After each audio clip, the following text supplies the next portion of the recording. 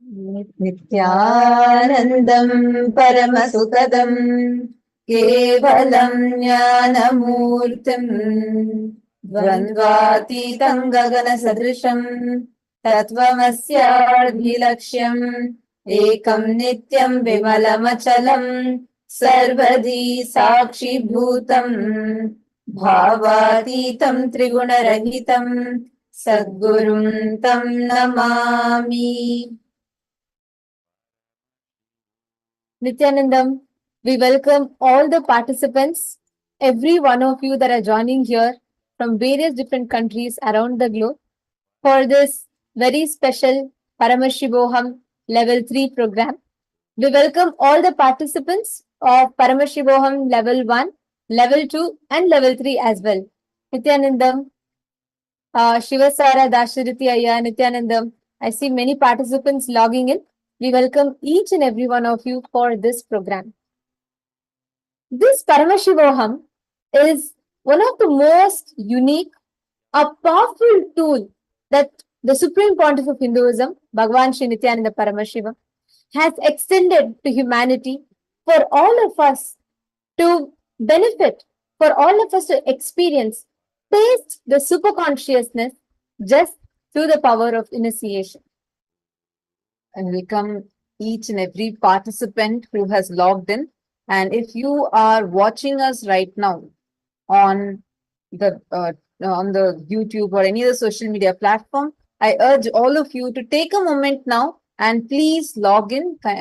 Please head to paramashivoham.org, and this is free and open for all. Anybody, whoever wants to experience the breakthrough in power manifestation, breakthrough in any aspect of life, take a moment now and kindly head to paramashivoham.org, and you can sign up there and join the Zoom rooms, and you will be able to avail personal assistance for you to be able to be helped with the science of power manifestation, with the science, the ultimate science, to be able to manifest whatever you want. Actually, that is the theme of today's day, where you're going to be able to experience the manifestation of not just what you want, but the best version of what you want in Paramashivoham Level 3 program. And we welcome every one of you, James Beggs, Taek Zhang, Junji Wong, Joanna, and Ma Mingyui, Ma Shukrendrananda, Nithyanandam, Ma Istak. There's so many of you that are joining here from various different parts of the world. We welcome each and every one of you for this program. Please understand, if, let's say, 500 years back, someone would have told that, oh, it is possible for you to sit in one place and know what is happening world over just with a small device in your hand.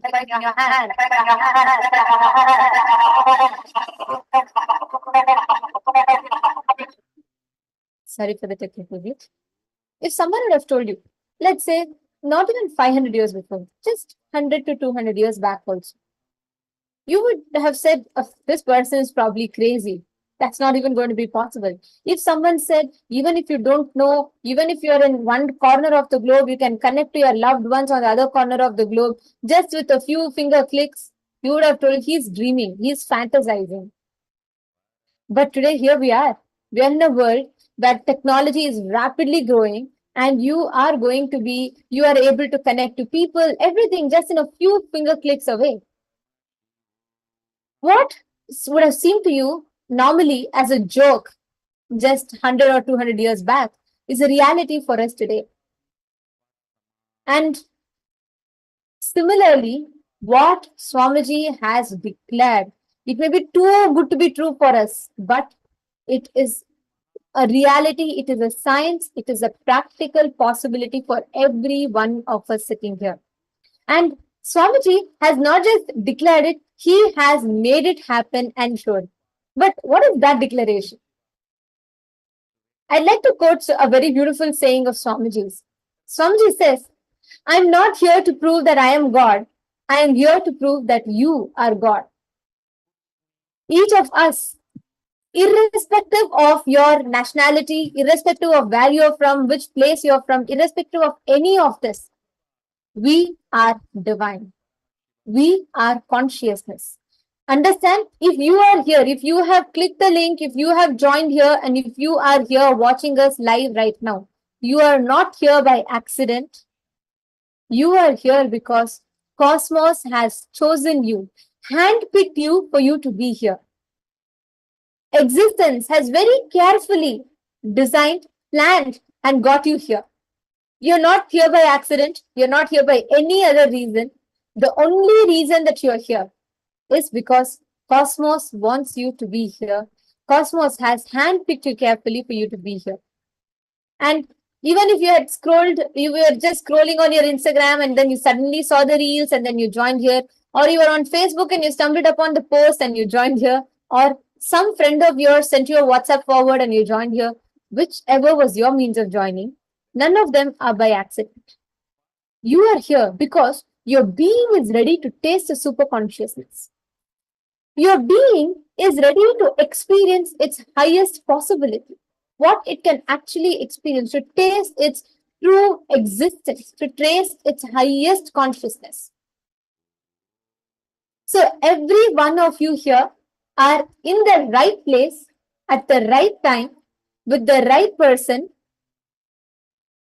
and you are doing absolutely the right thing, the best thing for yourself. So I'm going to request all the participants here, every one of you that are here with us, if you all could take a few minutes and reach out to everyone, all your loved ones, reach out to anyone you think are, you also want them to taste this, because what you are going to witness in the next 1 hour is going to be something extraordinary. I would say life-changing. So all the participants, viewers that are here with us, please do take a moment now and please share this link with as many people as possible, and please get them here to join, that they too can come and experience, avail this opportunity now. We're going to have a very special power manifestation. So many of you would have seen some of the Balasans manifesting the powers. But this time we have a surprise for all of you. So I request you all to take a few minutes and share this link with others, as many people as possible, and invite your family and friends. Ma Venkateshananda, you're saying that you just discovered the timing change. Don't worry, Ma, you're here right now. Would be really good if you could share this with others also, so they too can experience this. They may also be in the same situation as you, so they might have also missed out on the timing. So you can take a moment and share this with them, share the link with them. Now, before we start or get into the program, what is Paramashivoham all about? You may have heard various self-development courses.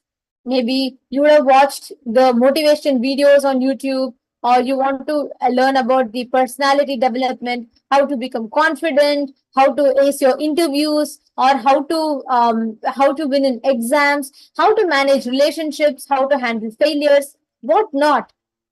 Every topic under planet Earth is covered on YouTube, various podcasts, so many things are out there. But what is unique about Paramashivoham than all of them? Paramashivoham, first and foremost, is designed to give you the experience of your superconscious possibilities. It doesn't just attend to the peripheral needs or the peripheral level of what we are. It doesn't just help you with your job, your relationships. No, it takes you one step, or I should say, a huge step beyond all of them. It takes you to the very depths of your existence. The questions that you have, a quest that you keep looking for, which all of us have, but we never really seem to have time to answer that because we just do not know how to answer it. For example, who decides your life? What decides the course of your life? What decides your pain? What decides your suffering? What decides your joy? What decides your future? Do you really have the ability to rewrite your future? Or Do you really have the ability to be able to manifest extraordinary powers? Do you have the ability to be able to heal yourself from all your pains and sufferings? The answer for all of these questions lays within you. The answer is within you. The answer to each of these lays as a possibility inside of you. And this entire Paramashivoham program is designed by an incarnation who is himself the embodiment of the highest superconscious possibility, and he, the Supreme Pontiff of Hinduism, Bhagavan Nithyananda Paramashivam, whom we all fondly call as Swamiji, is himself here to reflect to each of you your highest superconscious possibility. You might have all heard about Harry Potter, X-Men, yes?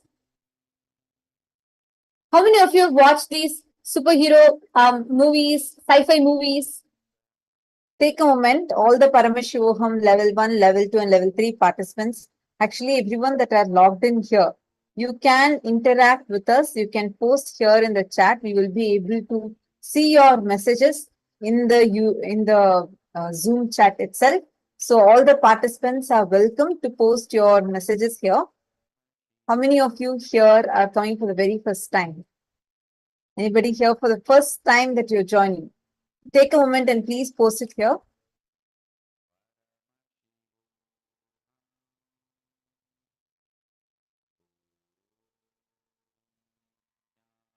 How many of you heard about it? James, your first time here. Welcome. Where are you from? James Beggs, where are you from?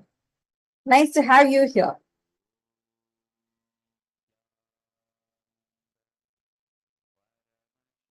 Who else is here for the very first time? Do let us know, because you're going to experience something really extraordinary that's going to start just very, very shortly. Pennsylvania, USA. Great. So happy to have you here. And we are actually live right now through multiple Zoom rooms and social media platforms. We have more than 10 Zoom rooms, and all the social media platforms, including Facebook, YouTube, Twitter, Instagram. So we welcome each and every single one of you that have logged in.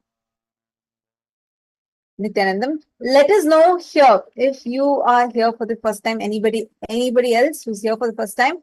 So I see some of you raising your hands. Please let us know in the chat section. You can just post it either on the YouTube live chat or on the Zoom chat itself. You can post your messages. All right. So now you're going to be entering into something extraordinary. This is not what you have experienced ever before. Especially if you are here for the first time.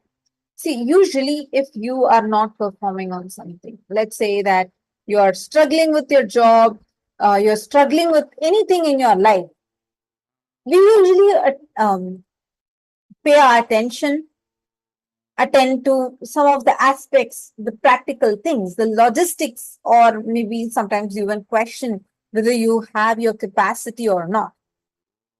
But how much ever you analyze like that, you will still only be in the plane of, okay, I think only this much is my possibility. And you will still be struggling and facing all the conflicts within you in this manner. But the moment you decide to expand, the moment you decide that no, I think there's something more. Actually, for many participants who come into the program, it starts with that seeking. They always feel like, no, I think there's something more. I don't think my capacity or my capability or who I am is only this much. So that question, that seeking takes you in more deeper. You start going deeper and deeper inside of you, start looking in more deeper inside of you. And that's when your possibilities open up for you. But when you meet the master, when the guru happens to you, and especially when he's not just an enlightened being, but an avatar himself, not just your possibilities, but your powers open up for you. And understand, whenever you taste these extraordinary powers within you, every one of us are endowed with more than 463 extraordinary powers in us.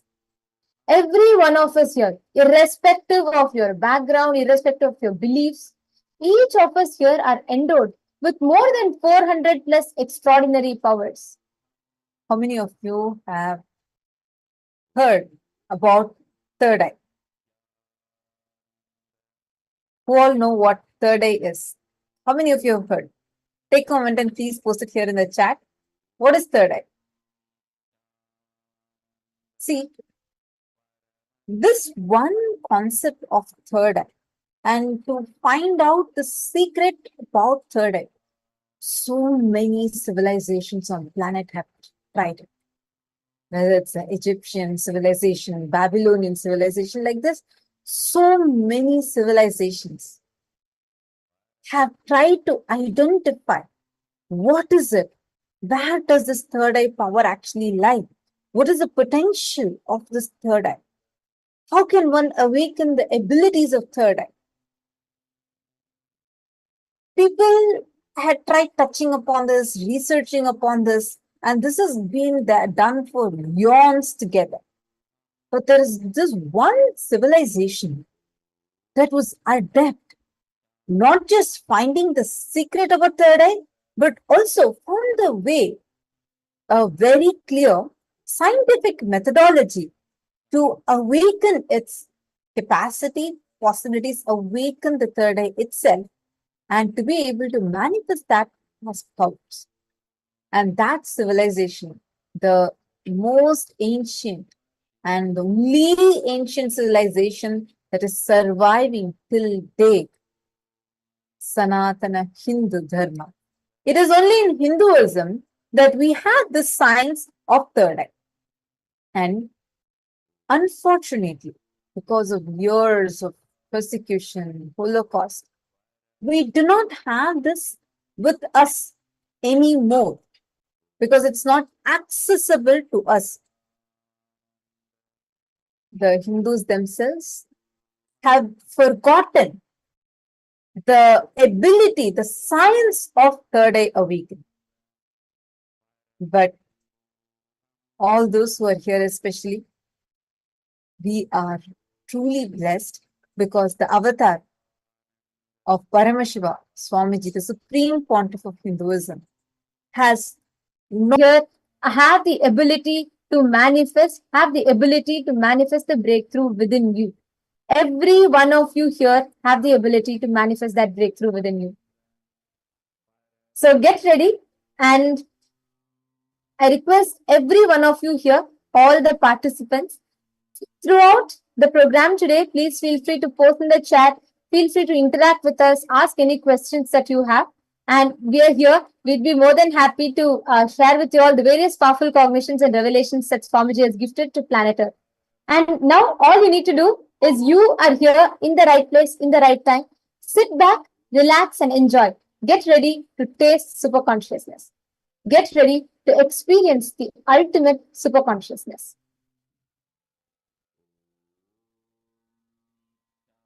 First, we will be understanding about what are powers. We will be understanding about what are these shaktis. When we say shaktis, what do we mean by the word shaktis? Understand, all the initiated disciples of the Supreme Pontiff of Hinduism, all the anyone, the moment you receive the initiation from Swamiji, all the powers of third eye and all the experiences, your highest superconscious abilities in you gets awakened. Now, each of us through this program will be receiving initiations to manifest these superconscious powers.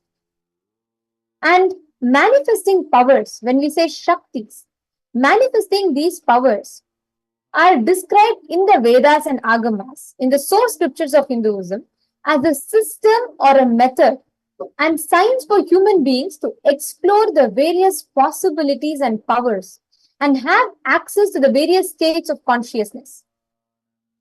So the shaktis manifest from the fundamental cognition that you are divine and you need to manifest the divine in you.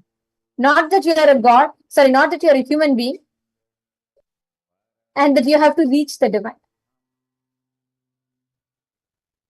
These shaktis in us are awakened through the extraordinary initiation from Swamiji. And each one of us that are here, when you are going to be receiving the initiation today, you will see actually every revelation of Swamiji's is categorized in 4 aspects, in 4 levels of evidences, based on 4 levels of evidences. The first one is Shastra Pramana. Shastra Pramana are the eternal, unchangeable truths revealed in the source scriptures, which we take from the source scriptures of Hinduism, the Vedas and Agamas. And the next is Apta Pramana. Apta Pramana are the experiences and results from the lives of various rishis, enlightened beings, various Siddha Purushas, and various superconscious mutants who have lived, experimented with this science, and manifested it themselves. The next is Atma Pramana. Atma Pramana are the incidents, experience from the life of Swamiji, who acid washes his experiences through these extraordinary revelations from the source scriptures of Hinduism and from the lives of the various enlightened beings and incarnations that have walked the planet Earth in Hinduism. The next is the Pratyaksha Pramana. Pratyaksha Pramana are the empirical evidence and observation from the scientists, from the various researchers in various fields of life. So every power that you all experience is literally having verified through all these 4 aspects for us.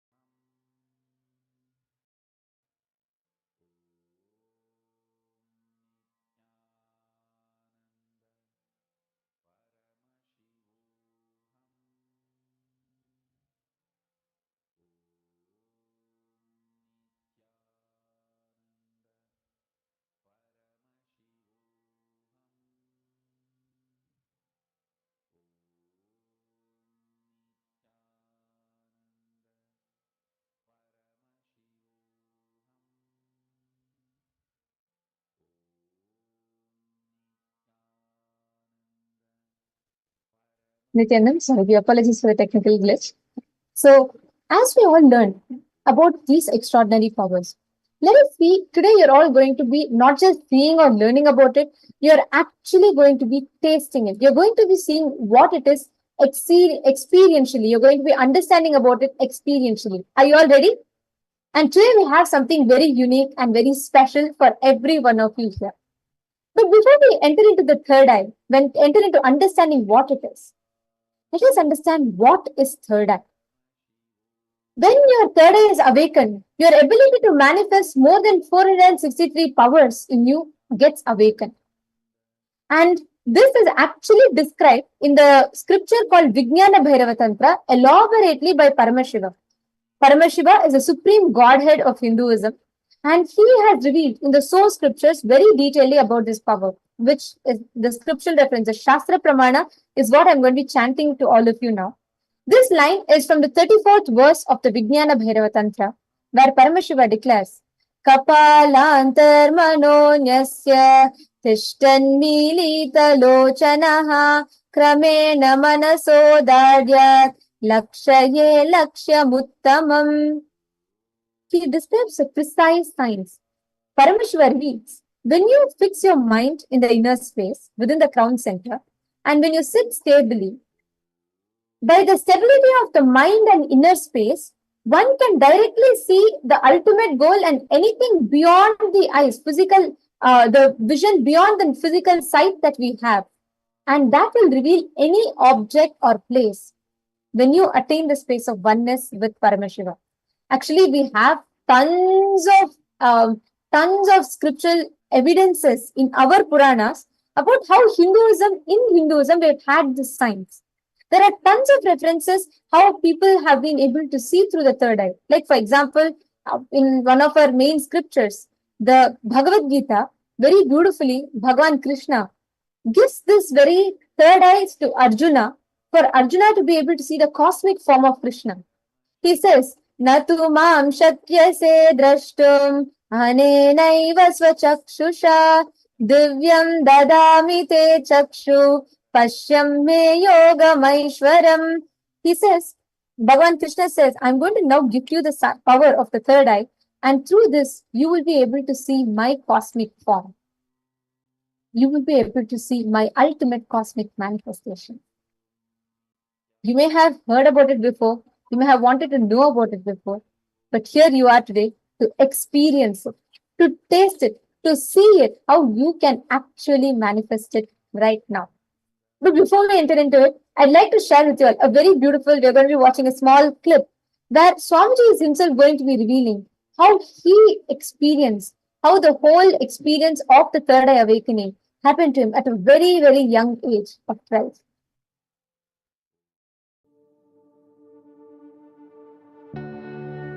On the Vaikasi Visagam, Vaikasi month, Purnima Tithi, Visaga Nakshatram, one fine evening of a full moon day, Vaikasi month, Visaga Nakshatra, Paurnami Tithi, Subramania's enlightenment day.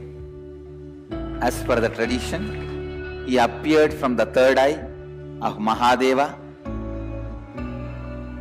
When I completed 11 and aging into 12, no school at that time, usually this May, June, no school. So usually this summer time I will go and sit in the temple or the hill.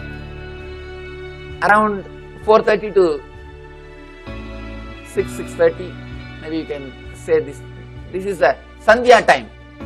Around the time of sunset and moonrise, I went to the hill, Arunachala hill. I was sitting at the foothills of Arunachala, where I was born and brought up. Whenever I find time, I'll go and spend time in that space, in that area, because Devi became enlightened there. That place is called Coral Hill. I can say in a way the whole ambience was so calm, so beautiful. I decided to close my eyes. I was not even meditating. I was just sitting in a very relaxed way. Those days, I started practicing the self-enquiry. Who am I? Sometime I may feel from where the thoughts are rising. That is thought as taught by Annamalai Swamigal. An enlightened being, enlightened master, who is a disciple of great incarnation, Ramana Maharshi. Once I closed the eyes, the intensity of my yearning started taking over me. I just felt, what is it I am seeking? Who is that me who is seeking? Who is that me that is deeply discontented about anything I see, hear? Who is that who is deeply discontented even about my own existence? Suddenly, one moment, something happened. Like I'm being sucked inside, pulled inside. Suddenly something opened in me. Something broke inside this Anandaganda area. Literally opened. The first thing happened is that idea inside and outside broke. Means now I know who is the experiencer. Life, alive, being present in everything, experiencing. Divyam dadami te chakruh pashya me yogamaishwaram. The first experience is that I was able to see everything around me, above me. I started seeing the whole 360 degree. I could see literally all the sides. 360 degree this side and 360 degree this side. 10 direction. Above and below, side, everything I could see without turning my head, without opening my eyes. My eyes was closed. I realized not only I was able to see, I was able to feel, experience how much I am alive inside my skin, the same frequency, the same depth. I was feeling I am alive outside my skin, everything, in everything. That whole 360 degree is me. The skin of the stone on rock on which I was sitting and the skin of this body both carry me equally. In both I exist equally. The frequency of the existence was same as it was felt inside the skin and outside the skin. The trees next to me, the temple near me, the hillock around me, the sky above me, and the moon, sun which was setting, moon which was rising.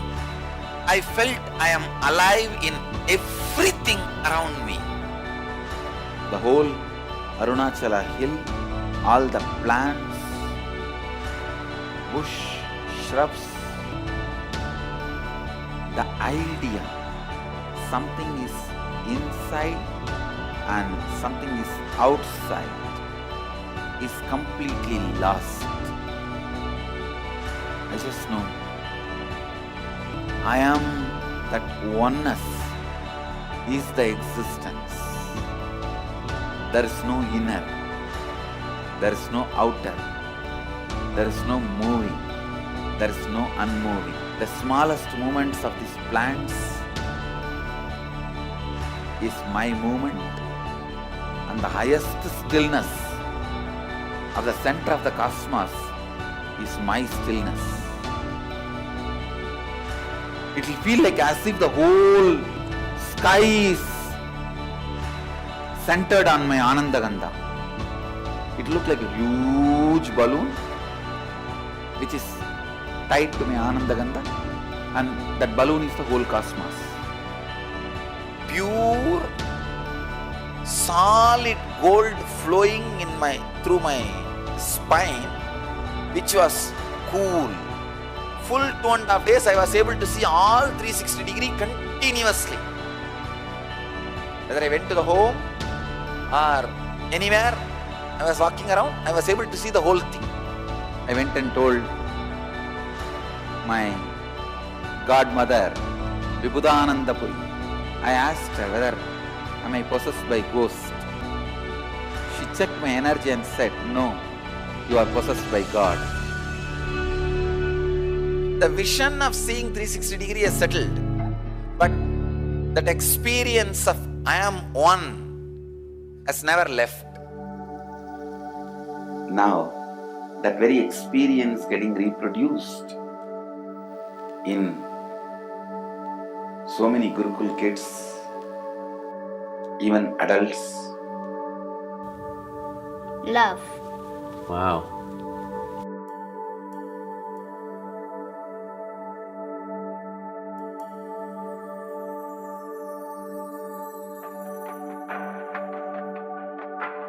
He's wearing a grey jacket. His name is Boris.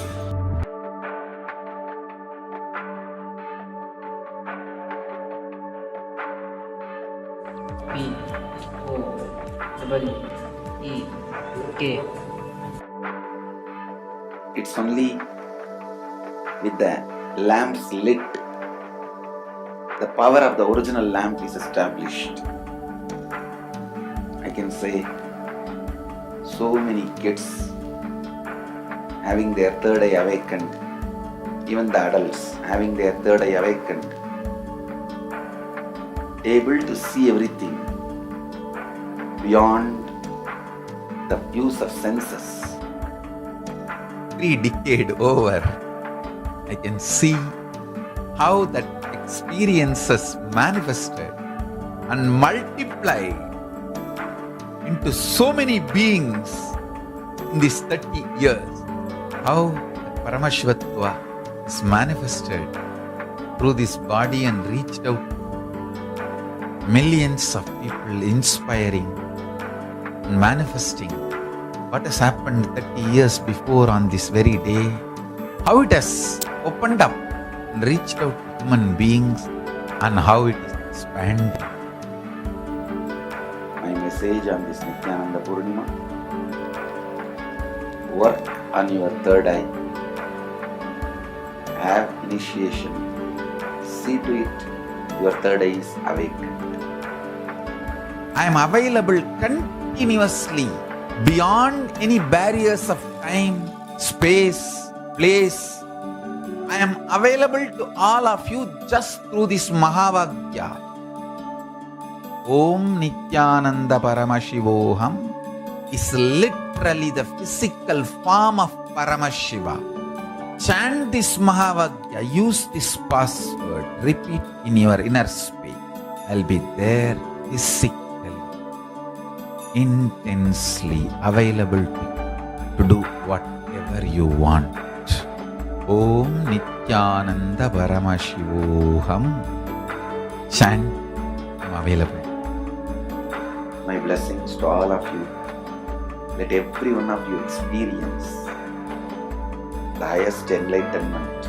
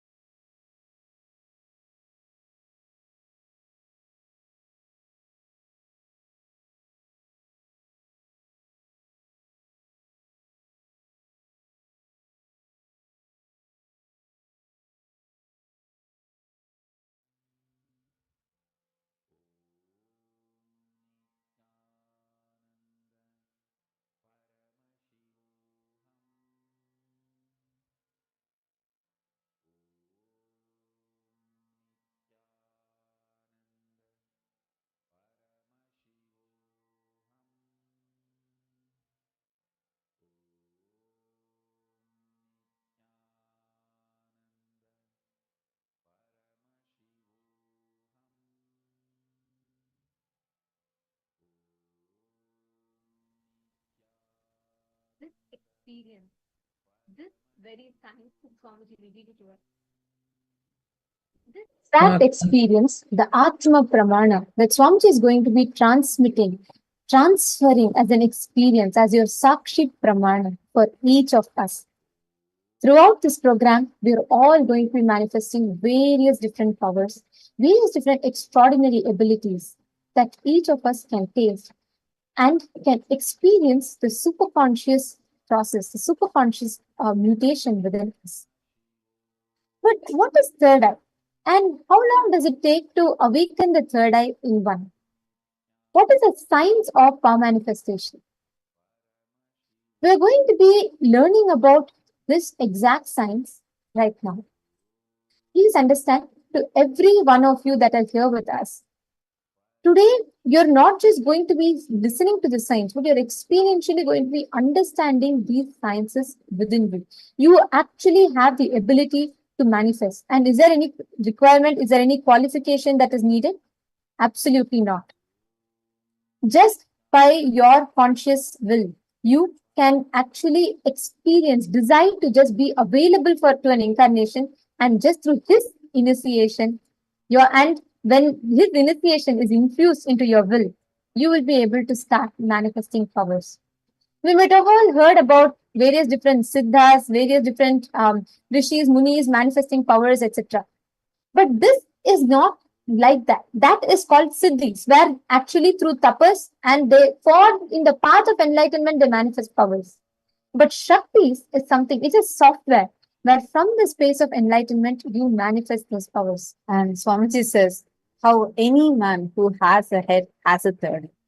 And each one of us have the ability, possibility to awaken our third eye. It is possible for you, it's possible for me, it's possible for every single one. We may be wondering, is it just to manifest these extraordinary abilities I need a third eye? No. The very quality of your life completely changes, completely transforms when your third eye is awake. Now, what is the science behind third eye? What is the science behind this power manifestation? Swamiji, the Supreme Pontiff of Hinduism, has revealed in detail, in depth, about what is the secret science behind power manifestation. Let us now listen to this revelation from Swamiji.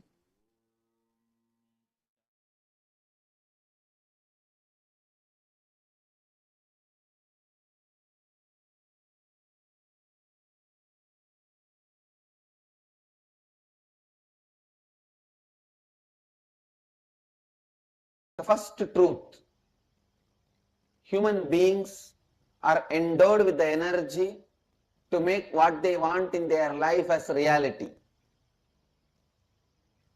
Human beings are not sent as a beggar or poor to planet Earth. God is not a sadist. He doesn't say, hey, go with empty hand, and every time you need a penny, you beg me. You beg, then I will decide whether to give you or not. No. He is neither a sadist nor a miser father. He is a beautiful, graceful, amazing, showering, cosmic, causeless, auspicious energy. Asudosha Satchitananda, Shiva. So understand, you are endowed with enough of Kundalini energy, the inner potential raw energy to make what you want as reality. That's the first truth. Second, because of your constant self-doubting, self-hatred and self-denial, you forgot your life is nothing but possibilities. You started thinking your life is nothing but impossibilities. You are alive because breathing is possible. You are alive because digestion is possible. You are alive because many things are possible. Understand? Life is possibility. It is not impossibility. The wrong belief, life is impossibility, is put inside you by the society, unconscious society. So you need to know the truth, the ancient secret which produced greatest leaders in every field. Please understand the most ancient secret, secret of the secret of the secret, which produced greatest leaders of every field. Still kept as a secret, transferred only from guru to disciple in the world's oldest ancient civilization, the spiritual tradition. I am sharing that with the world. Listen. Science of awakening the inner potential bioenergy, Kundalini Shakti, and directing it to create what you want as reality. This science was available with this ancient Vedic civilization. It was transmitted from guru to disciple, guru to disciple, guru to disciple. It's called Karna Parampara, means just by listening, never by writing. Just by listening, this science was transmitted. It was never printed. This only Krishna calls as Raja Vidya Raja Guhyam, the royal knowledge, royal secret. I am transmitting that science to all of you freely, because the world now needs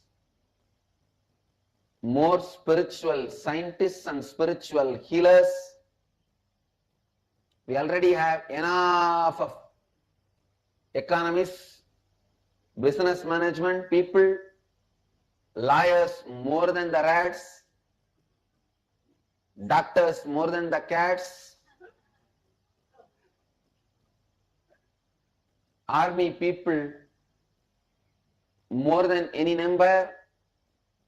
We have too many people, lawyers, doctors, engineers, army, media, too many. World immediately needs spiritual healers, spiritual activists, spiritual scientists, scientists with the saintly basis. A scientist we need urgently. That is why I have decided to share this knowledge with the whole world. So listen. Please understand, there are some people who have the latest best cell phone, but they do not even know how to send an SMS. They can only switch on and speak, switch off and keep it. For that you don't need a best latest model 70,000, 80,000 rupee cell phone. Just 800, 900 rupee cell phone is enough. Having the best updated 70, 80,000 rupee cell phone, but not knowing anything to do with it, just you pick up, speak and leave it back, is what most of us are doing with our body. Our body is basically hardwired. Our brain is hardwired. The system is developed to experience so many extraordinary powers. Understand, you are not built just to be a clerk, just to be an attendant, or just to be a worker. Your being is basically built in to experience God, to experience divine, to experience the ultimate, to experience complete completion, to experience Mahadeva. Understand? Your body is basically built for experiencing many extraordinary things. That is why when Hinduism introduces you to you, it says, Shrunmanda Vishwe Amritasya Putraha. Oh, listen, sons of immortality.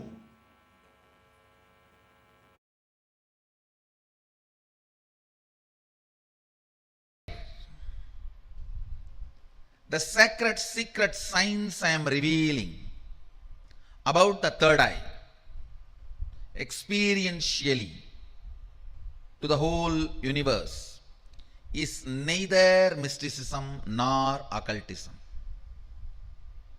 First of all, I wanted to make it very clear.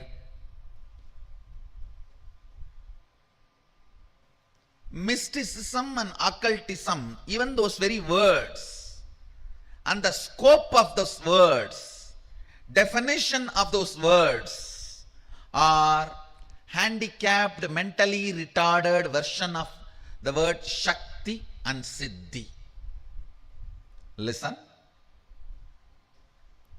What I am revealing as the sacred secret science of third eye is neither mysticism nor occultism. It does not come under any of these definitions.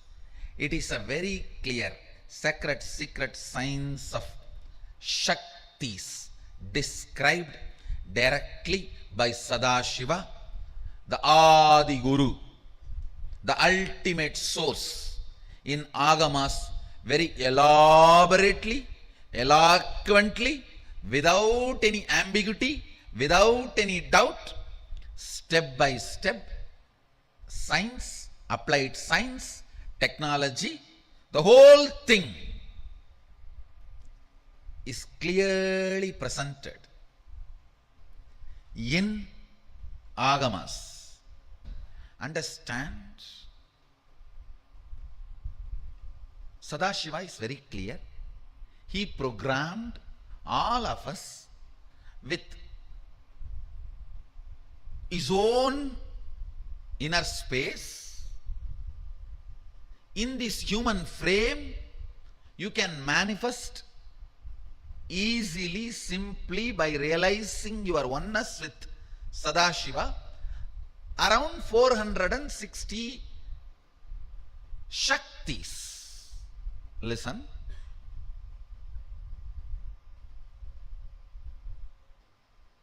These shaktis are neither supernatural, nor magical, or paranormal, or alchemy based, or occult, or mystical.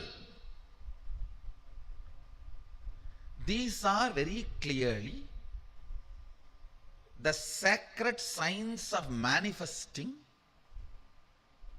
your original state of Sadashivatva. Somebody says it is difficult, somebody says it is easy. I say it is neither difficult nor easy. It is simple reality.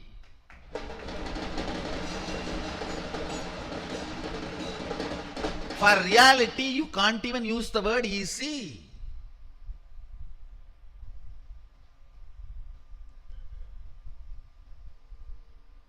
Understand, if this coffee is there in the kitchen, getting it and putting it in the mouth is difficult.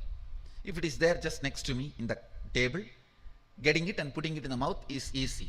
But the coffee is already sitting in the mouth. Is it difficult or easy?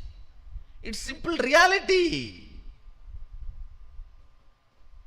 The coffee which is already in the mouth, for that you can't even use the word difficult or easy. It's reality.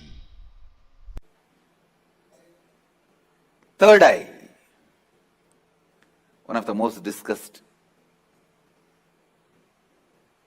analyzed, debated, argued, and most misunderstood subject.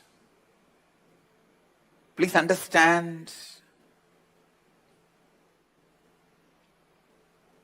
what is third eye. Let me define. Third eye is an intra-organ.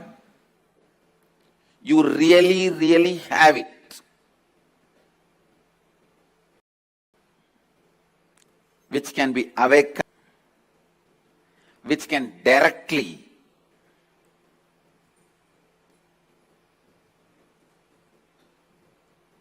be part of your day-to-day life. Third eye and awakening the third eye is not just mystical alone.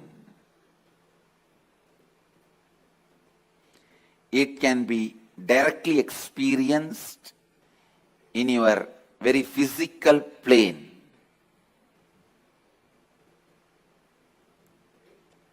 It has a clear, defined powers which can add to your day-to-day life, not just exploring the mystical path and spiritual experiences. It can directly help you experience so many extraordinary things in your day-to-day life. Third eye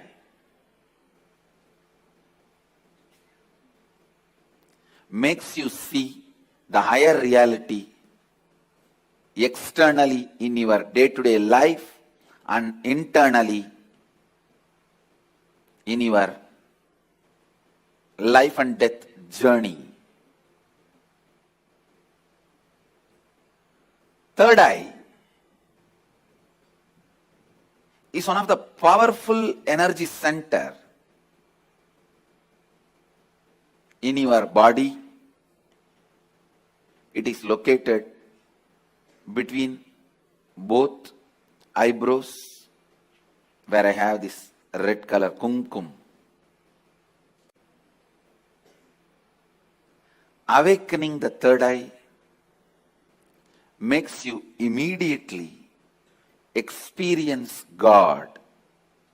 I can say God minus third eye is man, man plus third eye is God. God minus third eye is man, man plus third eye is God.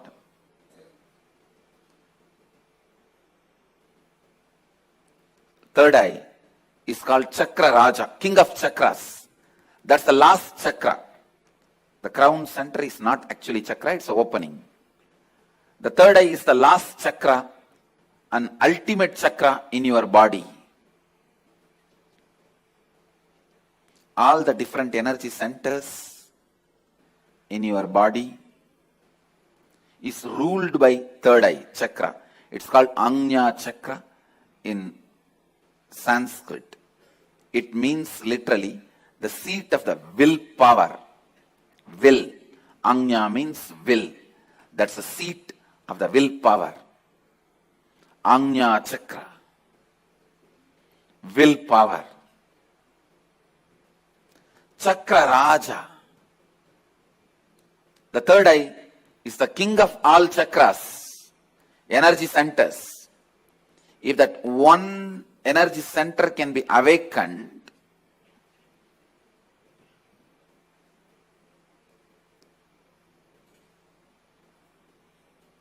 all the energy centers can be awakened. That is why in Hindu tradition, the various pilgrimage centers are identified with the different chakras. But Varanasi, the pilgrimage center of Hinduism, is associated with third eye. That is called as a third eye center. The Ajna Chakra Sthala, Varanasi.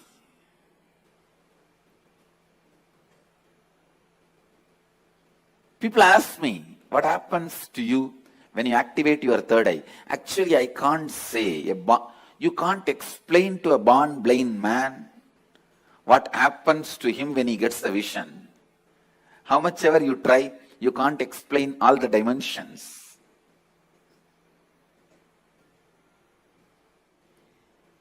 Actually,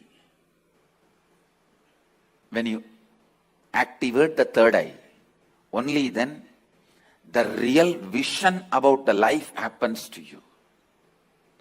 You start seeing the reality. You start seeing the truth as it is. Seeing only with two eyes and living, making decisions. Seeing through the third eye, living and making decisions. These two lifestyles can never be compared. I can't even say, with the awakening of the third eye, you will get a lot of intuition power or other spiritual powers. No. Let me be very honest. When you awaken the third eye, your whole life will be different. What ordinary people call as intuition will be your lifestyle.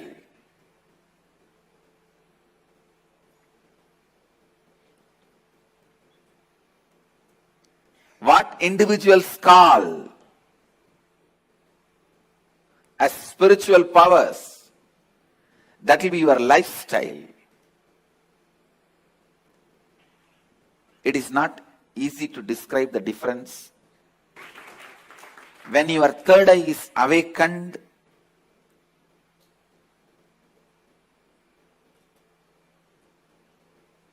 not just your intuition will be awakened. Just understand this one example. A person who is standing in a road and seeing both sides. How much he can see? He may be able to see 100 meters this side, 100 meters this side. But if a person is standing on the 10th floor and seeing the same road, he can see 1 kilometer this side, 1 kilometer that side. So a person who is standing on the 10th floor, if he says a lorry is coming or a Benz car is coming, the person who is standing on the ground, he will think, no, it is not there. How can he say it is coming? Few minutes, it will come. So the person who is standing on the ground will think the person who is standing on the 10th floor is having intuition. It is not intuition, it is in tune with the reality.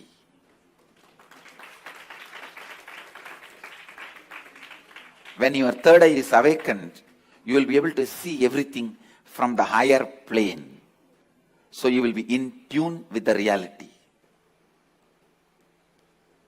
People ask me, can it help me in my material growth? I tell you, it will help you in everything. In your health, you will be able to see through your body. I have seen so many siddhas. They will just scan their body with a closed eye. They know where the problem is and heal it. These powers of awakening third eye will help you to achieve health, and not only you will be able to diagnose, you will be able to just command your body to get back to health, because the third eye is the seat of willpower. When Kundalini is activated there, when third eye is activated there, to tell you honestly, the moment third eye is activated, Kundalini is activated, alive in your third eye, you can get anything you will. That is why it is called Anya Chakra. Your will be honored by the cosmos. Your will be honored by the cosmos. When I utter through words, it looks too good to be true. But life itself is too good to be true.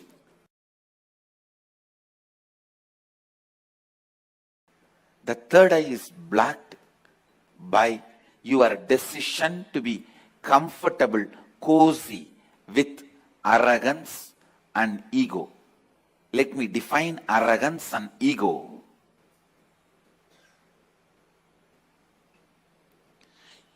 your decision to carry on with your life with the small informations and your false identity built with the small information given to you about you is arrogance and ego. Your decision to carry on with your life having you, which is built with very less information about you. It is like when you are young, the informations you receive about you and others, which are not completely complete. If you received the information, you are insecure, you need to be protecting yourself, you are powerless, you are weak, you are ignorant, and building your identity based on those informations and continue to live with it. Building your identity based on less wrong, misguided informations is ego. Continuing to carry on with the same ego is arrogance. These two blocks your third eye. Spending little time and recognizing you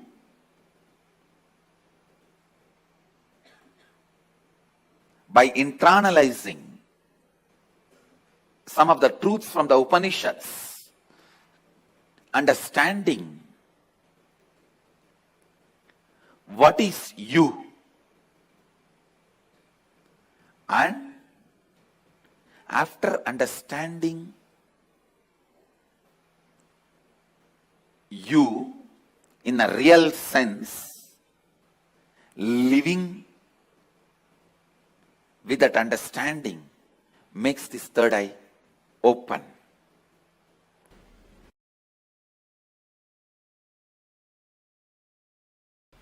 All the extraordinary traditions, mystical traditions, spiritual traditions continuously work on awakening the third eye.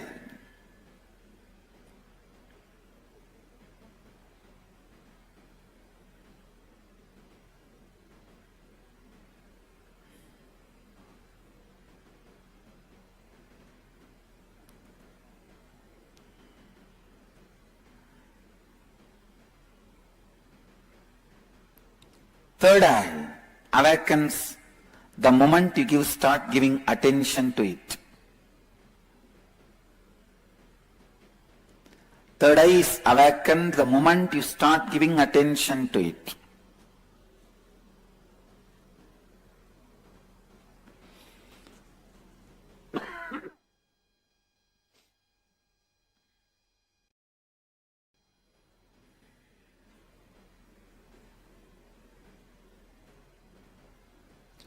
It is one of the important energy centers in your body.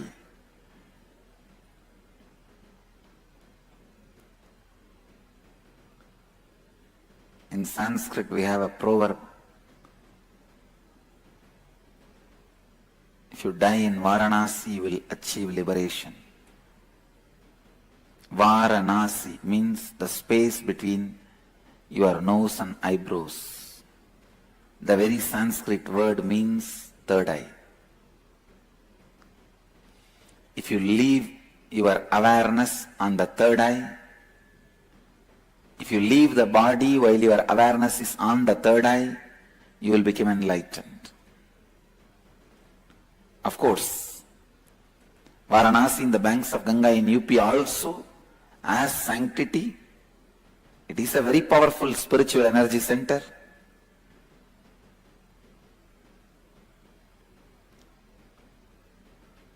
But your third eye, if it is awakened, even while you are alive, you will have so much benefits.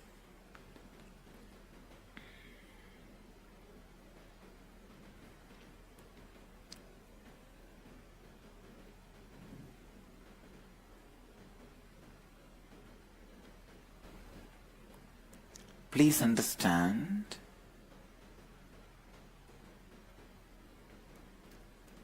third eye can be awakened by so many ways. One, right thinking. What is right thinking? Aligning all your thinking based on the cognition of tattvas is right thinking. Aligning all your thinking based on the cognition of the four principles is right thinking. Listen. Third eye is not just an eye, it is the very source of your consciousness. If you align your thinking based on the four principles, all your energy will become centered on third eye. All your energy will become stable in your third eye. The functioning of your third eye will enter into the next frequency. Please listen. Third eye is not just brow center, it is browsing center also. Just like how you can upload or download anything to the internet world through the browsing center, same way through the third eye you can download and upload anything with the cosmos. Any Akashic records can be downloaded by you when you open your third eye. Please listen. All the Akashic readings are done by me because of the third eye awakening. That is the process through which Akashic records are read out. Third eye is like a door to cosmos. You can receive anything. Same way, you can send any command to the cosmos through the third eye. Anything sent through the third eye to the cosmos, immediately experienced.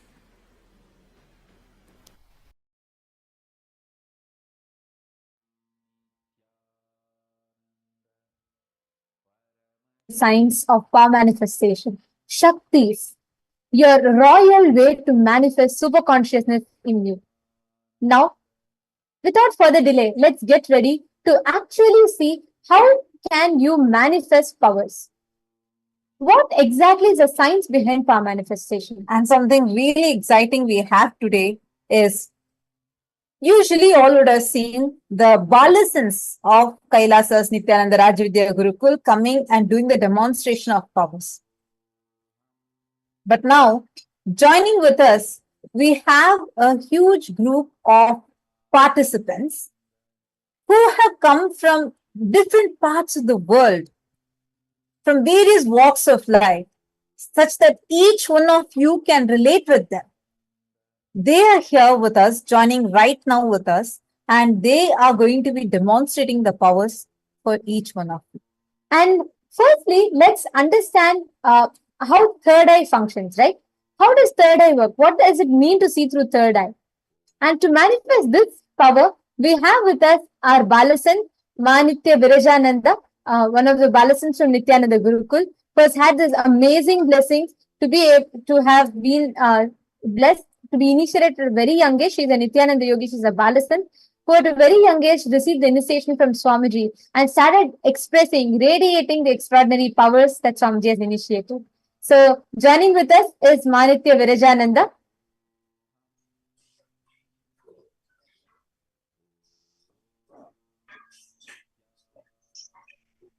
Yes, Nithyanandam, Margarita. Nithyanandam.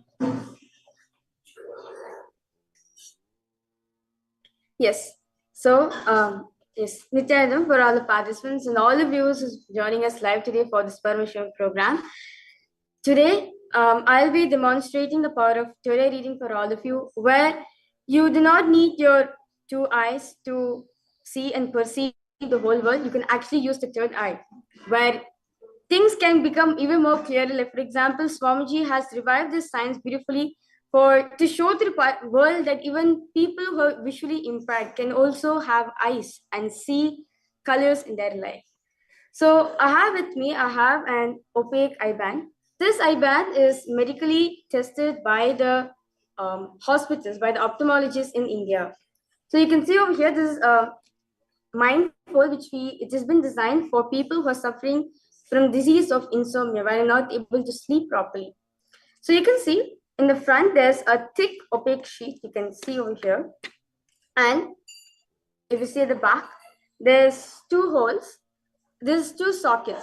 So basically, once you wear the eye band on, your eyes goes there and gets settled on the eye sockets. And there is a thick layer of sponge, which covers all sides of the eyes and do not let any light to pass through it. And there's a beautiful strap for you to comfortably wear on yourself. So this is a medically tested eye band, which the doctors in India have tested. And with the same eye band, I'm going to be demonstrating this power for all of you. So throughout this whole demonstration, I'll be keeping my cameras on. I'll be muted throughout the whole program. And also, I will not be touching this eye band. I'll be requesting one more person to be putting this eye band on me.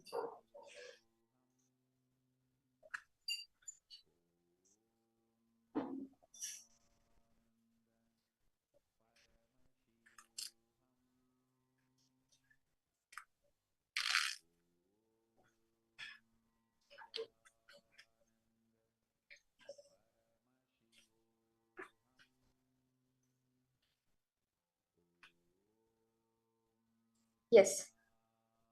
So, so all of you can see on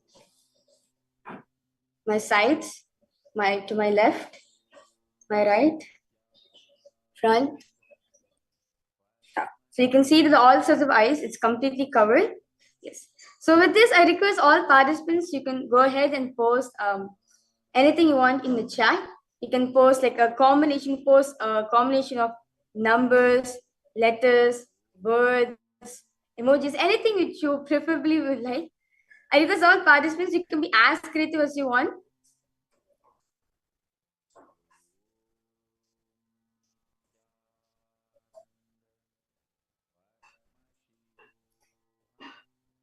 Okay.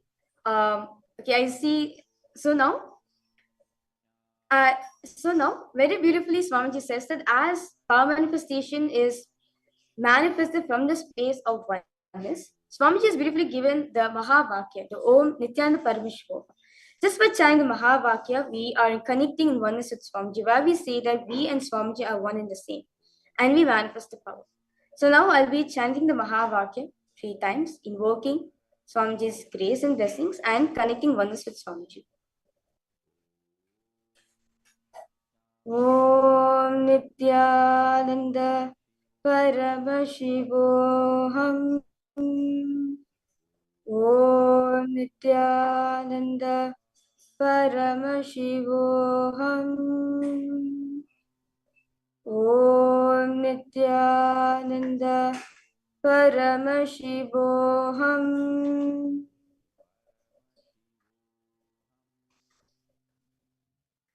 Yes. So, okay, I see Marva, you have, okay, my SD Marva, you have posted. With third eye, you can access Akashic records. Third eye is like a doorway to the cosmos. Okay, you have posted in a different language. You have posted Elahi Gosler, Divine Eyes. Yes, I request Marva, I request you to post it in the chat section. Whether did I read it correctly, Ma?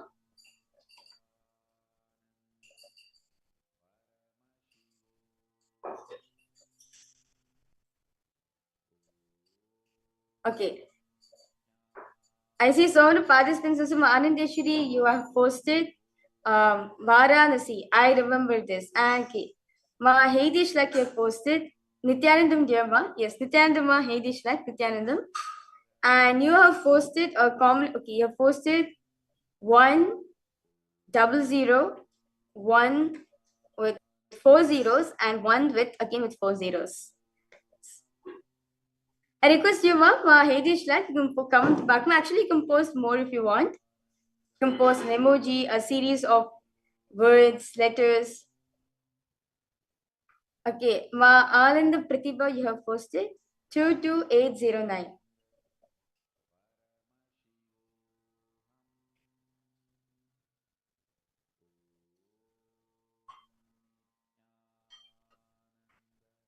Okay. Okay, yes, I see so many participants like Ma Saralananda, Ma Yogananda Rupini, Ma Jnana Vijnana Priya. Yes, Nityanam to all of you. Welcome all of you for the Paramashivam program.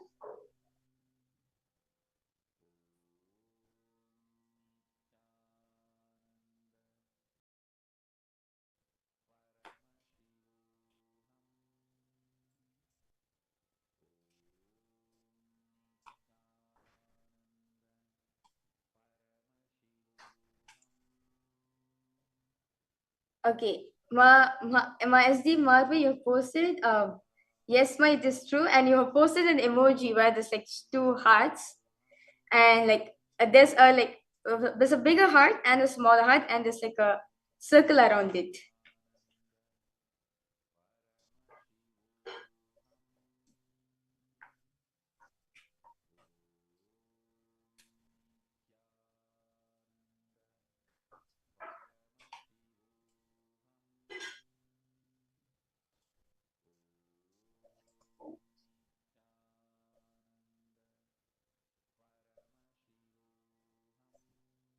Okay, ma Anideshwar, you have posted, so gratitude, dear Swamiji, for Paramashivam program.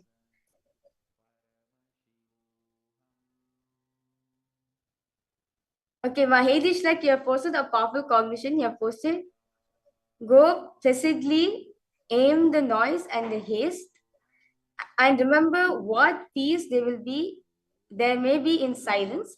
As far as possible, without surrender, be on good terms with all persons.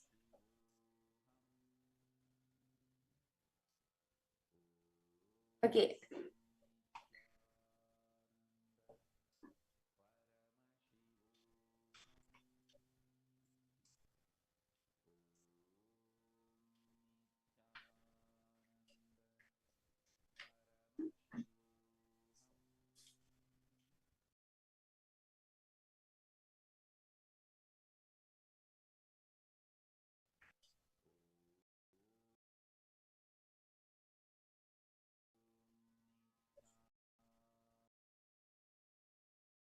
Okay.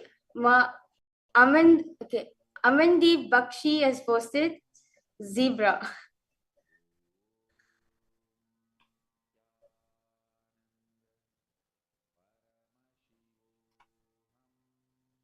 Ma Virupakshi have posted Buona Sera.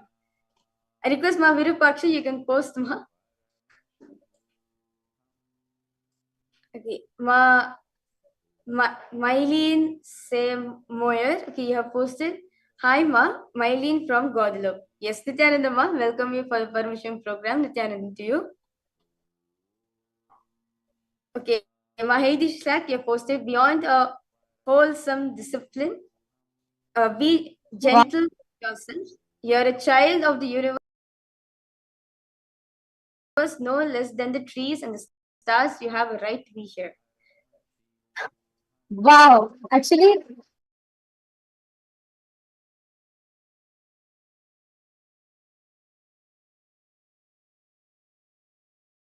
yes. And well, let us know in the chat. And all those who are here for the very first time, if you too want to want Mahaviraja to read it out for you, you can post it here. I just wanted to tell you something.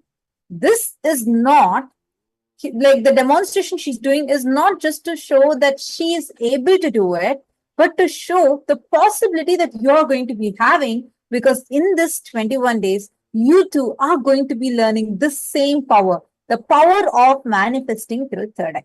And each of you here are going to be experiencing the same. If one person does it, you can call it a miracle. But when it is replicable experience, it is called science. It is a clear science. For each of us, this power manifestation is a science because Swamiji has initiated each of us to be able to be replicating this science. So how did it feel for you all? Can I request all the participants to let us know, did Mahaviraja see your answers correctly? Okay, Ganeshaya, you have posted for, okay. Could you post again? Nithya Virajananda will be reading your message as well. Actually, we all are going to be unmuted. So you all can know, see, there is no other way. You can see, Mahaviraja, could you just turn towards the right and left and show to us whether you are having any gap or anything? Can you lift your head up? Sorry. Okay. All of you can see, it's completely sealed. The eye band is made in such a way that no light can enter.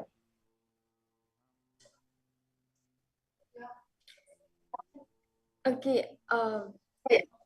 Ganesh Ramaswamy Ayya has posted Om Nithyananda Paramashivoham.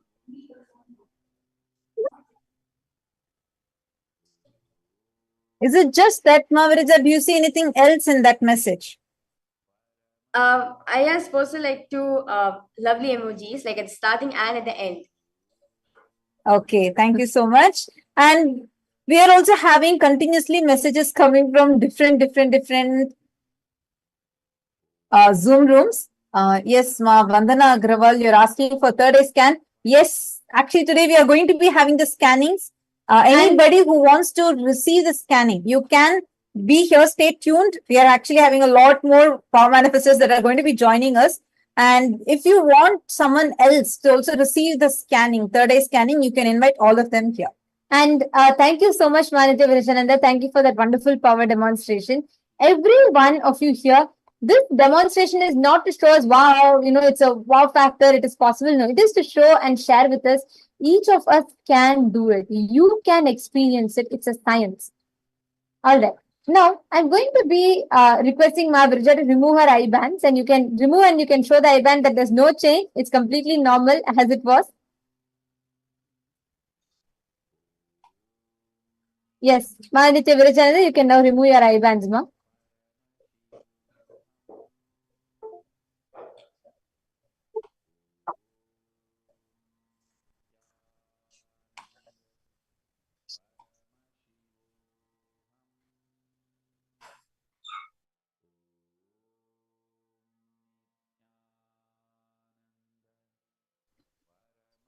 Nithyananda, Nithya Virajananda, are you able to hear us? Yes. Yes. Okay. So could you itself remove your eye band and show to us so that you all can see here. So Mahaviraja is actually removing the eye band now. And all of you can see. Yes, you can remove the eye band. Observe her as she's removing the eye band. I'm just going to. All of you can notice how she's removing the eye band. Now you can notice her eyes are only now getting adjusted to the light, because the last few minutes, the physical two eyes were not seeing any light. This once again goes to show the third eye. She was seeing through her third eye. And this exact thing, exact power, you are also going to get to manifest. Every day we are going to be having the power manifestation session that is happening. And anybody who wants to become an adept in power manifestation, you might have tried it earlier. You might have worked on manifesting it earlier.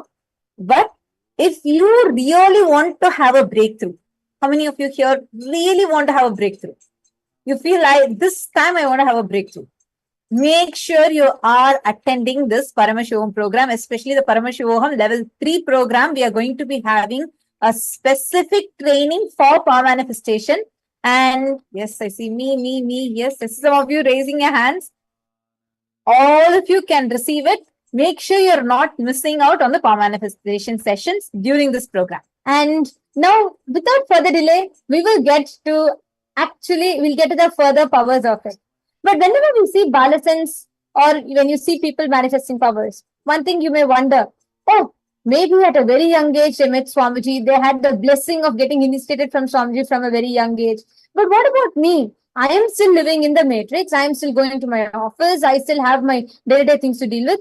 For a person like me, is power manifestation still possible? Am I qualified? Many of us have this question, right? I have not yet renounced everything. I have not become a sannyasi. I have not become a balasan. Or maybe I have heard even people say, oh, maybe I should take one more birth, come again as a balasan, then I'll be able to manifest. But clearing all of this, Swamiji very beautifully said, the only qualification you need to have to manifest powers is you need to have a head. If you have a head, you have a third eye. So as long as you are here, you do not need to worry. The power manifestation is for everyone. Okay, so we are having so many people joining us.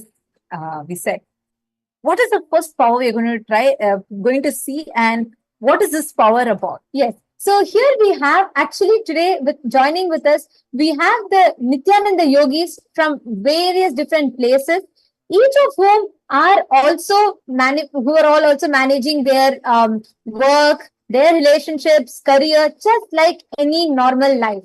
And still, they are able to live it in an extraordinary way by the manifestation of powers. And first power that we are going to be manifesting is we are going to be having the power of making the Atma Linga stand on the palm. And we have the Nithyananda yogis here with us. We have Manitya Prema Rupananda, Nithyanandamma. And we have Manitya Vamadevananda, Nithyanandamma. And we also have Manitya Prema Tavasi, Nithyanandam, Ma Prema Tavasi. Okay. So here, can you all take a minute to quickly introduce yourself? They three are initiated into the power manifestation science. They are Nithyananda yogis, initiated by Swamiji himself to be able to manifest the powers. Yes, and I just request each of you to let us know what your name is, where are you from, and how long have you been connected to Swamiji? Yes. Nityanandam, Ma Prema Tavasi, Ma Vamadevananda, Ma Prema Rupananda. Go ahead.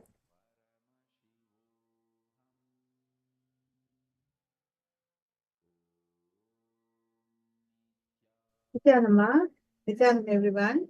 My name is Ma Nitya Prema Rupananda, Nithyanandam. First, my deep gratitude and devotion for my Guru Swamiji. Thank you, Swamiji. And I'm a Sri Lankan. I born and brought up in Sri Lanka, Tamil. And I am with Swamiji from 2009 when he came. I'm living in Canada right now, Toronto. So when he came here in Canada, Bradley, I got his darshan. From that day, Swamiji take me as his son. Thank you, Ma. That is very beautiful. Thank you so much, Ma. And Ma Nitya Prema Tavasi, could you give a short introduction about yourself? Where you're from and which place you're and how long you've known Swamiji? Nithyanandamma. I'm Nitya Prema Tavasi. That is my spiritual name. I'm living currently in Toronto, Canada. And I have known Swamiji since 2008. Wow. April. Yeah. Thank you. Thank you, Ma. And Vamadevananda, where are you from? Nithyanandam. Nithyanandamma. I'm from Indianapolis, USA. I'm a Vamadevananda. Swamiji gave me my spiritual name. And I'm so grateful to Swamiji.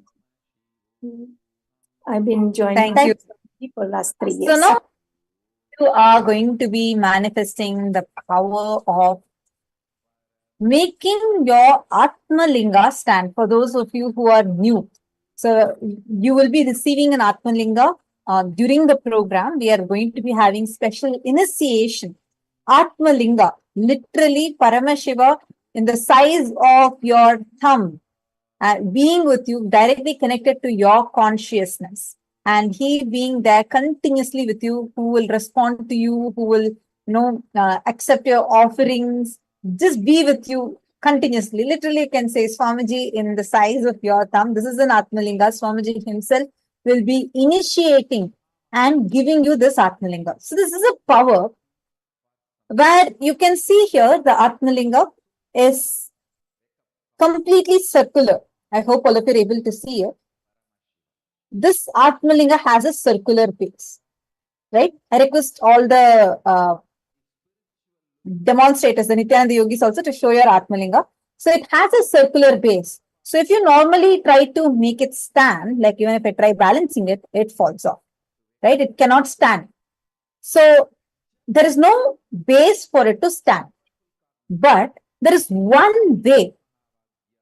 This method breaks the Newton's laws of physics, because it takes you beyond what your length dimension knows as physics. Because here we are using the force, the fifth force, which is called as the conscious force. That conscious force is going to be used, the power of your consciousness, through Swamiji's initiation, using the power of your consciousness, just by seeing through the third eye.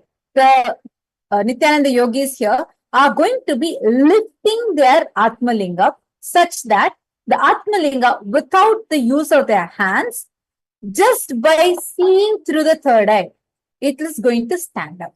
And now let us do a little, every power will be 100% scientific and foolproof. You all will be seeing it right in front of your eyes right now, how defying all the laws of science through the power of consciousness, just through the initiation of Swamiji, it manifests now. Actually, so just to add to it, not that we are going to be breaking the laws of science, but the laws that the modern physicists know, because these are highly scientific from what are given directly from the scriptures. And now I'm going to request Ma Prema Rupa, Ma Prema Tavasi, and Ma Vamadevananda to please show your palm in the camera. Just show that it's completely clear, and each of you could show the palm in the camera. Yes. Ma Vamadevananda, could you show it, Ma? Yes. Okay. Now, can you show the setup? So, can you show that you have a flat surface? And you all can see they're going to be keeping their palm in a completely flat surface. Yes, you can now place your palm, Ma. Place your palm. And they all have the Atmalinga, which they will be keeping on their palm. And just by connecting to Swamiji, they will be making the Atmalinga stand straight on their palm. Thank you, Ma Prema Rupa. I can see yours. Yes, you can place it now. Ma Prema Tavasi, you can place it now.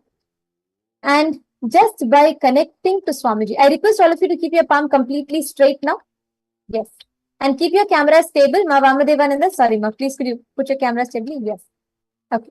Now, you're all going to see right in front of your eyes, just by chanting the Mahavakya, they're all going to be manifesting the power of making the Atmalinga stand on their palm.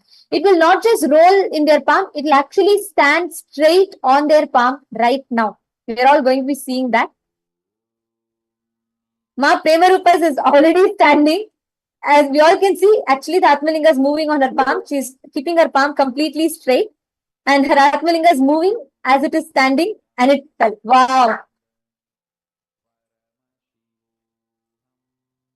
And we can see Ma Prema Tavasi is also. Ma Prema Tavasi is having her Atmalinga stand on her palm. Ma Prema Tavasi, do not move it. It's okay if it falls. It's okay.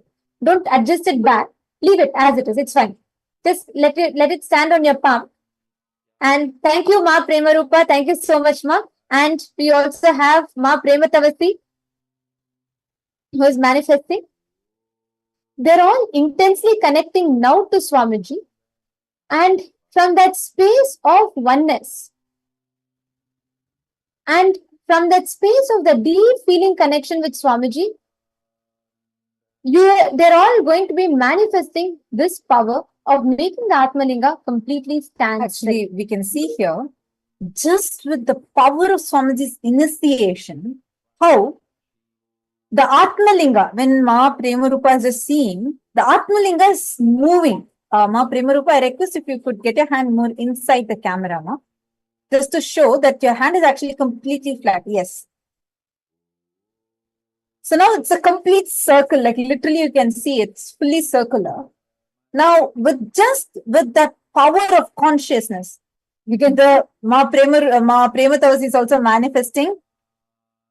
You can see here how her Atmalinga is standing up. Wow. Wow. Now you can see the Atmalinga on its own. It's standing up. This is just to show the power of your consciousness.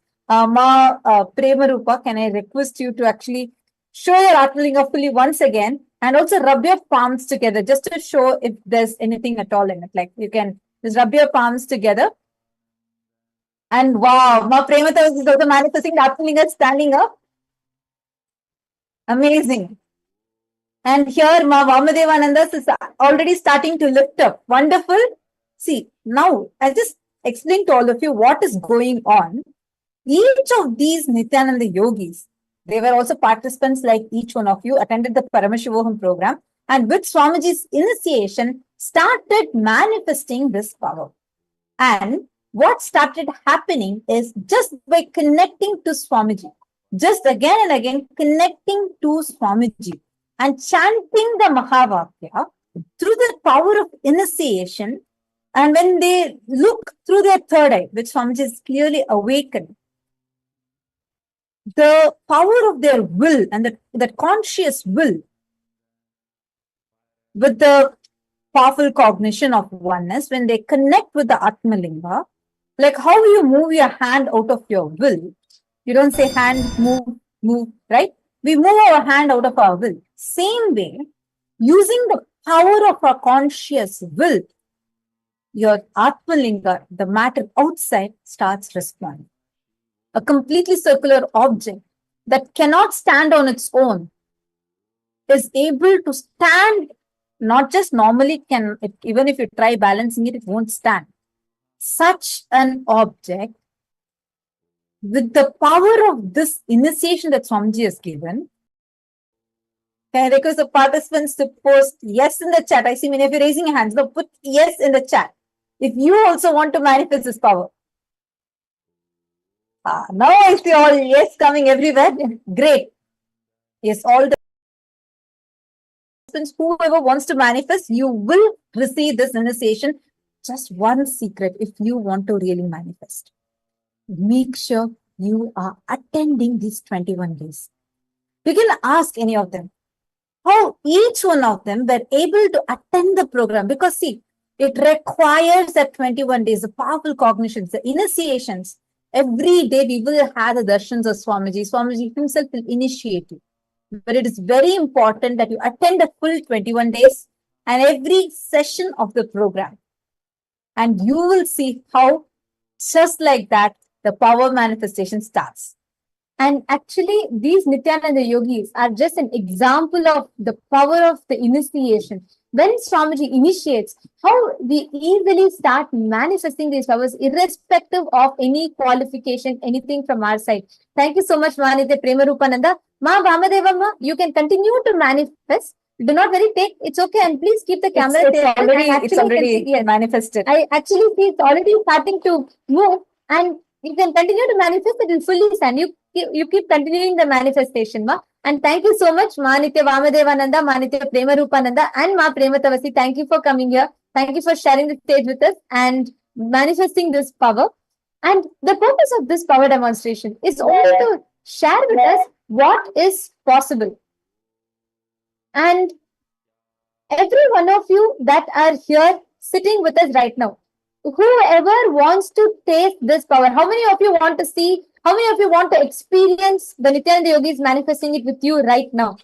If you want to have a body scanning, if you want to experience this power manifestation, please come on the camera, be seated on the camera on the Zoom rooms. We request all the participants in the Zoom rooms to please come on the camera. Now, we have these Nithyananda yogis actually joined in your respective Zoom rooms. They are going to be demonstrating this power with you. And joining with us in the next power that we are going to be experiencing is something very interesting. We are going to be witnessing the power of the same consciousness of matter that they made Atmalinga stand on their palm. Now, they can move an object that you keep on your palm. They will be sitting thousands of miles apart from you, and they will be able to move the object that you are holding on your palm just through their conscious will. How many of you want to taste this? How many of you want to experience this power? Okay, get ready now. We have the Nithyananda yogis, the power manifestors here with us, and they are going to be now manifesting the power of being able to move the object on your palm. And we do have a catch here. I see I think many of you will be like, okay, really? Can I move it in my hand? Yes, but only if you are going to join the Zoom rooms, because the Nithyananda yogis need to see your hand. Anybody new and watching us on YouTube, I request you to quickly jump in. Just go to paramashivoham.org. It's completely free. You will be able to experience this yourself. You too can just take a coconut and keep it on your palm and come on camera. And we are going to have the Nithyananda yogis joining into your Zoom rooms, wherever each of you are, and manifesting this power for you. And for this power manifestation, and along with this, we will also be having the power of body scanning. I'm going to request all the participants, every one of you here, to whoever requires body scanning, whoever would like to experience body scanning, please post in the chat. And first priority will be the people who have never experienced it before and you're here for the first time. So joining with us for these two power manifestation, I have a group of Nithyananda yogis. We have Manitya Shivananda here with us, who is one of the House of Representatives of KAILASA. And we also have with us Manitya Pushkalananda, an initiated Nithyananda yogi. We also have with us Manitya Pushkalananda, an initiated Nithyananda yogi. We have with us Arvind Menanaya from Seattle, Nithyanandam. And we have with us Manitya Dhyanagamyananda. And we have with us Manitya Achyutamayananda. Actually, I just wanted to ask, have all the Nithyananda yogis who have joined us, have all of you also done the Paramashivoham program? Can you, if you had done the Paramashivoham program, please just show me a thumbs up. All the, okay, thank you.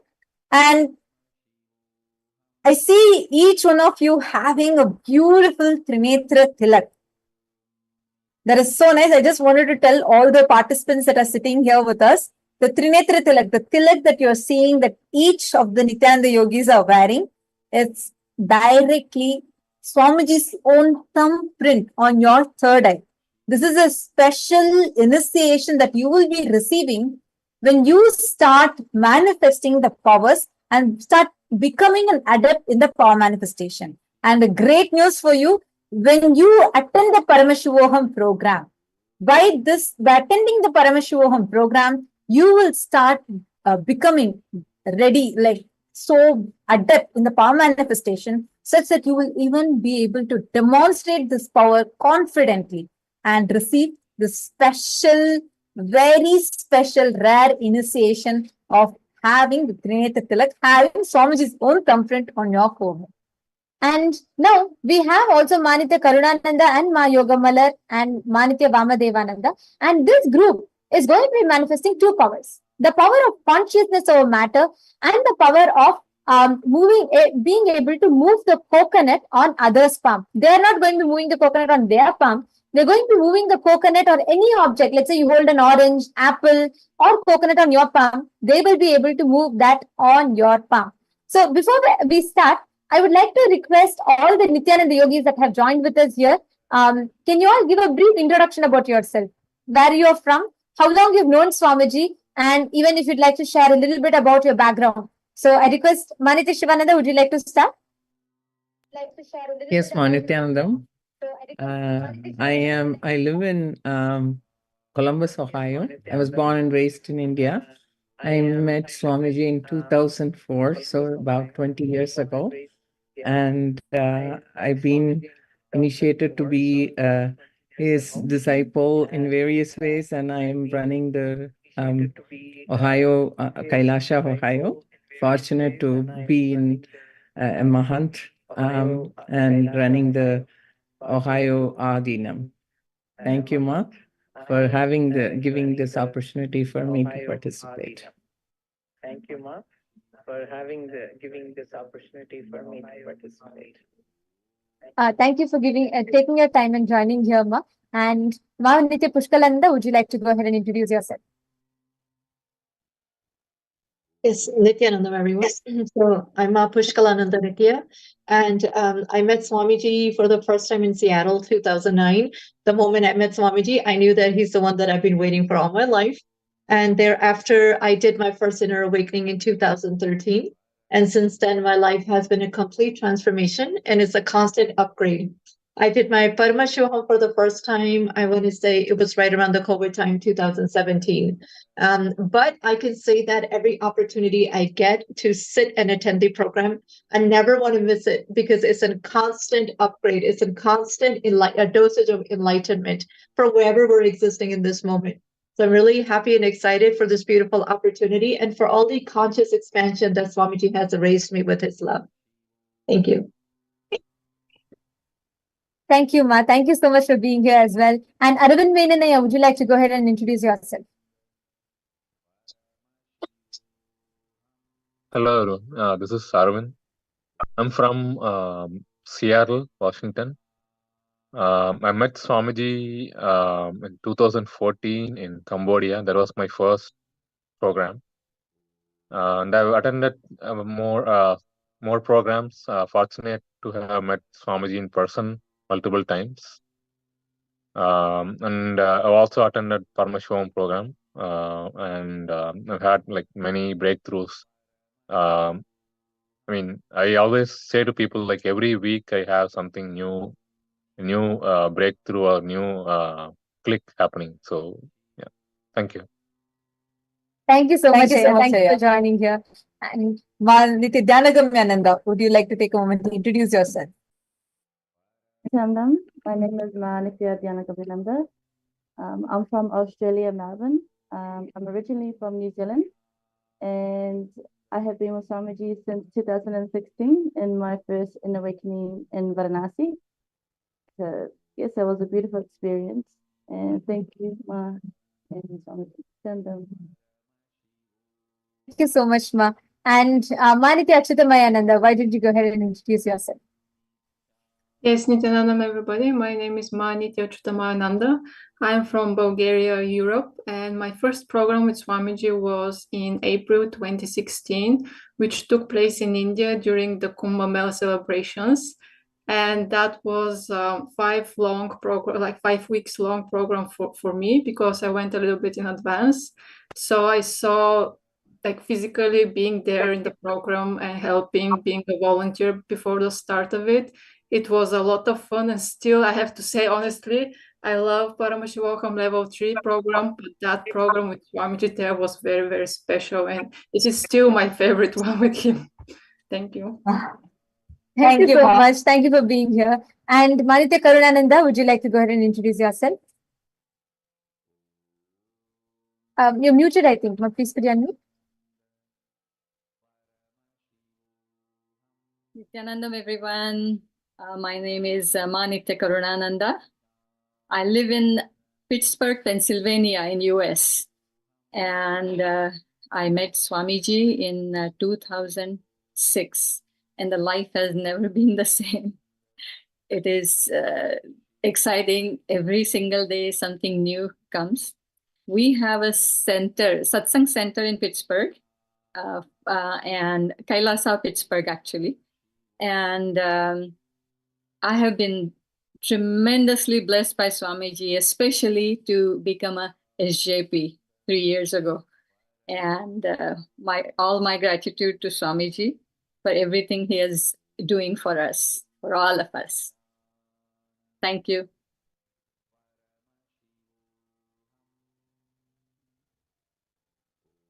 Thank you so much, man. Ma Yogamallar, would you like to go ahead and introduce yourself? Nithyanandam Swamiji, Nithyanandam all. First, I thank you, Swamiji, for this opportunity. I am from Sri Lanka. I'm born in Sri Lanka, living in Canada, Calgary. My name is Yoga Malar. Yes, I know Swamiji physically at 2011.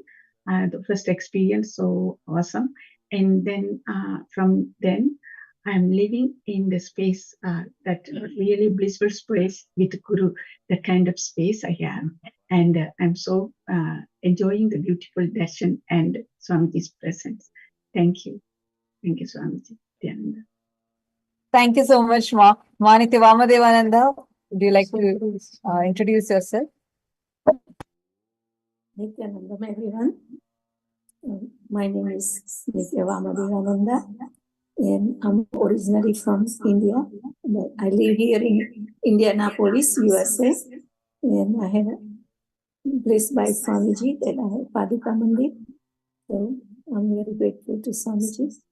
And I joined Swamiji during the COVID time, retired, lost, depressed, and don't know what to do. And my health was getting really worse. So then I was looking for the yoga, and I landed in Ohio in Zoom rooms. And Swamiji found me. So then every day I'm just like progressing, and here I'm manifesting the powers. So every day is new, like everyone says, and a lot of opportunities. So please join and find out yourself that you have power and you can do it too. Thank you. Thank you so much, ma'am. Thank you for joining with us. And okay, now that we have the Nithyananda yogis here ready with us, and I also have Sri Nithyananda here, and I think he's joined in all the Paramashivoham Level 1 participants. You'll all be able to see him in your Zoom, and I think he accidentally joined that. But he's also here to demonstrate the power of consciousness over matter. So now what we're going to do is we're going to be having all these Nithyananda yogis who are in your respective Zoom rooms, and they're going to be manifesting the power with you. And Mylene Seymour, I see you have requested for consciousness over matter. If you can experience the coconut rolling, yes, right now you can experience it. I request you to come on camera, hold the object on your palm, and Mylene, keep it on your palm. And Srinitya Dhirananda, I request you to please connect to Mylene Seymour and move the coconut on her palm. And as soon as you experience a palm manifestation, please post it in the chat with us. And anyone else here who are willing to experience the power of experiencing consciousness over the matter? Ma Ratna Prabha, I see you have posted for consciousness over matter you wanted to experience. Ma Ratna Prabha, in your room we have Ma Nitya Shivananda. Ma Ratna Prabha, I request you to hold the coconut on your palm. Ma Nitya Shivananda is now going to be connecting with you, and she is going to be manifesting the power of moving the object on your palm. Please keep your palm completely flat and straight, ma. So once again, just wanted to announce to all the viewers on YouTube, Facebook, any other social media platforms, make sure you're logging into the Zoom rooms right away so that you can experience the power of consciousness over matter. Right now, because it's going to be only available on the Zoom rooms, as the Nithyananda yogis need to be seeing you as you keep the coconut on your palm, and they're going to be rolling it off your palm. And we also have in the Zoom room, okay, Lucas Silva Aya has requested for ability to experience consciousness over matter. Aya, we have a Nithyananda yogi, Aravind Menon Aya from Seattle, who is joined in your room. He is now going to be manifesting the power of moving the object on your palm. Yes, and we also have next, there are a lot of requests for body scanning. We'll surely be coming to it. We are just having each Nithyananda yogi connect to the partners. And we also have Ma Yoga Malar, who is with us from Canada. She's actually going to be manifesting the power of moving the Atmalinga and deities on her silicone vase. You can actually see in front of her, she has a tab. The device is completely flat on a straight surface. And please, you can keep it on the, yes, ma, you can now keep it. And you can place the deities on the surface. So already you think she's placing a Rudraksha on the tablet. And now she's, yes, you can place it now. You all can see. So she is going to be demonstrating it right now. where the Rudraksha is kept. There are so many Rudrakshas she's keeping on her tablet. The tablet is off. It's a normal tab. The thing is, she's going to use the same power of consciousness and actually going to be moving the deity and the Rudrakshas on this silicon device. On her device, she's going to be moving. Yes, and we also have Manitya Pushkalananda with us, who's going to be manifesting both the powers. She's going to be moving the objects on her device. She's kept it on a flat silicon surface. She's going to be moving it on that, and along with that, manifesting the power of body scanning as well. And we also have, yes, and each of these Nithyananda yogis are going to be connecting with you all and manifesting the power of moving the object on your palm. As soon as you experience the manifestation, please post it in the chat and let us know.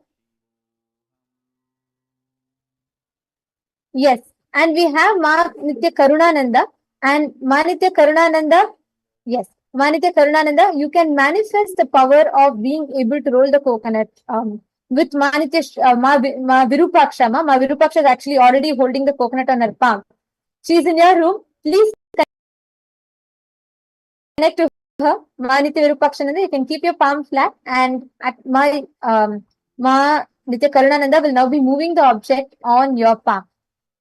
Ma, So I don't see her.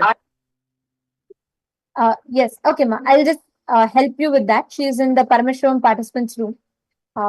One. And all the participants that are here with us, now you all can see that Ma Nitya Pushkalananda's device is also here. She has placed a water bottle inverted, and there are two deities. And right next to that is her screen. So we are just going to show you in two different views so that you're able to see as she's manifesting the power, how the objects are going to be moving. The deity and the water bottle are going to be moving. Same thing you're seeing right above her also as Ma Yogamalar. Okay, Ma Yogamala's Rudraksha is already starting to move. Wonderful. Continue to the manifest, Ma. We all are chanting the Mahavakya now, connecting to Swamiji and doing this power manifestation.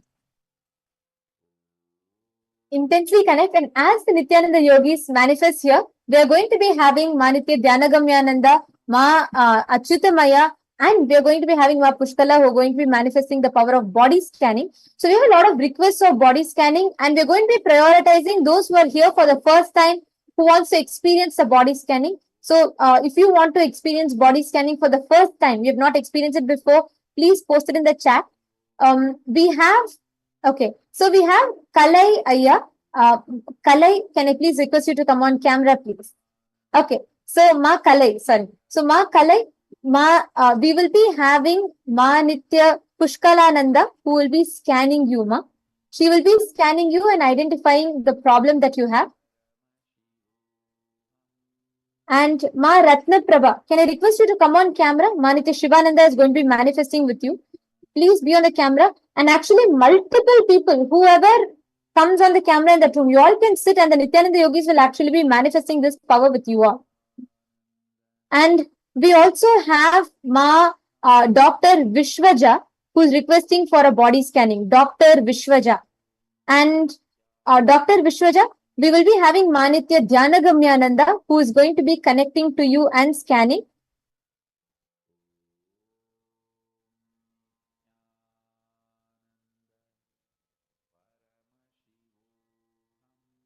Okay, Ma Nitya Dhyanagambyananda, please connect to Dr. Vishwaja and you can scan her. She's on the Zoom room.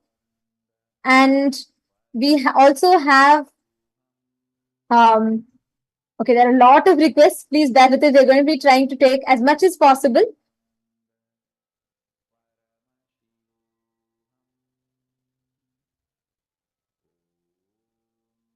Okay, Ma Neena Kumar. Neena Kumar is requesting for a body scanning, and Ma Nitya Achyutamayananda will be scanning Ma Neena Kumar.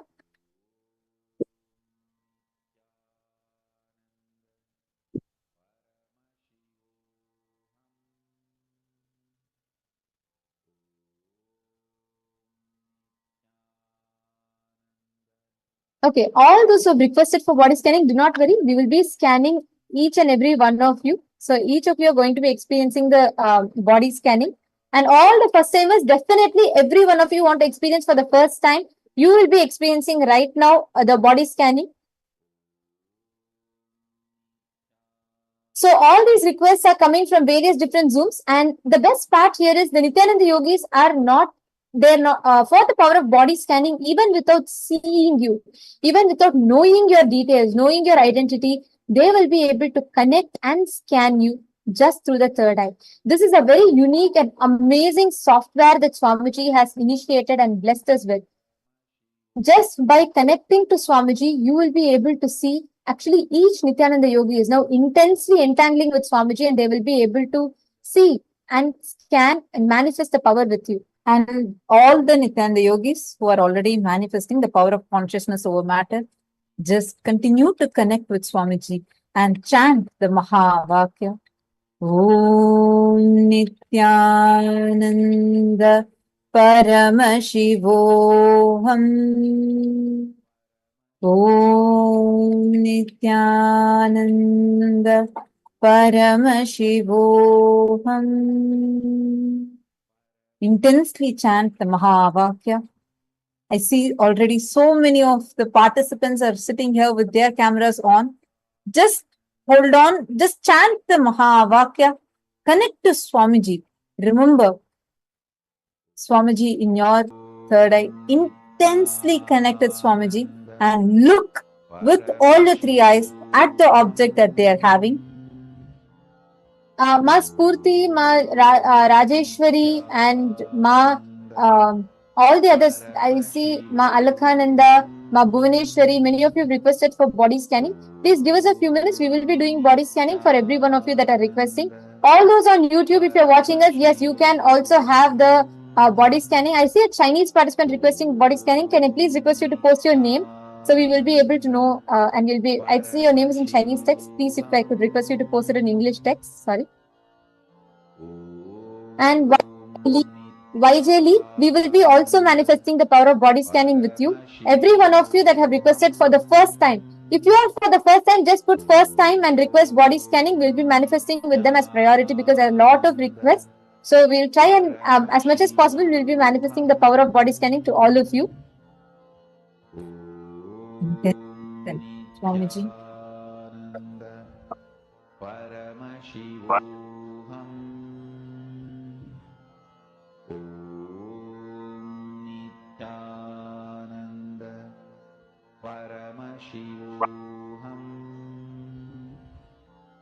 Intensely.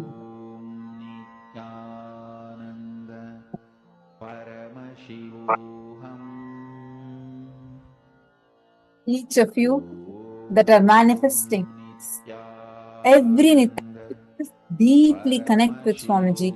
Chant the Mahavakya. And if any of you are already experiencing the power manifestation, please post it here in the chat. And Ma Mylene Seymour, if you have already experienced the coconut moving in your palm, let us know in the chat. Everyone, whoever the Nithyananda yogis are manifesting with, if you have manifested it, please let us know in the chat.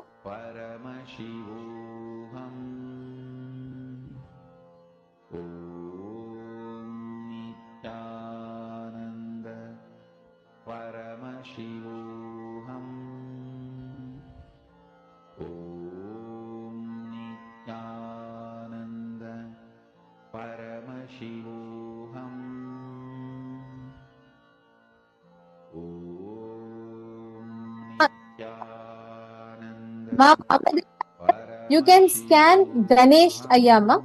Ma Vamadevananda, you can do the body scanning for Sri Ganesh Ayya.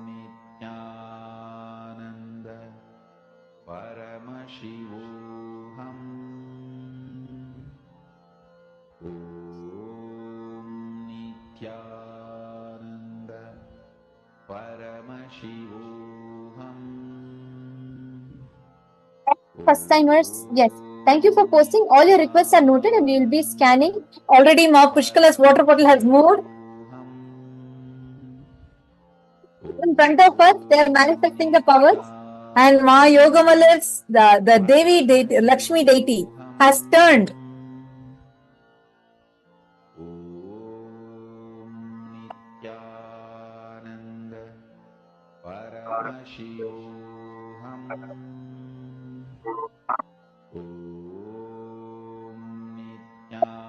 You have manifested, it has rolled off. Excellent.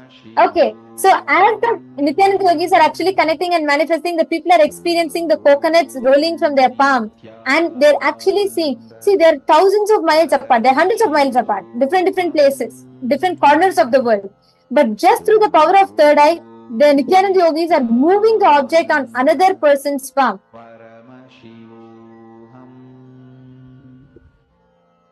If any of you here want to share what you were able to see in your third eye, whatever Swamiji has revealed in your third eye, you can share here with us.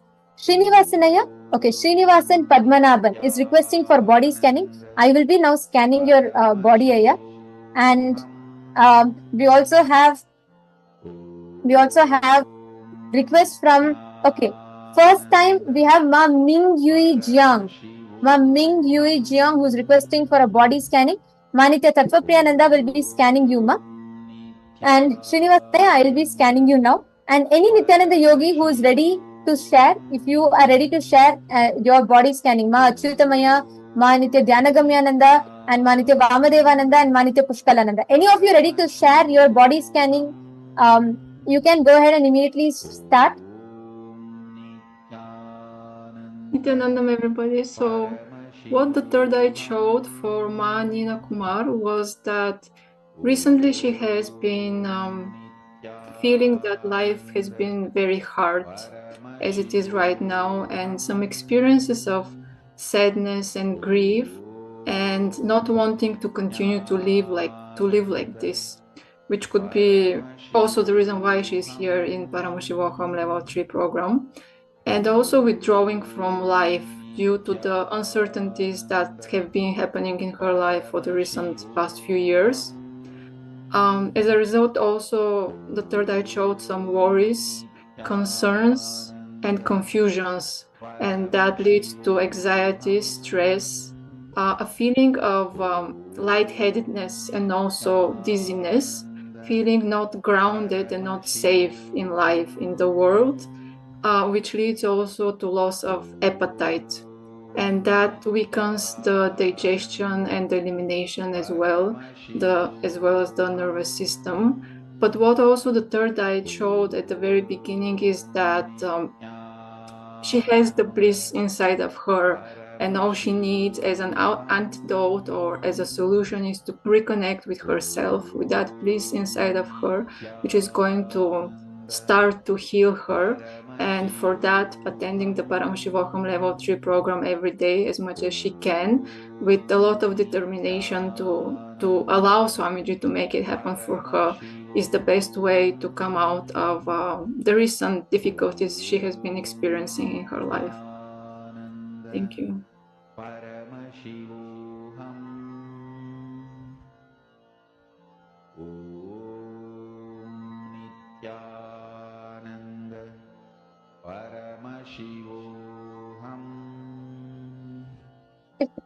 Sorry for that. Okay, Ma Nina Kumar. Ma Nitya Achyutamayananda has now scanned you, and she has shared with you the issues that she saw through the third eye. And could you please let us know if you were able to relate to it? And Ma Nitya Achyutamayananda, are you able to see any specific issues in her body? You shared about appetite. Is there anything else that you would like to tell specifically about the issues in her body? You can sit and do this, and you can tell if you have anything. Anything as Swamiji shows you in your third eye, you can share.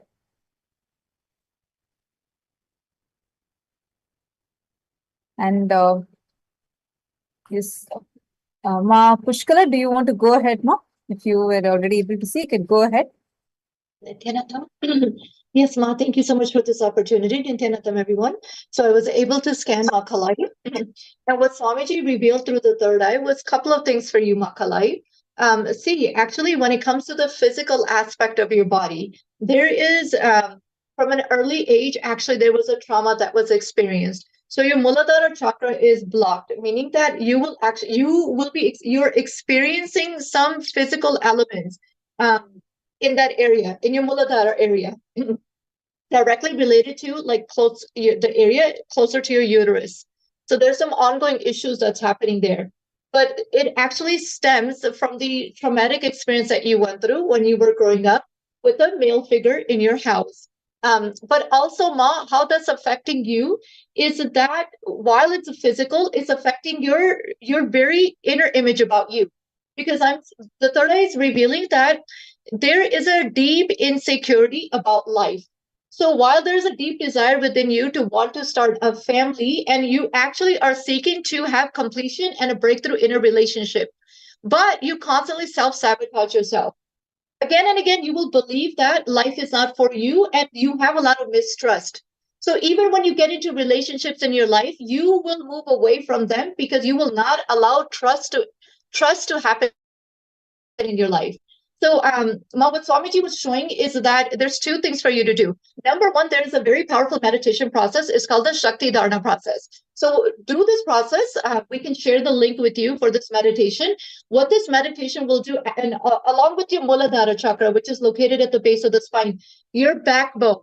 You often have issues with your backbone. So what will pain, meaning like you will experience pain in your neck and your backbone. So what Shakti Dharana meditation revealed for you is that it's a very powerful process, actually, because when you, through this meditation, you'll connect directly to the source energies, the cosmic energy, which is Guru's energy. At that time, you will get a lot of energy that will come down to your Muladhara chakra, and it will open up all the blockages in your backbone. All the chakras will get open. It will get balanced. So you will receive a lot of healing in your backbone and in your neck, number one. Number two, also, Swamiji showed attend the Paramashivoham program and take the healer's initiation. Go through the completion process. You will see that you will really get a breakthrough in your relationship. That's really where you're struggling, because it's directly related to your inner image. Somehow you come to a conclusion that no matter what you do, life will not support you. Nobody's there for you. So during the Paramashivoham program, you will get the opportunity to do completion with that trauma that happened to you from an early age. That's what the third eye has revealed for you. Thank you so much, Ma Pushkala. So, Ma Kalai, I request you to post what you were able to relate with and how this resonated with her scanning. And now I also wanted to take a moment to share the revelation Swamiji showed to me in my third eye for Ma Ming Yui Jiang. And the Ma Ming Yui Jiang, if you're able to hear me, could you please show me a thumbs up? And just to remind, in all the participants that are experiencing the power manifestation, as the Nithyananda Yogi is manifesting, and if you are able to experience, if you experience and if you feel you're able to relate to it, connect to it, please do let us know in the chat. So you can post and you can say the Nithyananda Yogi manifested with me and you are able to experience whatever the breakthrough you are able to relate. And already Ma Neena Kumar has posted. And I request every one of you, whoever you are connecting as the Nithyananda Yogi is scanning and sharing with you, please let us know if you are able to relate with it, if you are able to understand it, if you are able to relate with what the Nithyananda Yogi is revealing to you. Okay. And so now I just wanted to share what Swamiji revealed to me in my third eye. Ma Ming Yui Jiang. So the first thing I was able to see is now that there is a problem that in your childhood, this is probably till your teenage, you had problem related to breathing. And because of that, there was some medicine that you had consumed earlier. And that medicine is having a steroid base, which affected and is affecting you currently with in your ovaries. There is like PCOD, but it's not a full PCOD. It like if you actually go and test in the scanner, you will see it is not fully blocking, but there are small cysts that have formed in your ovaries. You would have observed that irrespective of your eating, you will be seeing how your body is gaining a lot of weight. And you will also see, like, even though you eat less, like you see trying to reduce your food, but that food reduction will not be equal to your weight gain, because you'll feel like, oh my God, even if I eat only this much, but my weight gain is more. And you will also see, because of there's a hormonal imbalance that has been created because of this, which is also resulting in mood swings. Like many times, you not just like a normal way, many times you will be experiencing a lot of mood swings happening inside of you, where all of a sudden you fall into like a deep depression. You won't even have a reason. Then you will start thinking mainly like about your relationship aspect, and maybe because of this you're having, that you're having. But actual reason is the body's chemical reactions that are happening. There's a hormonal imbalance that is there, which is causing this. And you would also notice there is a lot of increased hair fall that you experience. And this hair fall that you're experiencing is only in the last 4 or 5 years you're experiencing this. But all these are rooted in the hormonal issue. One other thing is you will be experiencing frequent pain in your lower abdomen and in your back, in your lower back region. And this is mainly actually related to like your mobility as well as the digestion, once again being affected because of the hormonal imbalance. Like the root, what I'm seeing is there's this hormonal imbalance that has been created because of the cysts that are sitting in your ovaries, which will be affecting even your monthly cycle, and which affects your moods, and which affects your weight. Mainly you will see it first in the weight gain. Like, because even though you try to reduce the calories, but the calories is not really reflecting in the weight, how much weight you're gaining. First thing, what Swamiji revealed to me in my third eye is, first thing, there is a deep rooted feeling, a very deep powerlessness, where you feel people, no one likes you and no one is there for you, which started from your age of 3.5 to 4. When I think it's like your mother left you with your grandmother, or you were left, you felt like you were left. And the word abandoned means no one wants me, started settling in you. And from that incident, many times, again and again, this is very deeply related to your mother. And from that time onwards, in many aspects, again and again, I'm seeing that this is the same feeling you're projecting even outside. So even if somebody's reaction towards you is changing, immediately you assume that that person does not like you. And this kind of assumptions again led you to start developing self-hatred towards your own self. You first started having self-talk, which then stemmed into self-hatred, which is directly affecting you. Started with affecting your lungs, and then it is directly affecting your uterus area and the ovaries. Don't worry. First thing, you are at the most with the most compassionate being, Swamiji. You'll first thing, you will see how all your self-hatred, self-doubt, self-denial will just melt down. And second, Swamiji also showed me that you are having a lot of toxins which are actually stopping you from being able to experience that hormonal balance. So the first thing is to start with doing the detox practices. Swamiji has given clear lifestyle practices, which we'll be sharing in the program.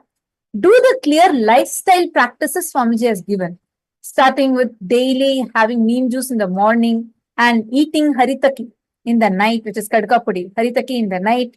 And there is the panchakriyas we are supposed to do, waking up in the morning during the Brahma Muhurta time to do yoga.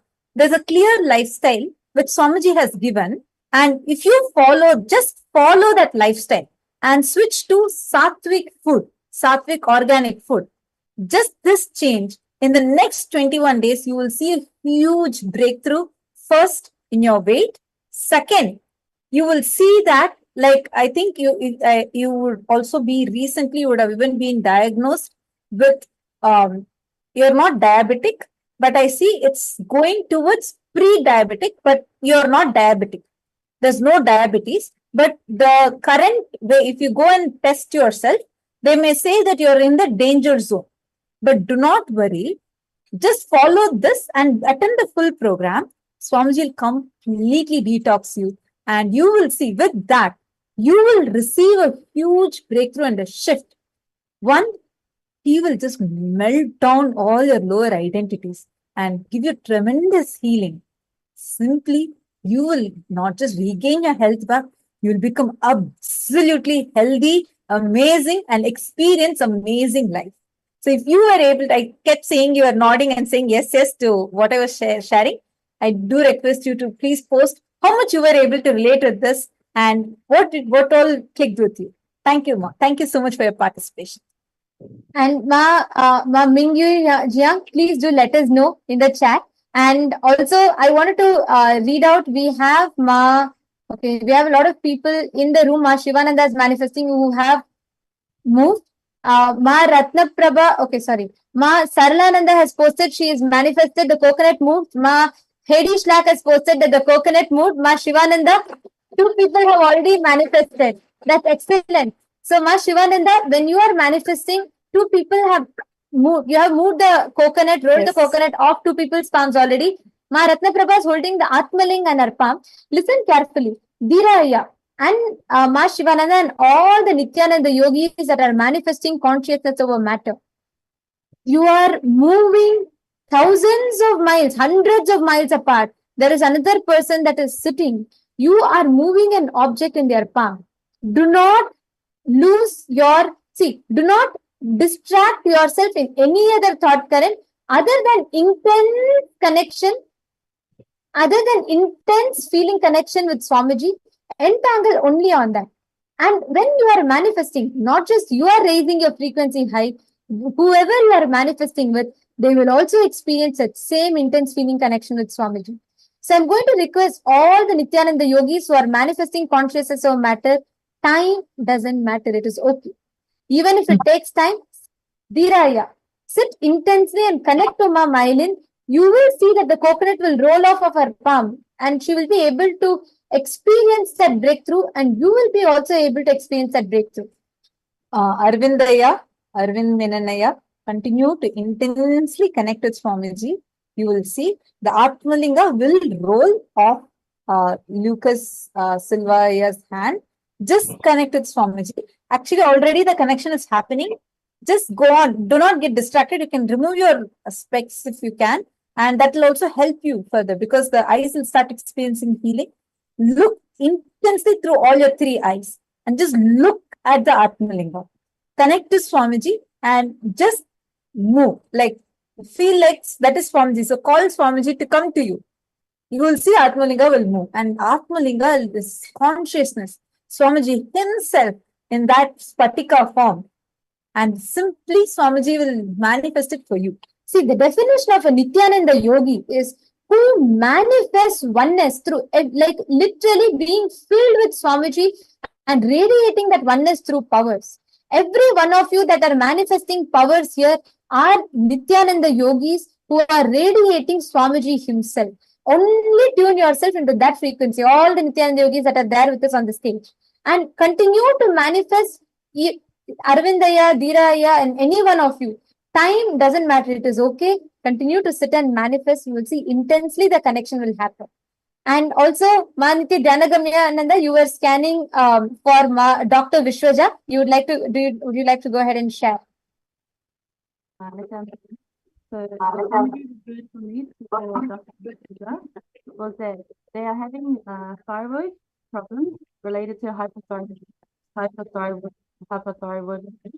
You tend to feel cold very easily because of this. And also you are having trouble with digestion. And digestion is caused because you're not having enough food and the acidity in the stomach is too low, which is also causing a lot of stomach pain. I also seen you wear eyeglasses, having trouble with I think your audio is a little, it's not very clear, Ma. Could you speak a little bit more louder and clearer so Dr. Vishwaja can hear us? Yes. Is it better, Ma? Is it clear? Is it better, Ma? Is it clear?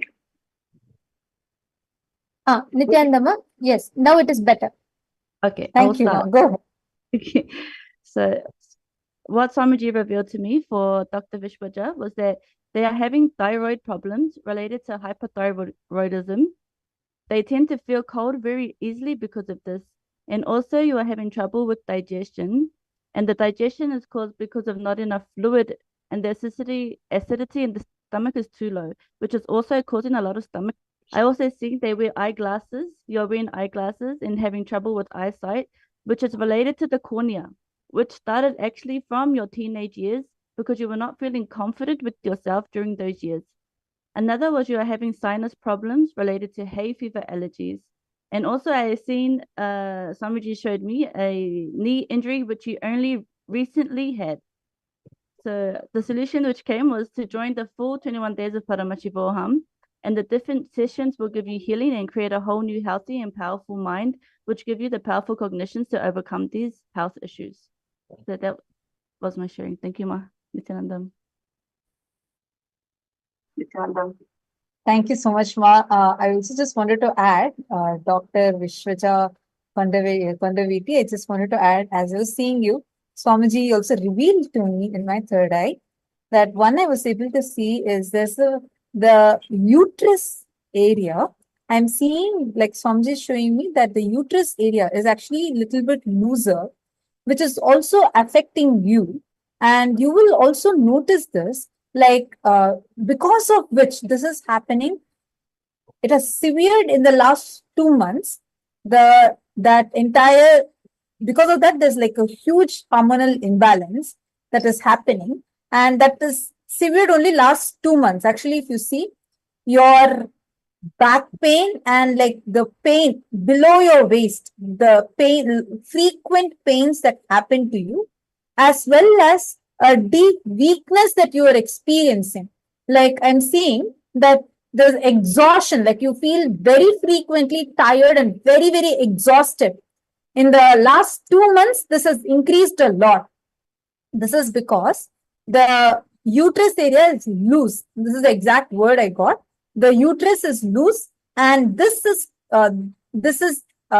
taking it to more like the hormones that your body is trying to balance the hormones, but that is only, the process is not happening properly.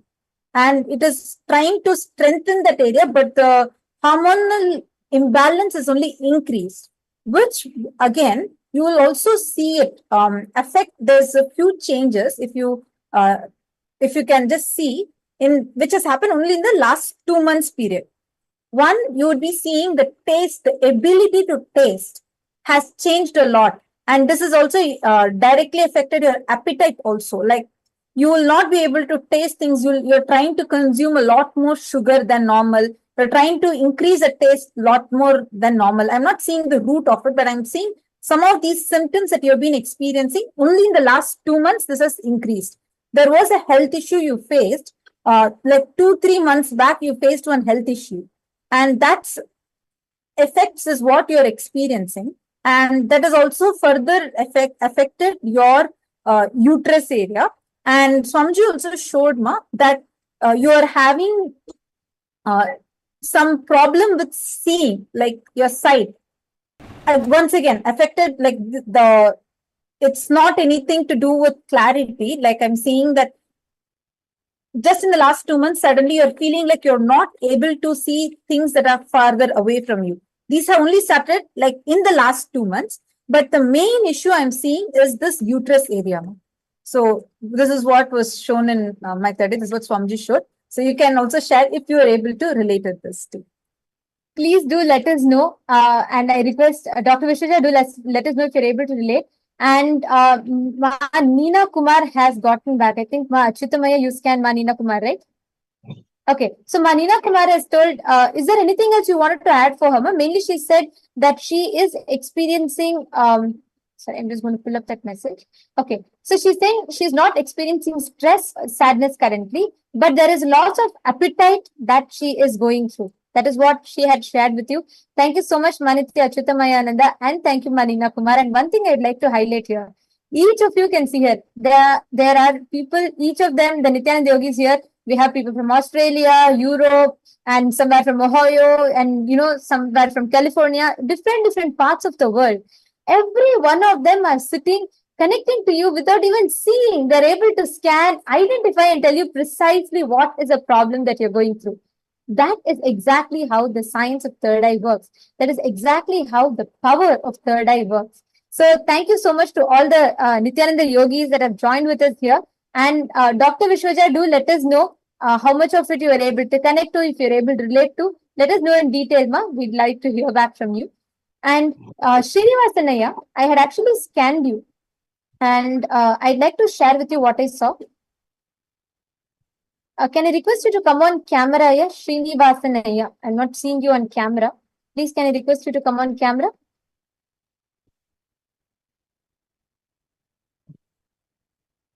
Srinivasanaya from... thank you, Aya. Aya, the first thing that I saw is, if you see, within the last 3 months, actually just 2 days back, you had an oily food, extremely oily food, and I see that it is actually completely not digested in the stomach. So you're having a digestion issue, which is causing you to burp a lot. And you're seeing that the whole stomach is disturbed because of it. And you're also seeing that suddenly the stomach is starting to swell, which means there's a lot of indigestion. The main issue I'm seeing is the food, the diet of the food that you're having, which is causing gastritis in your body. The first thing that I saw is just within the last 2 days, you have had a heavy, oily food. I can actually, when I was connecting to you and scanning you, I could see the stomach has not broken down that still completely, and it is still sitting inside of you. Srinivasanaya, this is the first thing that I saw. And second thing, Aya, in addition to this, when I was scanning you, what I saw is in your teeth, you have extreme sensitivity, especially on the right side region. Whenever you eat something very hot or something cold, immediately there's an extreme sensitivity in your teeth. In the teeth area, I see there's a lot of sensitivity that you're having. And also, in addition to that, Aya, I also wanted to share with you the entire stomach region, all the issues that you're having in your stomach. Main problem I'm seeing is with your diet, and the diet, because of the diet not being attended to and not being taken care completely, I'm seeing the stomach is actually flaring up. There's so many issues that you're having in the stomach region, which is manifesting as acidity for you, which is manifesting as a lot of disturbance and indigestion. And actually right now, if you see the stomach, you will see that the lower part of your abdomen, will be little swollen because of the indigestion in your body. In addition to this, your lower spine and the left side knee, you experience very frequent pain. And I'm also seeing that you're a person who very easily gets stressed. Like whenever you see situations outside, in particular, I saw within the last 2-3 months, you were really trying to get something. You're really trying to work to manifest something. As of now, you're quite peaceful with your life. But there's one particular aspect of your life that you're really working to manifest. And I'm seeing it as something related to money aspect of your life. And when you're trying to manifest that, there are certain obstacles that you're having, which is not letting you actually have a breakthrough in that. Whenever you're facing that breakthrough, you're actually having severe stress on the shoulder region, and you're having severe pain. That stress is manifesting as pain on the neck and on the shoulder region of your body. This is what I mainly saw here. And in addition to this, one last thing I saw is you're also having hair fall issues. So these are the things that I saw. Firstly, I'd like to hear from you if you're able to relate to it and if you're able to connect to it. And I'd like to share the solution with you. Do let me know if you're able to connect to it, so I can also share with you what Swamiji revealed to me in the third eye as a solution that will help you overcome this issue that you're facing. And I request all the others that have received the body scanning, please do let us know in the chat if you're able to connect to it, if you're able to relate to it. And there's still so many people who have requested for body scanning.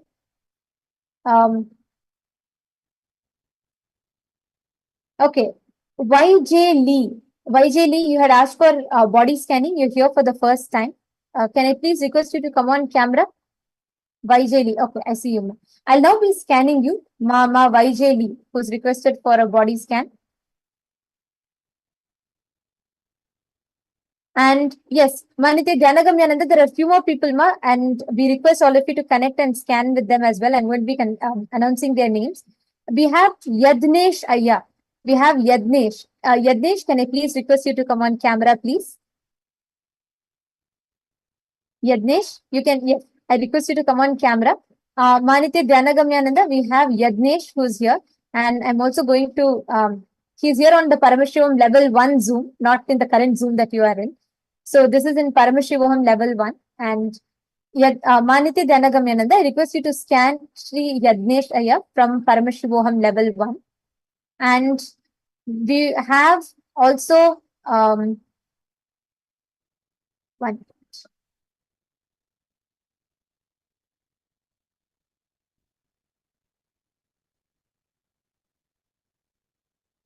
I see a lot more people have requested. Sorry, please.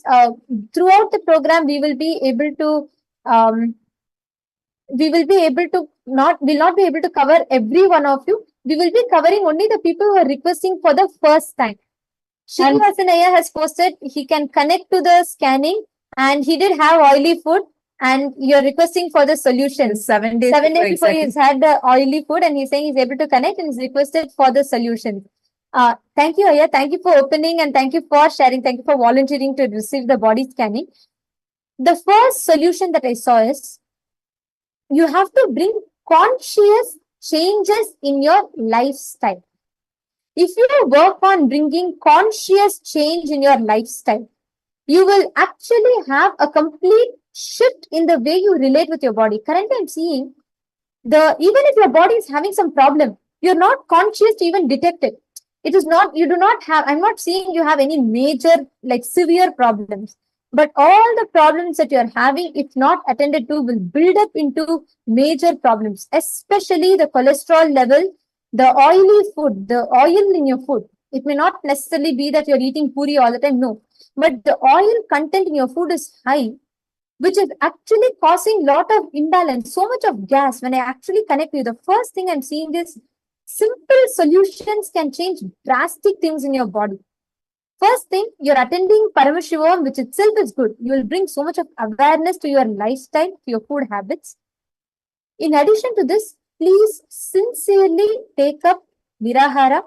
Nirahara Samyama is an extraordinary science that Swamiji has revealed. It is a 21-day liquid diet, and where you will be healing your whole system. It may be a little difficult for you. Actually, I'm seeing that there's a lot of, your body physically depends on the food a lot. It will be very difficult for you. It is okay. Even the Nirahara Samyama itself is designed to support you to go beyond this food pattern. And it will bring so much of healing in your system, Ayya. Just do Nirahara Samyama and completion.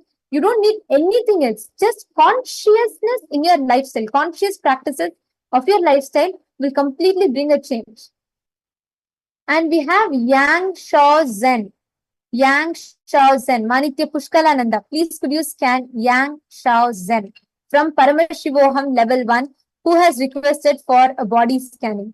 And I request you to share with Yang Shao Zen whatever you are seeing through the third eye. Okay. And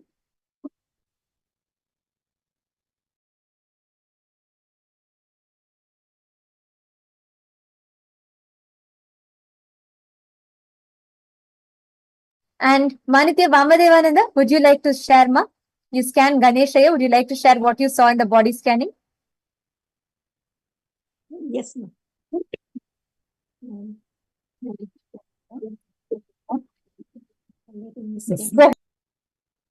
Let me scan. What Swamiji showed me is severe abdominal pain, and that because of the diet that you eat. So Swamiji showed me that you need to get more like a vegetarian diet. You need to change your lifestyle, and that's the reason you have a lower back pain and some arthritis in your knees. Also showed me the like some problem in your eyes, that maybe it's like a cataracts forming, and some upper respiratory, like a sinuses and that. So if you can cleanse like a sinus rinse for salt water, that would help, called Neti Neti, and doing morning yoga, that would help. But you need to change the lifestyle, so you can have 21 days Nirahar Samyama that can help you with the fruit diet and vegetables, or you call it Rama Nirahara, or you can do it with Krishna. So there is 2 Niraharas Samyama you can do that would help you. But you really need to change your lifestyle. The food that you eat that really causing the problems. That's what the Swamiji showed me. Thank you.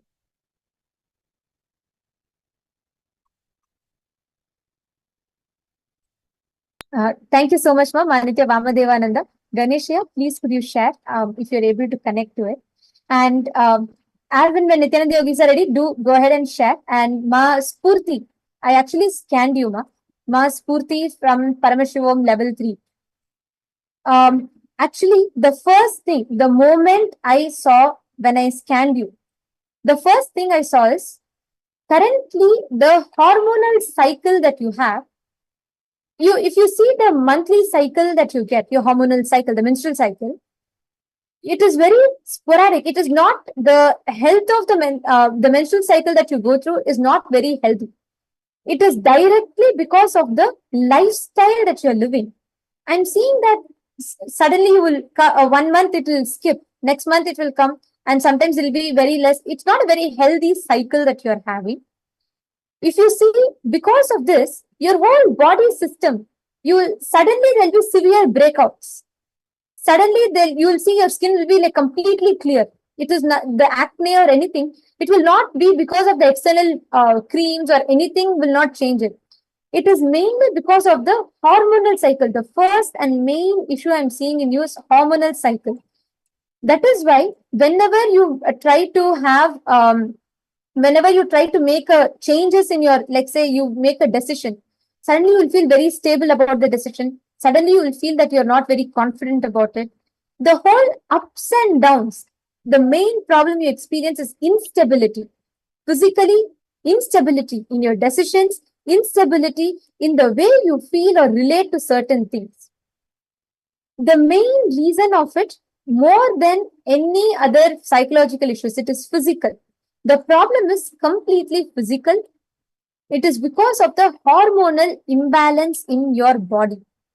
The monthly hormonal imbalance is happening. I think there's a drastic change in your hormonal cycle. And it is a natural part of the process. And because of which you're experiencing these sudden changes in your system. This is the first thing that I saw. Second thing I saw is because of this, you're having skin-related issues. I could actually see that you get a lot of very regularly, you get a lot of skin issues, and you're very particular about that as well. That is something that you tend to attend to quite a bit, and still the breakouts continue, and the skin issues happen very regularly in your body. This is another thing that I saw, and if I actually saw that the shampoo that you use is having heavy chemicals, because of which the hair thinning is happening for you. The amount of hair that you used to have even 7 months before to what you're having right now, you have the density has reduced a lot, and also there is a lot of hair fall that you are having. And it is not because of any internal issues in the body, but the chemicals in your shampoo. This is the first thing that I saw, and this is what I mainly saw, Ma. In addition to this, I see that the work, the kind of things that you do through your day requires a lot of standing. And because of that, you experience pain, the pain in sciatica nerve, and you experience which is like basically in the base of your spine. You experience quite a bit of pain, and it will travel down till your legs, till the tip of your legs. This is what I mainly saw. I request you to let me know if you're able to connect to it, if you're able to relate to it as well. And Other than this, you may experience very regularly issues in your digestion, but I think it's just a part of the thing. It's not your main concern. It is not something that I'm seeing as some major issue in your body. But the major things are the ones that I mentioned and that I highlighted, Ma. Please do let me know if you're able to relate to it. And Manitya Dhyanagambhyananda and Manitya Tattvapriyananda, you both had scanned Dr. Vishwaja, and she has posted that she's able to connect to it. She said, "Ma, thank you for the body scanning. I do have back pain and neck pain and shoulder pain, and yes, I do have gastritis." And she said there is no thyroid problem in particular, and she said that the main issue is the varicose veins, diabetes, hypertension, and very early atherosclerotic changes in the left side of her heart. Thank you so much, Dr. Vishwaja. Thank you so much for being here, and thank you for opening up and sharing, Ma. Every one of you that have received the body scanning, understand, throughout this program, very shortly, we're all going to be entering into the program. You will be starting to listen to the revelations. Every revelation that Swamiji is going to be giving is going to be directly working on your consciousness. Each issues you're all having, you're in the right place. It is not just externally attending to it, consciously empowering it, empowering yourself to manifest the best healthy, conscious lifestyle, best powerful inner space inside of you. So we thank every one of you who volunteered for the scan. We thank every one of you who opted to receive the scan. And yes, Manitya Pushkalananda and Madhyanagamya, would you both like to go ahead and share what you both scanned?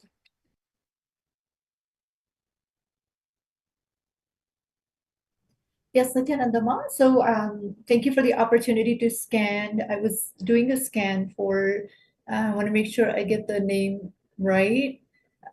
Shang Shozan. I'm sorry, I hope I pronounced it right. So I was able to scan you. Am I audible? Yes, you are audible. Thank you, Mom. Yes, I was able to scan you. There were a few things that came up. The first thing that I saw for you is that there's a lot of sensitivity in the stomach. But this sensitivity that happens to you in the stomach is directly related to your lack of confidence in you. I see you struggle with confidence. There's a lot of comparison. But this comparison started for you in your early age. So you carry this comparison with you, and constantly you take that on to even your adulthood. You're constantly comparing yourself, but you also feel in some way that you're not enough. And you actually struggle with a lot of issues in how to ground yourself in what you want to experience. So what I mean by that is that you will take on many different identities. Like you'll play with, for example, you will feel comfortable with what you're doing, and then suddenly someone will say something and you will just fall into a deep, like a self-hatred. And suddenly you will pretend to be somebody you're not. But you do that a lot. You constantly keep changing who you're not comfortable with for others. So there's a lot of issues that's happening there with your self-esteem. There's a very low self-esteem that you're experiencing right now.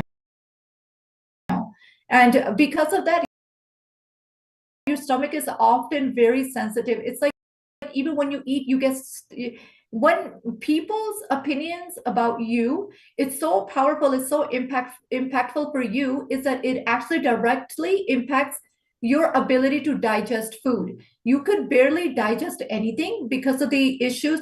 Everything will suddenly hit you. Suddenly you will be doing everything in life and you think you have things going on for yourself and you're starting to build your confidence, but you will allow others' opinions about you.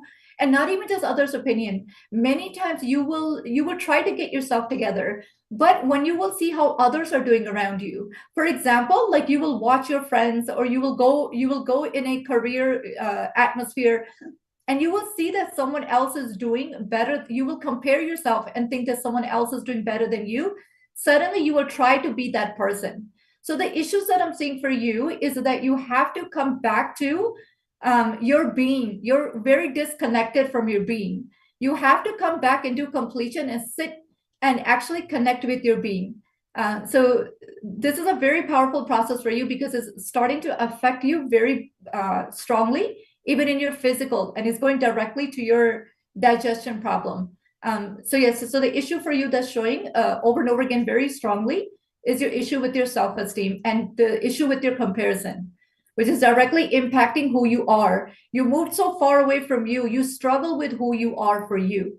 Just give yourself the time to move away from everyone and sit and go through the deep completion process in the Paramashivoham. It will really help you get aligned. You'll really get a breakthrough. I see you're struggling with a career. You'll get a breakthrough with your career. You'll get a breakthrough with your wealth dimension also, because it's directly tied to you not being sure of who you are. So that's what was shown for you. Thank you so much. Thank you, Manitya Pushkalananda. That was a detailed scan. And I request Ma Yang Zhao Zen, please could you share if you were able to relate to it? And all of you who have received now, every one of you, how is it? How do you feel when you witness the power manifestation? When you see Nithyananda yogis, people from the regular walks of life, from various different walks of life, who are standing in front of you and manifesting the powers. How is your experience when you see this? I request every one of you to post it in the chat. Manitya Dhyanagamyananda, would you like to go ahead and share? Yes, ma'am. Okay. So I'll do the scan for Yanesh Aya. So what I've seen is you are having shoulder and back pain, and your legs also pain from doing lots of heavy lifting related to your job. I'm also seeing you are suffering from anxiety, feeling uneasy with a recent life incident which has happened. Also, you are having some stomach issue which is happening, but it's only related because you are feeling nervous. You are eating foods which are not agreeing with your body, such as wheat. Wheat causes your body to react by having stomach pain, and also your skin gets very dry. You should avoid wheat for some time for your body to be able to detox itself, and you should apply turmeric to your stomach region. This will also help to detox the body and reduce body pain. Yes, ma'am. This is what Swamiji revealed. Actually, Yadneshaya, as soon as I scanned you when as Madhyanagami was scanning you as well, I connected to you and I was scanning you.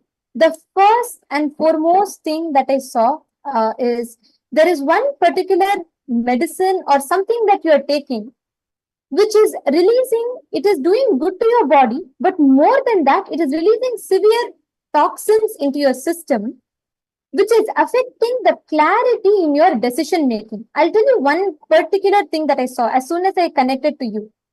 First thing is, very recently for you, even if someone comes and asks you something, let's say very simple, you're working on something and someone comes and asks you. Normally, you may not get very irritated, but recently, in the last few months, the way you would react to that same situation will be 2 times more. And I'm seeing that in multiple situations, you feel actually this is not like something is wrong. It is something, it's just not you. This is not how you're trying to, manage and see what it is. The problem is not in your inner space. Sorry, the problem is not something in your inner space. The problem is something physical for you.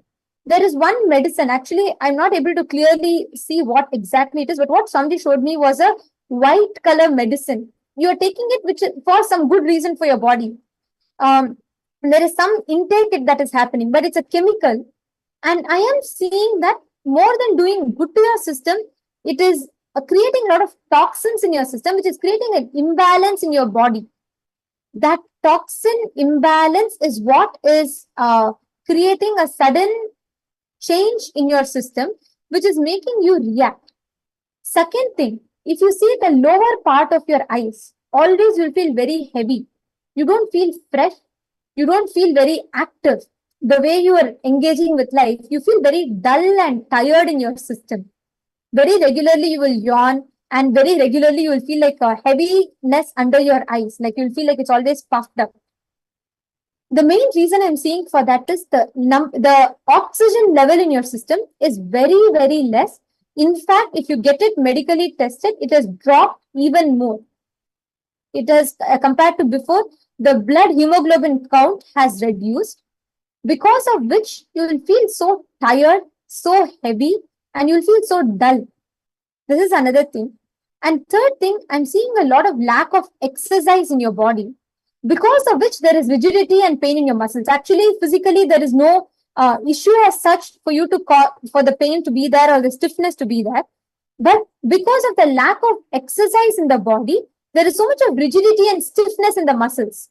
So you will always feel very easily you will feel tired, you will not feel very enthusiastic. But it is not any other issue other than need of exercise. But the main concern I'm seeing, I'm not able to precisely pinpoint. If I scan some more time, I will be able to see it. I'm not able to precisely pinpoint the exact medication you're taking, but there is some external content that you're taking in. I'm not very sure. It could be supplement or it could be a medicine. Something that you're taking in for good reason, like for your body to have some good change. But it is releasing a lot of toxin in your system, and it's happening very regularly. The intake of this is happening very regularly, and it gives you a good feeling in the body, but it is not really good. It is causing a lot of imbalance emotionally, imbalance psychologically, and even for you to make decisions, it is having a huge impact. This will affect even your behavior wise with people. So this is what I saw, and Ma Dhyanagami also shared. Please do let us know if you're able to relate to it. And Ma Mingyu has posted thanks to all of you for the scan. And I see so many of you have posted. My Heidi Shohan has posted, thank you. These power manifestation sessions have been wonderful. And okay, I see a lot of you who have posted your experience of the power manifestation. Thank you so much. Thank you all for taking your time. Thank you to all the Nithyananda yogis that have been here.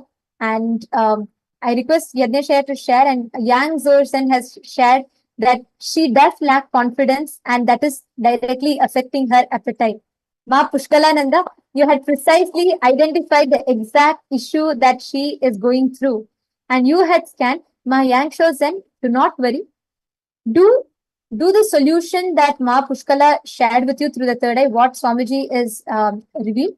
You will see the changes that you are having. You will see the changes in your body, and you will see the entire shift happen in your very lifestyle level. Yadnesha, do let us know in the chat. We will be seeing, even after the next segment starts, we will still be seeing the chat. So do let us know if you're able to connect to it. Now, in the interest of time, we'll all be heading to the next session. We thank all the Nithyananda yogis that have joined with us for taking your time, and thank you for joining with us for this power manifestation session. And we thank every one of you who volunteered to receive the power manifestation. And I just wanted to also announce this season, we are going to be helping each participant to be able to manifest powers and to experience completion and experience breakthroughs. So we request you all to feel free. You can post it in the chat, and during every power manifestation, we will be supporting. I do see still many of you are requesting scans. We will be doing it throughout the season. So make sure you're logged in and you're not missing out on the power manifestation. And just be here. We will help you and support you to have a breakthrough, to be able to experience a breakthrough in this power manifestation. And you will be able to see in various aspects of your life. I know each one of us are here from different parts of the world for experiencing various different things. Some of you want to have your third eye awakened. Some of you are here because you want to get your job. You are here to receive healing for some particular disease. Anything might have been the reason. But you're going to see anything might have been the reason you being here. But you're going to see. You will not just be showered with what you want. You'll be showered with all the best things directly from the cosmos, was descended down in this form of our beloved Swamis. And actually, we thank all of you. There's the whole, the responses have been overwhelming. So many of you are sharing how your experience has been. We thank each of you for taking your time, and all the Nithyananda yogis, thank you so much. Now, let us enter into the next session, Paramashivoham Level 1 and Paramashivoham Level 2. You will be having your acharyas who will be now guiding you through the program. And Paramashivoham Level 3, Paramashivoham Level 1 is the basic.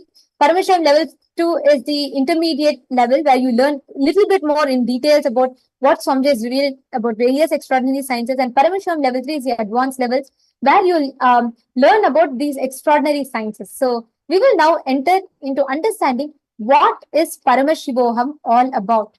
What is the experience that Swamiji initiates to us in Paramashivoham? So let us now listen to these revelations from Swamiji.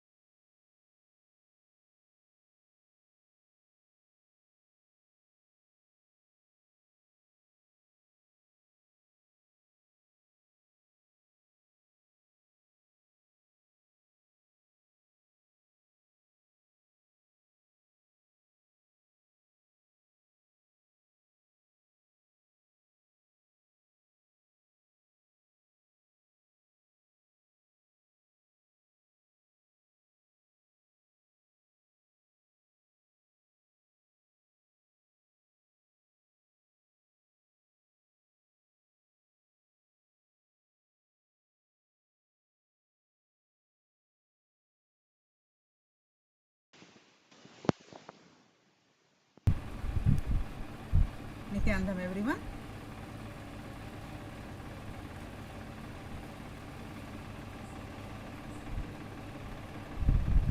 Welcome to the Paramashivoham Level-1 program. Am I audible to all of you? Nithyananda everyone. Am I audible to all of you? Oh, sorry. Are you able to hear me?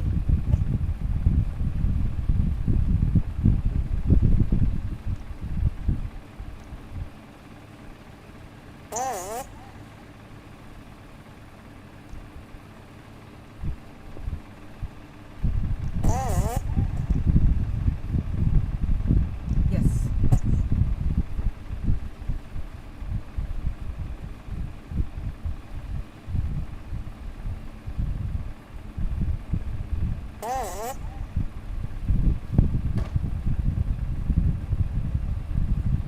Nithyanandam, am I audible? So let's start with the Sadguru Vandanam.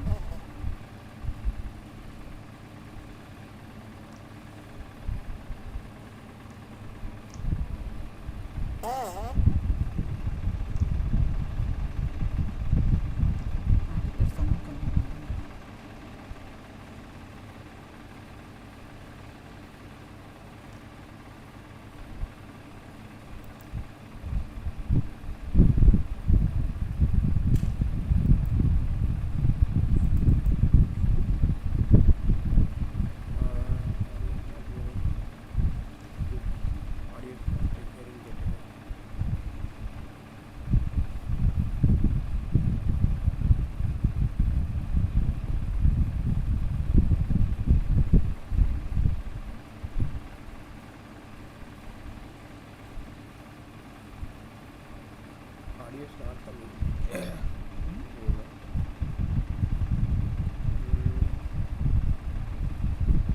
On the Zoom, that is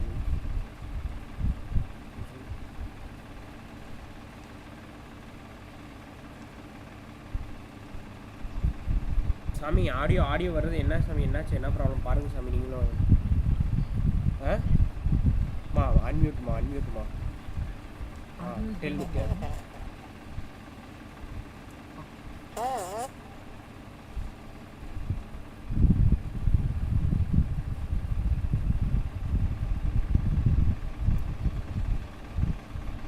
Nithyananda everyone. Let's start our session with the Sadguru Vandanam.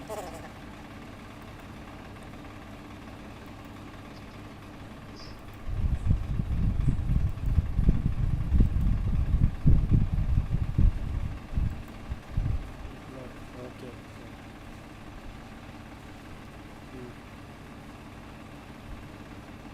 Welcome to the Paramashivoham Level-1 program.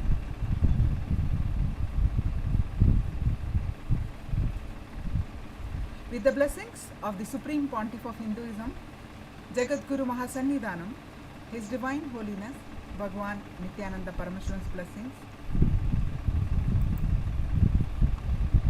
Let's start the Paramashivoham Jnana sessions with the Sadguru Vandanam.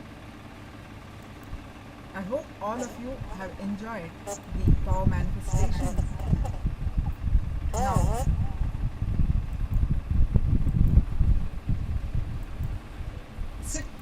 sit straight with your Atmanjali Mudra, like how I'm with the folded hands.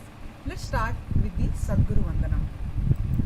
Nithyanandam Paramasugadam Kevalam Jnanamurtim Dvandvatitam Gagana Sadrusham Tattvamasyadilaksham Ekam Nityam Vimalamachalam Sarvadi Sakshibhutam Bhavatitam Trigunarahitam Sadgurum Tam Namami. Nithyanandam everyone. Once again, welcome to the Paramashivoham Level-1 program. I hope I'm audible to all of you and clear. And sorry for the technical glitch.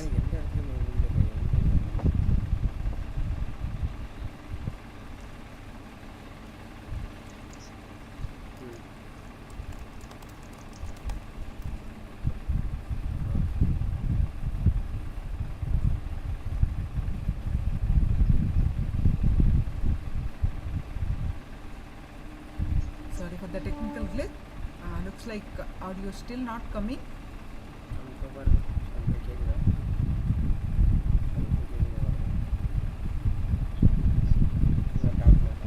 Nithyanandam, am I audible, please?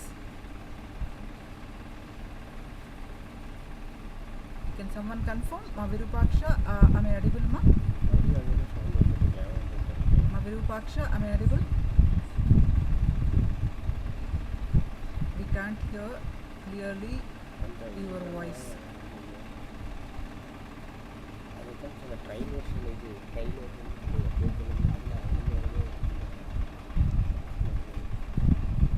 There is an echo.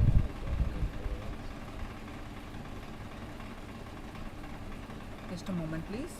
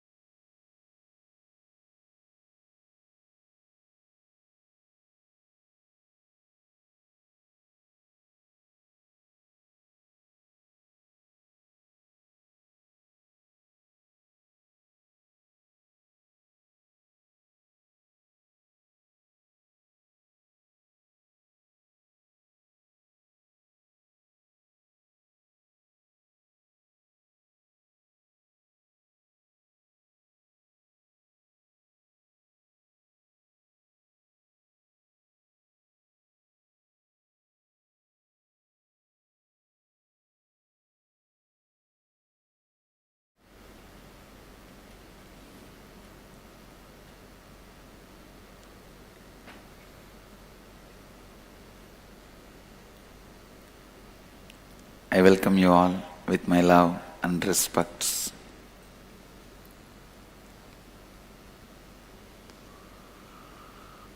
I welcome all the devotees, disciples, samajis, satsangis,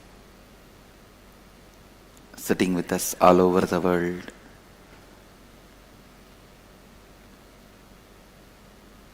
As I committed, from today, first 15 minutes of satsang will be in Tamil.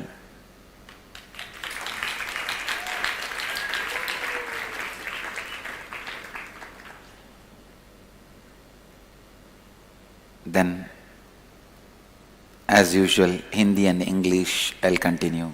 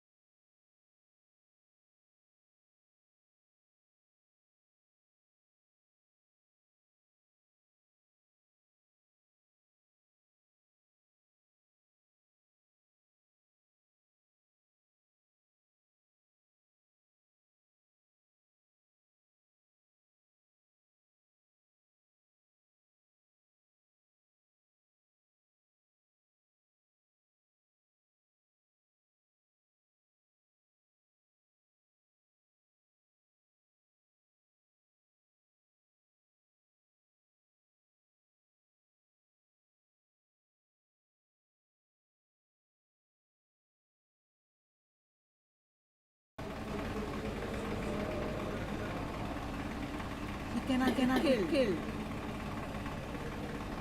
The says that his body might be killed, destroyed, but he cannot be killed.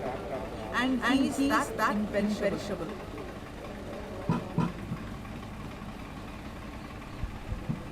This is so much Alexander. He just could not handle. He had never seen such a courageous person in his entire lifetime. He was taken aback by the fact that the person could be so composed and fearless even when the sword of death is hanging on his neck, and pretty well aware, everyone is aware how real Alexander is not threatening. Literally he could kill.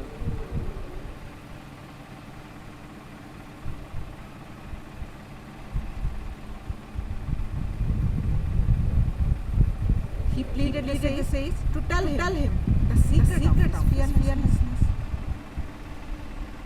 The sage asked Alexander who he was and what was his motive behind coming to India. Alexander replied with pride that he's a great emperor and he has set out to conquer the world. So he come to India to conquer India. The sage asked him the reason for conquering the world.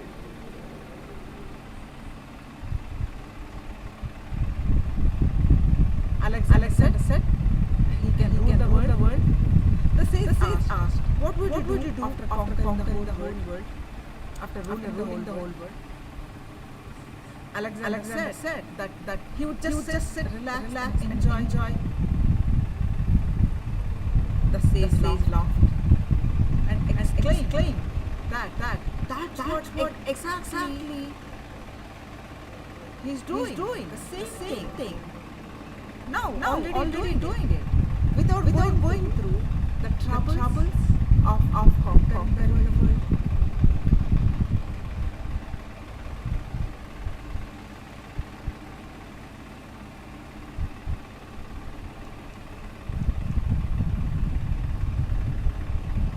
And this is not just one sage. Some a sage mystical powers. One in a million. No.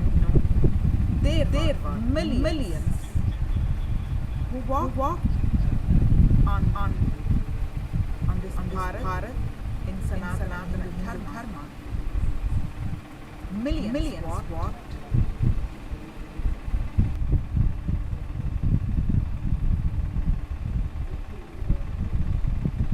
With the same confidence, same cognitions. So,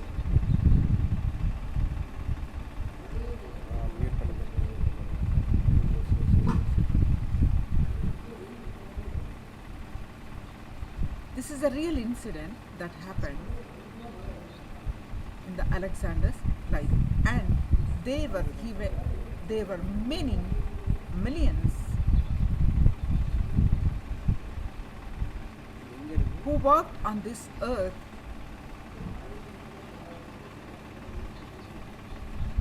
on India, which was a Bharat in those days, about at least 1000 years ago. It was like that. So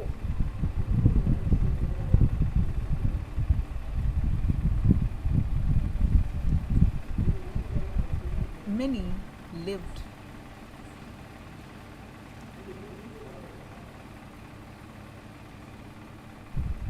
with the cognitions that they are divine. They are not just this body, they are not just this mind, they are divine. They are consciousness. What Swamiji calls Paramashivam. To experience that state, space of that divinity, of that Paramashiva state, space and powers is the journey of Paramashivoham. What you are going to embark on, this journey is the journey of Paramashivoham is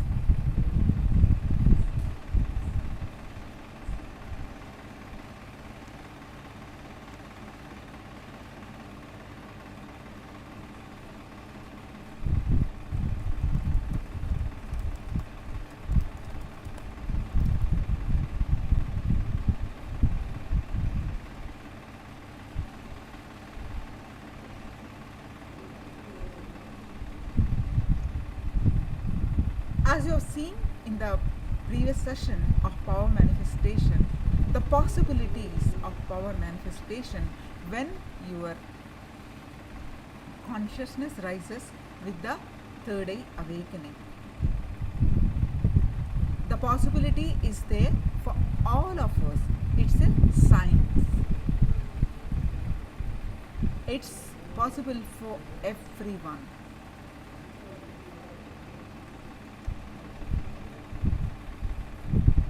So how that is possible? What is that we need to do? What is that we are going to learn through this program, which is going to make us experience glimpses of that state of Paramashivoham. So what is Paramashivoham?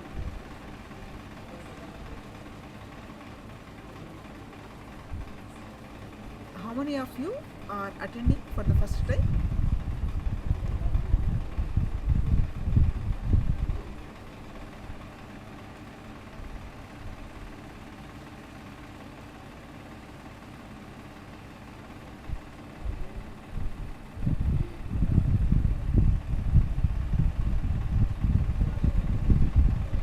Just a moment, let me fix this audio issues.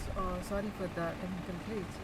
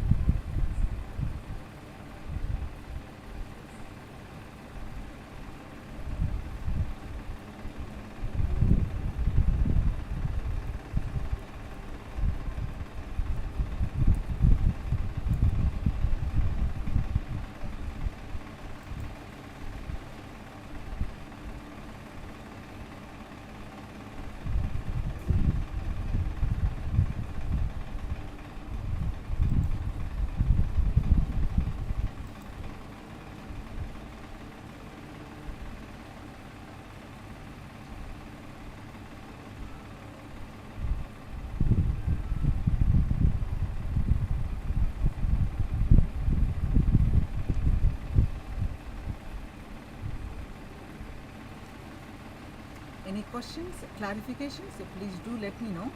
And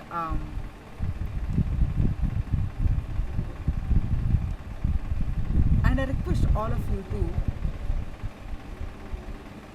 write down few points or few cognitions that you want to manifest from this program.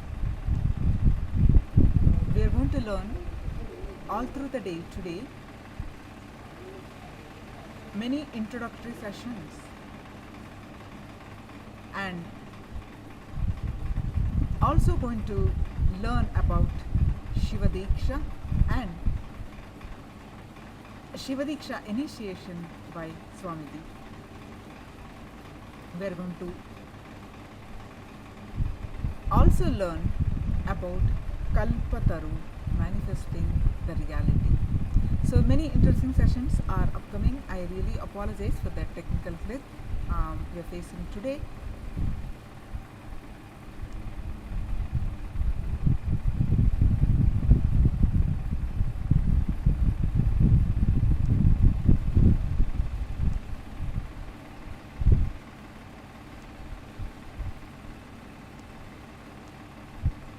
So Paramashivoham, as I said, it is a science, meaning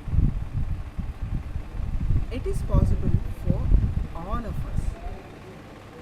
It's a science. Paramashivoham is the science of manifesting the ultimate consciousness in you.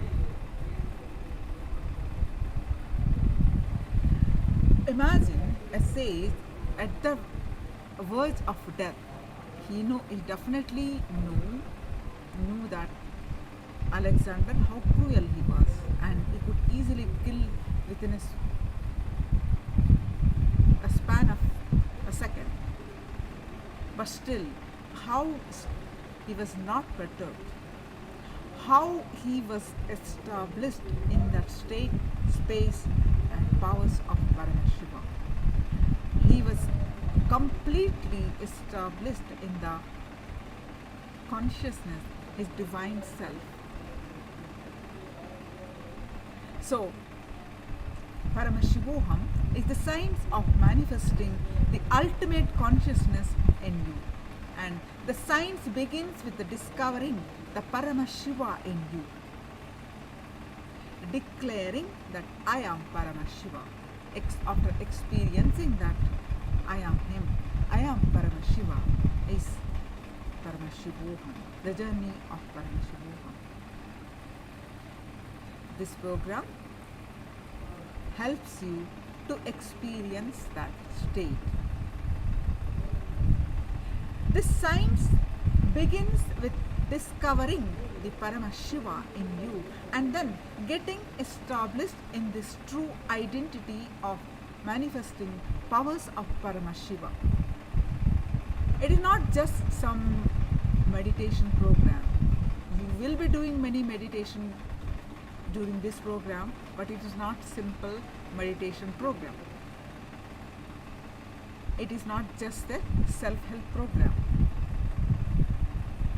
This program is pushing the humanity to the next level of consciousness, to the consciousness of Paramashiva, the ultimate superconsciousness as per Hinduism.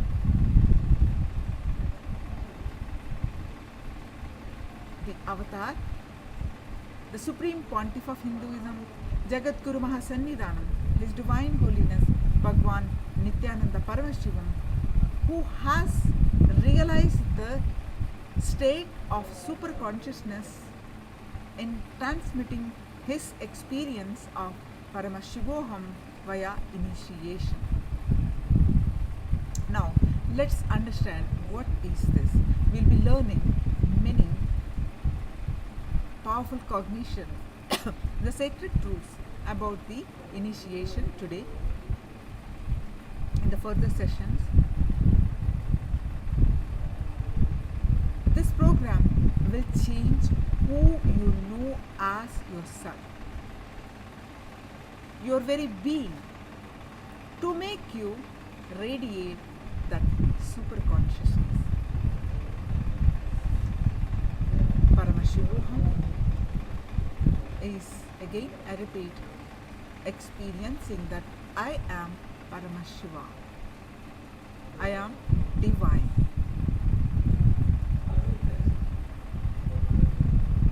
This is the truth. Paramashiva is the ultimate consciousness and the source of all creation, the cause, effect and source of all that we perceive and that is unmanifest in our life.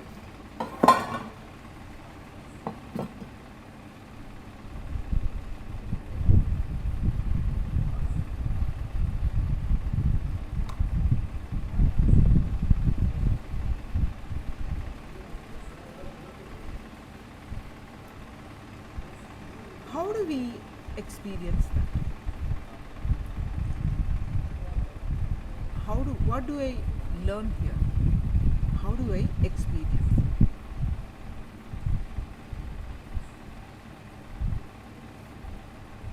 See, there are some knowledge that you go to school since childhood. You learn history, you learn science, you learn mathematics, right? So you learn so many things. What you learn is from your mind.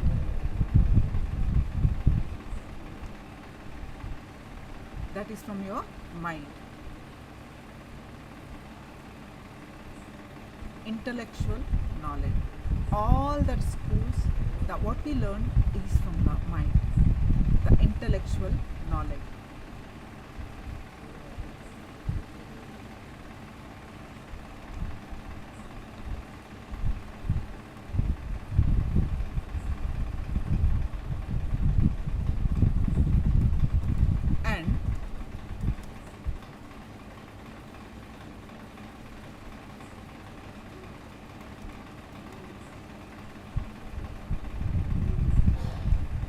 And there is some knowledge, another type of knowledge, where you learn from your heart. How a potter learns pottery, how a goldsmith, that skills, how a stapadi is the deity carving, stone, metal.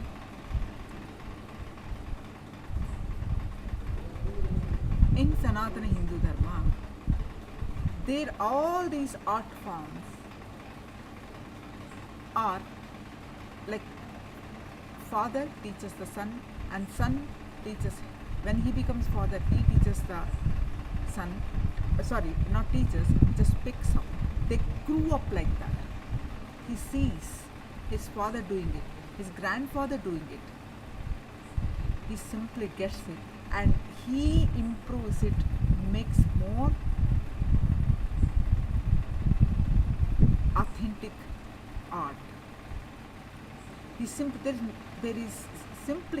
picks up in the family, and he goes to Gurukul, and he sees the teacher, how the teacher is teaching, how the teacher is being. He picks up that. So that from the heart.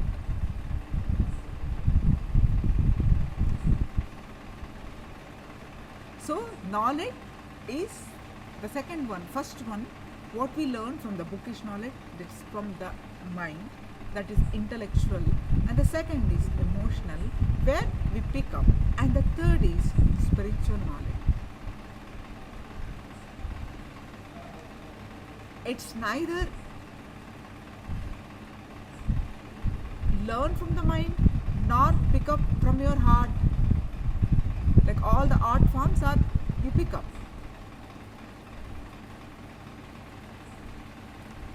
This third one is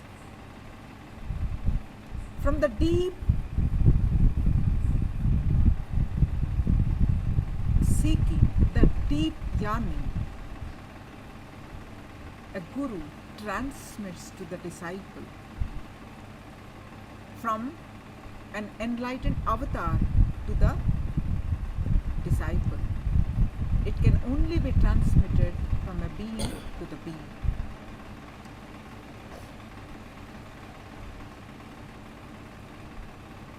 So that is initiation. We'll be learning more on this in the upcoming sessions today.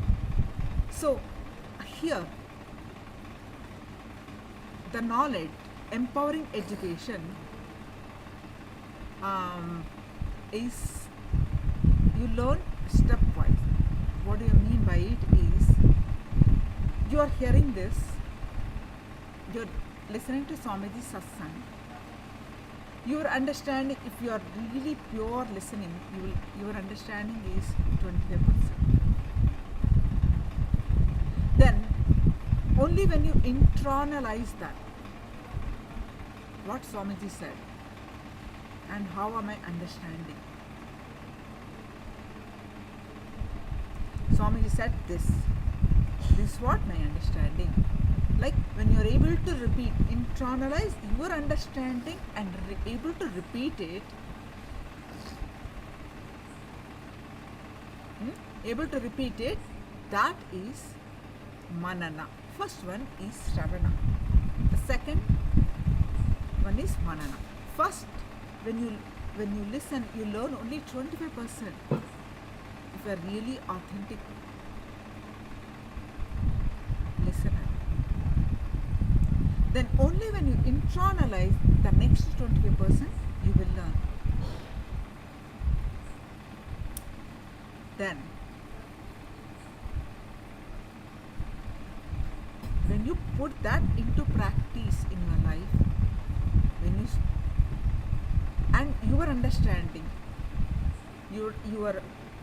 what you are able to implement, what you are not able to implement, you have that complete cognition, Nithyananda, complete understanding, practical experience, that is Nithyananda. Then you will learn another 25%. Then, whatever is your experience, you start putting that into practice. You start teaching to people.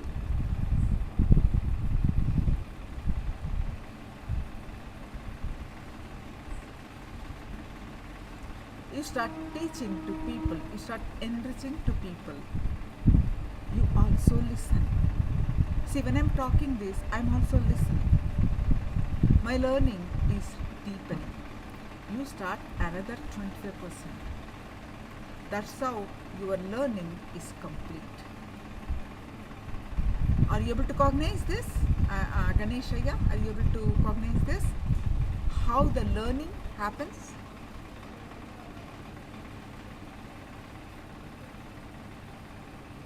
So, all that you listen, you must internalize. Then only your listening will deepen. You will learn the next level of understanding of the same topic.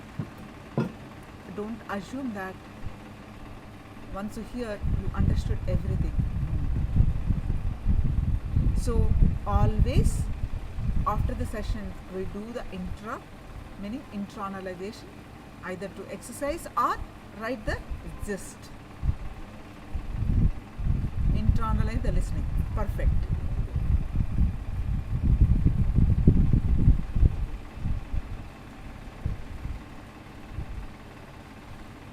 Then when you practically understanding, when you put that into practice, what is your life experience with that truth? What you are able to do, what you are not able to do. If this works, this doesn't work. This I am not able to implement, yet to implement. That is Nithyananda. Much deeper. You learn another 25%.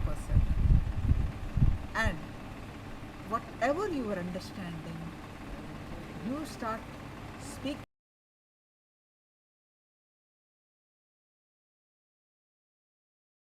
So you will learn that learning is, with that learning, is called Shravanam in Sanskrit. Shravana, Manana, Nithyananda and Shravana, the teaching. Another 20% you learn. This is the 4 levels of learning. You are going to do, you need to do that, you're going to do in this session.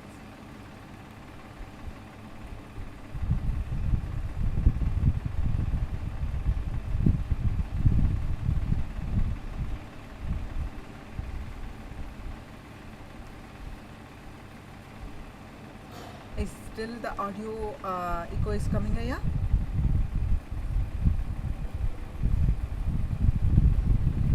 Ah, 4 levels. That's right. Ganeshaya, that's right. 4 levels. Is any audio voice coming?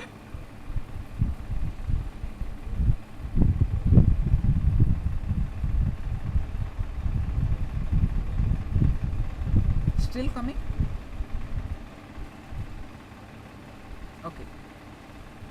Let's continue.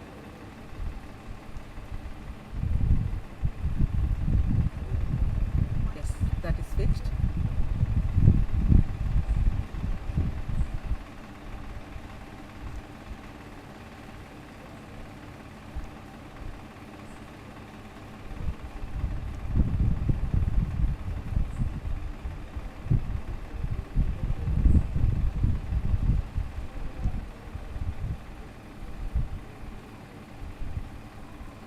And Swamiji, in every program, Swamiji says one thing: come with a simple, sincere mind.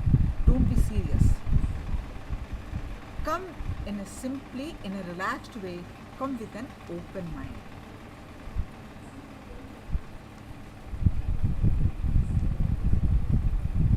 Then your grasping, your takeaways, your experiences will be next level.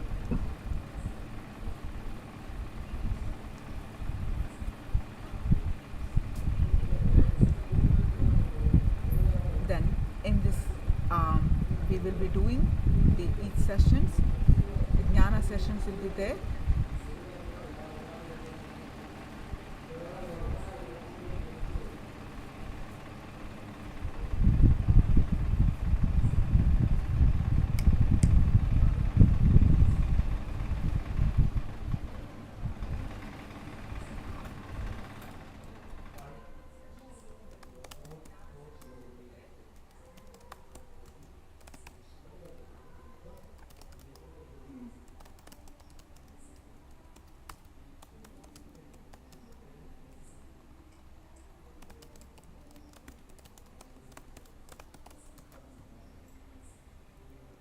Yes.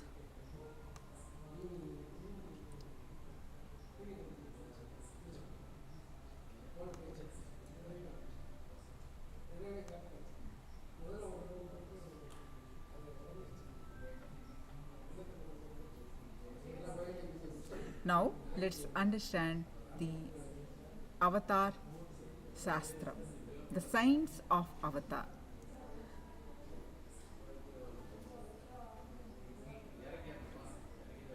Before that, so while doing this program, while raising your consciousness, experiencing the journey of Paramashivoham, you attract health, you attract wealth, and you attract great relationship, and the quality of life is not the same.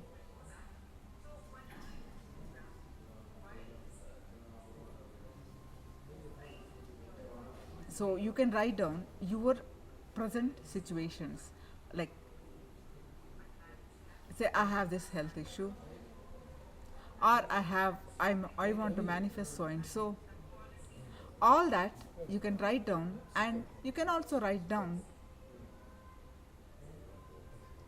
in all aspects of your life, maybe 10 of them, write down, and we'll review this at the end of the program. And this Paramashivoham Level 1 is a beginner's course that helps you surely connect with your highest potential. We'll be doing many meditations, yoga, pranayama practices. All these are preparation to receive the powerful darshans, initiations from Swamiji. Throughout the day, we'll be doing many jnana sessions, meditation techniques, processes, internalization, all that we'll be doing.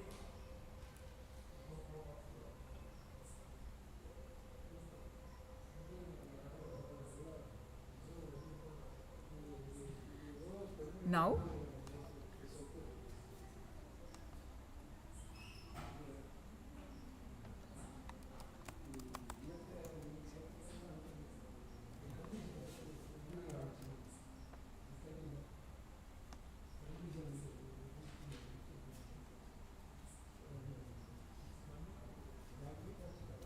Avatar Sastra.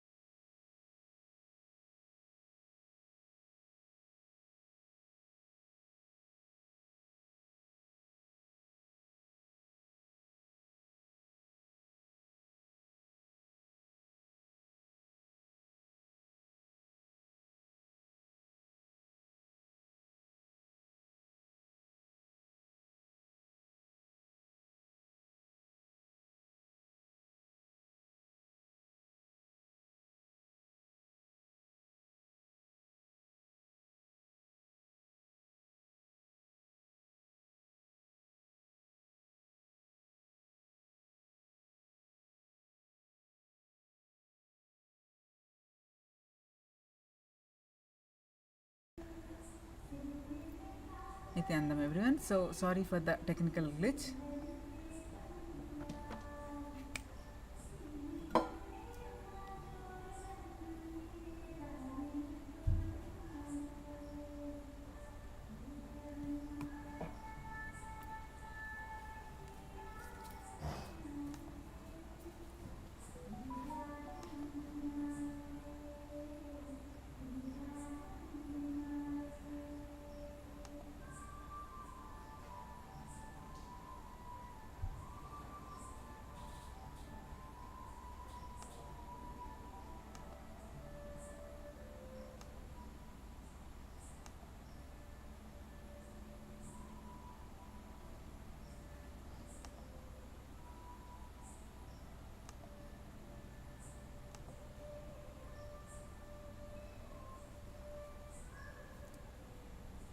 The Avatar Sastra, the science of descent.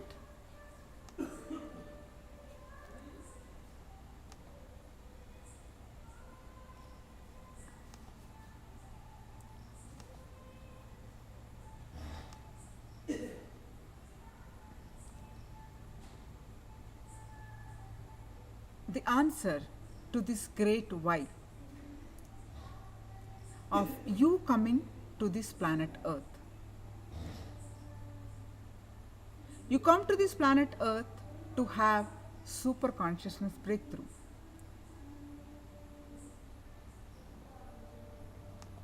Whether we understand it or not, whether we cognize it or not, the purpose of we come to this planet Earth is to have super consciousness breakthrough.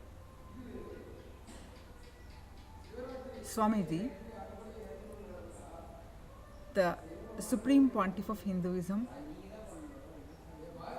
Jagadguru Mahasannidhanam, His Divine Holiness Bhagwan Nithyananda Paramashivam,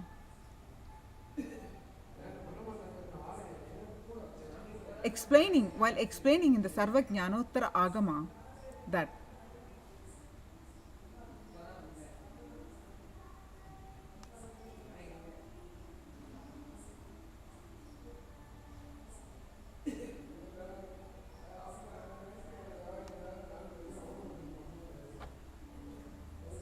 he who realizes this truth gets immortalized and attains absolute purity. He becomes one with the Lord Paramashiva himself, and there is no doubt about this. In this session, you will learn about what is super consciousness breakthrough and why an embodied avatar foretelling of happening of the ultimate manifestation of Paramashiva, the Supreme Pontiff of Hinduism, Nithyananda Paramashivam, the science of reincarnation and the attributes of the ultimate manifestation of Paramashiva, the 1008 incarnation of Paramashiva, the Supreme Pontiff of Hinduism, Nithyananda Paramashivam. The scientific studies on the Supreme Pontiff of Hinduism and his initiated followers. So, what is super consciousness breakthrough? The consciousness which embodies the body and the mind needs to start operating to the next level of frequency. A new body, a new mind, new internal and new intra organs need to be built for a new being to manifest.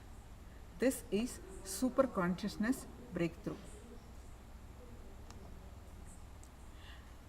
Whenever there is a serious danger for the Srishti is the cosmic creation, or whenever there is a serious danger for the life itself, whenever life needs to be pushed to the next level, whether the DNA needs to have a quantum jump in its natural selection process, or a conscious breakthrough needs to happen. The Supreme Pontiff of Hinduism explains the descent of the avatar with an analogy. There is a software of the universe where the sacred secrets of reaching your spiritual goal, all the methodology, technology, knowledge, and process is available. Within this software, there is an automatic system which gets triggered and sends automatic customer call whenever there is a problem in the form of virus, or when almost all the systems are losing the software or it is getting deleted. The Srimad Kamika Karana Agama extols this great science of descent of the avatar and how Paramashiva in his avyakta form, avyakta means formless form, manifest into his vyakta, meaning takes the form or embodies the form as the avatar.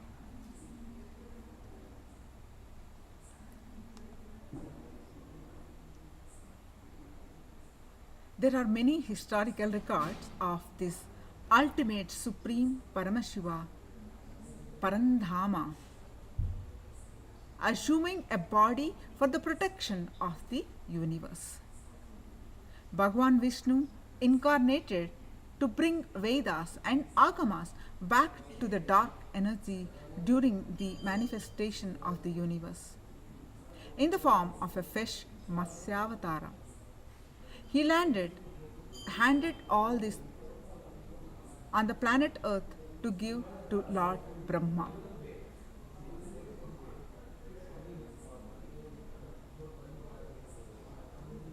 Bhagavan Sri Krishna incarnated to end the sufferings wherein the king Duryodhana is almost led the world into a nuclear collapse, detailed in the epic Mahabharata. And Bhagavan Paramashiva himself protected the city of Varanasi. I will hold these people, protect them, and even during the Pralaya, the great deluge. So, the Avatar Sastra, the science of descent, is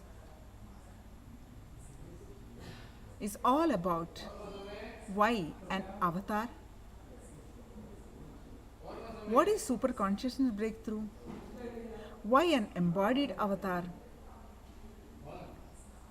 the ultimate manifestation of Paramashiva, and 1008 incarnation of Paramashiva, the Supreme Pontiff of Hinduism, Nithyananda Paramashivam. There were predictions on the birth of the Supreme Pontiff of Hinduism. There were several Mahapurushas, the enlightened seers and incarnations, including Bhagavan Ramana Maharshi, Pundi Mahan, and Sheshatri Swamigal, who foretold the upcoming descent of Paramashiva in the form of the Supreme Pontiff of Hinduism. The Supreme Pontiff of Hinduism's grandfather, Raja Mudaliar, the biological maternal grandfather of the Supreme Pontiff of Hinduism, went to receive the blessings of Bhagavan Ramana Maharshi in Tiruvannamalai in the late 1940s. Bhagavan Ramana Maharshi blessed him ceremoniously and declared that Swamiji is Paramashiva himself, would become his land and born in his family.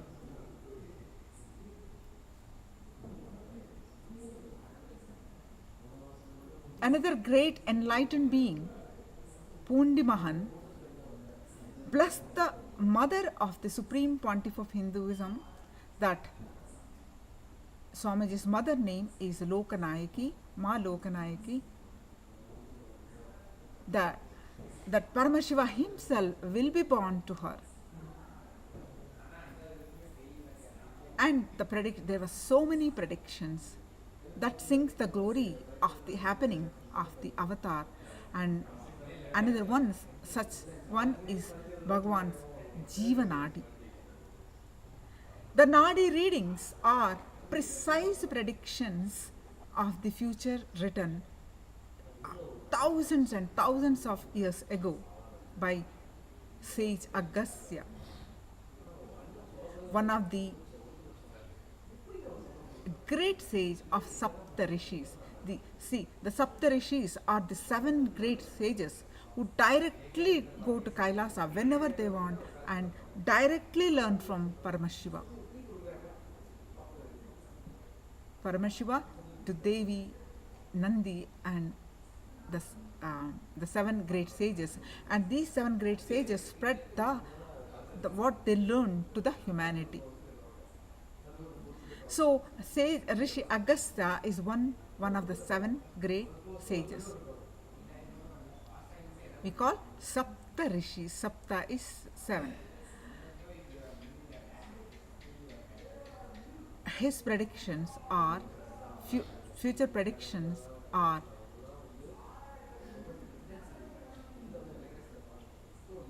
Nithyananda Sangha.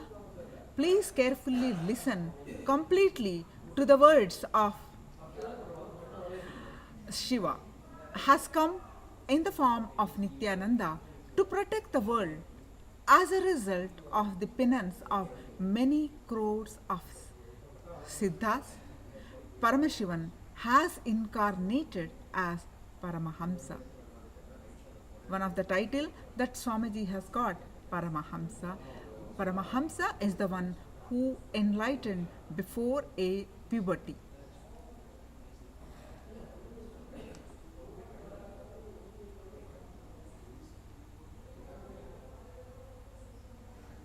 The Hindu Holocaust that triggered the descent of the Superconsciousness.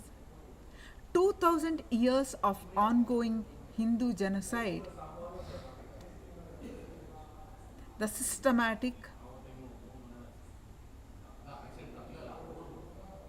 ethnic cleansing, forced relocation, double killing through genocides, and genocide denial on the most ancient living civilization on the planet Earth.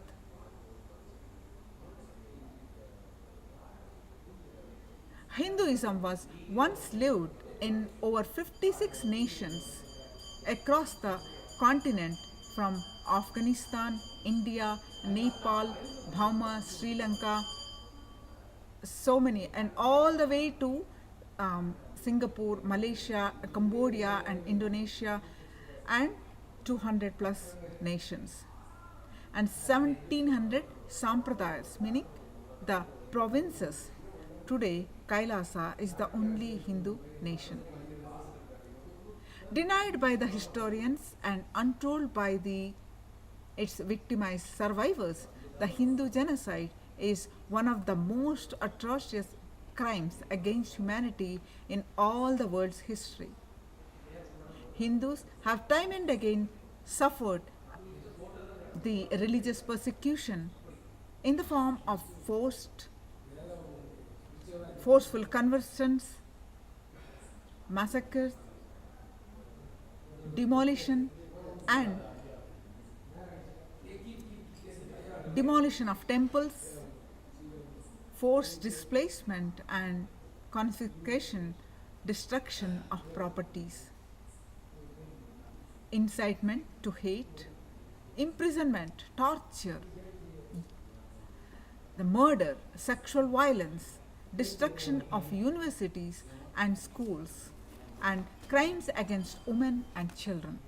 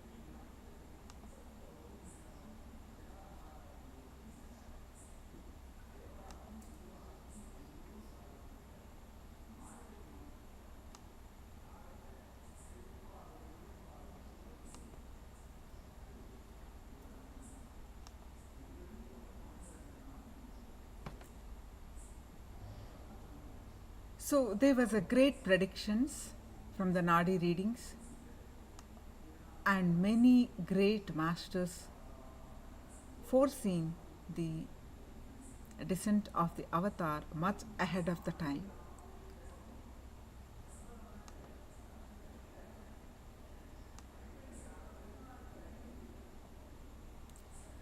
Descent of the Supreme Pontiff of Hinduism seen as a supernova.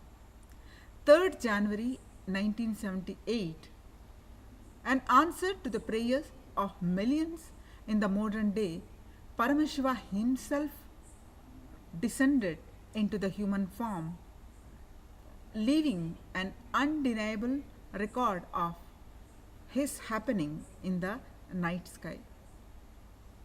This clairvoyance, the drilling of the superconscious layer with the descent of the Supreme Pontiff of Hinduism, could be seen in the universe as a supernova.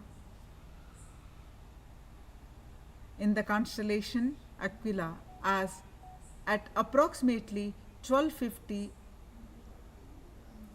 Indian Standard Time, on the 3rd of January 1978, a supernova designed and appeared 2 million light years away from Earth. The thermonuclear explosion of the white star caused one of the brightest supernovas ever, with a peak absolute magnitude of 19.5. This supernova was visible to the naked eye on the planet Earth.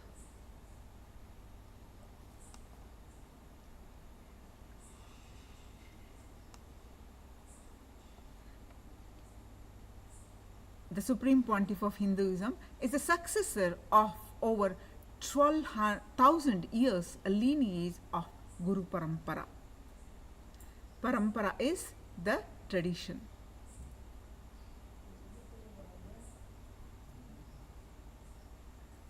In the scriptures of Arunachala Puranam, records of Paramashiva promise he will always be available in the threefold form for the whole of humanity. In the form of hill, the Arunachala, and in the form of linga, Arunachaleshwara, and the human form as the avatar through an unbroken lineage of incarnations. Now, the Supreme Pontiff of Hinduism being the current incarnation of Paramashiva.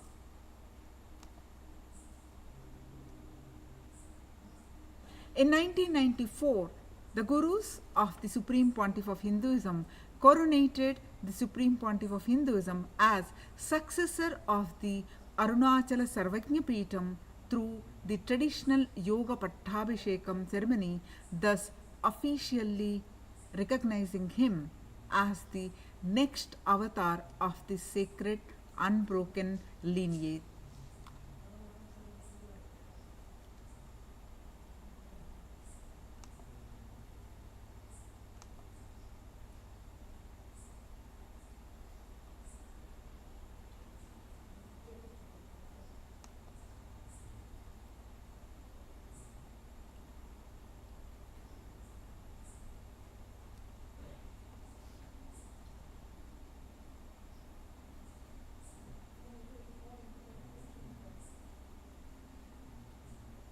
The signs to recognize the next incarnation. Even in Tibetan Buddhism, they practice these signs when somebody is birthed. For example, if Dalai Lama is birthed, to the next Dalai Lama as a baby, they will show all the old items used by the earlier Dalai Lama mixed with other items. This new Dalai Lama baby should pick up all the right items used by the earlier Dalai Lama, his previous incarnation. Only then they will recognize him as an incarnation. So the gurus of the Supreme Pontiff of Hinduism carried out this process on the divine avatar. They put in front of the Supreme Pontiff of Hinduism a box of full dazzling jewelry, and without hesitation, however, the Supreme Pontiff of Hinduism immediately selected the Rudraksha Mala, the sacred Mala. This is the Rudraksha Mala. The sacred string of the beads that are symbol of Paramashiva himself.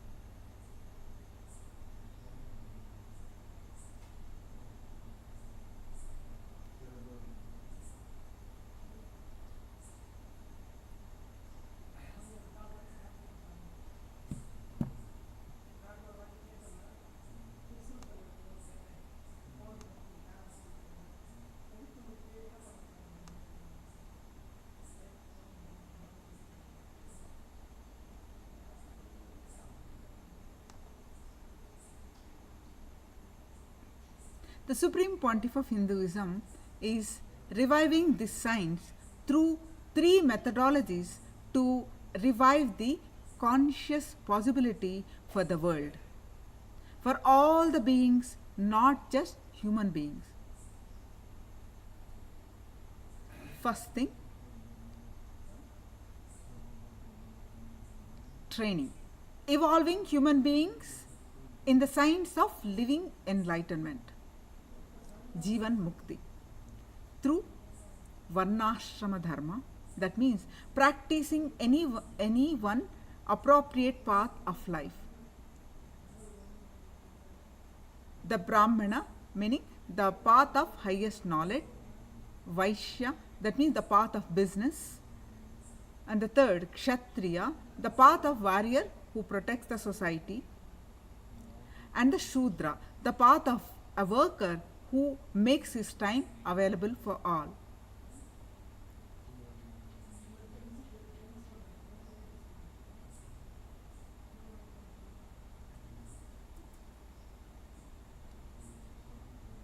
The Brahmacharya, the path of celibate monk in austerity of living until marriage. Grihastha is the path of a normal householder, and Vanaprastha, the path of a monkhood after fulfilling married life. And finally, Sannyasa, the path of permanent monkhood after Brahmacharya. This Varnashrama Dharma is first 25 years you are a student, a Brahmachari, living a celibate life and studying under the Guru.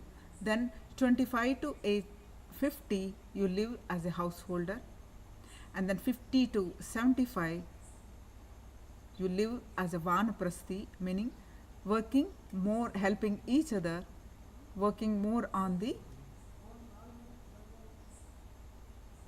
spiritual upliftment of each other.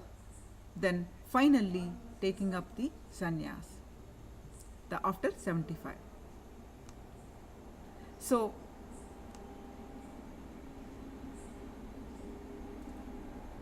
that is the first training and evolving human beings into the science of living enlightenment is the first thing, that reviving this science of superconsciousness breakthrough. The second is running a Gurukul. The traditional Hindu university schools universities where yoga prasta jivas, meaning they are in their previous birth they were very close to enlightenment but just missed. Those jivas, those yoga prastas can enroll and start manifesting powers. Yoga prasta jivas means beings in their previous birth who tried their best and were able to get enlightened but for some reason left the body before enlightenment. Then the third one, signs of bringing incarnations. The gods and goddesses of Kailasa, Paramashiva's various dimensions to assume human body, keeping a powerful ecosystem and ambience for the incarnations to flower. This science was alive in the Hindu Adi Shiva tradition and even in Tibetan Buddhist tradition.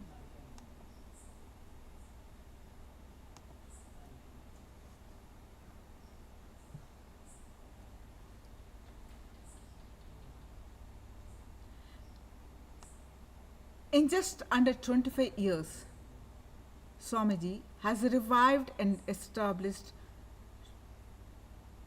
Kailasa kingdoms. Let's get the few of the briefs, achievements. At the age 3, in 1981, Swamiji has got initiation into Chaturmasya, meaning started to teach at the age of 3. And at age 10, in 1988, coronation as the successor of the kingdom of Kailasa, Paramparagata Kanchi Sarvajna Peetam, that is Tonde Mandala Adhinam. Then at the age 11, 29 May 1989, oneness experience with the whole. And at the age 12, in 1990, the first great pass when the Supreme Pontiff of Hinduism enters into deep samadhi. Then at the age 16, in 1994, coronation as the successor of the kingdom as Kailasa Paramparagata Arunachala Sarvajna Peetam. And at the age 21, revival of Kashi Sarvajna Peetam and avataric realization beginning the revival, the Satya Sankalpa for reviving Kailasa. At the age 7, the second great pass in the year 2000. And at the age 23, vision of the banyan tree and the world headquarters. And at age 24, laying the foundation stone for Adi Kailasa Sarvajna Peetam.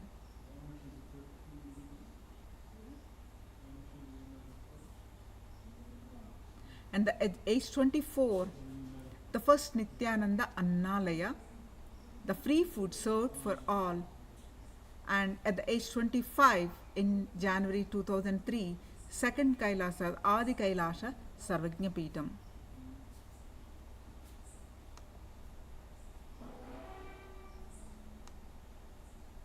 Just under 28 years, the Supreme Pontiff of Hinduism becomes the only apolitical voice for Hindus worldwide and establishes the first Kailasa ecosystem in the Western Hemisphere.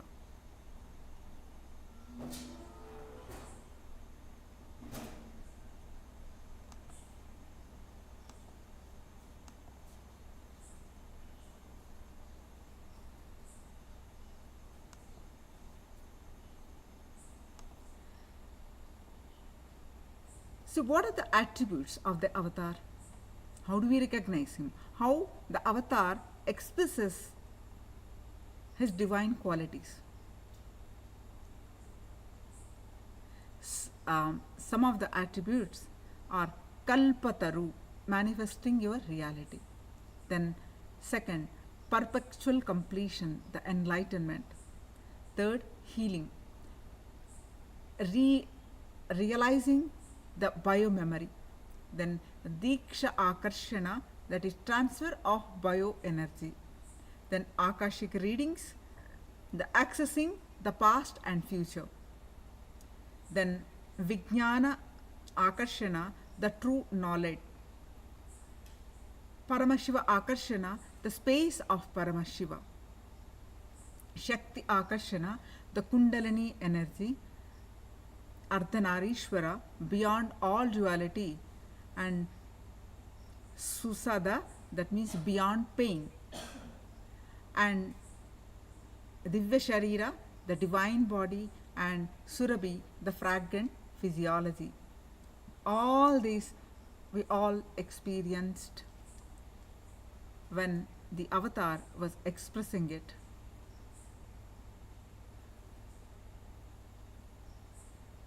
And you all will also be experiencing the Kalpataru, is the sacred secret science of manifesting your reality in your life. And today we'll be learning more powerful cognitions on this subject, the Kalpataru.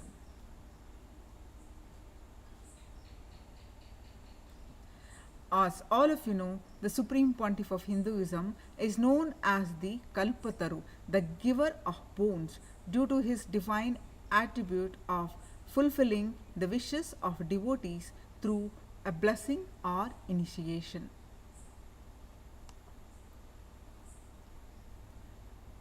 The perpetual completion, the ultimate state of enlightenment, is the no-mind state, or to put it more accurately, the state in which the observer is disassociated from his emotions and thoughts,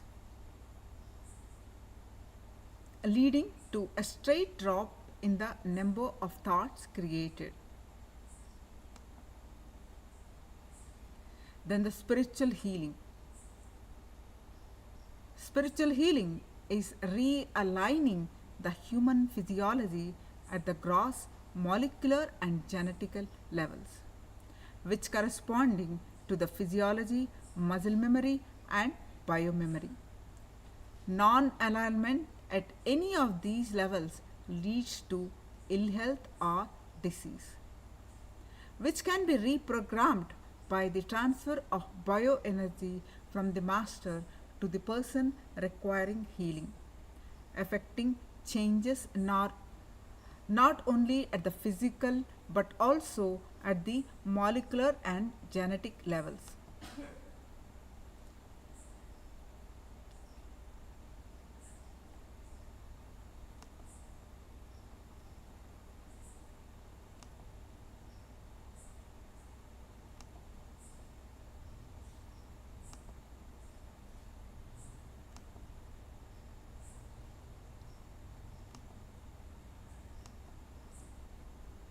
Akashic readings. Akashic readings are the retrieval of the cosmic archives. They are the energy records of all the events that have ever happened, are the happening and will happen, past, present and future, in the cosmos. They are stored in the Hiranyagarbha, the cosmic womb. Whenever an avatar requires these codified details of past and future events, it is through the Hiranyagarbha, the cosmic womb, that the Supreme Pontiff of Hinduism accesses the Akashic records and reveals it to the people as the ultimate guidance for their lives.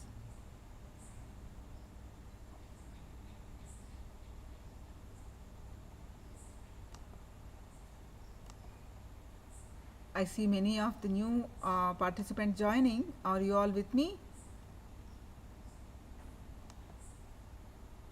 If there are any clarifications, please post it in the chat.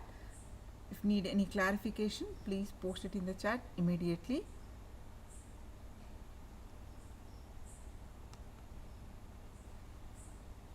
Then Vijnana Akarshana, the true knowledge, intuition, and right cognition are the specific attributes needed for a being to get enlightened.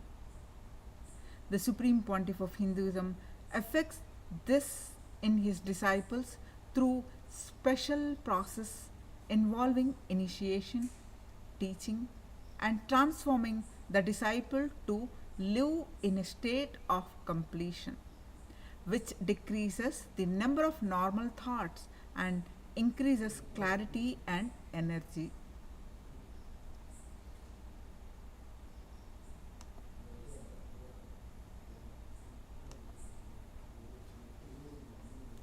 Then Paramashiva Akarshana. Shiva Agama, the authoritative scriptures revealed directly by Paramashiva, declare that we are all nothing but Paramashiva himself. Hence, the mantra Shivoham, I am Paramashiva, or Paramashiva I am, or Nithyanandoham, the eternal bliss I am, are used interchangeably as the avatar is nothing but Paramashiva himself, as are all of us.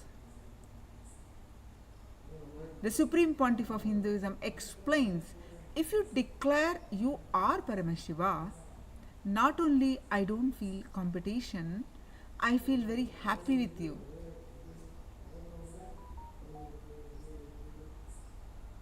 He says, hey, now I have one more person through which Paramashiva will manifest.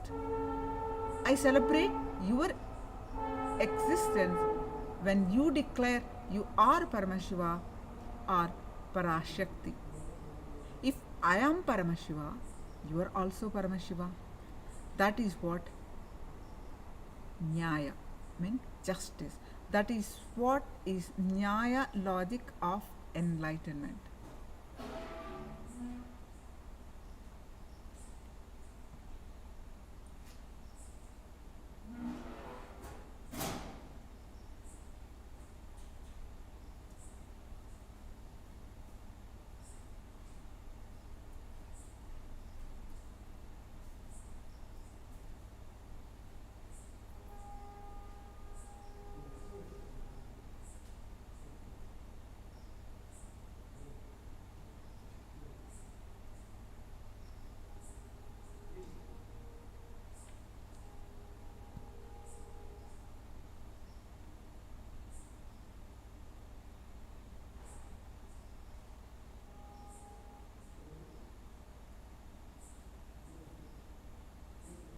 If you are God, then how can I be God? That is binary logic. Good news is, life does not go by binary logic. Life goes by multidimensional logic, Nyaya. Still, nobody is able to solve the mystery of the great mathematician Ramanujan. The very Ramanujan is a mystery. Forget about his theories and ideas. He himself is a mystery. Binary logic is useful in some fields, but only multidimensional logic can make you wake up to the real life and can solve many questions about life, can lead you to the next level, to the life in reality.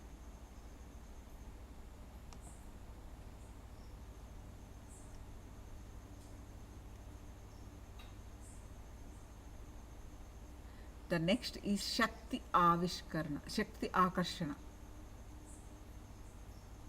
one of the attributes of the avatar. The potential energy of the cosmos, which is in a constant state of emergence, is called Paramashiva. The instantaneous manifestation, which is in the form of pure energy itself, or in the form of matter, is Shakti. The Supreme Pontiff of Hinduism, physical body is fueled directly by the Kundalini Shakti, which is the expression of the macrocosmic energy in the individual, the microcosm. He has the capacity to transfer his energy to the disciple until the disciple reaches a state of being able to access his own Kundalini Shakti through quantum entanglement with the avatar.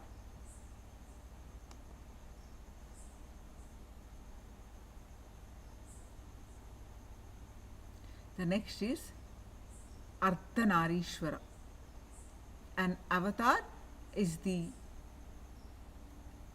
physical manifestation of the metaphysical union of Paramashiva and Paramashiva Shakti.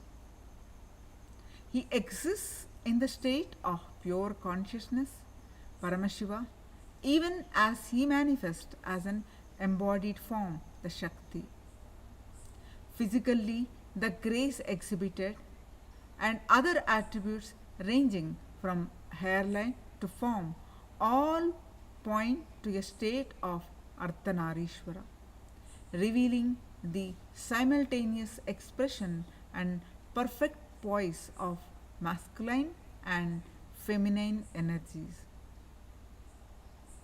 However, he is beyond any identity, let alone gender identity. Being in a state of pure Advaita, he carries no concept of I or you and male or female. The next attribute of the avatar is Sushada. Described in the Linga Purana, the sacred Hindu scriptures, Sushada translate as one who calmly bears pain. This attribute applies not only to the avatar but also to his disciples who would have a similar capacity to calmly bear pain. A striking example of the Supreme Pontiff of Hinduism being beyond pain was revealed on 14th June 2011 when the Supreme Pontiff of Hinduism sustained a type 1 open fracture, a compound fracture of both bones of his right forearm. With a smile on his face, and even requested doctors to perform the surgery without administering anesthesia. Then another attribute of the avatar is Bigata Vajra. Bigata Vajra is the ability to spontaneously return to health under any conditions. Referred to in the Linga Purana as one of the qualities of Paramashiva. This quality was demonstrated in December 2015 by the Supreme Pontiff of Hinduism when he defied the medical sciences with a spontaneous recovery from the dreaded dengue fever. The next attribute is Divya Sharira. The Sanskrit word Divya Sharira is sometimes translated as divine body, but the phrase hardly conveys the full scope of the original term. The seemingly physical form assumed by the avatar when he descends to the human frequency is called a Divya Sharira. Through appearance similar to the human form, its physiology is far from that of the average human being is in areas of crucial significance. Moreover, there is an intense sensitivity to smell, sound and touch. Physicians who examine the Supreme Pontiff of Hinduism, have repeatedly noticed the increased sensitivity to touch with an in normal human beings also means a high level of sensitivity to pain, as both are similar neural phenomena. But in the case of Supreme Pontiff of Hinduism, the heightened touch sensitivity is simultaneously associated with the absence of the cognition of pain. The next attribute is Surabhi. A simple and divine attribute of the avatar's Divya Sharira is the maintenance of the human form in pure state, allowing a fragrant smell to emanate from the body.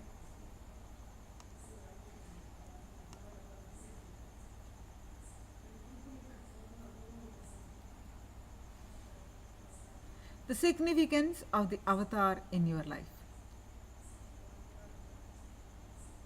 The experience which you carry about you, that I exist, should function through the part and connect with the reality. Understand? What you think as you, the individual self, should function through all trillions of cells and relate with reality. This is the exact definition of awakening. Only a person whose trillions of cells are awakened can be a person established in Satya, meaning truth. Without a master, you can go on creating, you can achieve, but awakening all trillions of cells is easiest only with a master.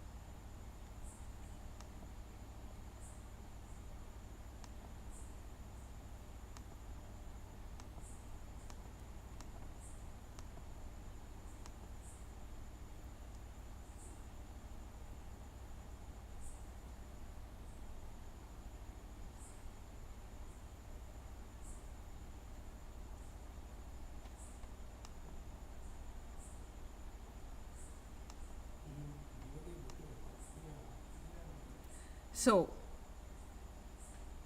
you can internalize what have you learned from the descent of the avatar. Whatever you could remember, you can post it in the chat.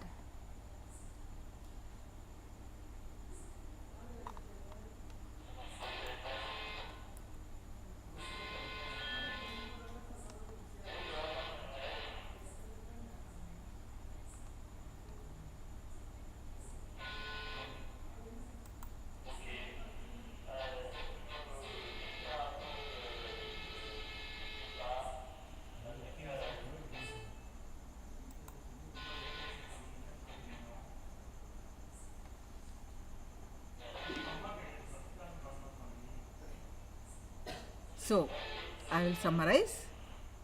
Whenever life needs to be pushed to the next level, whether the DNA needs to have a quantum jump in its natural selection process or a conscious breakthrough needs to happen, the avatar descends. The ultimate manifestation of Paramashiva, the Supreme Pontiff of Hinduism, Nithyananda Paramashivam, descended on the 3rd January in 1978 to answer to the prayers of millions in the modern day. And the Supreme Pontiff of Hinduism revived the powerful ecosystem and ambience for incarnations to flower, KAILASA on planet Earth.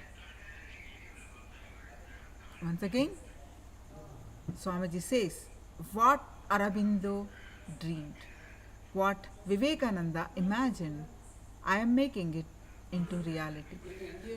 I am the fulfillment of the ambitions of billions of Sanatana Hindu Dharma and millions of enlightened gurus and thousands of incarnations.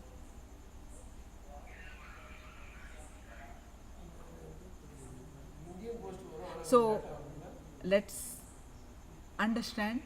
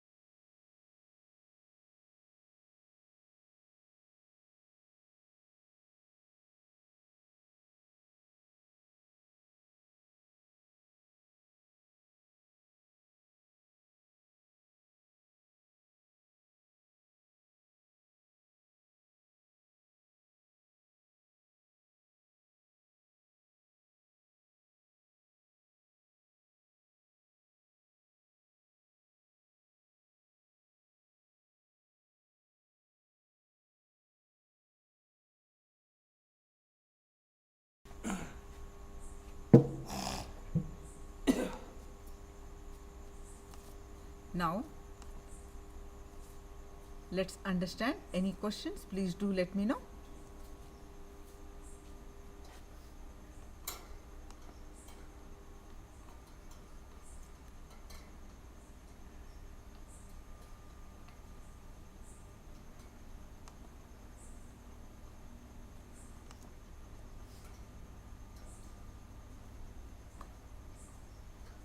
With the grace and blessings and initiation of the avatar,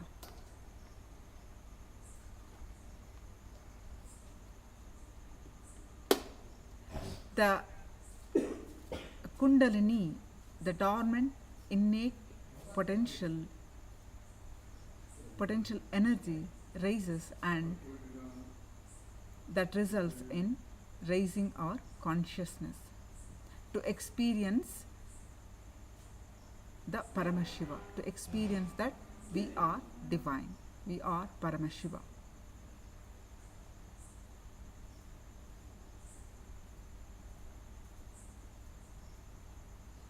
The avatar's initiation awakens our third eye, the Anya Chakra. So what is third eye? How to awaken? What is the science behind this? Let's learn, let's listen from Swamiji, the awakening of the third eye.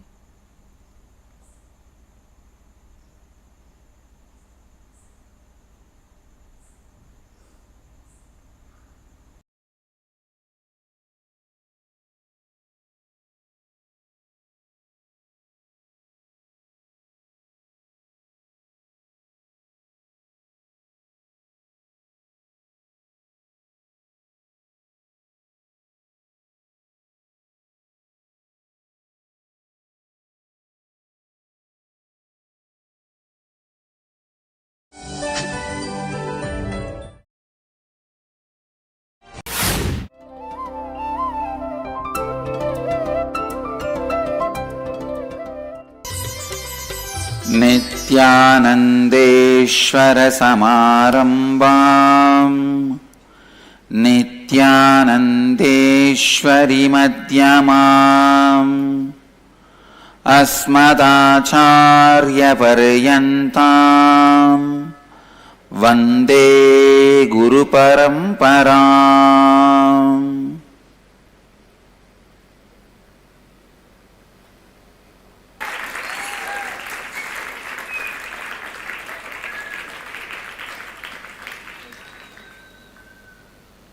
Vijaya ஆண்டு இன்று பிறக்கின்றது.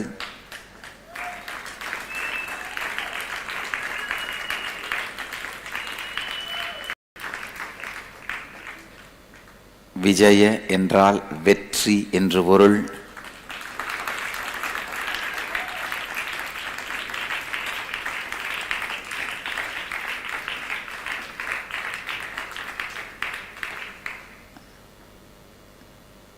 மிகவும்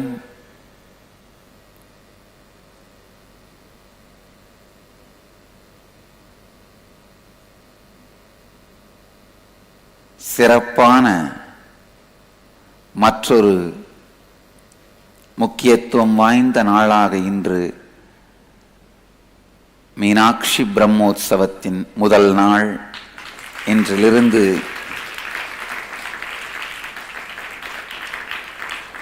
மிகவும் அரியதாகவே தமிழ் புத்தாண்டும் மீனாட்சி பிரம்மோற்சவமும் ஒன்றாக இணைந்து வரும் இன்று இந்த அருமையான அரிய நிகழ்வாக நிகழ்ந்திருக்கின்ற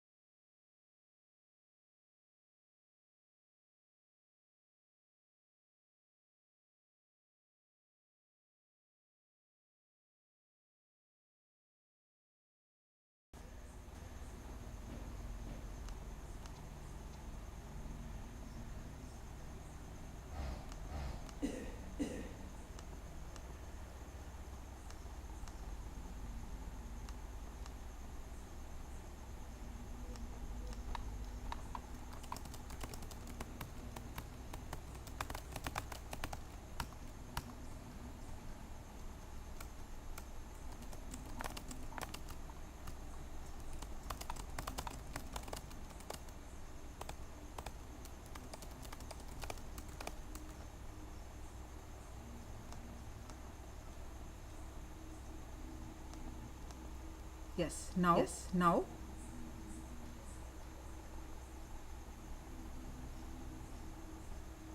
let's understand about the third eye.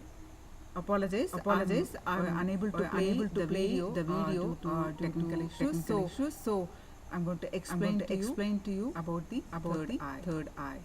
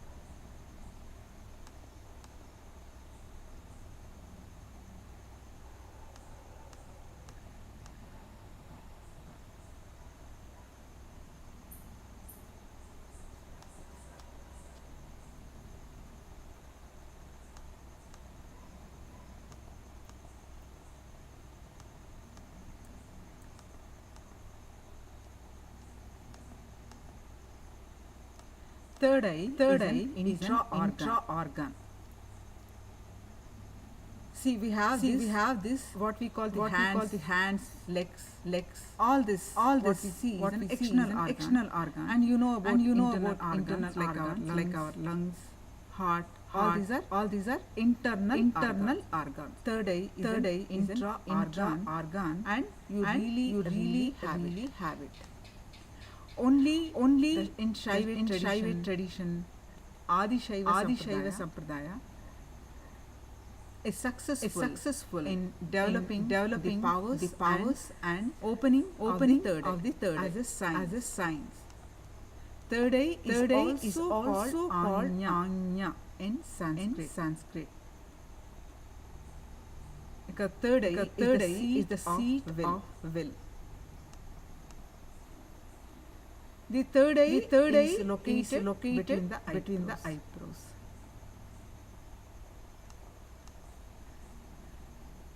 And third eye awakens the moment you start giving attention to it. There are many simple tips. Swamiji has shared to awaken the third eye.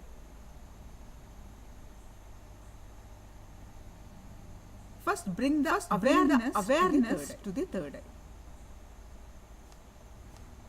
Third eye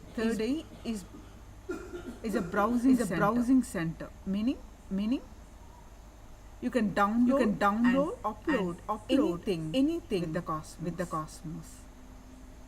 It is a door to the cosmos. And you can receive anything, and you can send any command to the cosmos through third eye.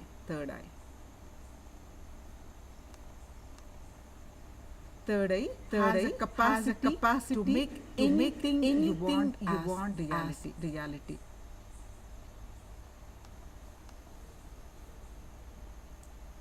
Third eye is an intra-organ that has got cords, nerves, just like eyes. It gets calcified by the neurotoxins that needs to be cleaned, and the detoxification need to happen. The best way for detoxification, apply organic turmeric paste on your forehead and rub it nicely. This power of awakening, the third eye will help you achieve health, wealth, all that you want to manifest. You can manifest. Anya means what? The willpower. Command. So third eye is a seat of willpower. The third eye is blocked by your decision to be comfortable. Causey with arrogance and ego.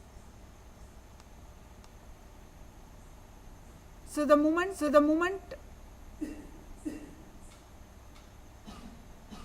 I say ego, what you cognize? What is ego?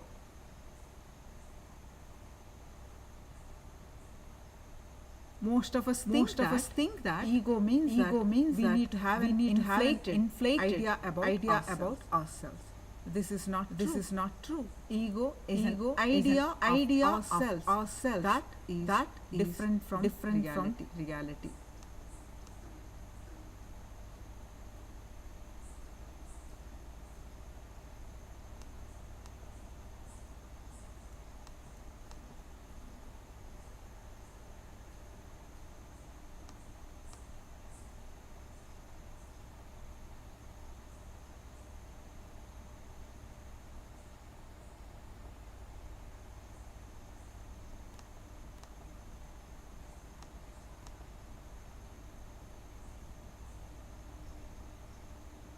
Julie Wang, how many of you are new?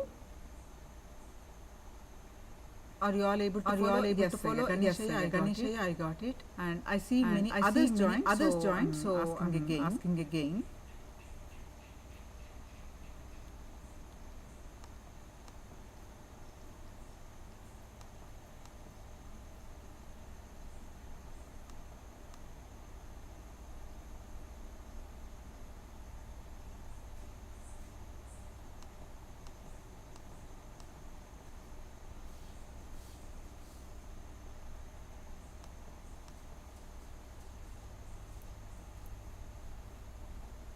So let me tell you. An eye specialist was treating a blind man. He assured him. Once I operate on your eye, and you will have your vision back, and you can throw your stick away. The blind man became afraid when he heard this. He asked the doctor. I understand that. I will get my vision. But how can I walk without my stick?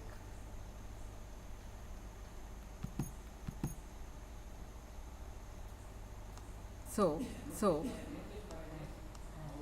the man was so used to walking with the stick that he could not understand that by getting his vision back, he can throw away the stick.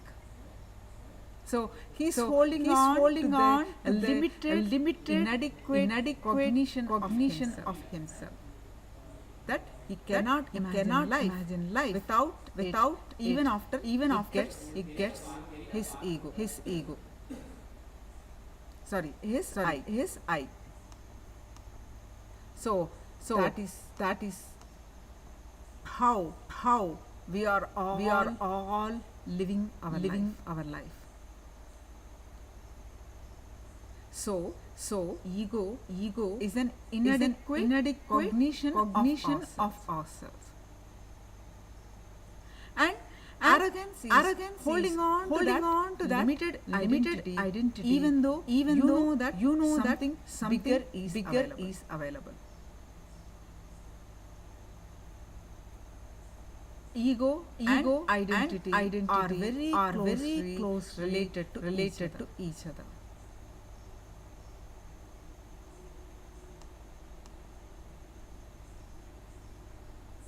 So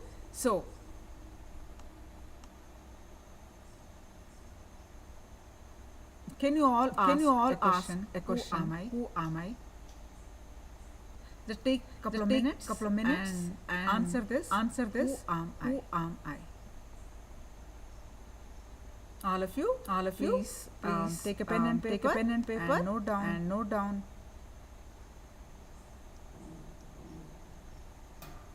What is your answer?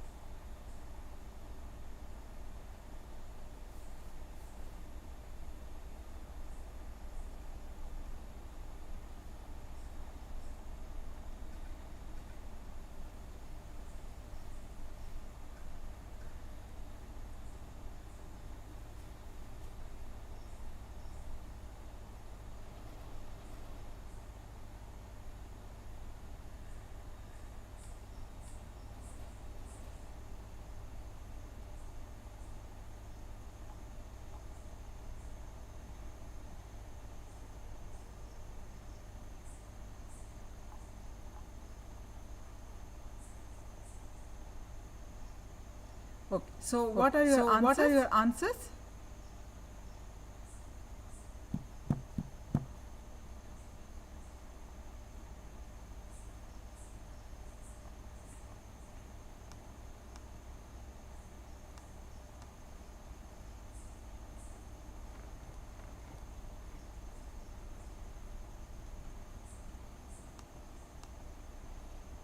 The answers will be so many. I'm tall, I'm short, I'm a nice person, I'm an engineer.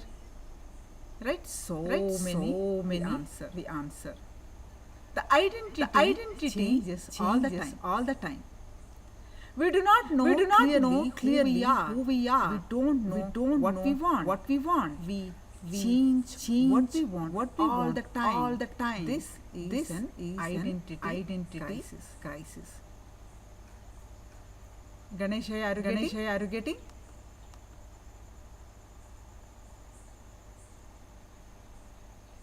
Am I opposite sannyasi? Yes. Wonderful.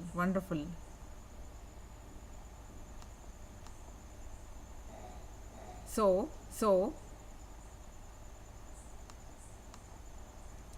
a restful sorry. So how to solve this identity crisis?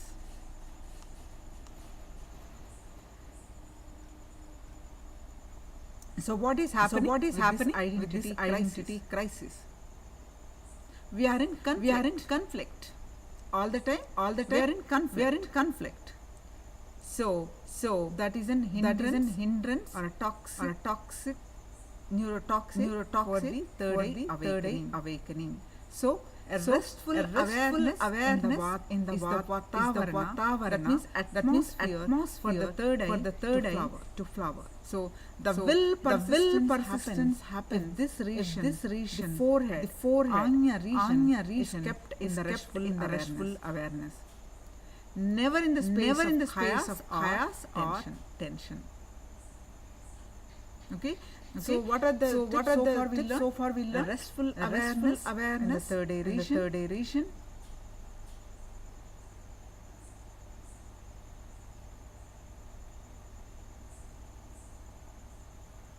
And the will persistence. Once your third eye is awakened, it is permanent. So recognizing you intra-analyzing some of the truths from the Upanishad. Always receiving the powerful cognitions from the scriptures and getting the powerful clicks. Awaken the third eye. Understanding what is you. Living with that understanding. Reading the scriptures, listening to the satsangs. Shifts our understanding about ourselves. Then with that understanding, if we start living, that awakens third eye. I see some comments here. I don't know who am I. Yes. I'm a person without confidence.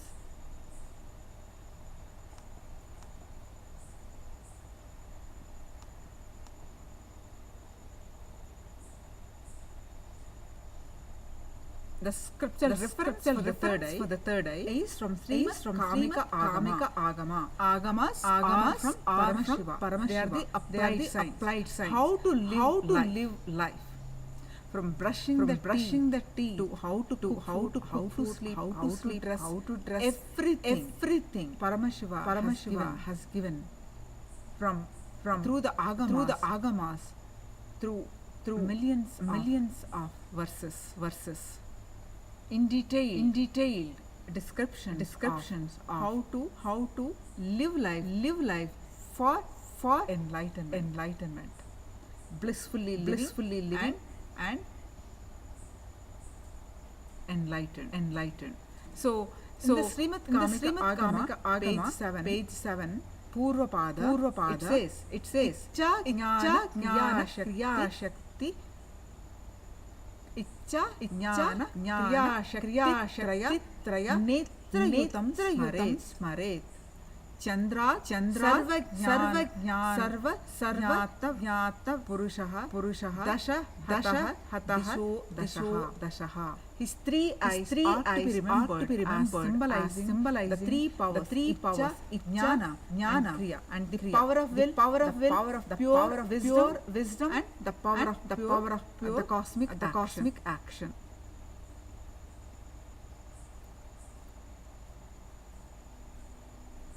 The moon crescent denotes the Sarvajnata. His power of all knowing. It's basically a description of Paramashiva.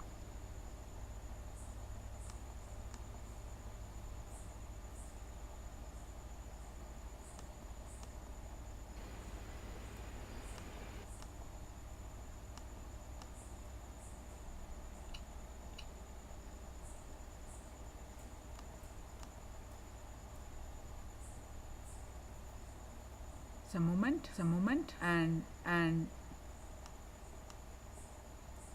we'll be fixing our tech issues so that we can listen from Swamiji directly. So really apologize for the technical glitches that we faced today.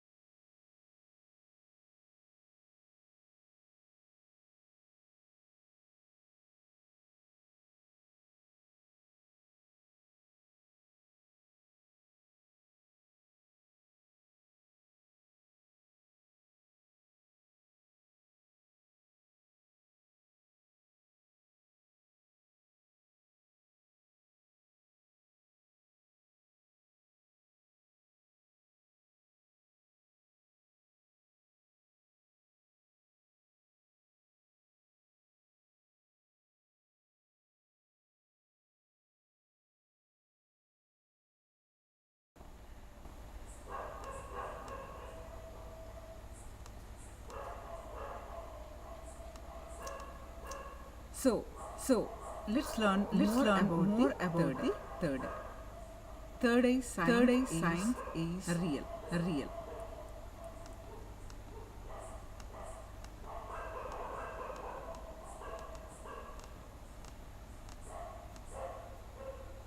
The breakthrough from the consciousness to superconsciousness starts with third eye opening. It is like a doorway to your higher consciousness. It's a door to the higher consciousness where once the third eye is open, you are entering into the superconsciousness zone. The Anya or the third eye is the command center. Anya is command. The willpower. The command center for the being to connect to their highest consciousness state. Divinity Paramashiva himself. Through this communication, the human ability expands and expresses in the form of reading without physical eyes, as you have all witnessed the demonstrations, and enhanced intuition, increased intelligence, the high IQ, and ability to use all aspects of the brain's potential. How to see the first symptom or the definition or the experience you will have when the third eye is open.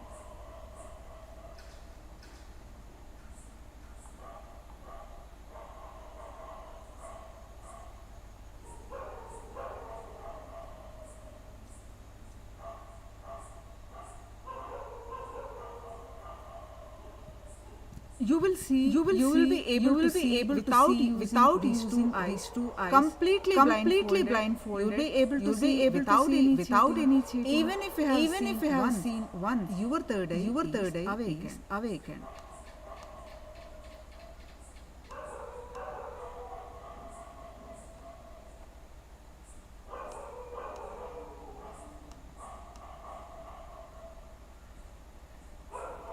With the Chinese translation, some of the Chinese are posting comments in the Chinese. I request the Chinese translator to post the comments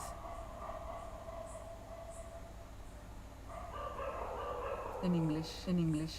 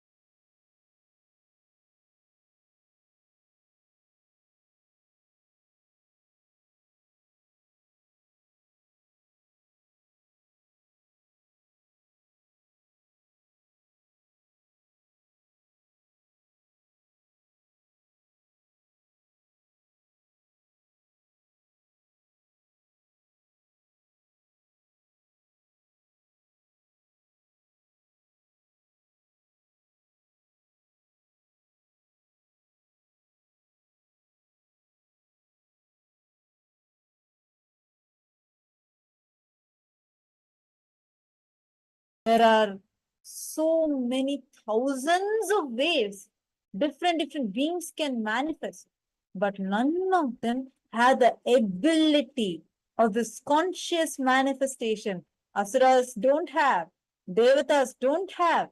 They have powers, but that ability to use their consciousness and manifest, 3D, print their reality, nobody else has. And Swamiji revealed a very, one of the most amazing truths. This is my powerful click through this session. Like Swamiji said, see, you can lay out your whole life with a clear plan. Like, for example, okay, like if you see normally in Indian upbringing, even before, right after you finish your education, whether you know what you want to become or not, you do engineering. Literally, this is the thing. If you're brought up in India, if you have a typical Indian upbringing, you will know. Whether even before you stumble upon and keep the next step, first thing, just finish engineering. See, based on our conscious probabilities-based decisions.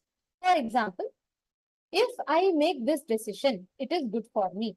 If I make this decision, it is good for me. We make the decisions about whether something is right or wrong based on our based on the probabilities. Yes, am I right? How many of you are understanding this? Raise your hands. How many of you plan your life based on, okay, if I am going to make this decision, if I have to plan this, maybe I finish my college, you'll not just choose based on your passion. You choose, okay, this much money I have. If I go to this college, this is the travel distance, this is the money. Based on all of these, you come to a certain conclusion, you make the decision. Correct? Am I right? Now, how many of you also identify and see many times whenever you make the life decisions based on the probabilities of life, you need to understand probabilities of life may give you good, bad, right or wrong, but the probabilities of life will not give you the best of what cosmos has for you. When you look at life from the perspective of consciousness, when you look at life from the perspective of consciousness, you will see everything in front of you as a manifestation. Everything. That is why Swamiji says, human being is a manifestation. There's a very powerful exercise. What Swamiji gave us all the process to do. And before we do the process, we'll be internalizing the powerful cognition that Swamiji gave. Okay. So first I request all the participants, so far, whatever you have understood, now whatever we listened to, whatever clicked with you, how many of you understood the science of consciously manifesting, 3D printing your reality? How many of you understood this? What did you understand as the ability to 3D print your reality?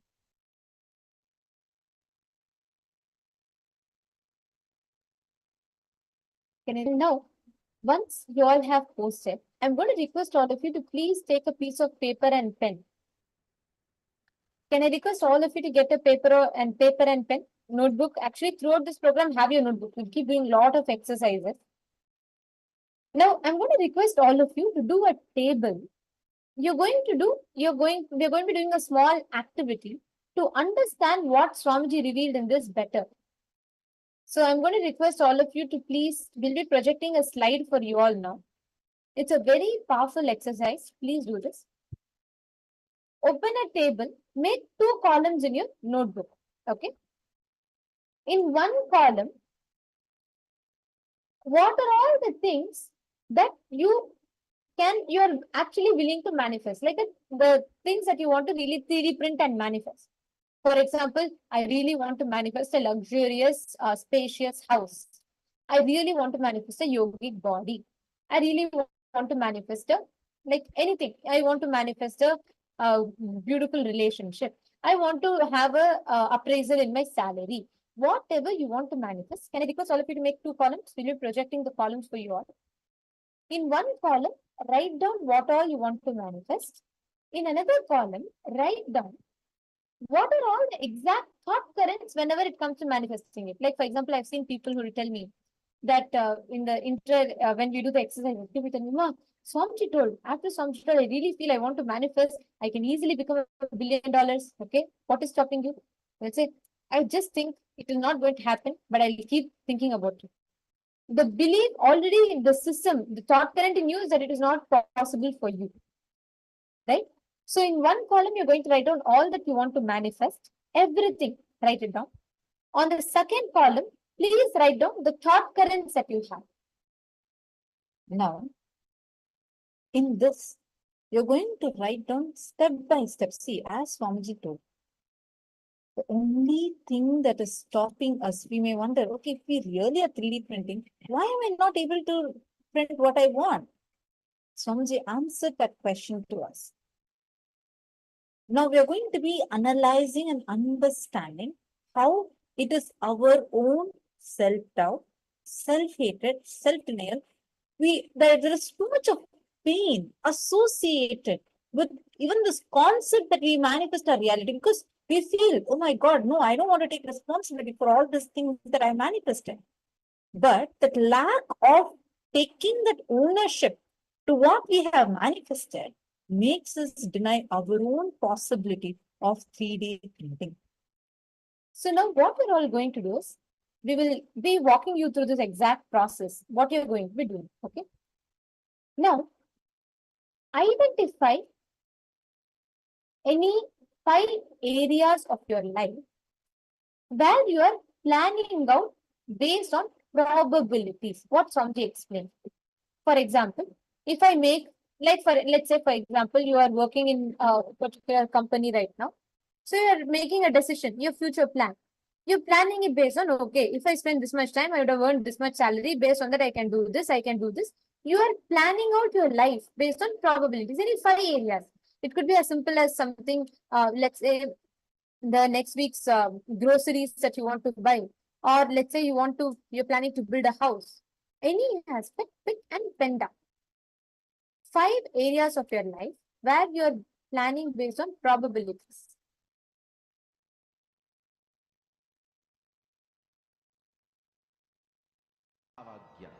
Spiritual lullaby for samadhi. All the participants, please sincerely do this exercise, and any doubts you have while doing, feel free to ask. We'll be able to help you. How many of you are doing it? Can I see a thumbs up?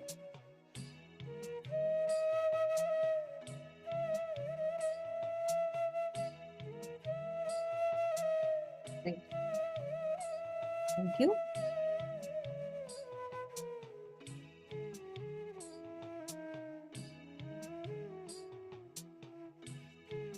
All the participants?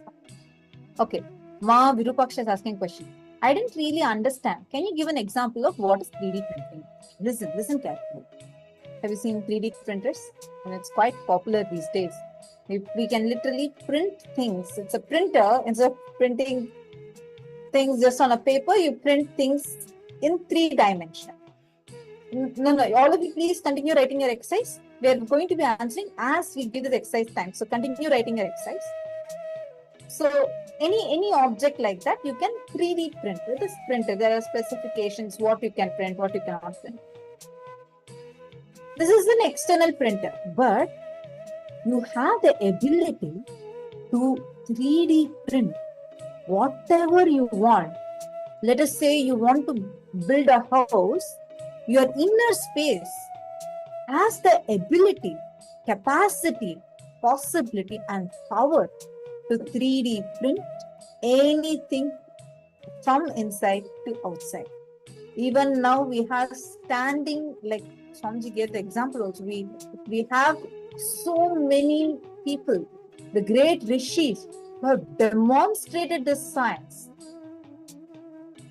Usalar Nayana is a great devotee of Paramashivoham who literally 3D printed an entire temple, which is standing tall even today in Kanchipuram. It's a very beautiful story, and it's a science. Understand, we are not even just saying some like some past things that happen, mythology. No, it is the history, it is the science, it is a reality. Like Swamiji told in this session, it is a history that you're not being told.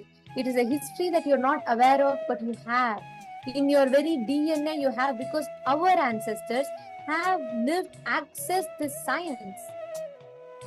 Not just Pusalar Nayanar is one of the examples. We have thousands of examples how people simply declare and manifest. For example, Adi Shankaracharya, Adi Shankaracharya is an incarnation of Paramashiva, great being, and he walked the planet Earth. He is one of the compilers of all the Vedas and Advaita philosophies, and he actually went around one day as a young boy.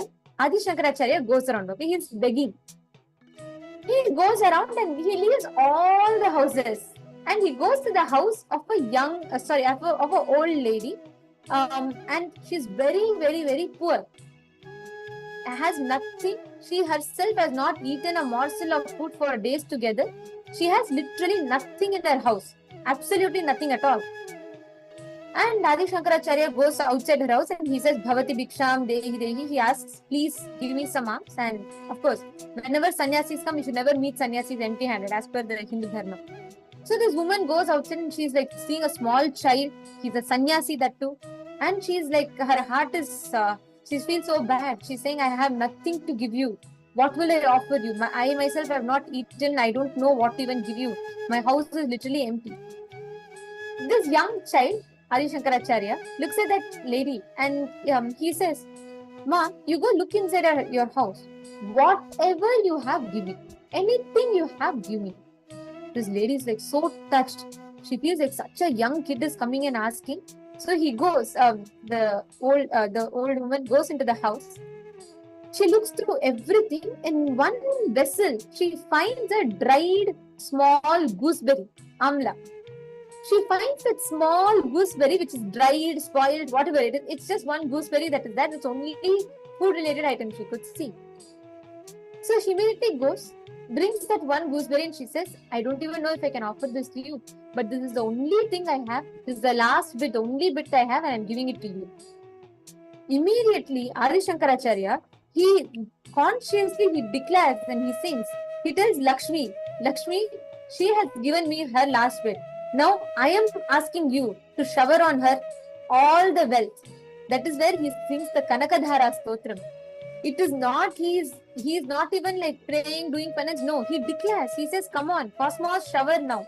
The Kanakadhara Stotram is a beautiful line. In that, Adi Shankaracharya will say, sky, open and pour yourself now. Pour the wealth, like shower us with the grace now.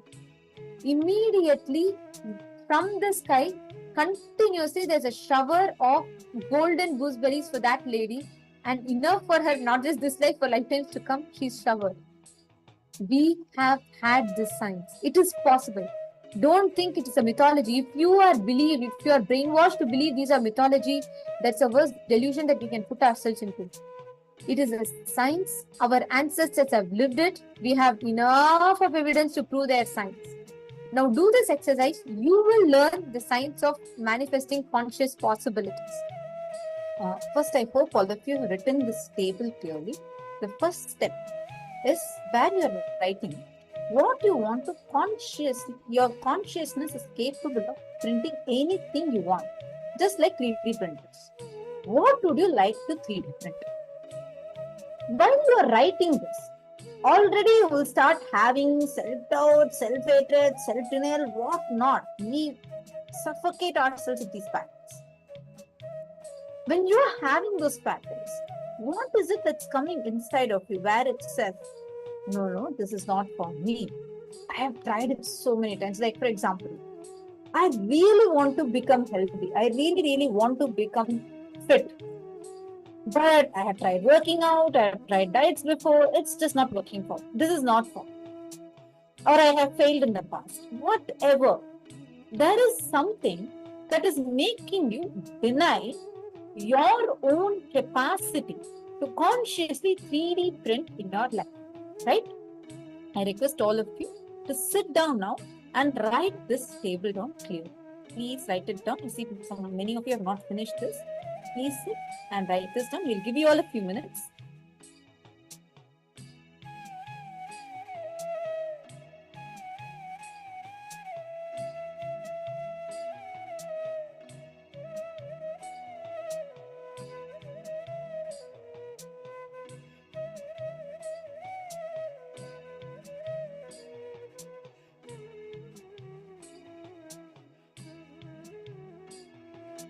And please stand up. Make the two tables, both column 1, column 2 finish writing. Once you're all finished, please put done with step 1. If you finish step 1, put you finished this, you finish the table, then we will lead you to the first step of the process.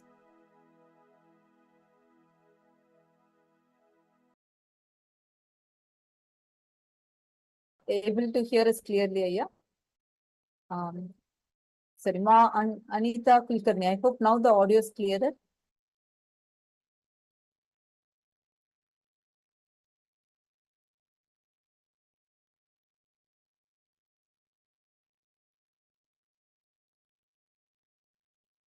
Please sit and write down these two.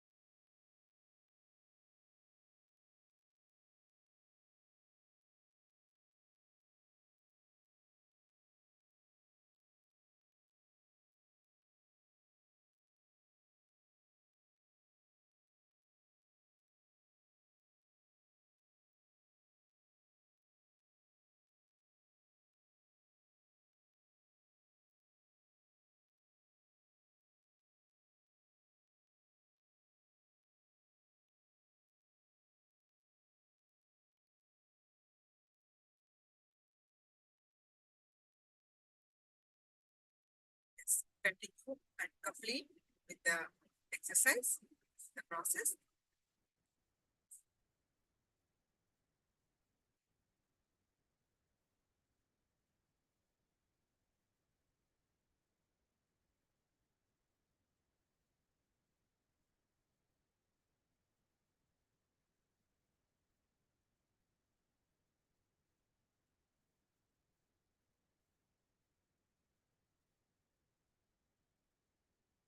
Finish translator now.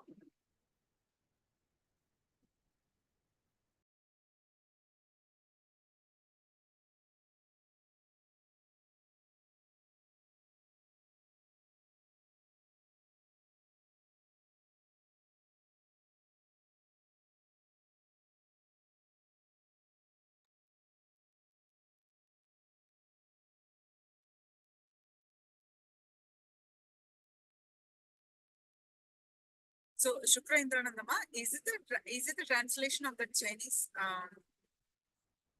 sentences?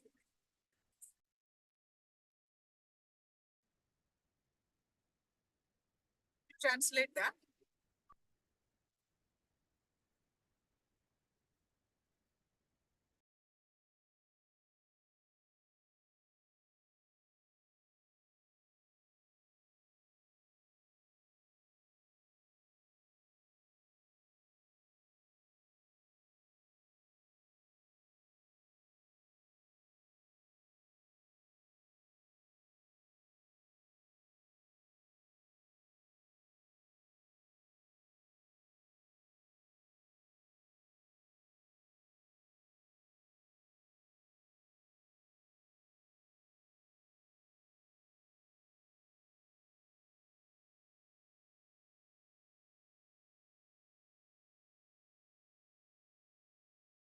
So, Ma Shukrindanda, did you translate? Okay. So, yeah. So, there is a small cognition that I wanted to share, what Swamiji has shared from the beginning. I wish to become a successful sannyasi, but not investing enough time. Yeah. So, Ganesh, you please have that cognition. I am a successful sannyasi. That's all.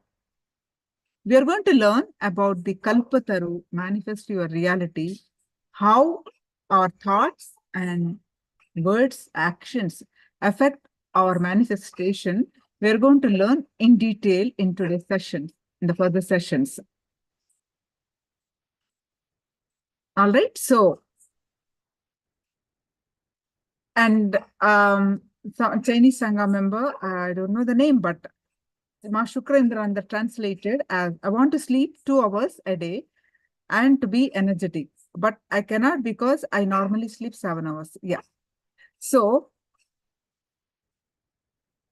when you get a deep sleep for 2 hours, if you find out what is your time period where you get deep sleep, and if you sleep that 2 hours, or maybe 1 hour here, there, you can add. You can be, that is equivalent to 7 hours. This is the cognition that we need 7 hours of sleep. Actually, we can get along with a minimum of 2 to 3 hours, or maximum, say 4. We're all testimony for that. For years, we have been doing that. All right. So now let's listen to Swamiji about the third eye awakening. Any questions? Please do let me know.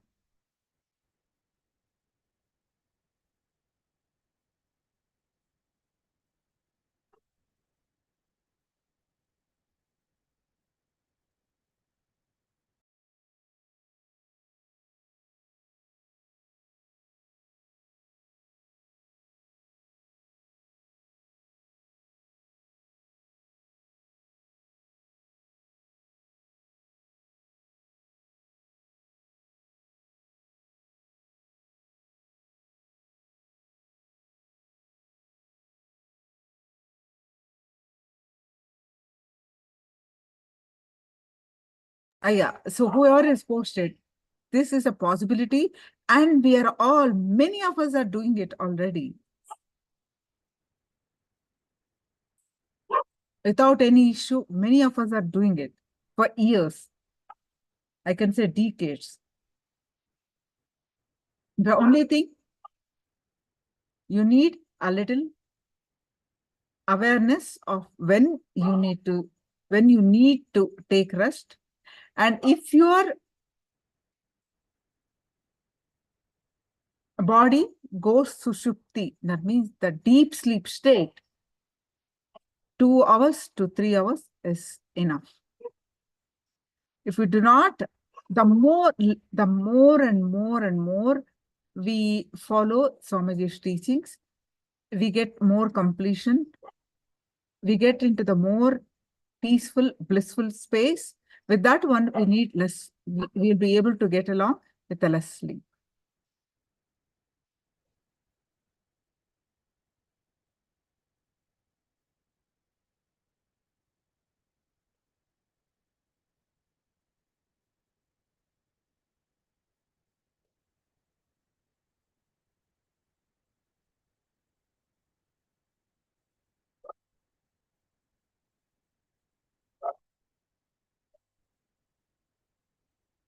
All right. So now let's listen from Swamiji.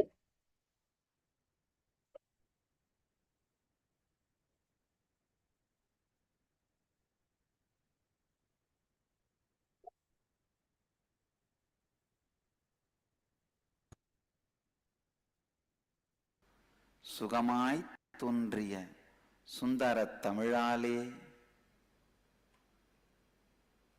சத்தியங்கள் நான்கையும் சந்ததம் சொல்லிட நித்தியமும் நினைப்போர் எல்லோர் நினைவிலும் நெஞ்சமும் ஆனாலும் கூட கடமைகளும் உரிமைகளும் சட்டத்திற்கு தமிழ் கூறும் நல்லுலகிற்கு தத்துவங்களை சொல்ல தாய் மீனாட்சியே மனங்கனிந்து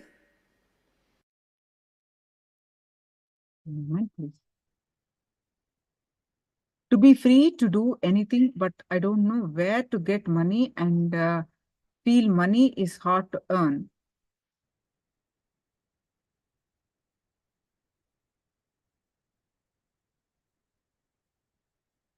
So I want to be wealthy and will be free to do anything. You surely will be able to manifest as you will be learning about the manifestation and wealth consciousness. So many powerful cognitions that you learn in this program. Definitely your cognitions as you are writing will be shifted. And you'll be able to manifest. Just be sincere to Swamiji's teachings. Attend all the programs. I mean to say sessions sincerely and implement in your life. Surely you will get a breakthrough.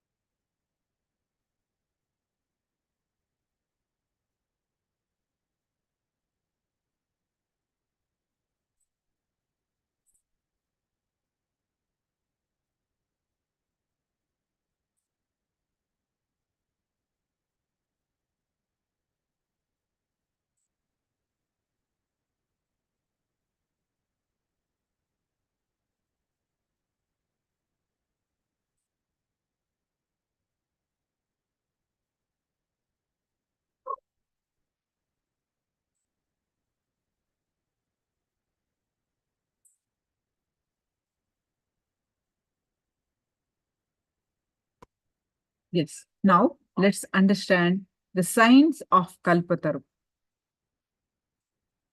In our life, there are things in our life which we wanted to have and we have them.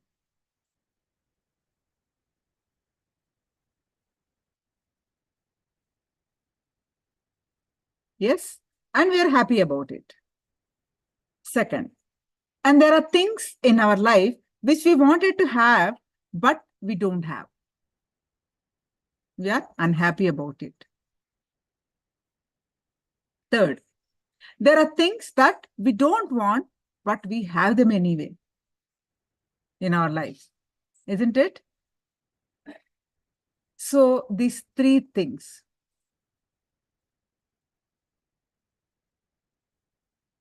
This is the story of our life. Some things we wanted to have, we have it. Some things we wanted to have, but we do not have it. Some things we do not want, but we have them anyways in our life. Are you able to relate with this? Each one of us story is like this.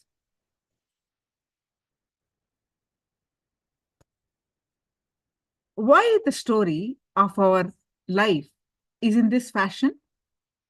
Who wrote it? Why did they write it? And how to rewrite it?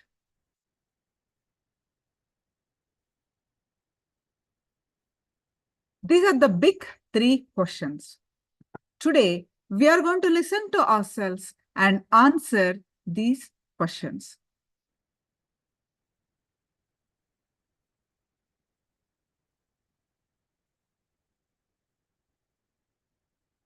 There is let me tell you a small story.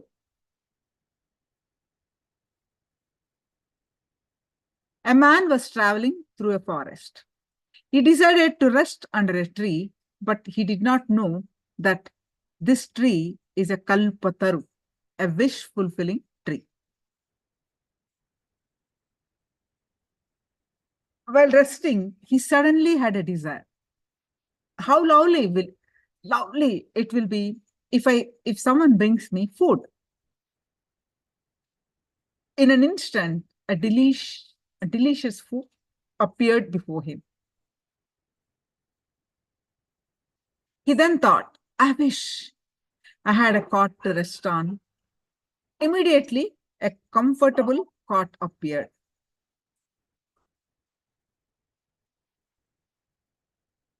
He figured out, oh God, whatever I think is instantly coming true. What will happen if I imagine a tiger coming and killing me? You know what happened? A tiger appeared and killed him. So this is the Kalpataru tree. Kalpataru is literally wish-fulfilling tree. So the story, what is the significance of this story? This is not a story of something unknown man. The man is you, the man is me. We are all always under the Kalpataru. Whatever we think, the cosmos is working to make it happen.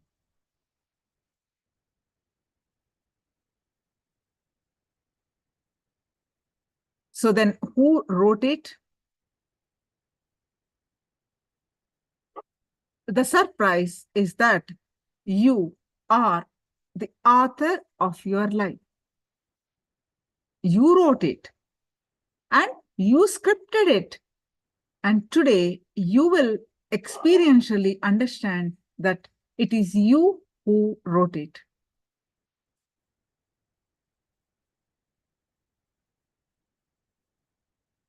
Now there is the good news and the bad news. The bad news is you are responsible for all of it. The good news is that because you wrote it, you can rewrite it. We are always try to put the responsibility for your life on others. We say God made it. It is not by us. So we don't have to do anything. It is like talking about weather. Sip a cup of tea and talk about the weather since we don't do anything. Whether weather can be changed or not, your life can be changed. How many of you are relating with this?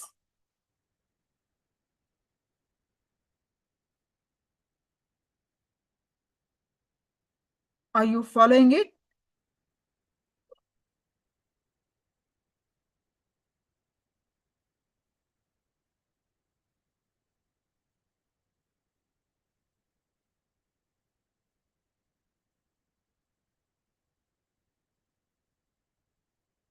Especially the newcomers, are you all following it?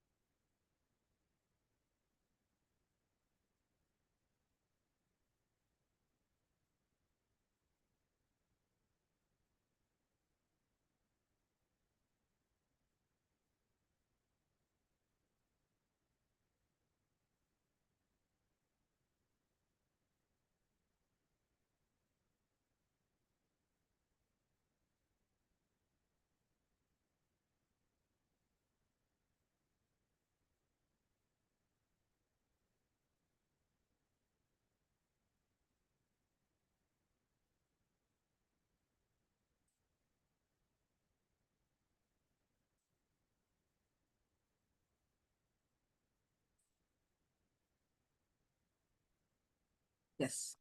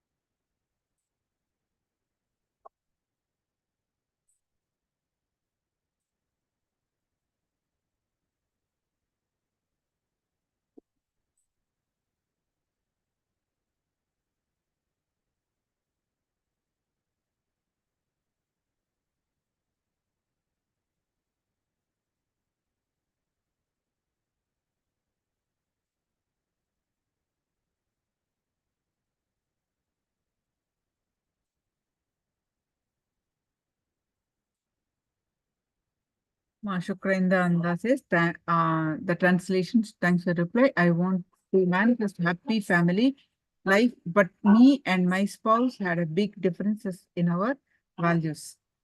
Hard to communicate, difficult patterns from original family. Don't know how to manage family life. You simply, you have taken a biggest decision, which is going to be a turning point. Mark my words. You come to the right place. So listen to all the Swamiji teachings and implement that in your life. You will see, you will change, transform everything.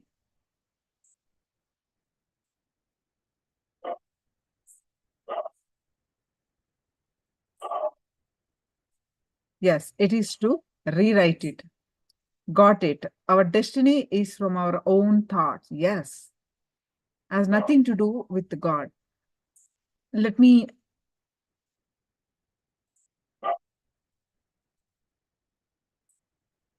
see the second statement. It is, you are also God. That is what is the essence.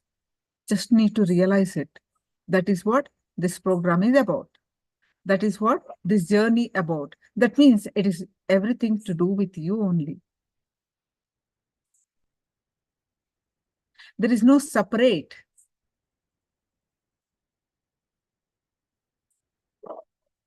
Positive consciousness. All right, let's continue.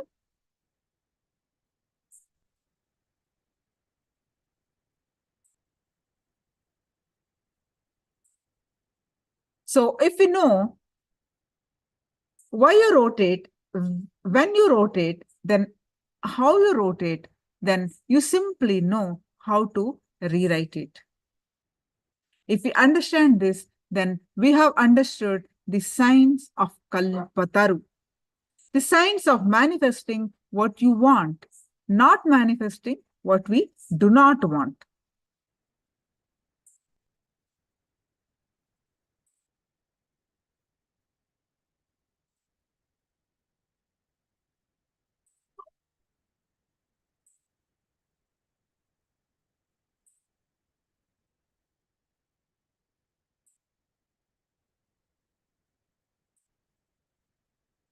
We will be controlling our destiny, our own karma.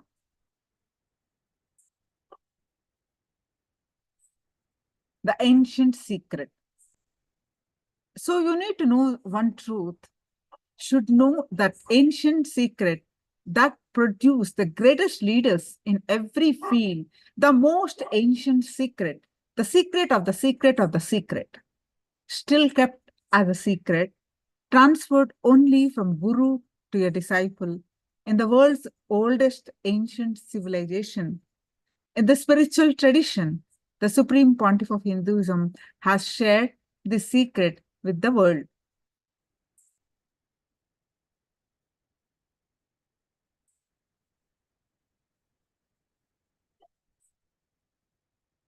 Linglin Ju says, Thank you. It's my honor to come to the class. I'm confident.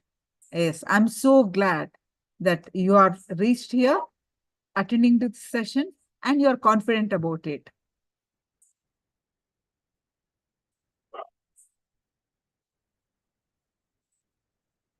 Swamiji is sharing the signs of awakening the inner potential energy called Kundalini Shakti.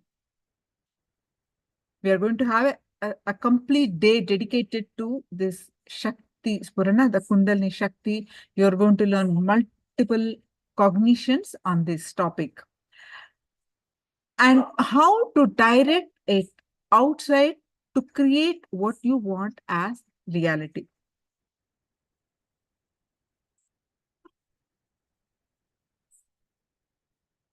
This science was available with the ancient Vedic civilization. It was transferred from guru to disciple, and guru to disciple, guru to disciple. It's called Karna Parampara. Karna means ear. Tradition of hearing. In those days, they will just listen and understand. Just by listening, never by writing, just by listening, this science was transmitted. It was never printed. This is the science that is called Raja Vidya, Raja Guhya. The royal knowledge and the royal secret.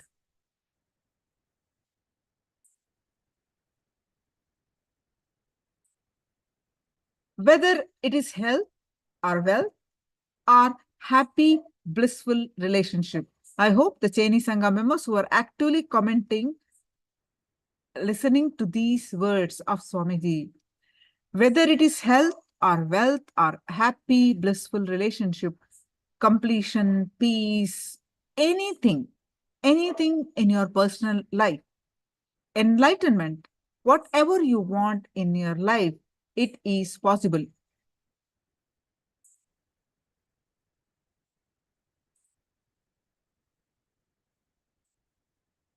Whatever you want in your life, it is possible.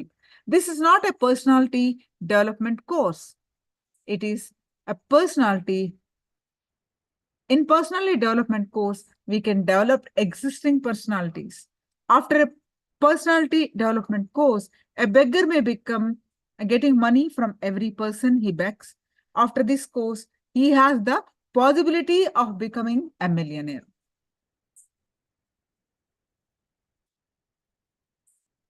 It is a science. Now let us see how all of this started. It started with our thoughts. Our entire world is made up of thoughts. Everything started as thoughts.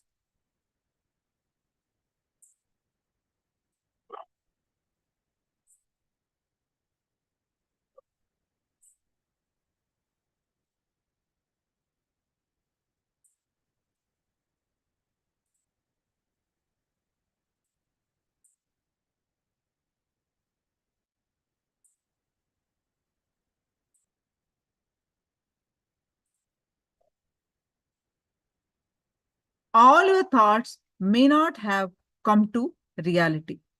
But what is reality now started as a thought.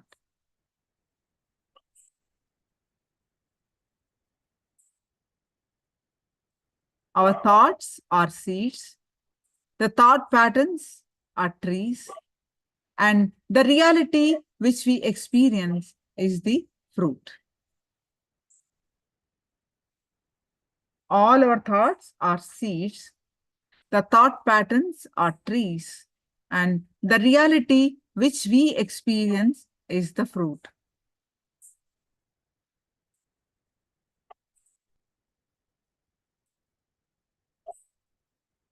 As we sow, so shall we reap. Whatever we put in as thoughts, I repeat, whatever we put in as thoughts and what thought patterns we grow, they are bound to determine the fruits. That means make thoughts into reality.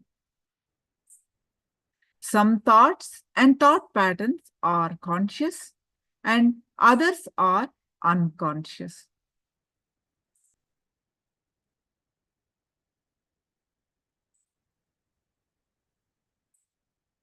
There are no small thoughts.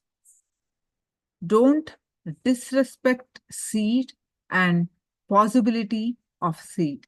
So seed is what? A thought. A thought is like a seed. So there's nothing like a small thought or a big thought. Don't disrespect seed and possibility of seed.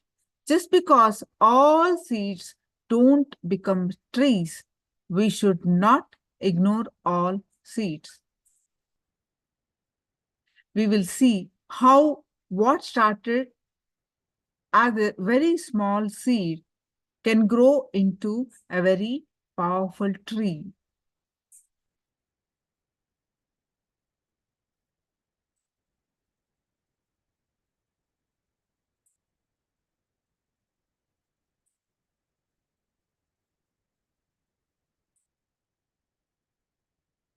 Through this course, the Supreme Pontiff of Hinduism has introduced a science to you. The science of how our thoughts become words, our words becomes actions, our actions become life, and life becomes reality. It's a simple science, straightforward science.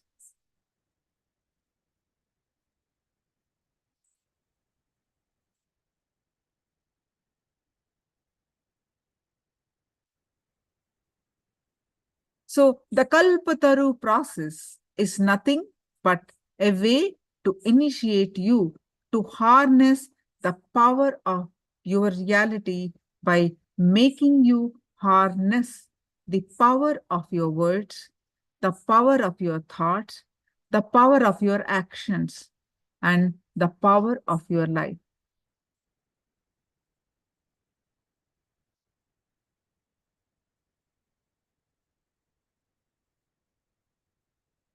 Now, let's listen from Swamiji about the great truths of manifesting your reality.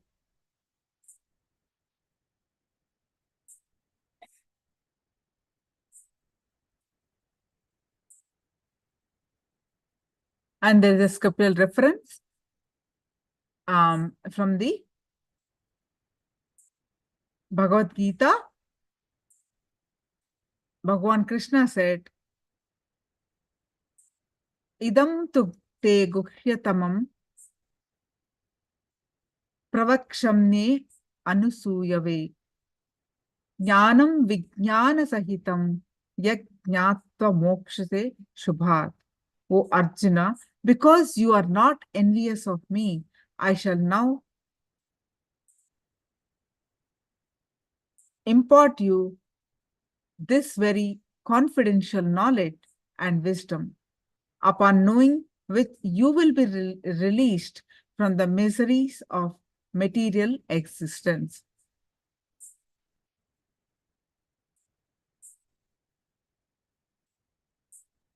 Now, let's listen first.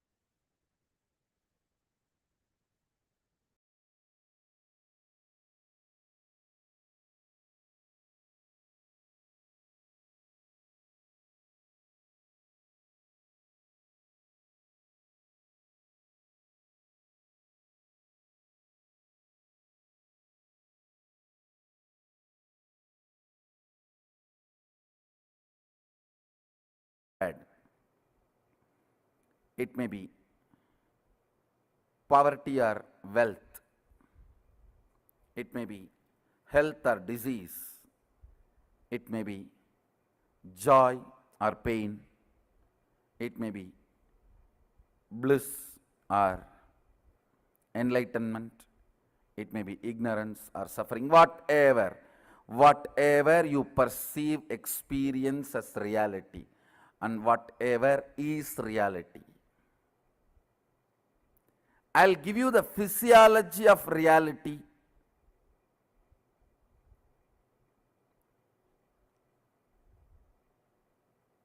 The moment you know the physiology of reality, you know how to manifest your reality.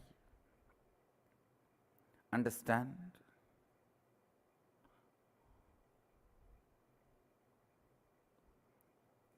If you have just headache which comes rarely, you don't need to do much other than knowing a name of the medication, the pill, and the shop where it is available. But if you are constantly falling sick, you wanted to attend yourself and the people around you, then just knowing few names is not going to help. You need to go to the depth. Same way, if you want just one boon, one problem solved, you don't need this whole program. Just come for morning Sarvadarshan. I'll give you the boon, you can go. You just need to know the address of the Biddi Adinam, that's all.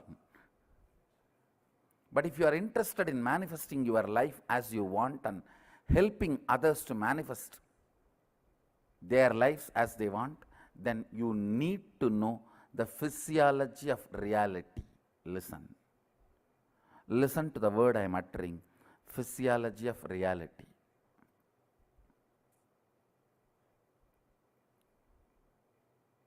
This science, which I am going to share with you now, the conclusions I am going to share with you now are from Agamas.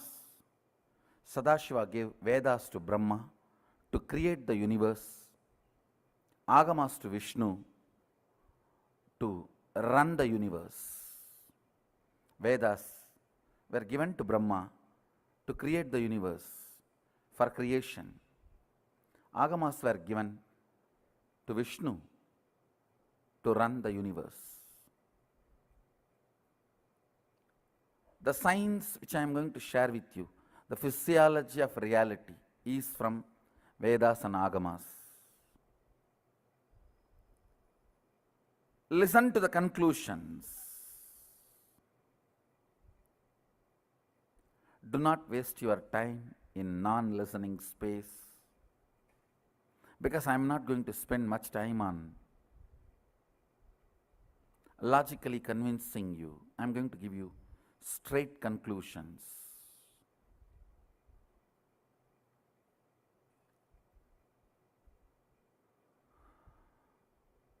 Straight factual statements. Understand? Human being is a seed, possibility.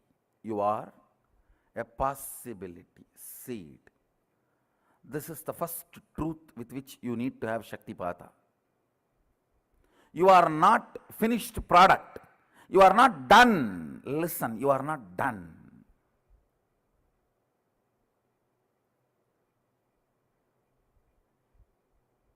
The moment you come to the idea, you are done. I tell you, you are done.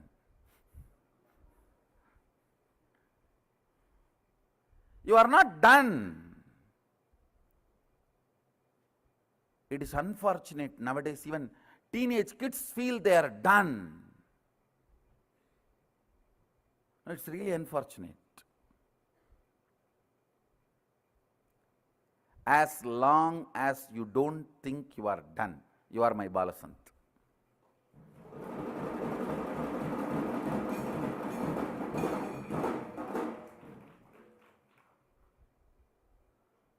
You are a seed. Understand? This is too important idea, truth. You need to imbibe. In India, please understand, because I am living, meeting millions of people, I am telling you, a woman, the moment she gets married, she feels she is done. Man, the moment he gets job, he feels he is done.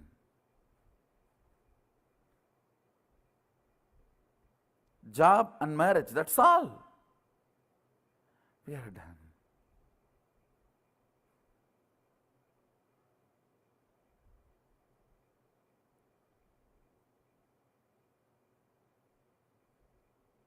For different people, different time, different goal, you feel you are done.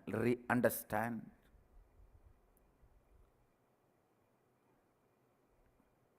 The moment you feel you are done, in depth level you are dead. Life is not available to you anymore. Life is over. It is not available for you anymore. Do not do this one crime to yourself, that idea you are done. No. You are a seed. Continuously life is possible. Even when death comes, be very clear, I am a seed. I am going to see the life.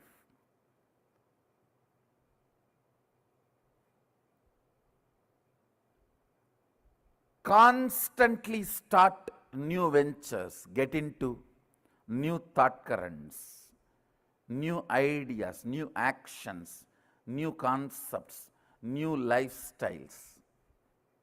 Constantly. Even if it is a mistake, it will not be a crime. But if you are not doing anything new, it's a crime. I tell you. Constantly. Because human being is a possibility, is a seed. You are a seed. You need to open up.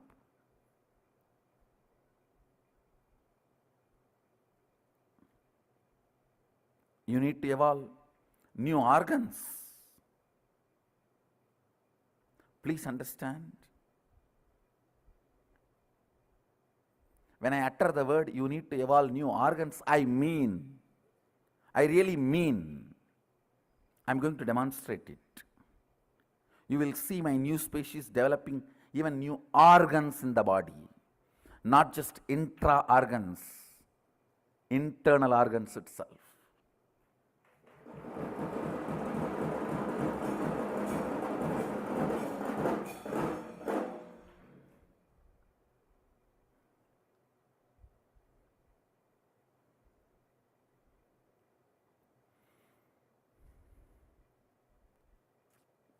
You are a great possibility.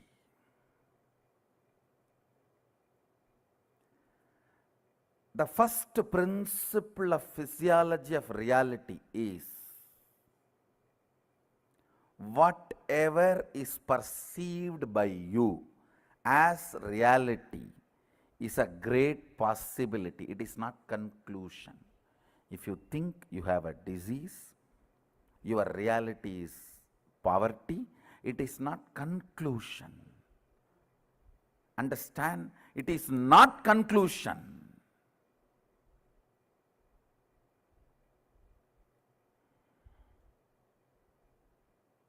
Listen. The first principle you need to know about the physiology of reality is nothing is concluded. You are in the middle of the life. Means there is so much of possibility in front of you. Possibility of the future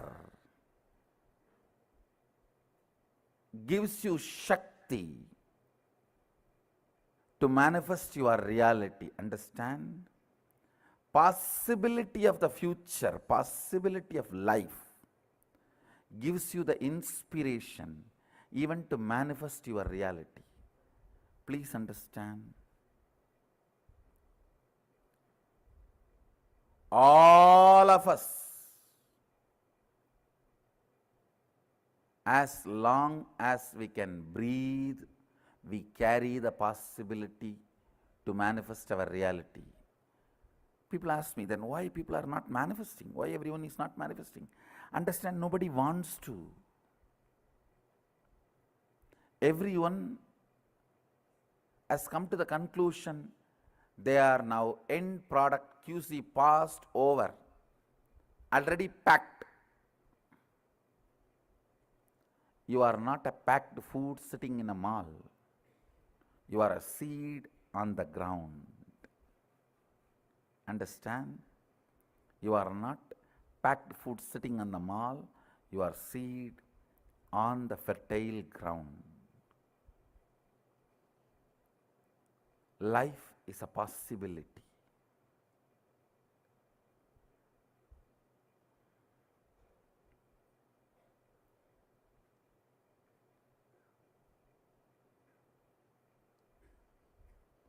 All the ideas which comes inside you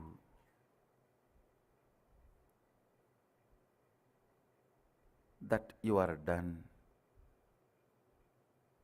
nothing can be done, it is all over, all that need to be completed.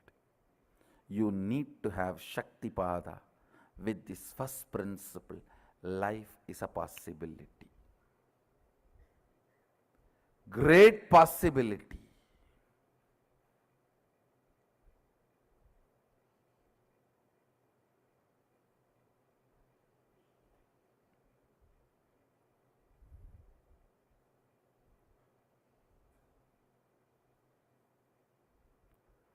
Look into yourself and see in how many places you closed the door of possibilities for you. Sometimes learning the language. Say, no, that is all not for me. I have already done one or two, that's enough. Or learning something like as simple as swimming or cooking. No, I'm too old for all that. Or things as simple as just grooming yourself to look decent and presentable. What is there? I am already married. Marriage is not a crime that you can't be presentable,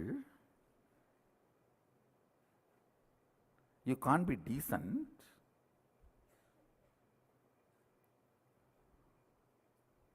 Now in India you can hear this very commonly. I am already married, what is there to groom?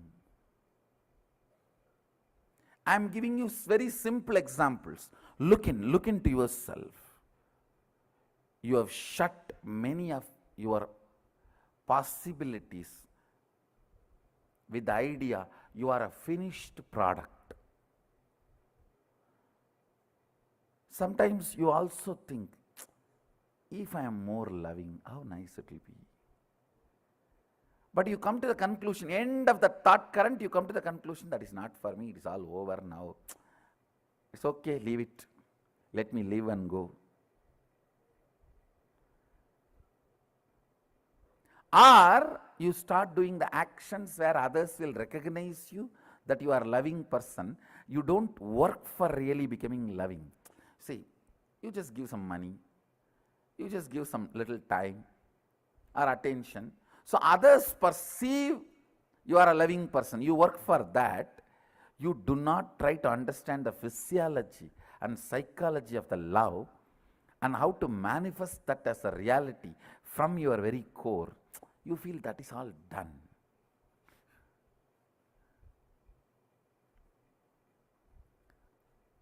Once I was teaching about the science of what you want and what you believe. What you want, you will never manifest. What you believe as you will manifest only that. One fellow came and told me, oh, I believe all only negative things. My life is done. No, listen. When I am giving you this science, I want you to understand you have a possibility even to change your belief. I am not here to tell you about doomsday. No.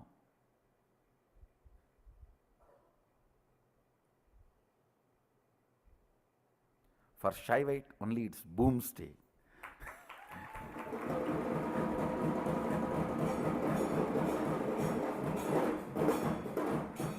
There's no doomsday, don't worry. There's no doomsday for Shivites.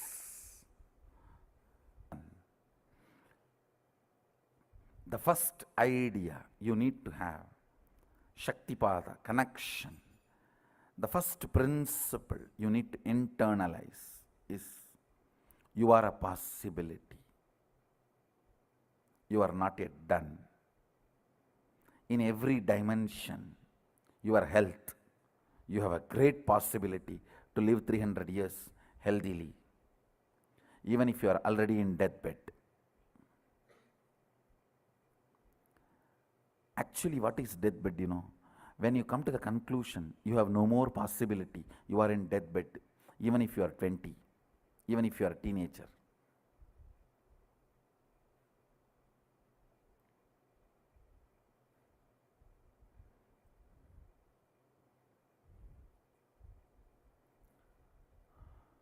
Whether it is a health or wealth or love or relationships or completion, peace, enlightenment, or power manifestation.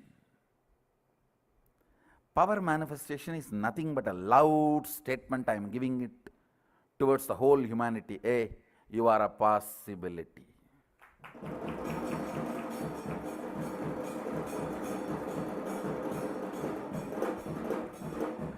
Power manifestation is a statement I am giving it towards the humanity. You are a possibility.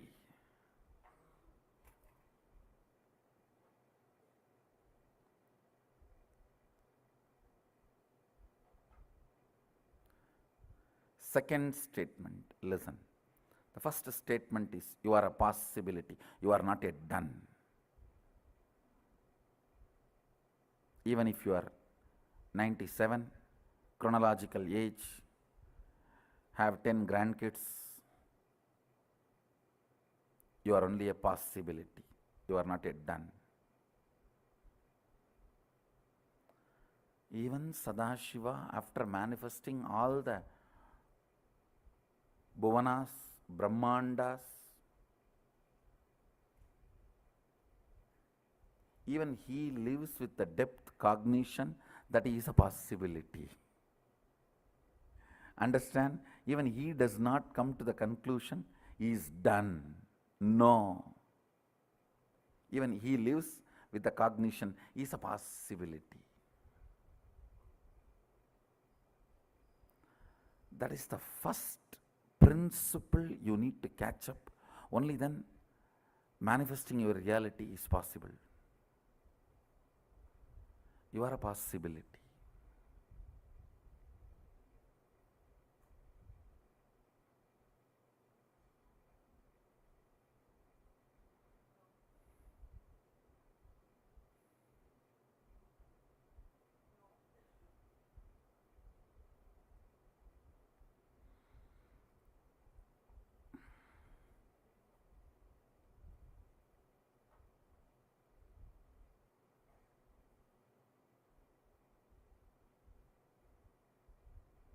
The second statement. Listen to the second statement. All impossibilities you perceive as your patterns, restrictive thought currents,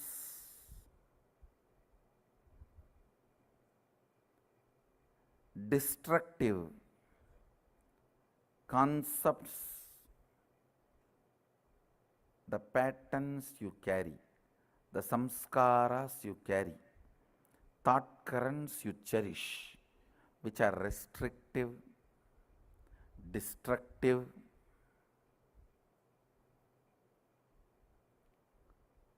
which reduces your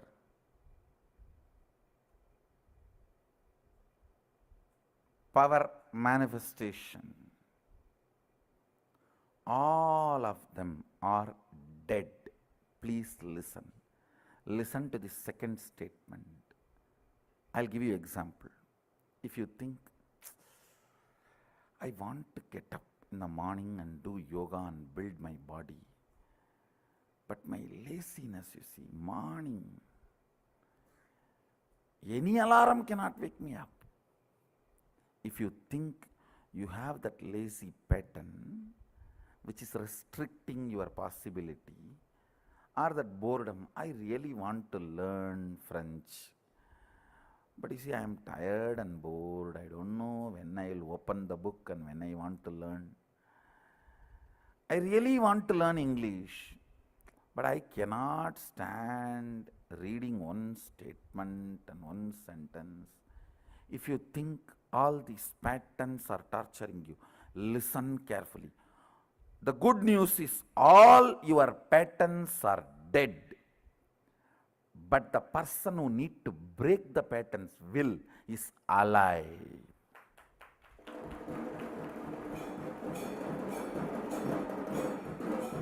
Listen, your patterns are not living part of you.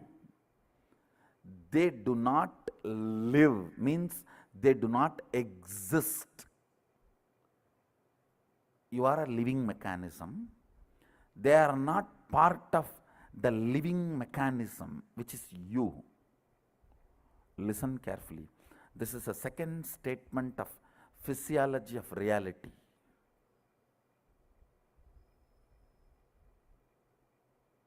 Physiology of this whole reality. Listen carefully. For example, this LED screen in Rajya Sabha, this mic in Rajya Sabha and speaker in Rajya Sabha, all three are integral part. That is why my lip movement in the LED screen and the words I am uttering are in sync when it reaches you. I think it is in sync. They are in sync. So you see my lip movement and the words you hear, they are in sync, means they are part of the living organism. They both are living, alive. One is working with the other. One is coordinating with the other. One lives with the other. Understand? But your patterns and you are not living organism. Listen carefully. Your patterns and you are like Indian divorce couple.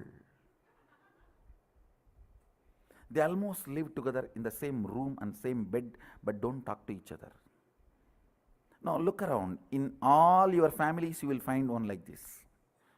In all your near and dear ones, you will find one couple like this.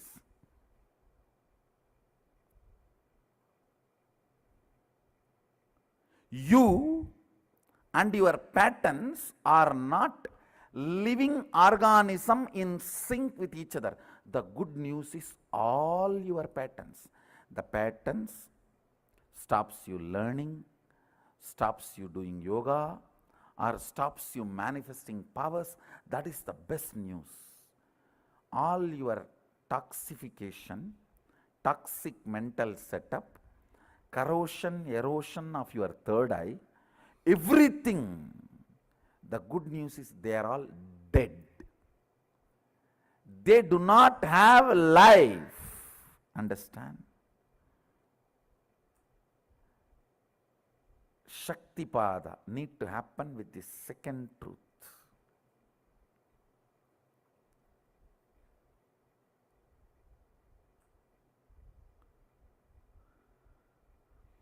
When Sadashiva gave this signs to Devi, and Vishnu adopts these signs to run the universe. He has divided it as 4 parts for our convenience. These truths I am sharing with you all are from a part called Vidyapada. Listen to this principle very carefully. It can liberate you once for all from tons of the internal and intra confusions and conflicts with which you are stuck. I tell you, 90% of the problems are inside. The remaining 10% does not exist.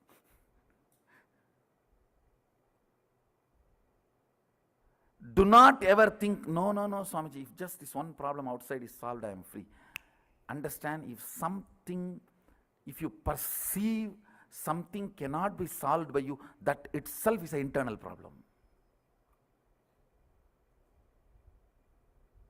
The other day, one of my brahmacharini was telling me, Swamiji, I know what is the solution, but I don't know how to do it. Then I told, it is not solution. If you think you know the solution and you can't do it, it is not a solution. Understand?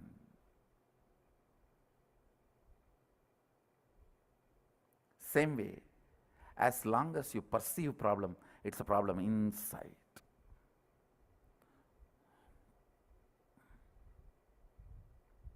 Listen to the second truth, second principle.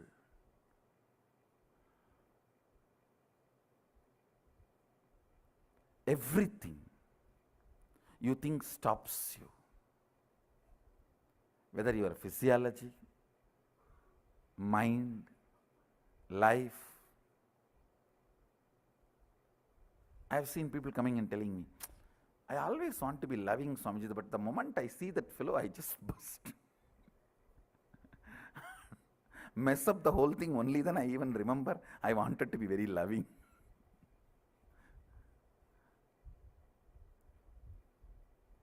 I really want to wake up and do yoga and build the body, but only after morning 10 o'clock I even understand the world exists.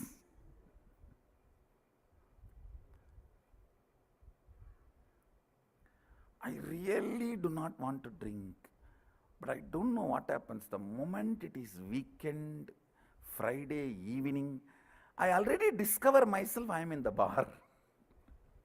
And I don't know what happens from workplace to the bar, how I reach, I don't know. I suddenly wake up with a bottle and cigarette. Only then I am realizing I am alive. Whatever may be the pattern, please understand, they are dead.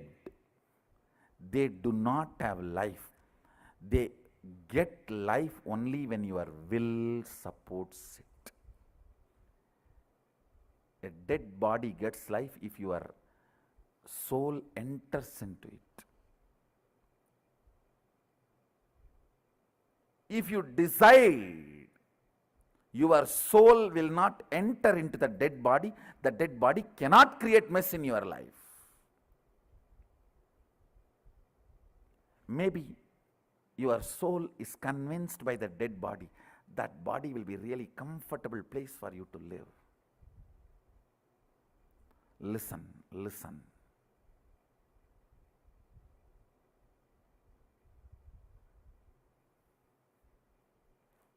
Listen carefully.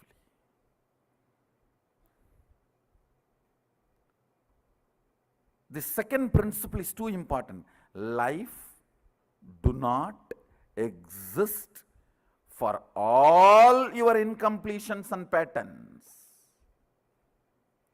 It can be as powerful as womanizing and drugging and whatever patterns you may think are cheating, constant lying, or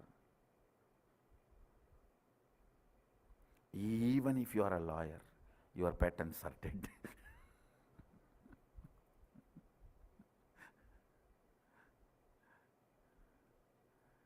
Whatever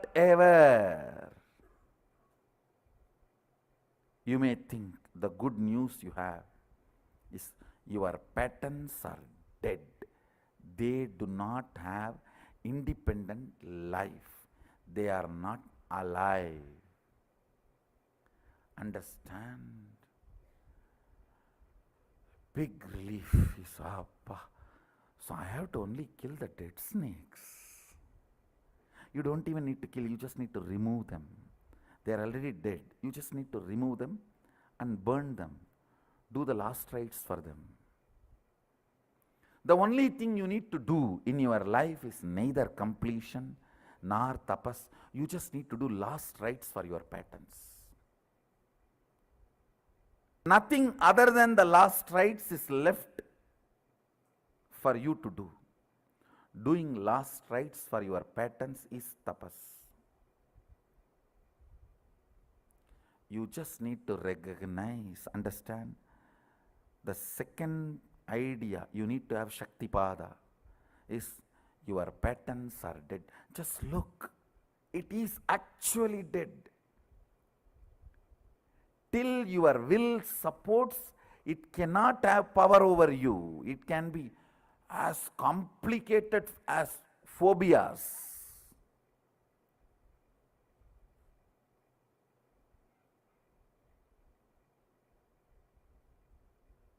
The patterns encouraged and built by toxic psychiatry industry. Understand the word I am uttering. Toxic psychiatry industry. Above 80% of the students in the US university campuses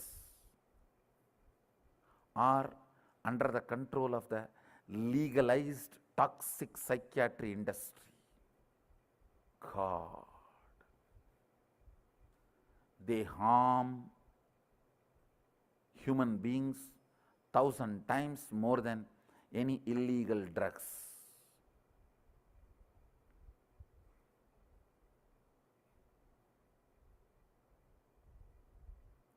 Legalized toxic psychiatry industry. If at all you want to awake the humanity, raise the humanity, please wage a war against legal toxic psychiatry industry.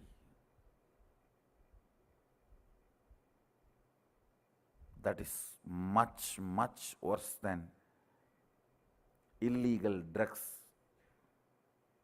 I am not supporting illegal drugs, understand? I am only saying this legal toxic psychiatry industry is harming you too much.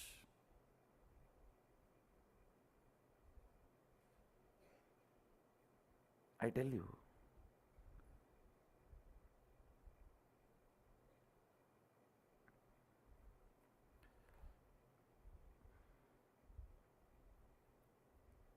A small 7-year-old kid is walking with the father early morning.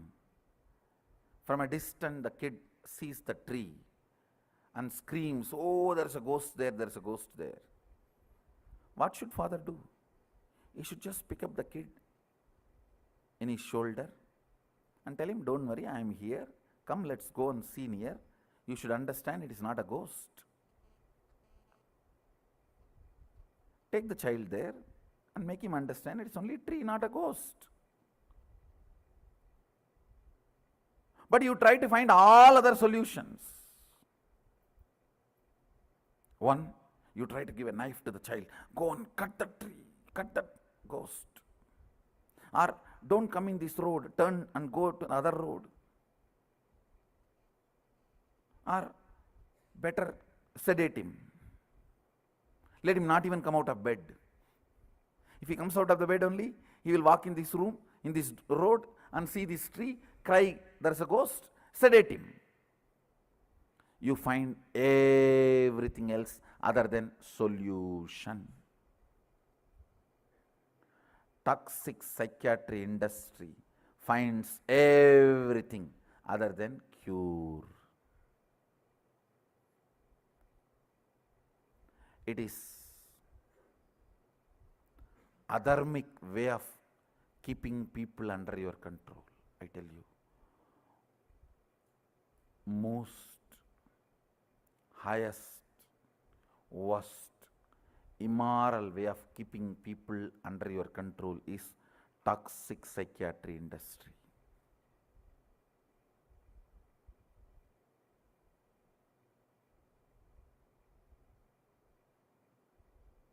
For Indians, it may not be a big problem, as on now. But I am seeing very clearly next 5 years, Indians going through the same.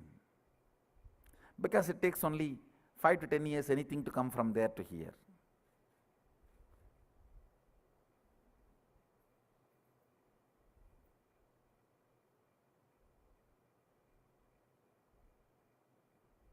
Whether it is a genes or inner behavior, all. When I say all, I mean double meaning, all, A-L-L.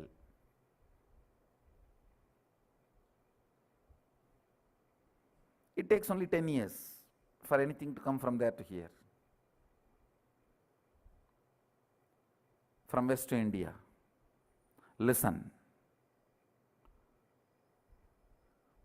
The second principle can solve the whole issue once for all. You need to be taught from the beginning your patterns are dead. That's a truth. You give life to it. Your will gives life to it, nobody else.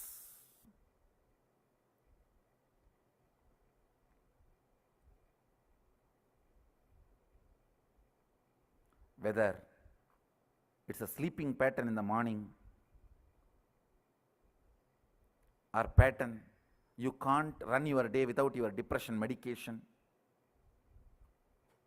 or the pattern you can't sleep without your sleeping pills, or the pattern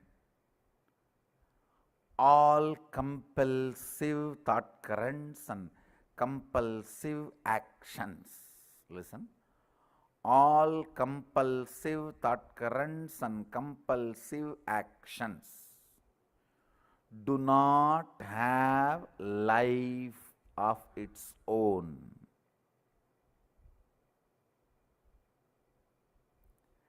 Every day you give life to it, believing the patterns have its own life. No. Patterns suck your blood and make you believe they are alive, independent of you. It's like politicians making you believe.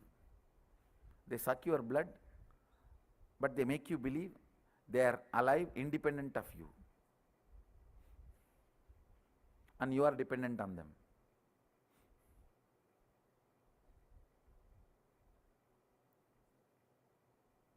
No way, nowhere. Patterns can have independent life. Third statement, very important, understand. Your will gives life to your patterns. You deciding you will not give life to them anymore means patterns are dead already. You just need to perform the last rites. You just need to perform the last rites.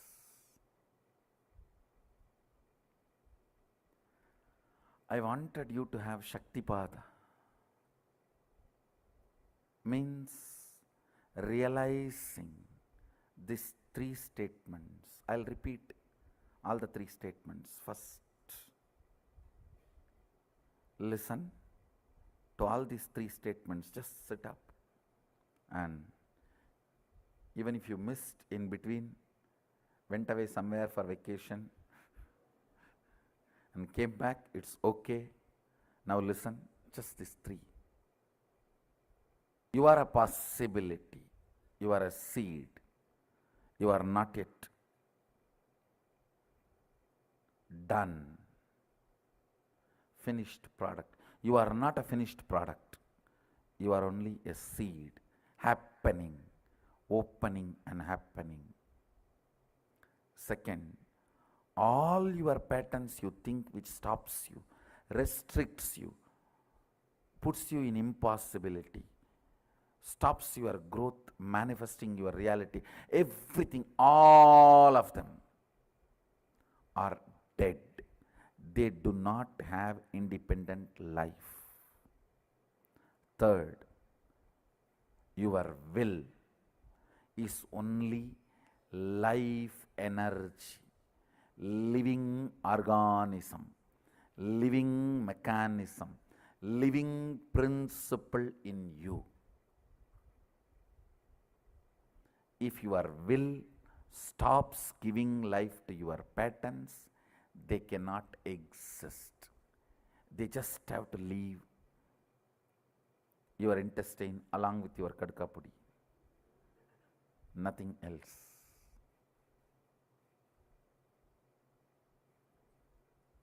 I'll continue.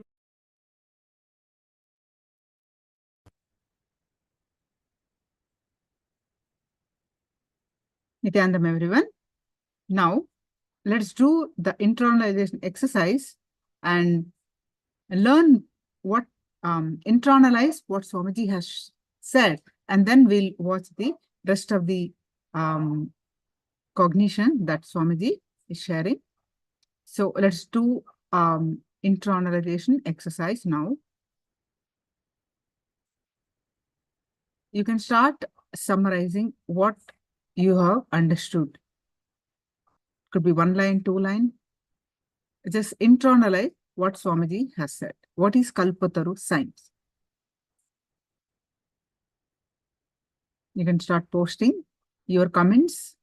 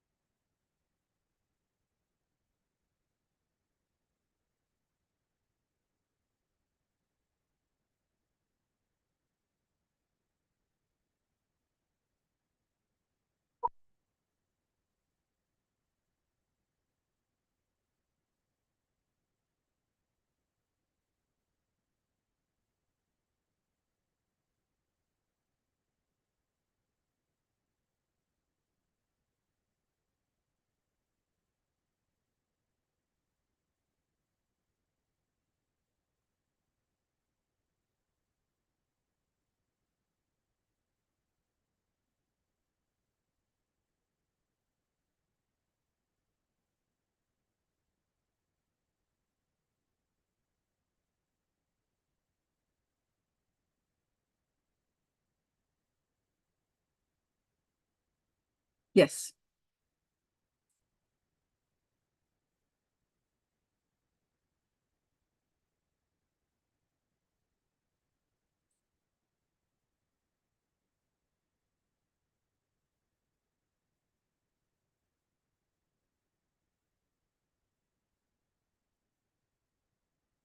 Them everyone, and unless you internalize,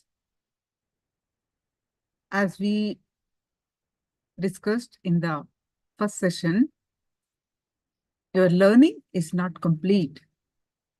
It's not translation, you are a seed. Yes. What is Kalpataru science? How How much ever you remember, you post it.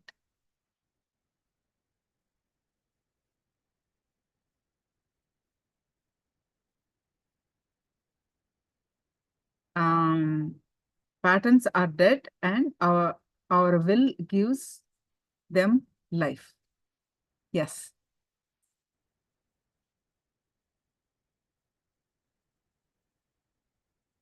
Wonderful. Yes, now let's continue further on the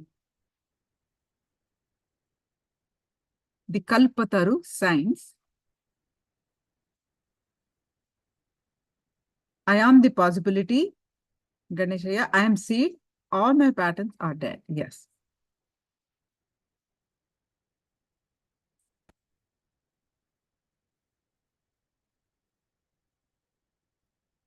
Oh, I see now. Rotova New Zealand Center. Kaladevi Ma Nithyanandam. Now I see you all. So good to see you, Ma.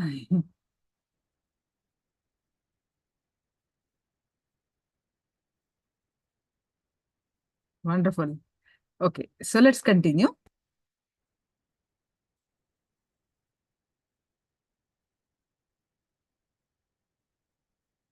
So this knowledge is king of sciences and the most profound of all secrets. See, the scriptural reference is from Bhagavad Gita, 9th chapter, 2nd verse. Raja Vidya Radha Guhya Pavitram Idamuttamam.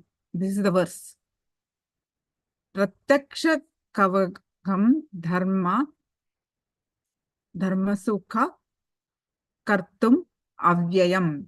Meaning, this knowledge is king of sciences and the most profound of all secrets. And it purifies those who hear it. And it is directly realizable in accordance with dharma, easy to practice and everlasting in effect. People who have no faith in this dharma are unable to attain me. O conqueror of enemies, they repeatedly come back to this world in the cycle of birth and death.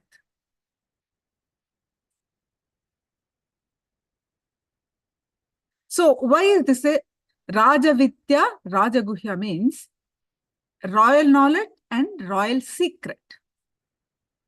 Why is this a secret? If it is going to enrich so many, then why is it a secret? Why not let the whole world use it?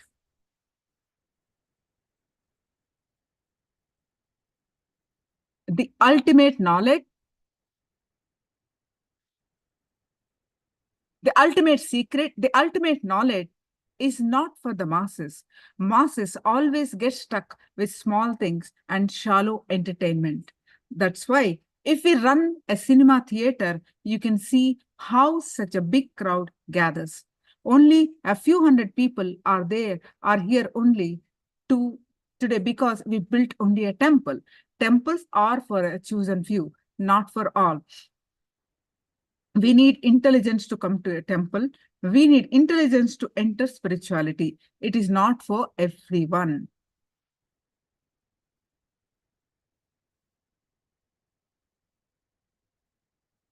And yes, now this is what we completed the remaining part of the scriptural references. Now we learned a part of the Swamiji's sharing, the teachings of the Kalpataru.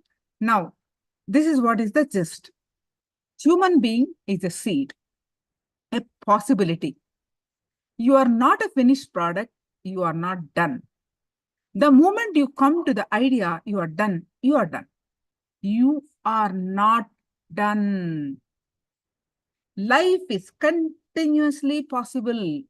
Constantly start new ventures, new thought currents, new concepts, new lifestyles. This is the gist of what Swamiji said. Human beings are a possibility. You are not done. Swamiji gives a beautiful example. You are a seed. A seed has the possibility to become a tree, right? You are not a finished product, he said. He will say. What does it mean? You're not a bread on the counter. Once you eat it, then you're not that. You are a seed. Meaning you have the possibility to become a tree and flourish it. You're not a finished product like a bread. You're not some food product on the shelves, but you are the seed to grow enormous food products. You can say, if you take the example of bread.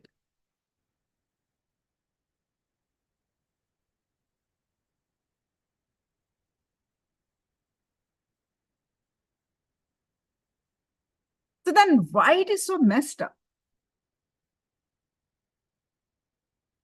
Because we are carrying the wrong beliefs. We are carrying impossibilities. See, I'm not here to say any in another sense, but just before this session start, one Chinese Sangha participant just posted, I want to manifest this, I want this, but this. This is how he's the representation of all of us, isn't it? You all have read. You all have read in the chat how he was expressing it. I'm so glad that he's expressing it. You are the representation of all of us, how we feel about us, the limited self of us. We believe we can only do this much. We have only many things are impossible, isn't it? That is the problem. Wrong belief is the problem. Wrong cognition is the problem.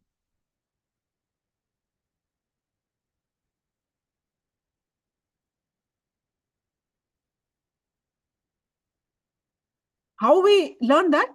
How we cognizing wrong? Because of the society, the unconscious society. Now, let's do this exercise.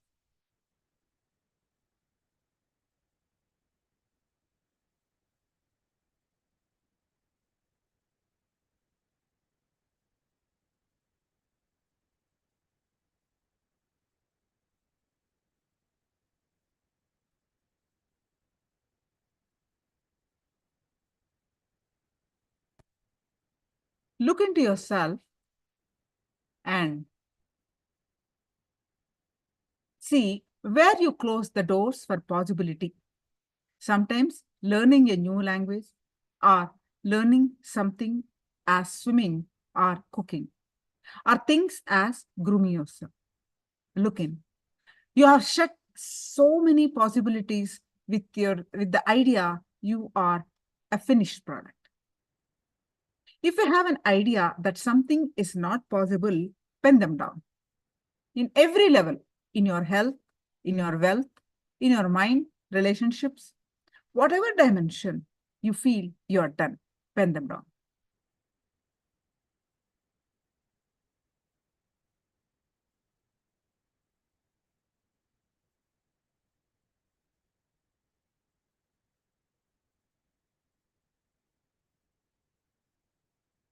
Quickly take 2-3 minutes and pen them down.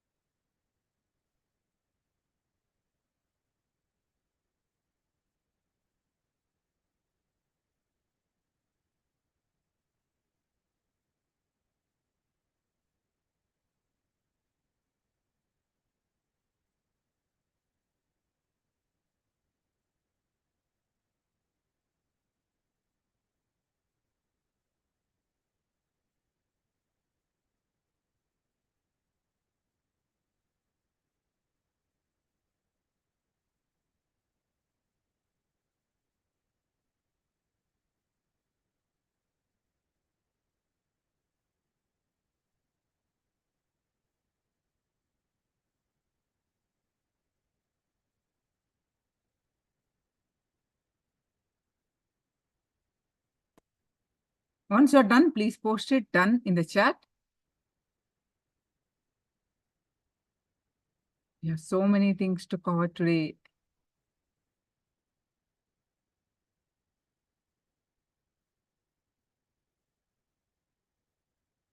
And I request all of you to be on camera and actively participate, asking questions, like how the Chinese participant has shared his feeling, his sharings. That really helps. That really helps. Involving yourself in life, involving yourself in the sessions. Then you will learn a lot. You will benefit more.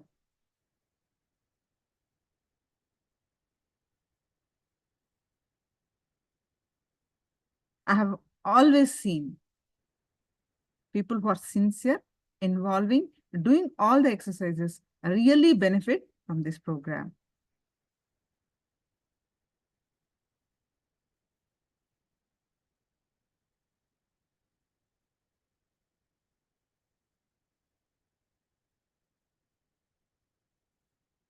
So are you all done with your possibility and what are the impossibilities that you're cherishing? Quickly do this so that we'll move on to the next truth.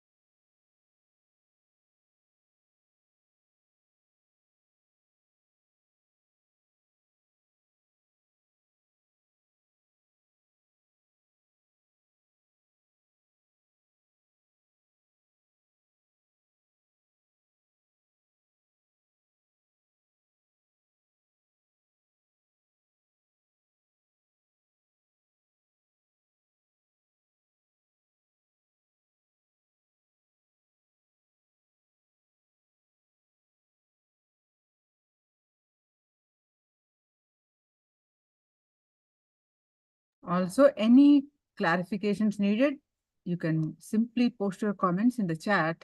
That will really helps, and others also will learn. The more you involve, the more Swamiji reveals more cognitions.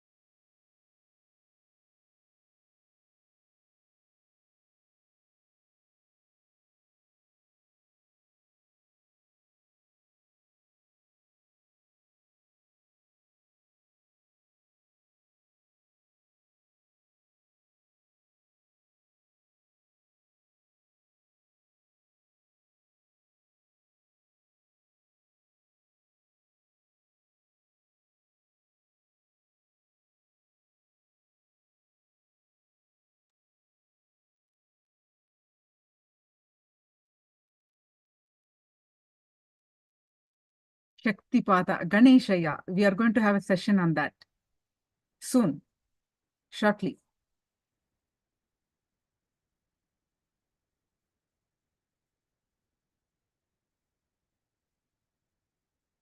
Shaktipata, Shaktinipata, we are going to have mirror neurons, all that. We have a scheduled session today. That's why there are many introductory sessions today. I'm glad you asked. New Zealand Center saying, I did not believe it's possible to be happy always, constantly, to live without anxiety. Duda participant. Yes, it is possible. The scriptures say, Sanatana Hindu Dhamma, the countless scriptures say that we are born to be blissful. Amrutasya putraha. We are the immortal sons of eternity. And we are born to be blissful.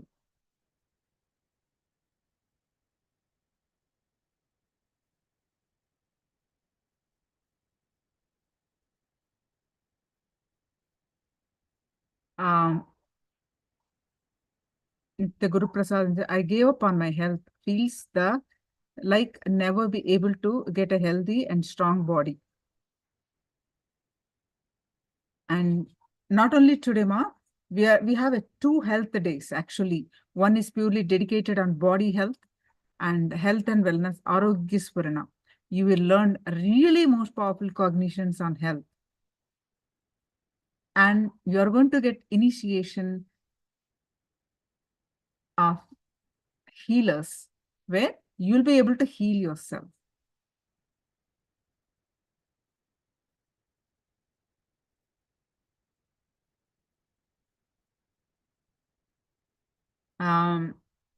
Another participant from Lorzen said, he is too concerned what other people say, and it stops him and confuses him, his own mind. Yeah. All that will change. Others' opinion.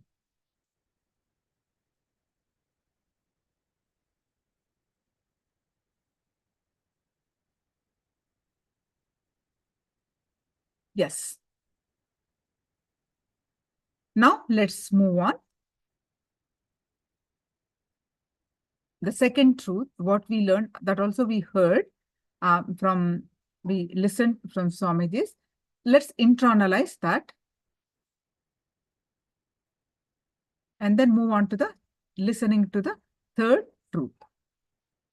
Anyone remembers the third? I think some of you already shared that all impossibilities you perceive do not have power over you.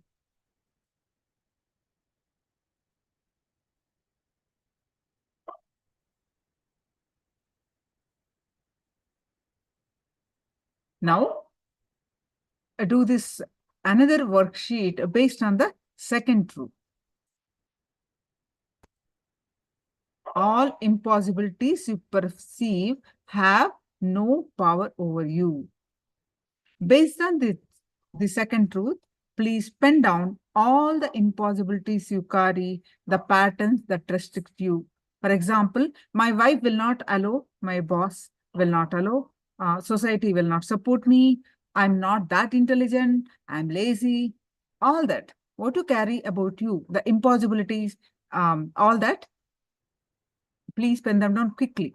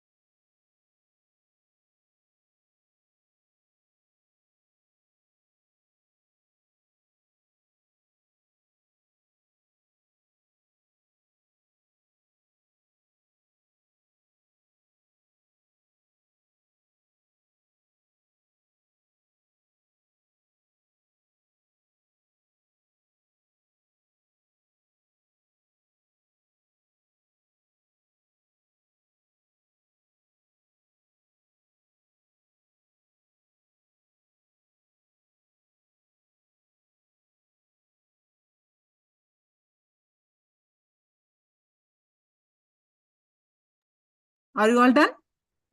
There's so many. I think we all can write so many. So,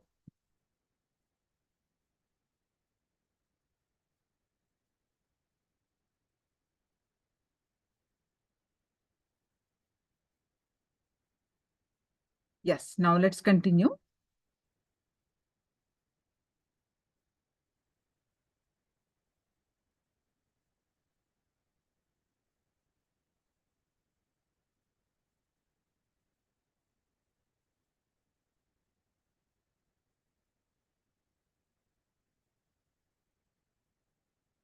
So, why do we cherish the impossibilities?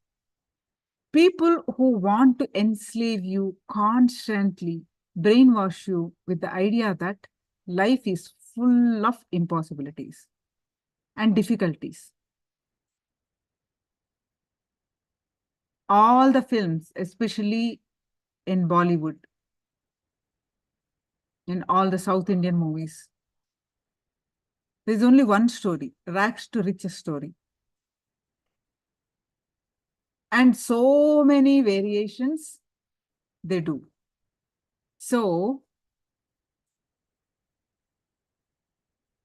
why that story is such an attractive story? Because everybody celebrates the person as a hero. Why? Because you feel it is impossible, only you feel that he has made that impossible possible. It is not possible for you, but only he made it possible.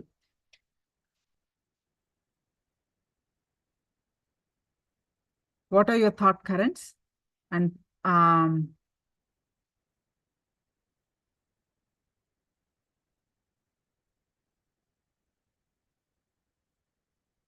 Tadastu Ganesh, yeah.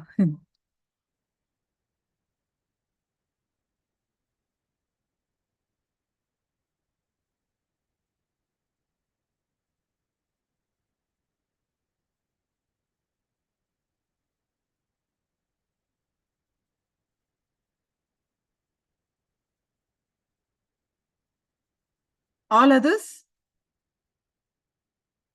Or others also, please post it, your cognitions.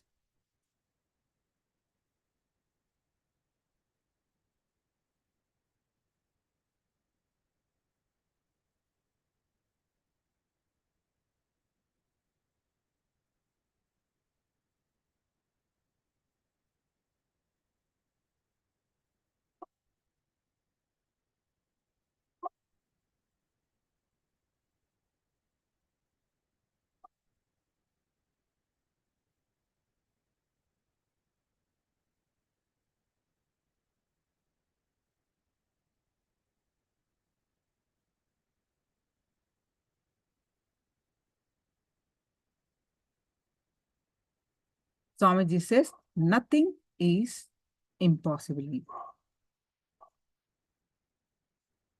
Then why is it so messed up? It's because of your incompletions. What is an incompletion? Anyone remembers? Requesting answers for those of you heard from the first time. What is an incompletion? What did you understand? We'll learn more about this, but so far, what is your understanding?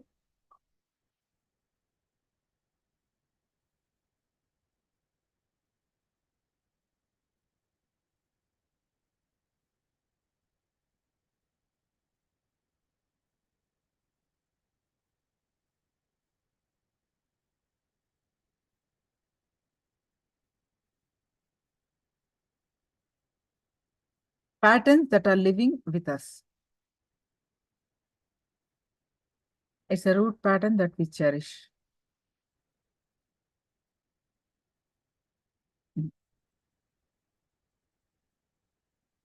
Anything, understand, we can define multiple ways.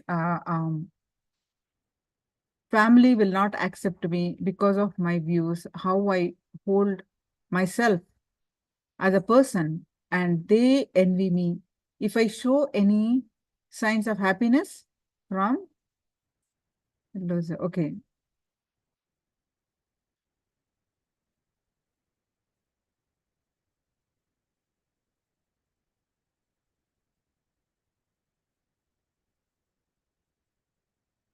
All this is, whatever you are sharing on the Rotovo Center participant,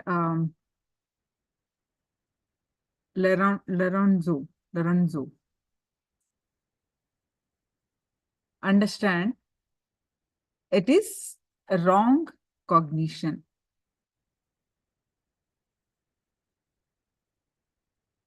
The wrong belief that we formed based on whatever is the conditioning.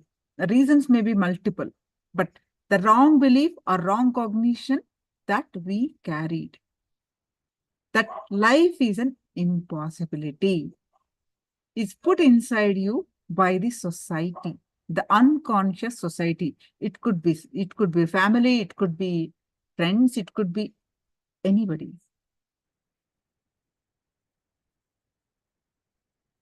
Why do some thoughts become reality and some others don't? Understanding. Let's understand the patterns of impossibility. We're stuck with certain ideas that this is possible, this is not possible, this is how it's supposed to be. Like strong thought patterns. How we form this? Based on our past. Our current cognition, what you are thinking now, is based on what? Filled with understanding of the world we have from the past. So, Rotavo Aya, you're thinking, if I'm happy,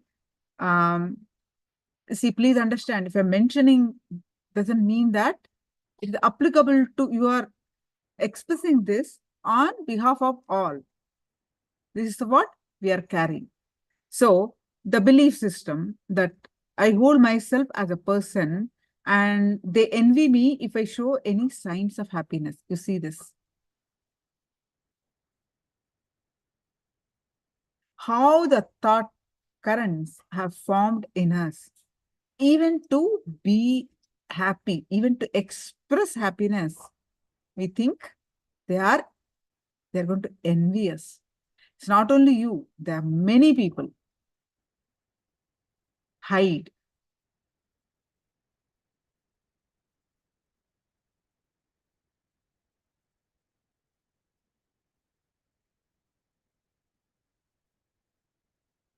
So all this is filled with understanding of the world we have about the past.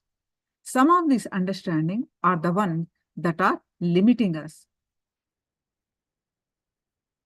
So what stops you from getting whatever you want is an incompletion.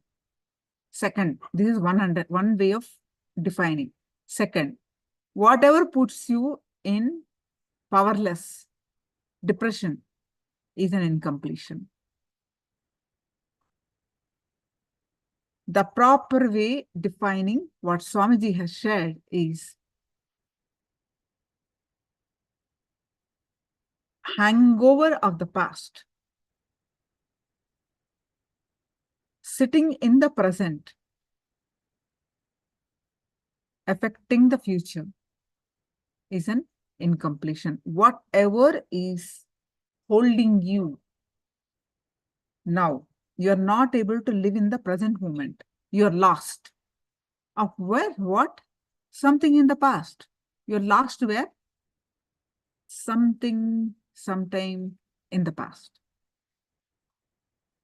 You're not here. That something somewhere may be fear, comparison, low confidence, some unpleasant experiences, some fight between your spouse, any memory. It is done, over. But you are holding on to it now. How can she said that? How could they behave this? You are still boiling on that, feeling low about that, powerless about that. So you are not living in the present. There is nothing. You are so sad. Even something beautiful happens also, you are so lost. It means that past happened, holding now your beautiful present. That is incompletion. Of course, when the present is not good, future, where is the future? Affecting the future. That is an incompletion. So all these hangovers of the past, which are sitting in the present and destroying your future decision making and action.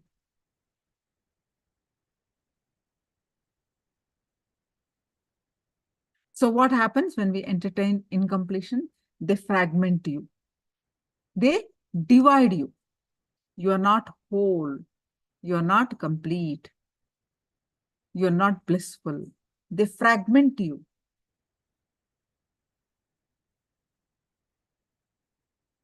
Elizabeth Ma, Nithyanandam. We have been stifled by our programming. While we were growing up, our maleficent environment and the people, this causes incompletions in us. Perfect, Ma.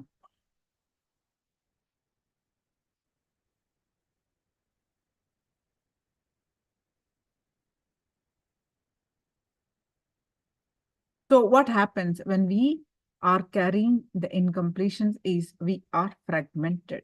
We are divided. Peace, peace, peace. Forming different identities.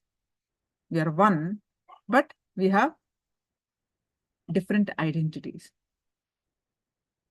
So incompletions are incidences, memories, wrong cognitions from the past that are occupying the present and are affecting our future.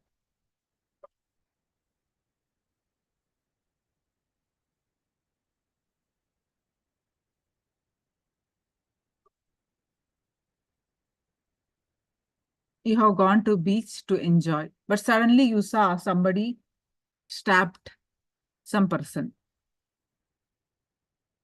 You are so shattered. Of course, we are shattered. Anyone who see you go to beach to enjoy, but you see some fatal incident, you're shocked.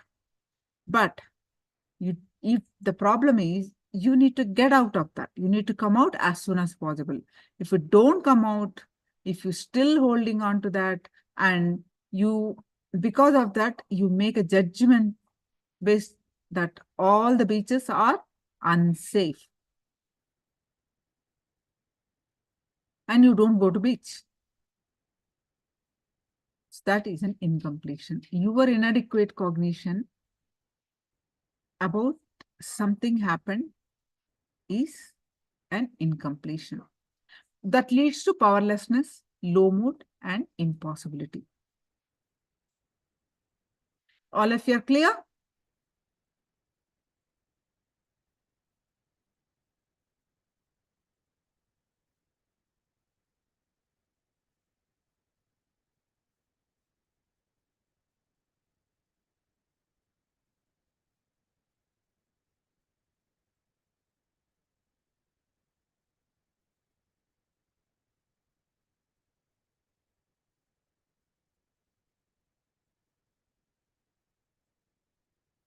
Now, let me tell you an example.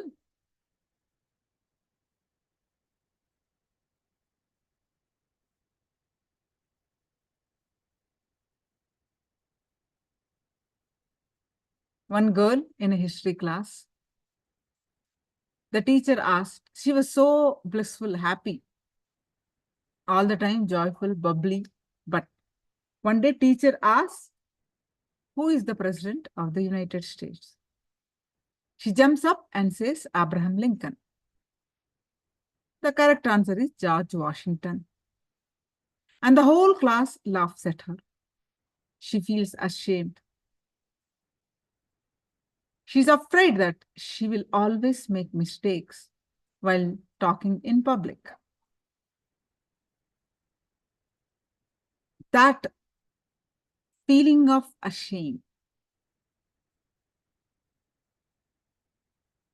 and that her feeling of the girl in that age, feeling of shame affects her nervous system. Physiologically also, not only psychological, physiologically also. And that is an incompletion.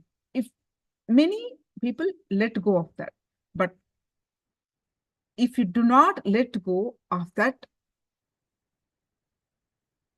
low mode, if it continues further,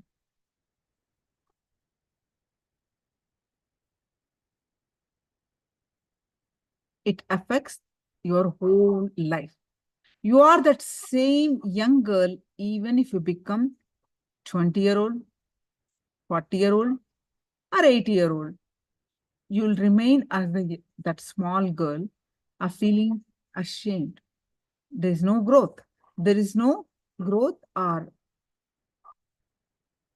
success in the life.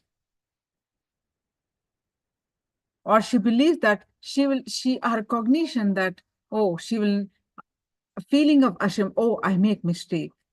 I can't speak correctly.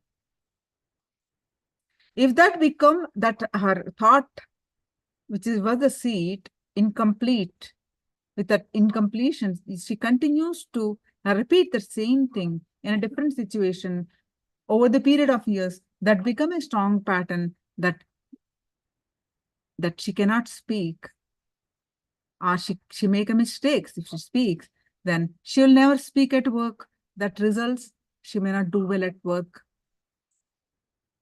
So who created this history class girl's life that she's not doing well at work? She created the whole thing, isn't it? It is she who cognized our inadequate cognition. She entertained it, isn't it? Of course, unknowingly. So, which is leading to her not doing well at her work. That means what? She will not be able to manifest the wealth. So that means whole lot of problems.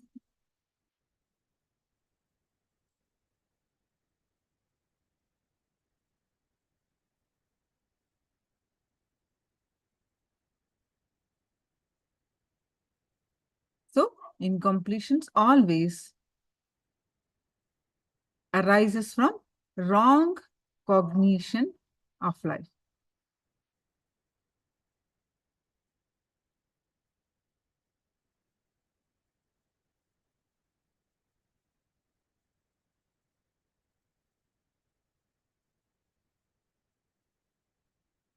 So feeling of shame of this girl, I make mistakes. I cannot speak well. This inner image, what she feels about herself, what you feel about you inside of you is an inner image. The inner image is normally, for majority of the people, it is very low, and this inner image creates pain.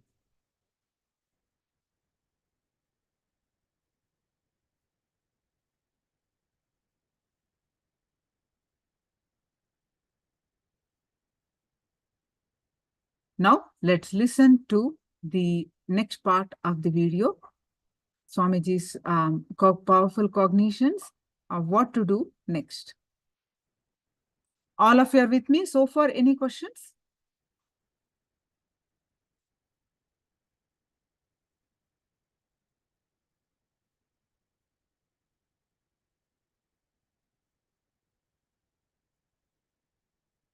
expand on this physiology of reality and make you all experientially manifest at least one of your reality as example, sample for you.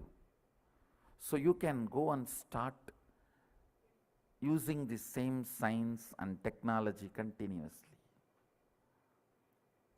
So with this, I'll give you a small break. Let's come back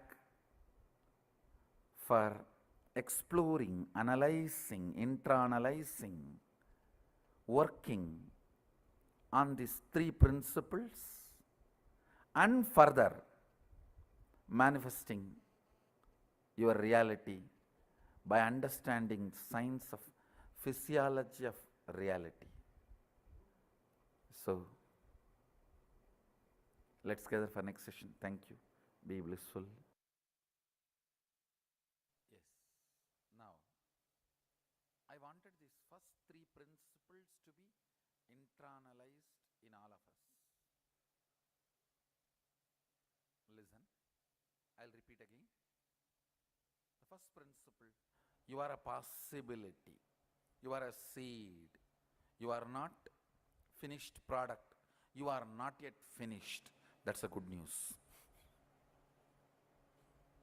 You are not finished yet. That's a good news.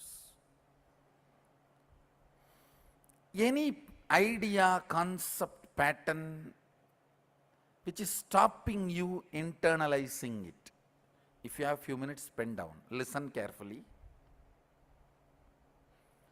See, when I say you are not a finished product, I mean, in your health, what do you want to become? You can become. It's not that your life is, your body is sealed, that nothing can be done anymore. You can't change the shape, size, or strength, power, energy. There's nothing like you can't change all of them. It's all over. No. You can change anything as you want. Still the possibility is open, available. In every level, whether health or wealth or mind or relationships or whatever, in every level,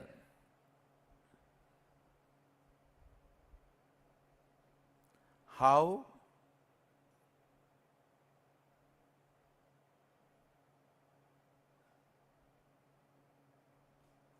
things can happen, how possibilities can open. If you have any idea, pattern that it is not possible, pen them down. By bringing it to your awareness, I'll make them powerless over you. I'll remove them from your inner space, from your cognition, from your depth.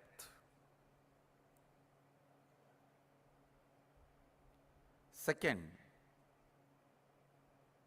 the impossibilities you carry. Listen carefully. The patterns which restrict you. Oh, this is not possible, that is not possible, my wife will not allow, my boss will not allow, and the society is not going to allow.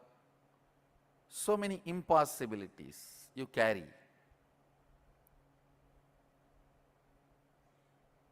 The patterns you carry. My own laziness will not allow, my own energy is not that capable, or my thinking is not that capable, I am not that intelligent. All the stupidity you carry.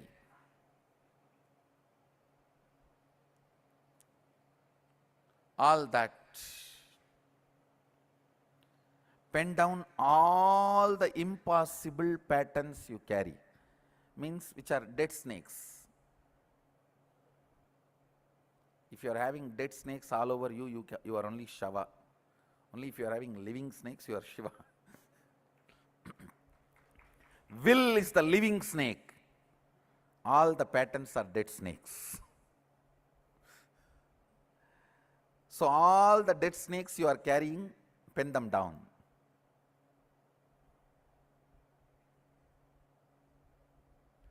Third, only your will is alive, which can change all the dead patterns. If you pen down just first 2 exercises, that's enough. You can internalize the third one. Few minutes. Why I am asking you to pen down? Only when you pen down, you will think about it. Otherwise, you will sit and listen like a Bhagavatam.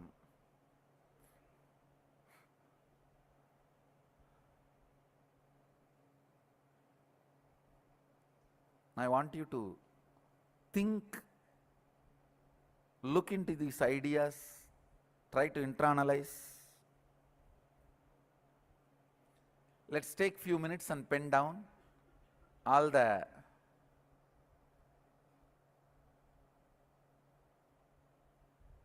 patterns.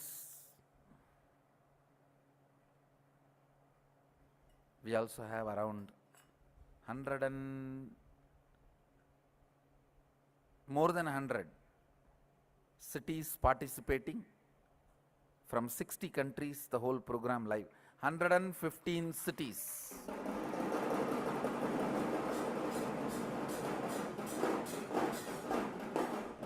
From 60 countries participating in this program live through two-way video conferencing.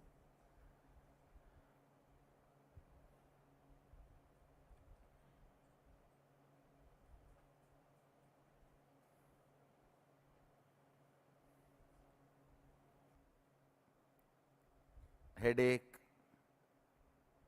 curing your stomach, healing your stomach pain are as difficult as you think. Expressing, manifesting Sadashivatva and his powers, whatever it is, whether it is a small problem or big problem, whatever plane, whatever level, whatever aspect, whatever dimension you feel you are done, pen down that. Pen down that. Even if you are 99, almost in deathbed, I can make you manifest powers of Sadashiva. Understand? No, I am not, no, sorry, please understand, I am not doing any proud claiming or pride claiming or ego claiming. No. I am just stating the fact. It's a simple fact straight away. It's as simple as getting rid of, your problem can be as simple as getting rid of your headache, or as difficult as getting rid of the person who is giving you a headache.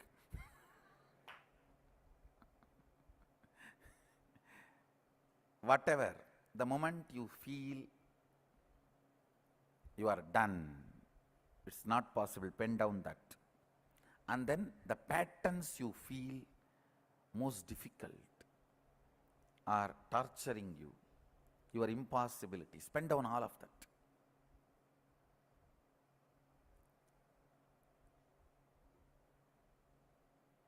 The good news you have is all your patterns, it can be as wild as you can imagine, they are dead. They are not even asuras. Even asuras have power, they have life. Your patterns are not even asuras. They are not even bhutas. No, they are not ghosts. They are just pretas, understand? They are not bhutas, they are only pretas. You need to know the difference between bhuta and preta. Bhuta has life. It can frighten you. Preta has no life. Your fear only frightens you seeing the preta. Preta does not frighten you, means dead body. Your fear of it frightens you. So your patterns are pretas, dead bodies, not bhutas, ghosts, not asuras, demons, not rakshasas, devils, no. Come on, pen down. Let's burn them. Today's last rite for all your patterns. Completion is the last rite, Shraddha, for all your patterns. Listen. First, I gave these 3 basic principles on physiology of your reality. Next, you internalized them, digged out the patterns,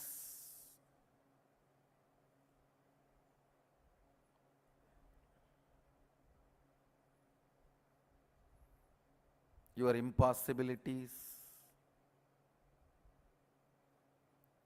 Now, the third important step, listen. As I told you, your will is the only living mechanism. I should say organism. Your will is the only living organism in your system. Using the will, making all your dead patterns redundant, irrelevant, is what I call completion.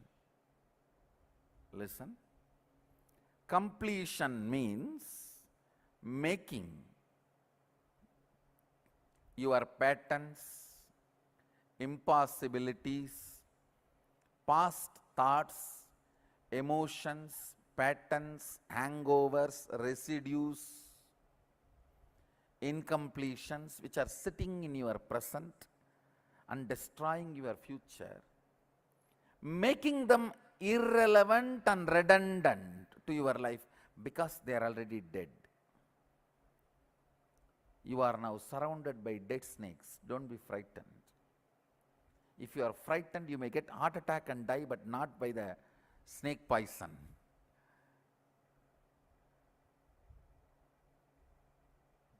Being surrounded by the dead snakes and having heart attack and dying is the worst way of dying. That is too cheap way of dying. Even in death, don't be so cheap.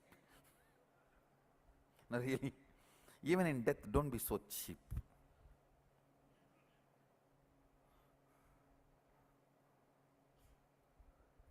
That is like drinking milk and vomiting, and during the vomiting, something gets locked in your throat and dying. No, too bad.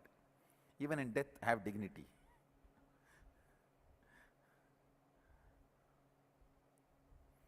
Making your already dead patterns. First of all, recognizing they are already dead. Your patterns, impossibilities, incompletions, past thoughts, residues, hangovers. Listen. All the ideas of impossibilities you carry, the thought currents from the past, sitting in your present and destroying your future, I call them incompletions. Making all those incompletions redundant, you don't need to kill them, they are already dead. That's why they smell so bad. They are dead bodies. They stink. But they can't harm you. That's a beautiful thing. The good news is they are dead.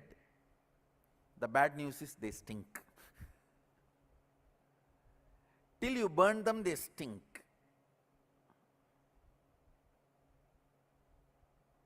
You can't afford to keep quiet, saying that they are already dead. Now you need to burn them. You need to do the last rites. Let's do the last rites now. That is completion. Understand? It's one of the most powerful technique. Sadashiva explains this technique to Devi Parvati, and in Shivagama, Shivajnanopanishad, chapter, Shivanyana Upanishad chapter, 94th verse, 22nd technique. I'll read out the verse and then explain the technique.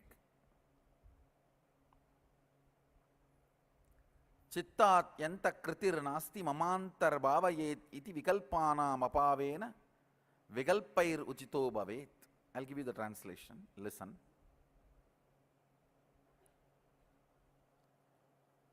All the patterns, incompletions, which you feel are stopping you, relive them with your will. Reliving means how they are functioning in you. Go in that same circuit and see how, when an impossibility pattern comes up, how you become tired, bored, frustrated. Scream in your shower. Many do that. When you are in your restroom, in your shower, if you suddenly remember impossibility pattern or a person who is embodiment of impossibility in your life, the way you react.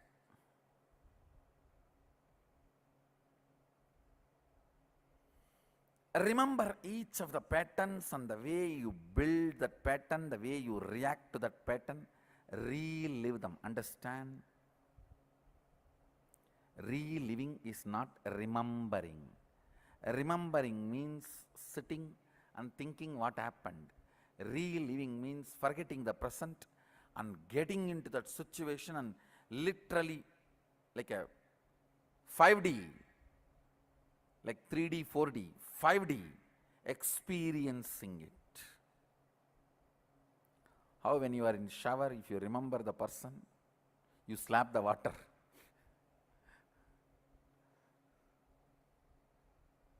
Literally scream. Relive, not remember. No. I am not asking you to remember.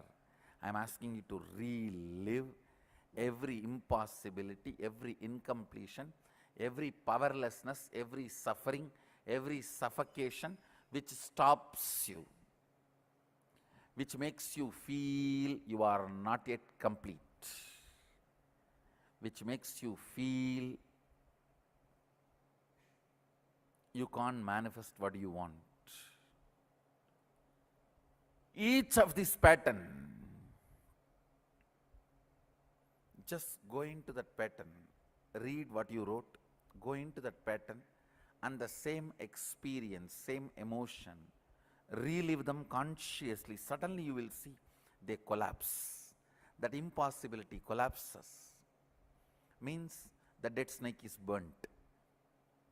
Your will is the only living mechanism. If you relive all the dead patterns, your will realize your patterns are dead. They do not have life. They were posing as if they have life. They themselves do not have life. When you relive, this understanding will raise in your system. Some of the impossibilities, patterns you carry, which are sitting inside you very powerfully, will collapse completely. And I am sitting here to make the Shakti Nipada happen in you and bring completion inside you. You do your job, I'll do my job. You take one step, I'll take 1,000 steps. You try your best, that's enough. Remaining, I'll do it. Actually, I can do it directly. The problem is, if you don't even try whatever you can, you don't feel you achieved that state even if the completion happens. You create self-doubt. Did I really do or I slept? So you put all your efforts. I'll do my job. I'll repeat the instruction. Every pattern you wrote, Spend few minutes on each pattern and relive there. That suffering, suffocation, incompletion, nameless emotion, frustration, everything consciously relive at least 5 times. Suddenly you will see they will lose power over you. They will just collapse. They are no more heavy on you. Each of the patterns, impossibilities, incompletions, frustrations you wrote, pick them up and start reliving with your will. Start reliving. Reliving will be relieving. I bless you all. Let's all radiate with integrity, authenticity, responsibility, enriching, causing, living Shuddhadvaita Saivam, the eternal bliss, Nithyananda. Thank you. Be blissful.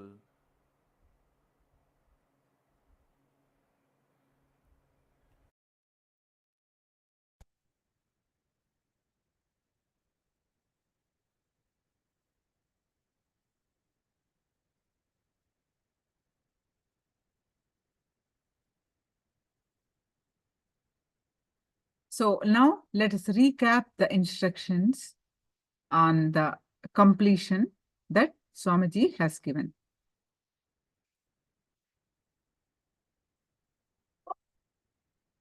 Come back for exploring, internalizing.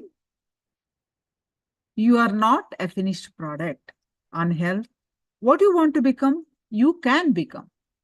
Your body is not sealed. You can change anything as you want it. Still, the possibility is open and available at every level, whether it's health,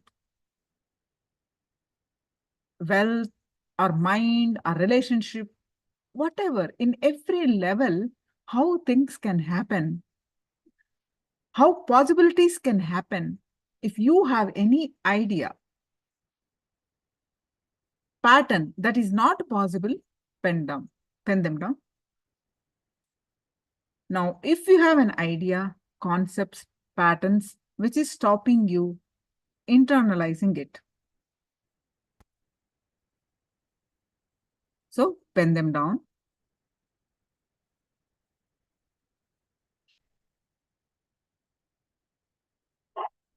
That is first part. And next, the impossibilities that you carry, the patterns which restrict you. This is not possible, that is not possible, my wife will not allow, my boss is not going to allow, all that. You already written some of these. All these kind of things that you carry, pen all the impossibilities you carry.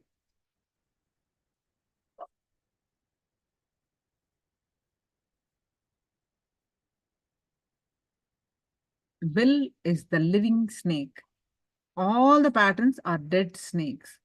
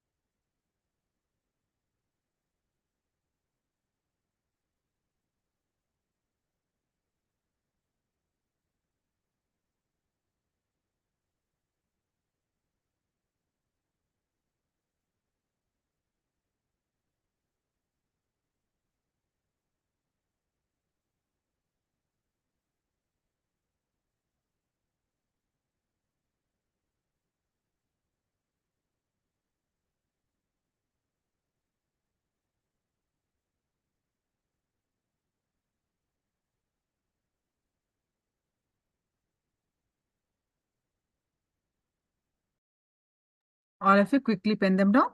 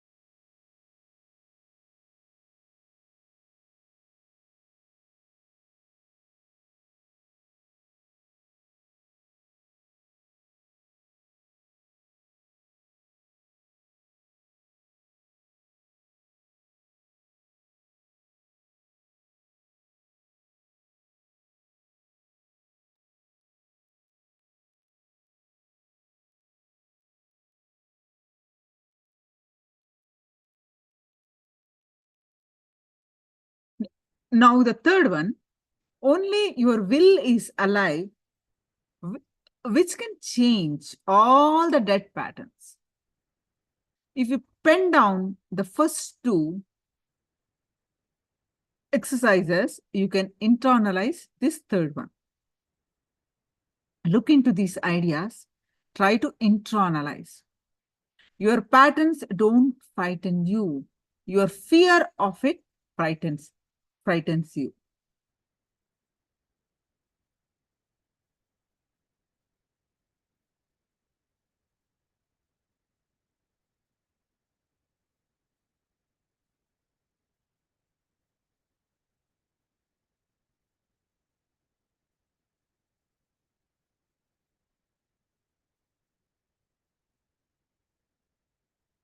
Your will is the only living organism.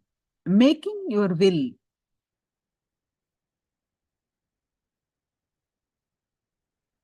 making all your dead patterns redundant, irrelevant is completion. The past thoughts, impossibilities, thought currents, hangovers, residues, sitting in your present and destroying your future, they are incompletions.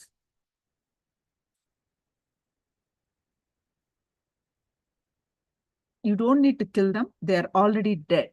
They are dead bodies. They stink, but they cannot harm you.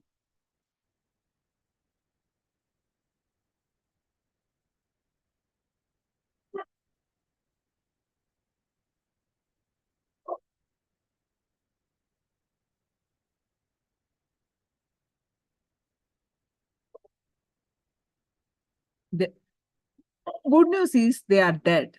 Bad news is they stink. So till you burn them, they stink. You need to do the last rites. That is completion. So the completion is what? The 22nd verse of Shiva Jnanopanishad, chapter 94. That is Shiva Sutras only. So Chittardhan Swamiji has explained about this. All the patterns, incompletions which you feel are stopping you, relieve them with your will.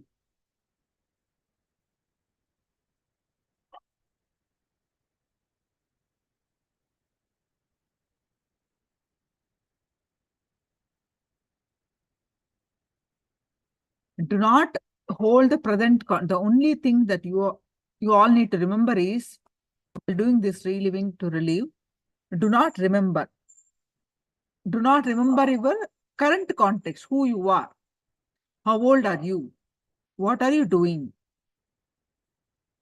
all that, your current context, you do not remember anything. You have to go back. That is the first thing. If you are remembering who you are and remembering that incident, that only strengthen your pattern. That is remembering. Remembering strengthen your pattern. Reliving is going back to that age when that happened.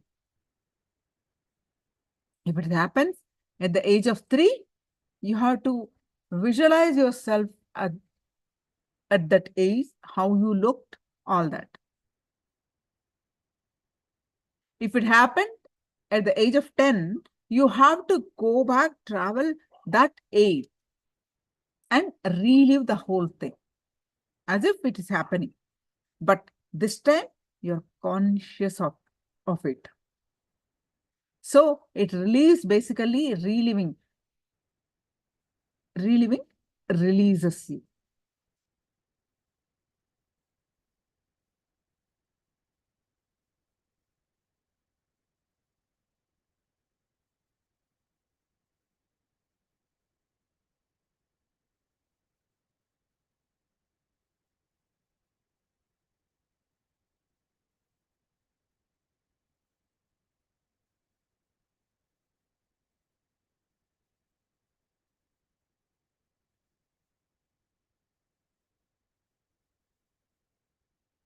The second one, no justification. These two things you have to remember.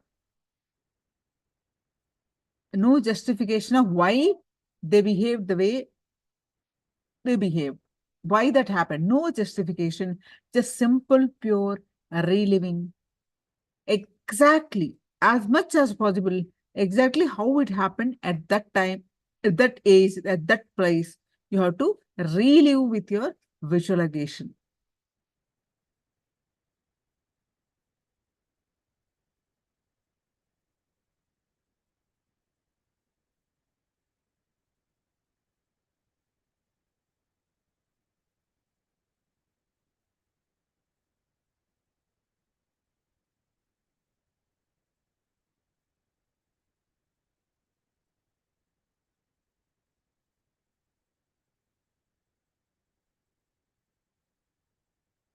So all of you, please take.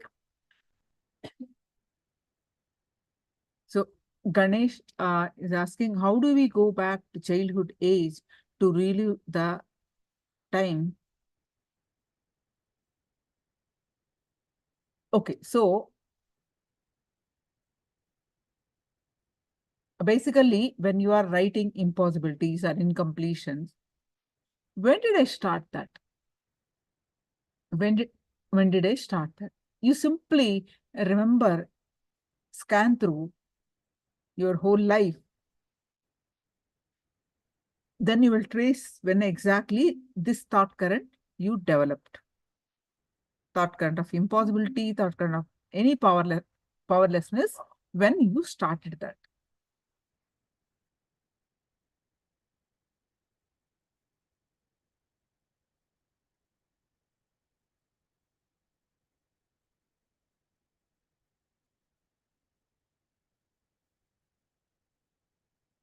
So when you sit and visualize, before starting this, you write down exactly minutest details. What kind of dress you wore? Where did it happen? Who were there around? Is it inside happen in a room or outside?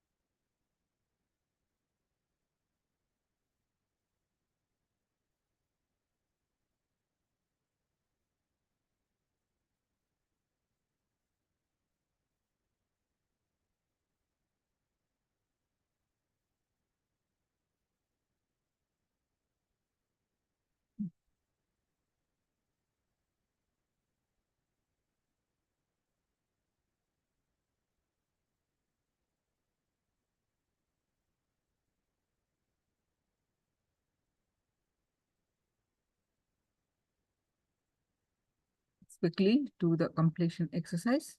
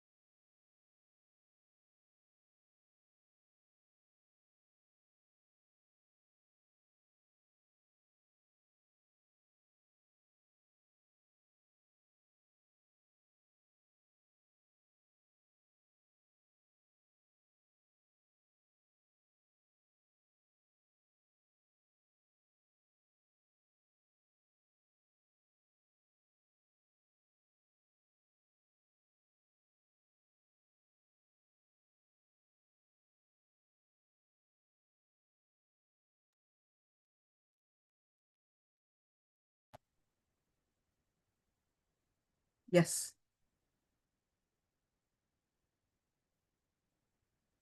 Any questions? All of you are done? We'll be learning more and doing more on this. So if you're done, please do let me know.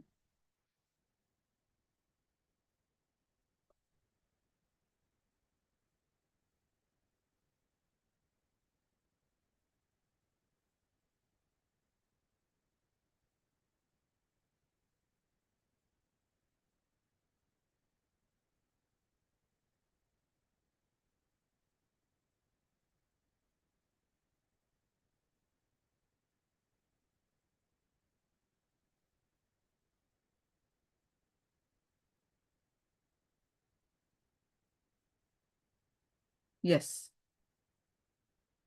Now let's further continue.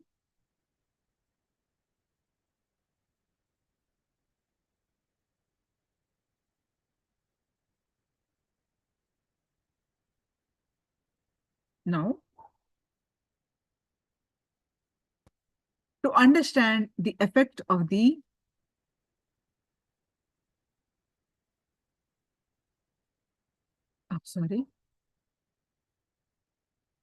of the past on cognition, let's take an example of the girl in our previous story. For her, she got this once in the history class, she told the answer wrong and whole class laughed, and she felt ashamed and she did not let go of that. And in result, continued, and which affected her career. For her, every meeting may even feel like high risk, life and death situation. For someone else who is in the same meeting, who does not share her fear of public speaking, the situation can feel like an opportunity to make a great impression, influence others, and get things done.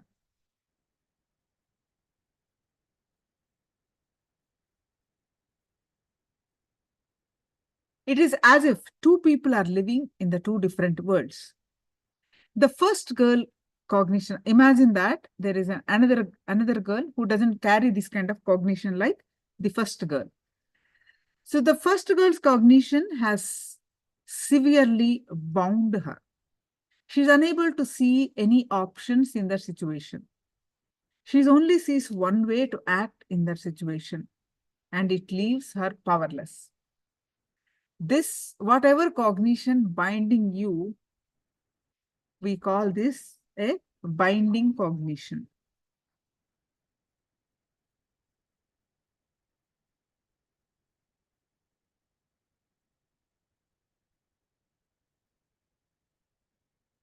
The opposite of binding cognition is liberating cognition. A liberating cognition gives people options in any situation. It's the way of looking at the old that empowers people as opposed to making them powerless. Every situation has a liberating cognition. For example, let's say a 60-year-old man was let go from job that he had held for 30 years. He could have seen this as a sorry end to a career, or he could see it is an opportunity to do the things he has always wanted to do in life, which is liberating cognition.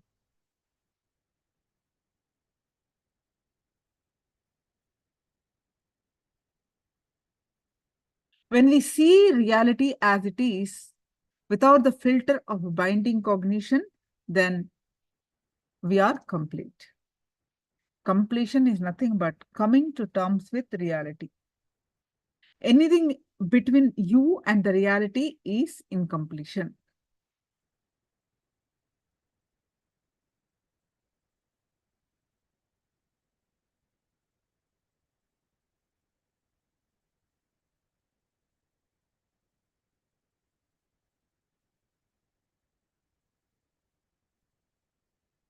So let the reality bring powerfulness in you. Let the reality not make you suffer or be powerless. Completion is done through very powerful process called relieve to relieve.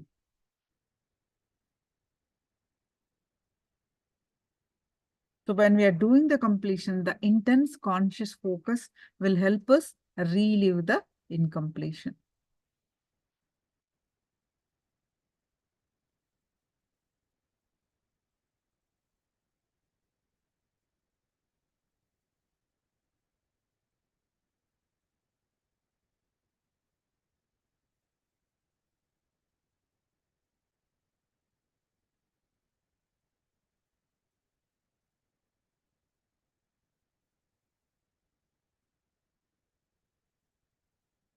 All right. Any questions? Please do let me know.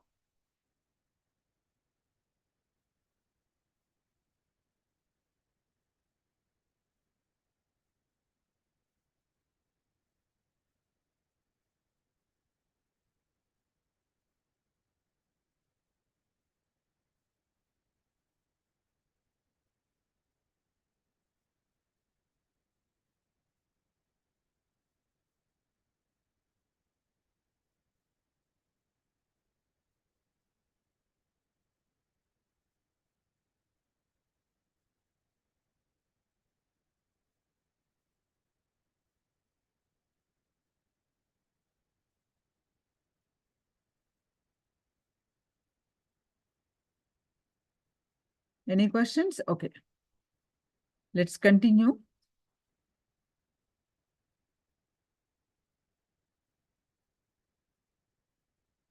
Further.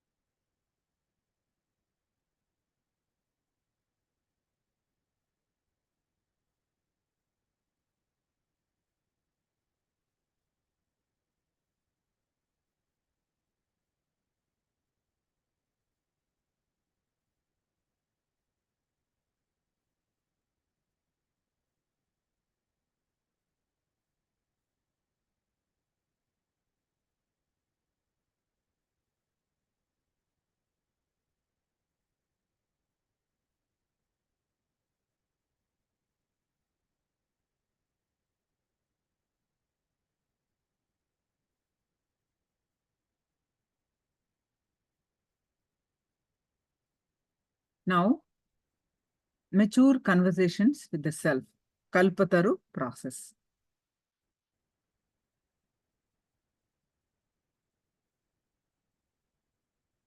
Any questions? Please do let me know. So far what we learned.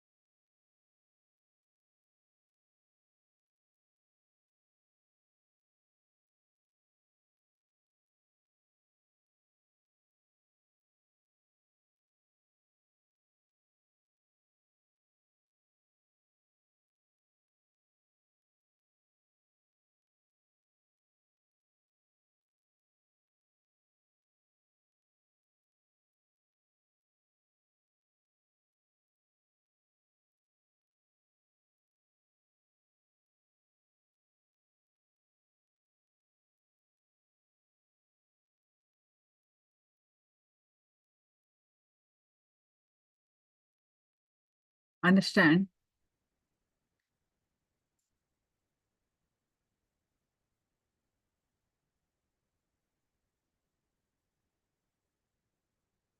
mature conversation with the self.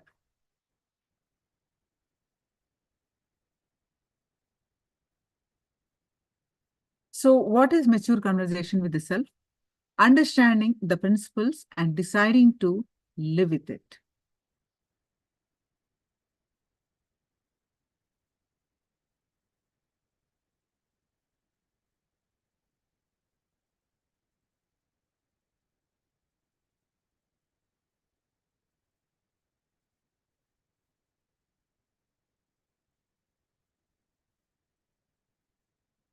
Understand. A kid comes and says, it looks nice like a sugar cane, let me eat. It's not a mature conversation to have with this tool, with this furniture. So what is mature conversation is, you can have with this table, you can say it is nice. I want it like, keep it on, and you can say, I want only sugarcane and sugarcane juice. Let me sell this table and buy sugarcane. You cannot say, this looks like a sugarcane, I'm going to eat it. This is fundamentally an immature relationship.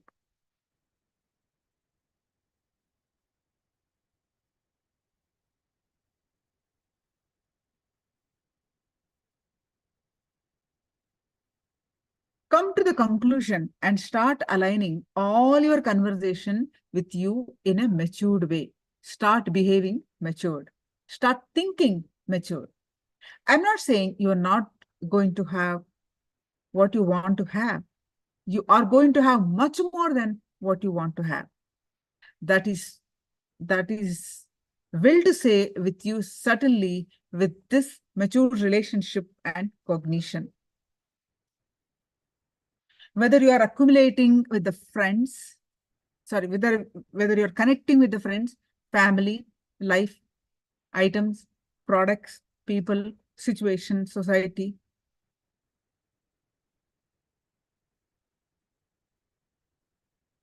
Do not plan anything. Do not plan for hit and run relationship. You think with the money, you will get it, you will get hit and run relationship. I will win a lottery and it is in the bank, and slowly, please, day by day, and live as I want. No hit and run relationship can be stable, fulfilling, whether it is money or honey. Do not plan for it and run relationship. That is mature conversation, cognition.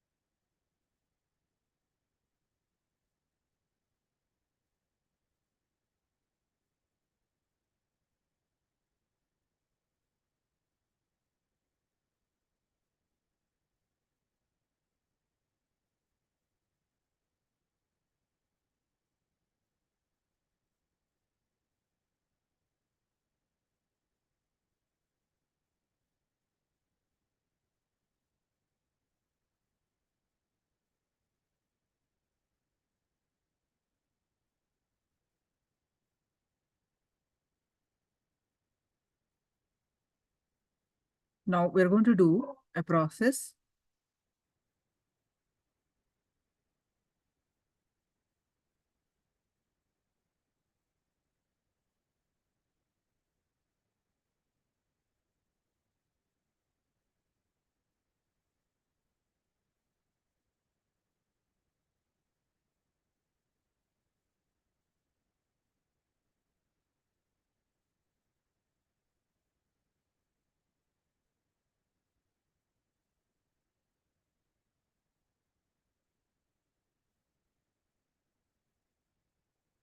Understand, maturity is you manifesting life.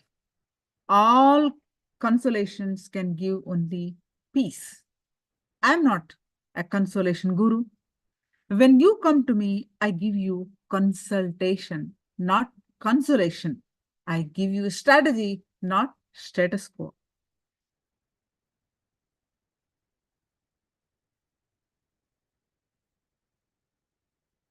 So just these 2 points.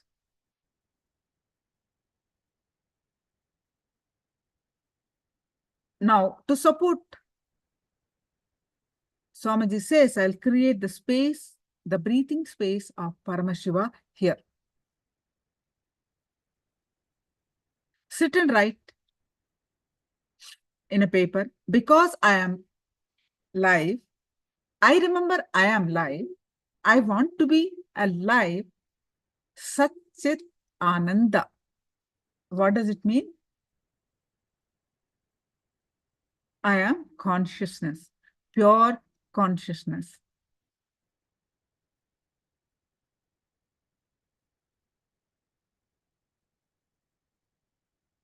Because I am live and I remember I am live, alive. I want to be alive. Satchit Ananda. I am Paramashiva. I am Mahasadashiva. I am Paramashiva. Sat means I am alive. Chit means I remember I am alive. And Ananda means I want to be alive. So because I enjoy being alive, because I am Satchitananda, I am Paramashiva. Write this on a paper or sit on it. So quickly pen them down. Take a minute or two. And quickly pen them down on a piece of paper. Because you're literally going to sit on it and do the process. Quickly pen them down.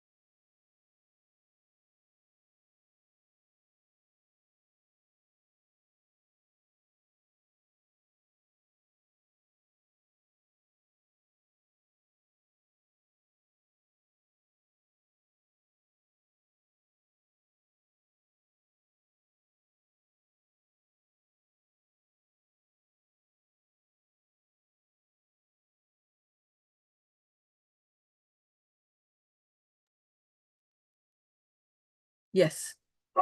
Now,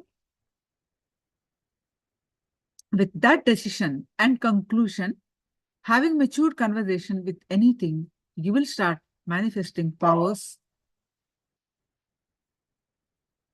Now, you should manifest because of the cognition. That is the real prasada. This cognition is most used prasada from me.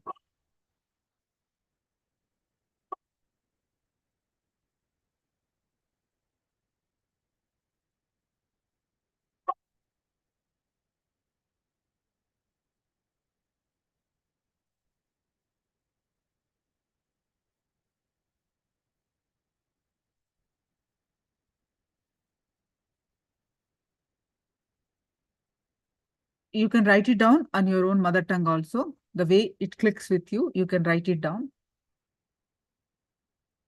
And pen down, only then you remember. If you don't pen down, you don't remember. Please pen down and sit on that paper. Cognize it in a very mature way.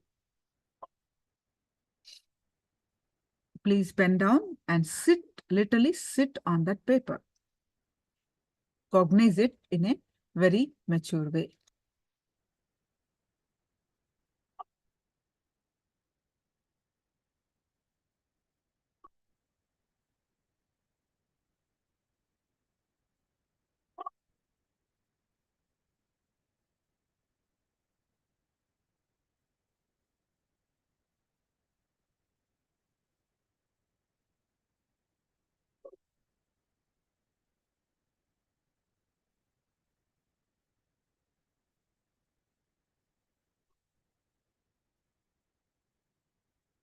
This is the real Kalpataru process. So please pen them down. I am Paramashiva. I am Satchitananda. In your mother tongue also you can write and sit on that paper. Now sit with your command, with this authority, breathing space of Paramashiva. Breathe this inner space. Paramashiva, breathe this inner space. So your declaration, you are Paramashiva, will become reality. From that space, you will start having matured conversation.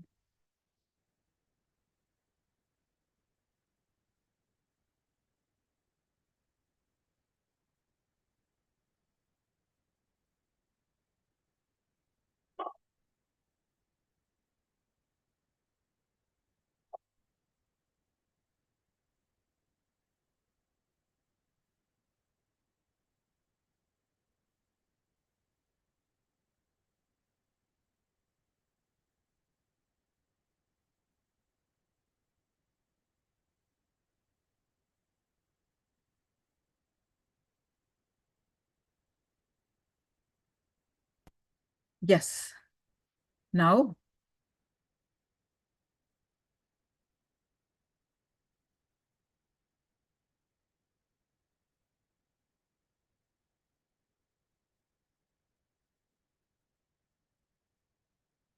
any questions? Please do let me know.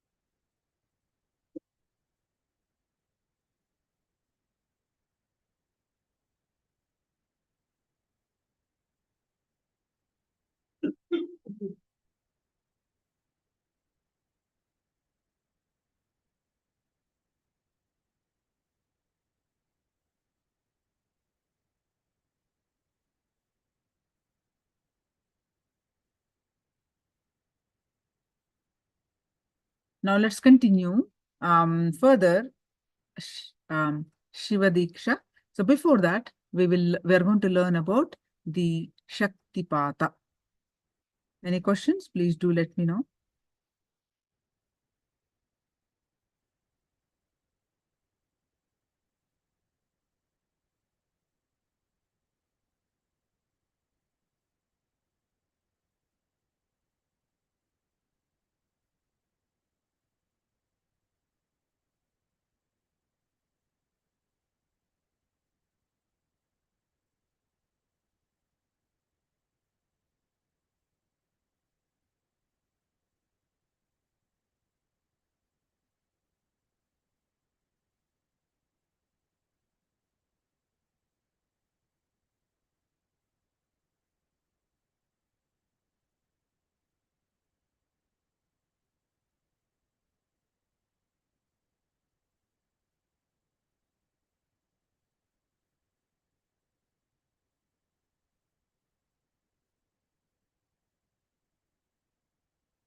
So what is Shaktipata?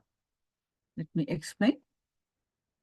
And then we'll move on to initiation and Shiva Dīkṣā initiation. Understanding about the Shiva Dīkṣā initiation also, we're going to learn today. The word Shaktipata literally means the transmission or descent of power or Shakti.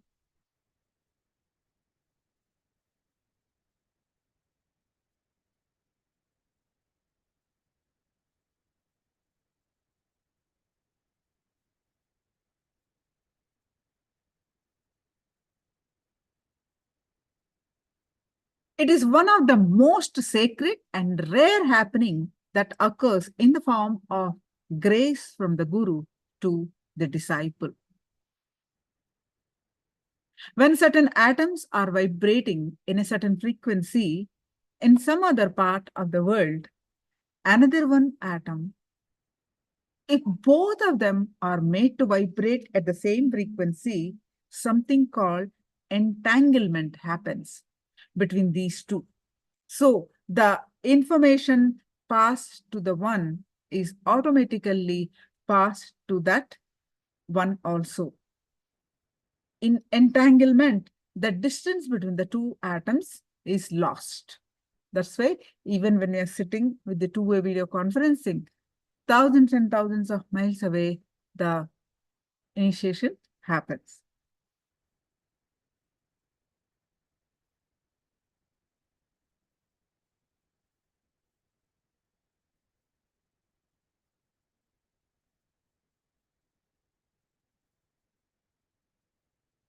It can be as simple as everyday depression.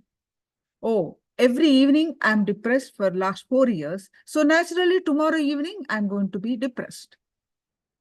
These are the same struggles I am going to having last 5 years. So next upcoming years also I'll be having the same problems.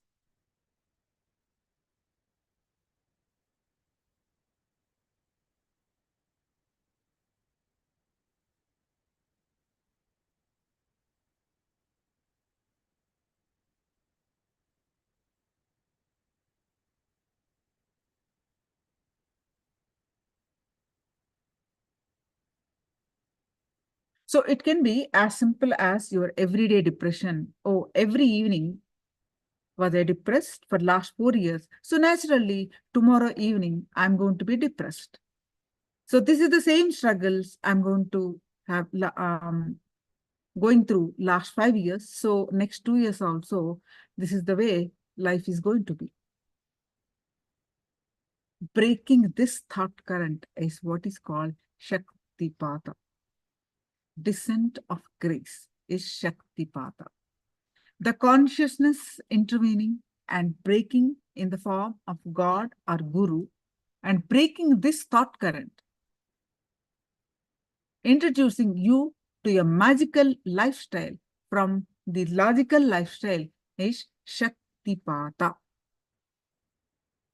A being who introduces a breakthrough in the consciousness of humanity is incarnation.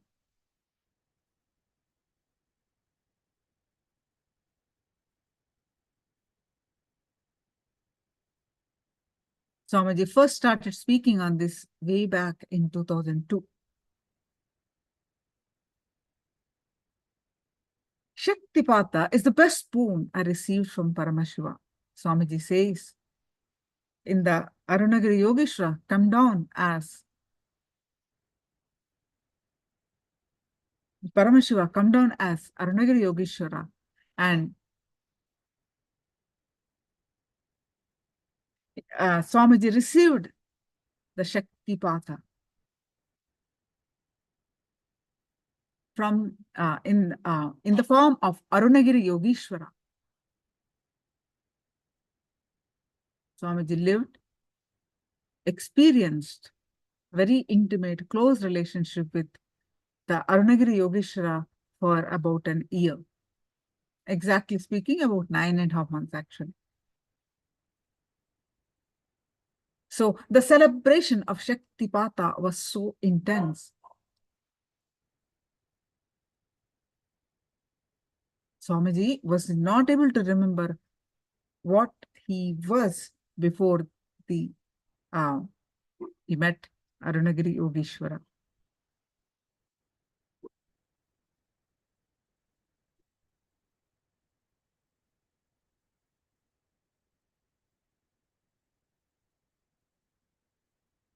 A physicist of Indian origin, Amit Goswami, recently published an article in a physical journal showing that entanglement affects people.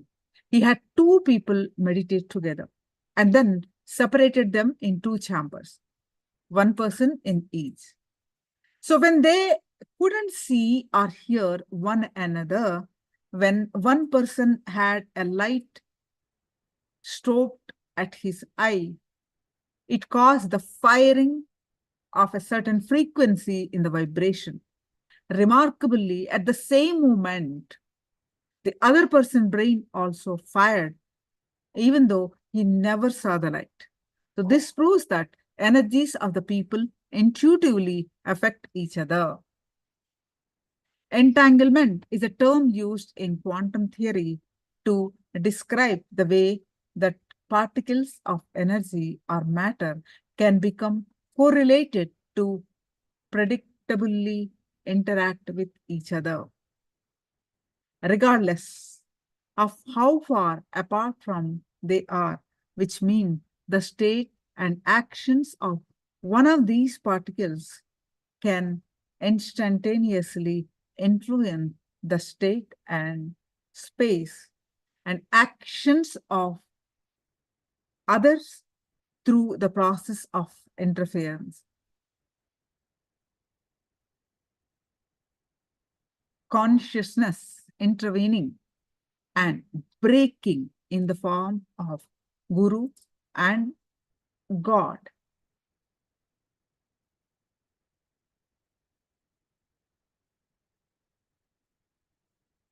Shaktipada is the first thing it does in you is increasing the viscosity of bliss, increasing the depth and presence and intensity of the bliss in you, so that automatically breaks the pitta layer, the delusion layer.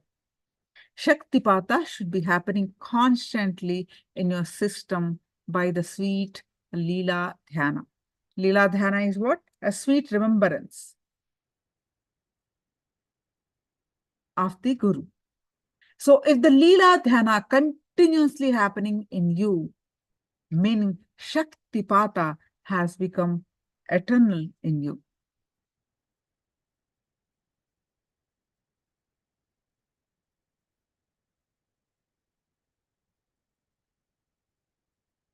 Shaktipata, Shaktinipata, the quantum entanglement operates from space. Because the space is entangled, everything else gets entangled. Shaktinipata means start living the instructions and initiation without waiting for your logic to get convinced. Is Shaktinipata. The joy that you experience when you live just because he said. That's it. The joy is called Shaktinipata. So how does this Shaktipata happen? When you see the Guru, your eyes become big. Shaktipata is happening. The moment you see the Guru in his presence, you will see the breathing pattern automatically changes because he is operating the remote.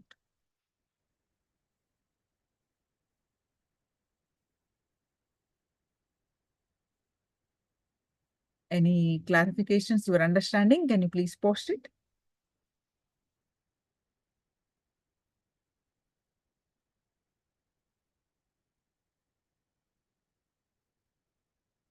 Elizabeth Ma, yes.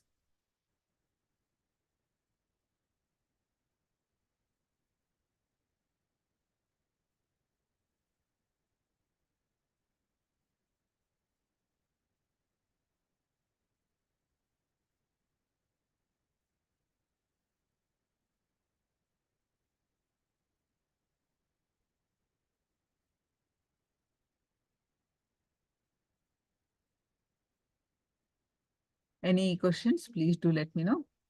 We'll be learning more and more on this topic also in the further upcoming session. You can just share what is your understanding on Shaktipata.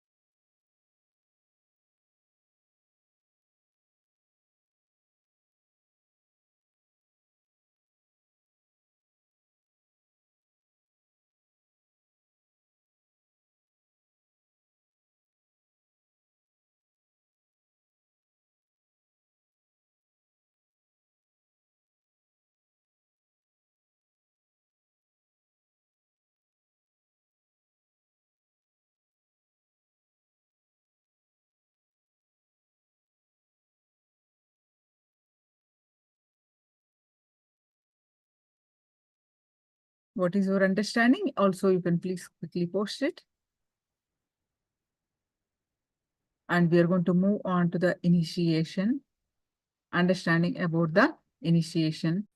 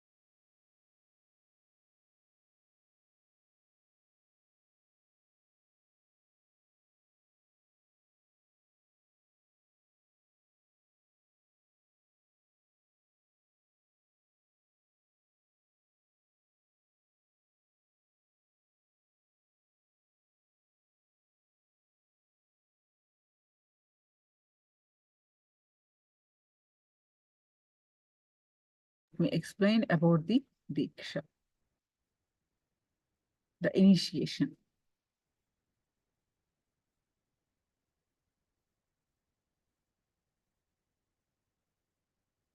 Is it body scanning also Shaktipata process? It's not a Shaktipata process.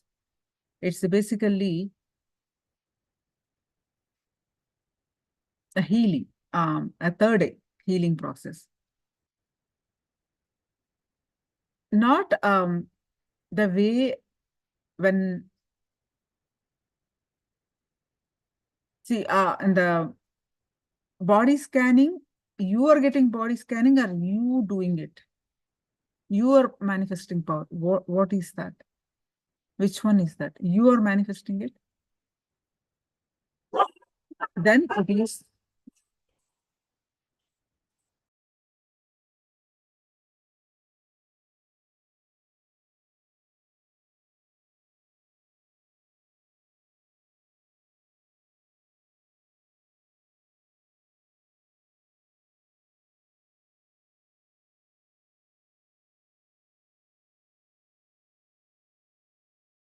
then it is. That's called Nayana Dīkṣā, no? Yes, that's Nayana is eyes. When Guru sees you, he raises your consciousness. That is Shaktipata. Nayana Dīkṣā, see, name itself is Dīkṣā. By seeing the eyes, Nayana Dīkṣā, by physically touching on the Anya Chakra,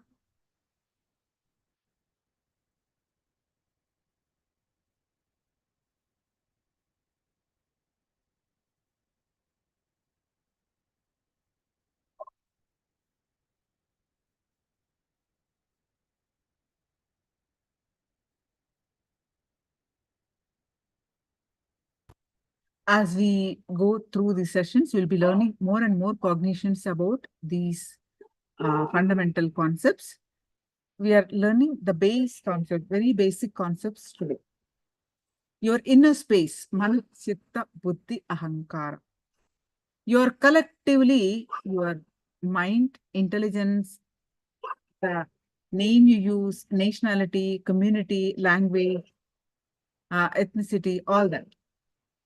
So, how is this, your inner space, functioning today? Based on your ideas about the world, about people, about animals, everything that exists, you see it. You say something beautiful, you say something hard to live by, you're very tough people, you say something is not right, something is stressful, you say it's okay, all that. Different ideas that you carry about God, what you carry. Maybe God is there, may not be there. Really. And your ideas about you, what you carry about you, could be better, appreciated. So, Dīkṣā is all about shifting the direction of functioning of the inner space. Whatever inner space that you have, shifting the direction of the inner space.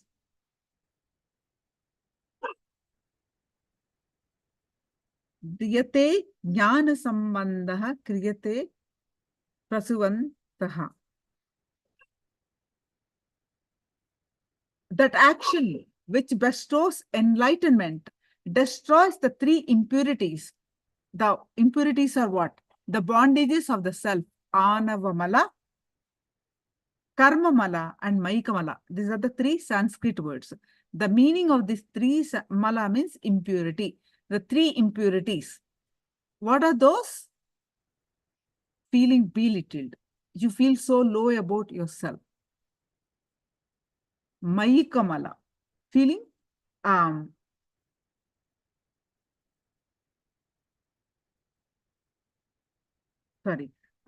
order is Anavamala, Karmamala, and Maikamala. Feeling belittled, karmic baggage, and forgetfulness. These are the three impurities. destroys the initiation, destroys all three. And which bestows liberation is called Dīkṣā in Sanskrit, initiation in English. Which bestows liberation is called so because it gives enlightenment. It also takes away all these three impurities, mean three bondages. It takes away three bondages and gives you liberation. So what is the best direction of functioning? Start functioning from the ultimate truth about you, about Jiva, about Jagat, means the world, and God, Ishvara. And you can become enlightened, manifest powers and all possibilities.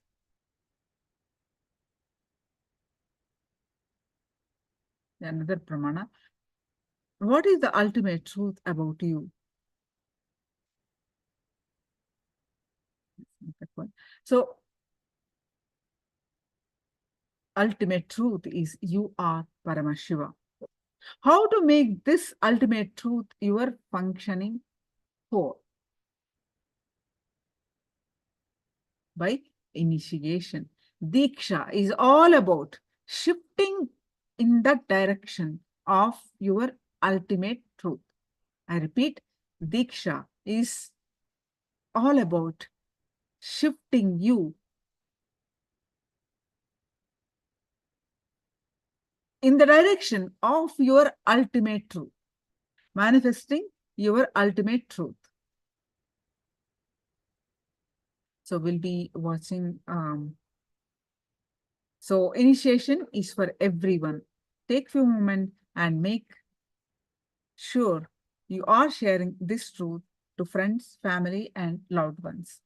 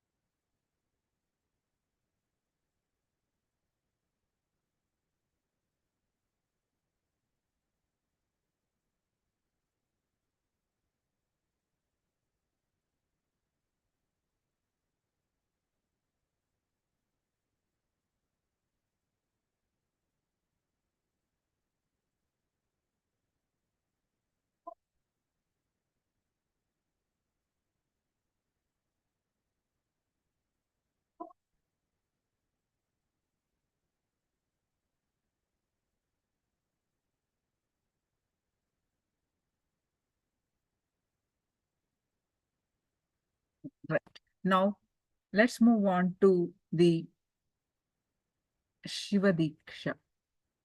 Let's learn about Shiva Dīkṣā. We'll be learning more on initiation and Shaktipata and in the upcoming sessions also.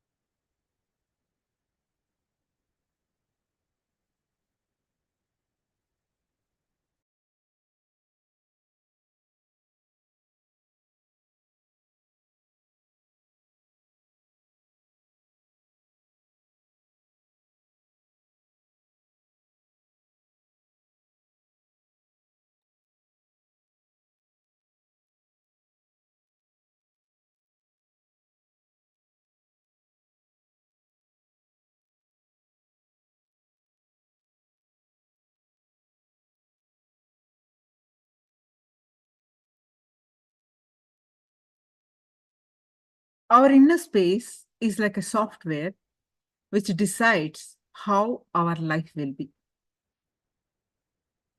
Building the inner space on powerful cognitions, truths, understandings about you, about world, and about life.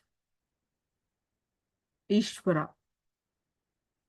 You can become enlightened, manifest powers and all possibilities.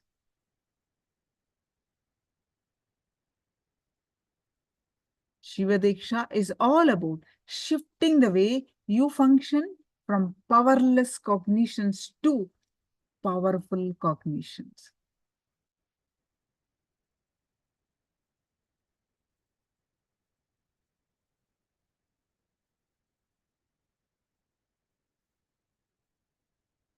Today, you are going to receive Shiva Dīkṣā Level 1, which is called Samaya Dīkṣā. Shiva Dīkṣā Level 2 also you will be receiving on the day you will be learning going beyond the death. Today, you are going to receive Level 1 initiation. Level 2 will be on the day you receive the going beyond the death. So, what is Samaya Dīkṣā?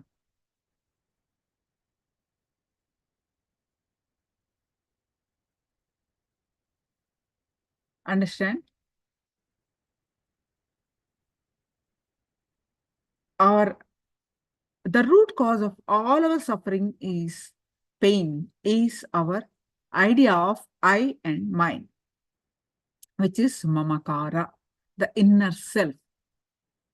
Making that into divine, whatever you feel as you, the I and mine. Shifting that to divine, making the small self, aham, to shivoham is samaya. In this ritual, you will receive a spiritual name that is the secret code, your pathway of reminding yourself as the ultimate.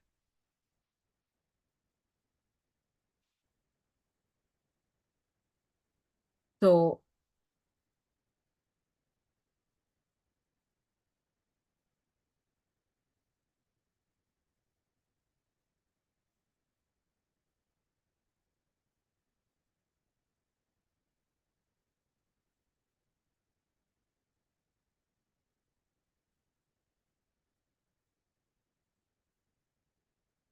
now let's listen from Swamiji about the Shiva Dīkṣā.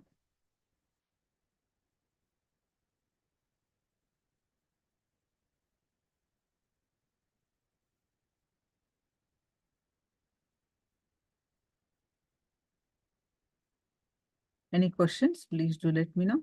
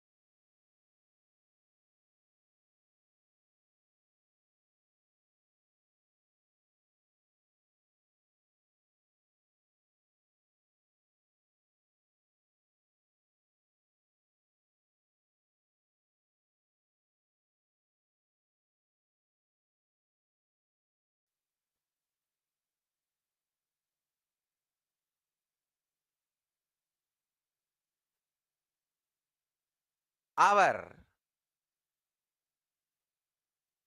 inner software, you call it mind, you call it intelligence, you call it any name you use.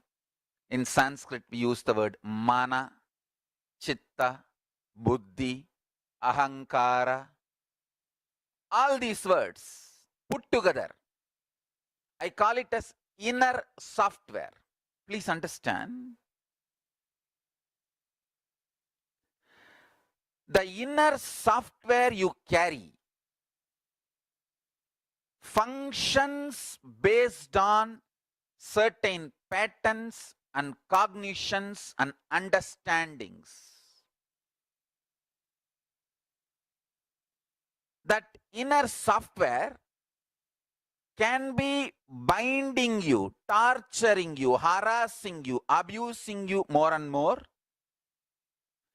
if it functions based on wrong content, wrong cognitions, powerless cognitions, abusive cognitions.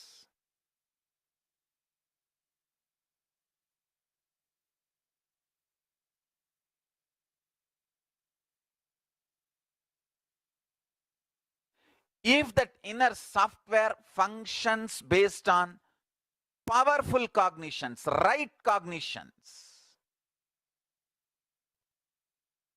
intelligent cognitions, it can liberate you. Understand?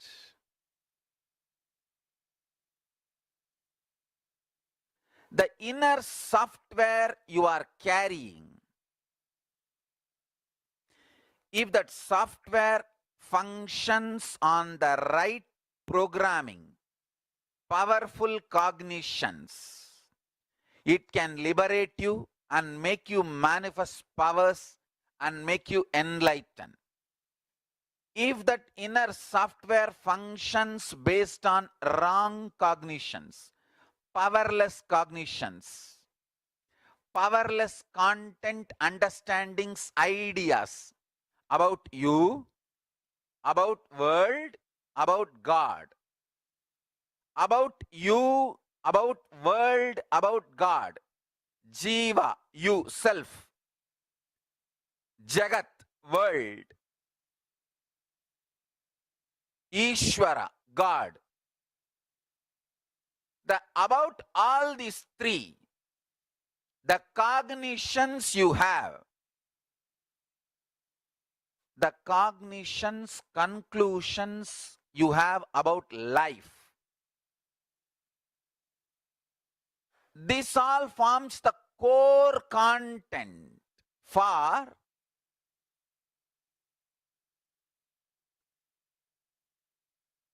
your inner space. If your inner space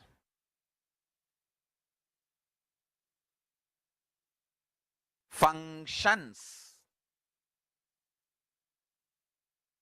out of powerless thought currents, ideas, cognitions, it can suffocate you, it can torture you, it can destroy you, it can make you powerless, it can do anything. If your inner space starts functioning with the powerful cognitions, right understandings about self, world, and God, not only you can become enlightened, you can start manifesting powers. Understand?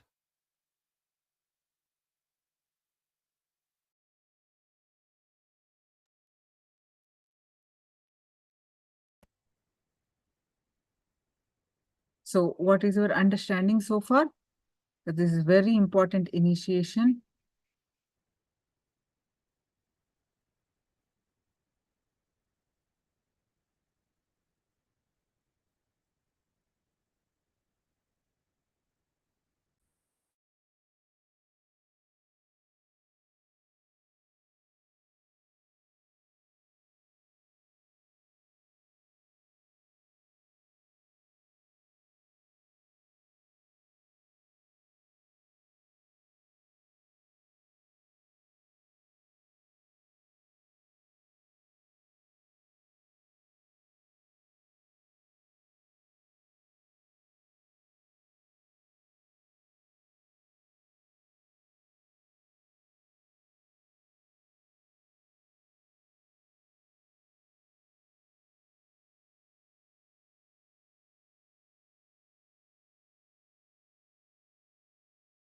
I'm sorry. So what is Samaya Dīkṣā? Which is Shiva Dīkṣā level 1. What did you understand so far?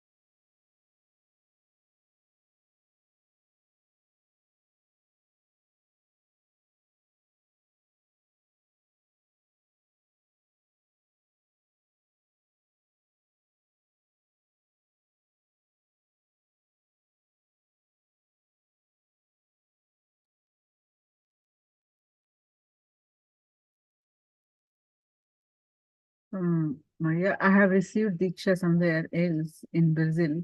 It's the same or different? It is different. Does it depend on who is giving it? Yes. A living incarnation. It depends on who is giving it, a different initiation.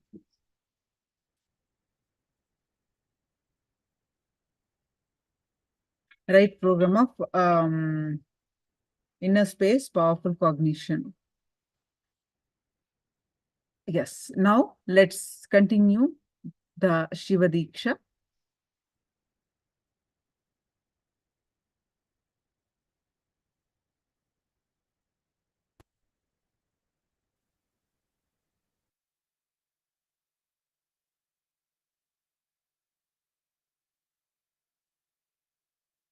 Shiva Dīkṣā.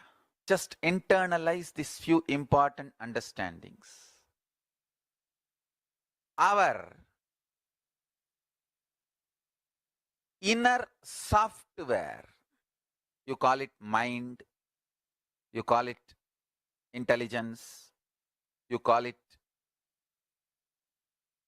any name you use.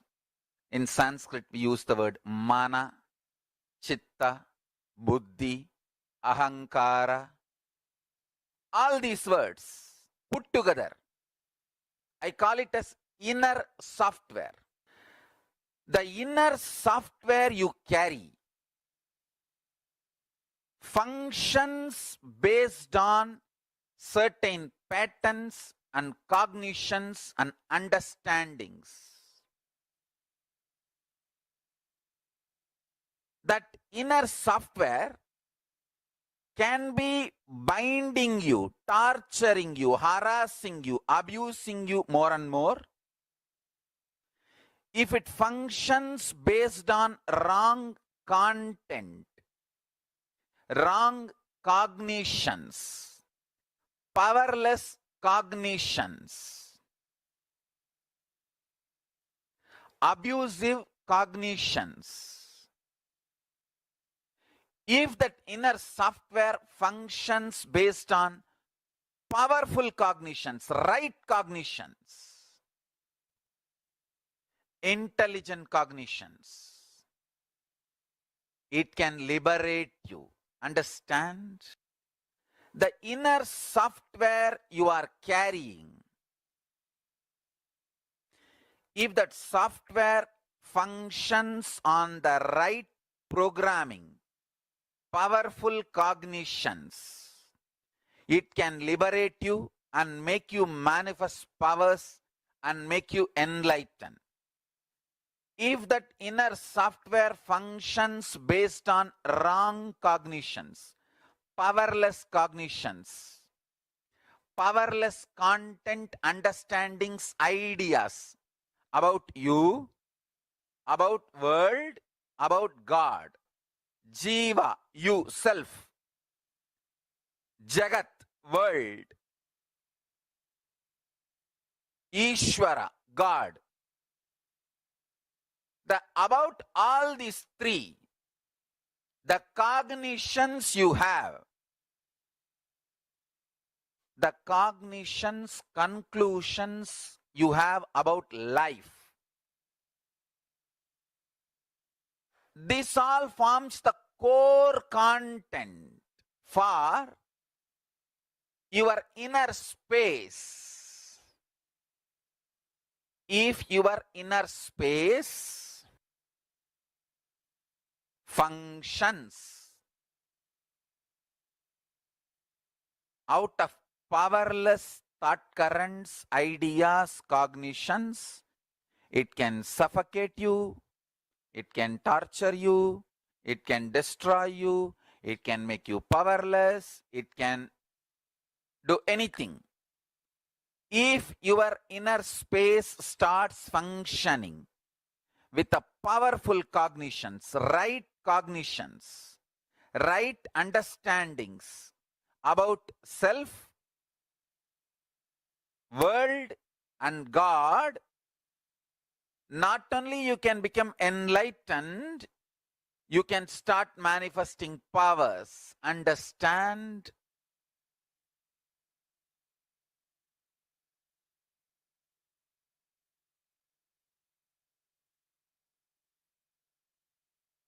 Shiva Dīkṣā is all about shifting the way you function from powerless cognitions to powerful cognitions. That's all. Shiva Dīkṣā is the way to shift you from functioning from powerless cognition space to powerful cognition space.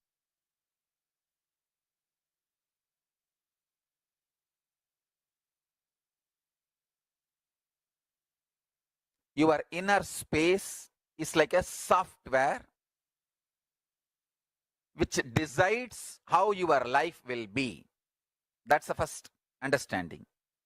Second, if the inner space is filled with powerless cognitions, powerless, suffocating,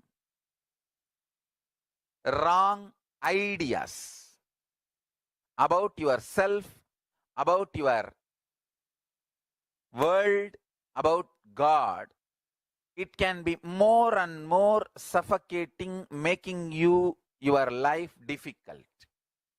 Start functioning from powerful cognitions, truths, understandings about you, world, and life.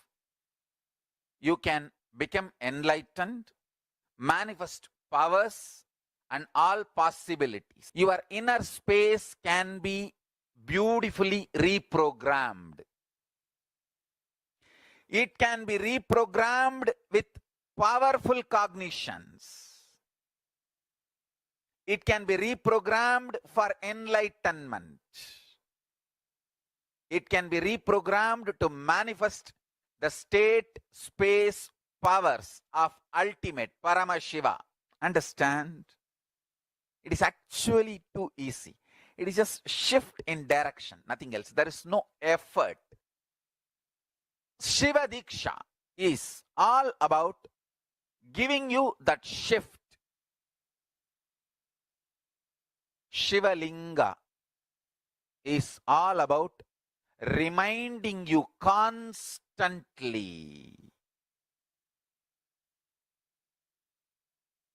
that shift and making you start living, manifesting that shift, enjoying, entertaining that shift inside you.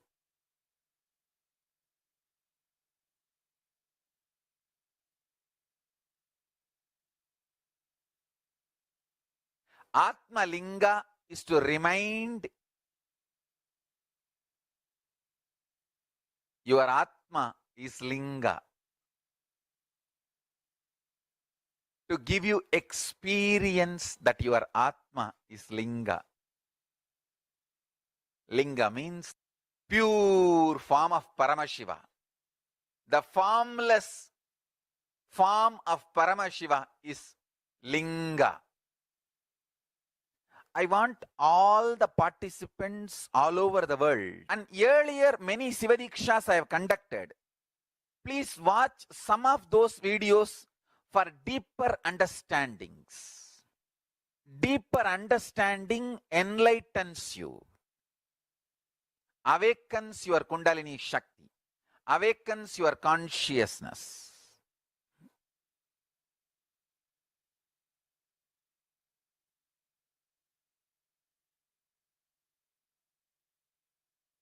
Paramashiva does this 5 action: creation, maintenance, rejuvenation, pulling out of delusion, and liberation. Listen, the first powerful cognition, Paramashiva, does all these 5 actions, and same Paramashiva not only is sitting in the cosmos and doing this 5 action, he is sitting inside you and doing this 5 action.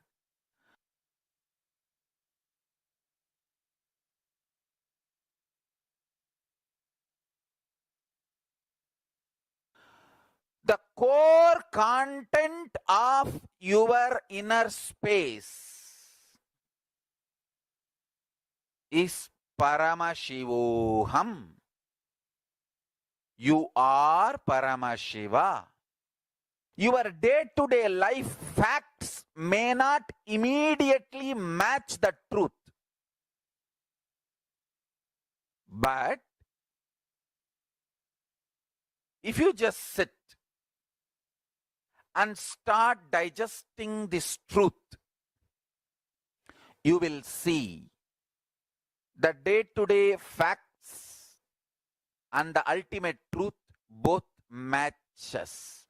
When you realize day-to-day facts, ultimate truth matches, it is called enlightenment. When you realize, wake up, yes, the day-to-day facts and the ultimate truth is matching. That is called enlightenment. You are Paramashiva. And your day-to-day facts immediately don't match. No. There are too many conflicts, confusions. How can I be Paramashiva? But if you sit and understand, if you bring love in your life, love, deep love for everything happening, you will realize two things. Everything is auspicious. Paramashiva, Sada Shiva. Sada means everything. Shiva means auspicious.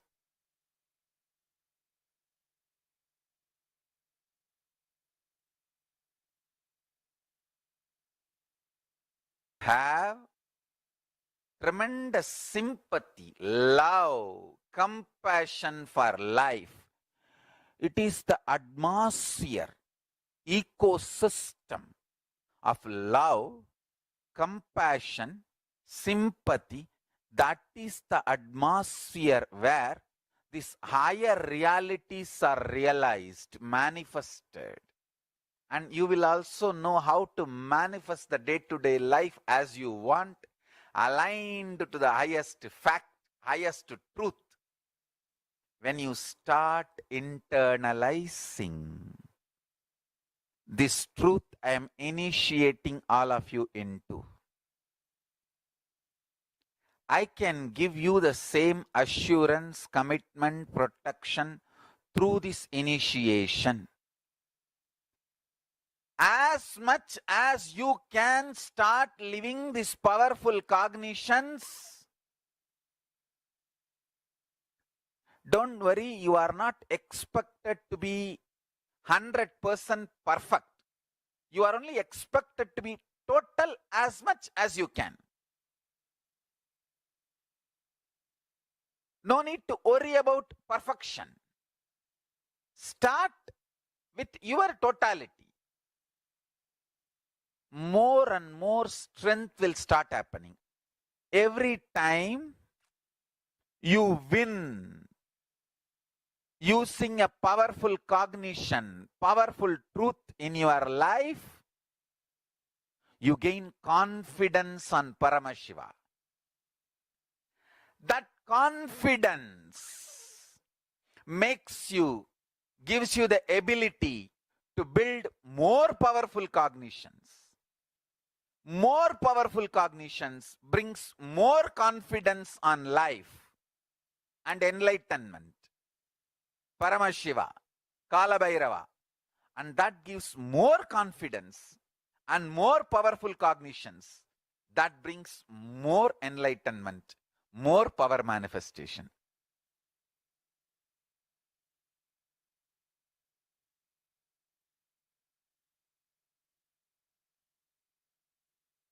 Somebody goes to God and asks, God, bless me. Everyone should praise me. Give me the boon. Everyone should praise me and accept me. God said, hey, even I am not accepted by everyone. Why are you asking that? Even I am not praised and accepted by everyone. Don't ask for that. Life will ever be one-side people praising you for your contribution, The other side, people will be abusing you, attacking you, just because they are feeling deeply anger, violent inside for various reasons. You need to know, are you going to hurt yourself because they are vomiting their pains on you? Are you going to hurt yourself waiting to get hurt by them? No. Or are you going to be very clear and go on contributing to the world what you need to do? Understand, life is for people who decide to go on contributing and do what they need to do. That's it.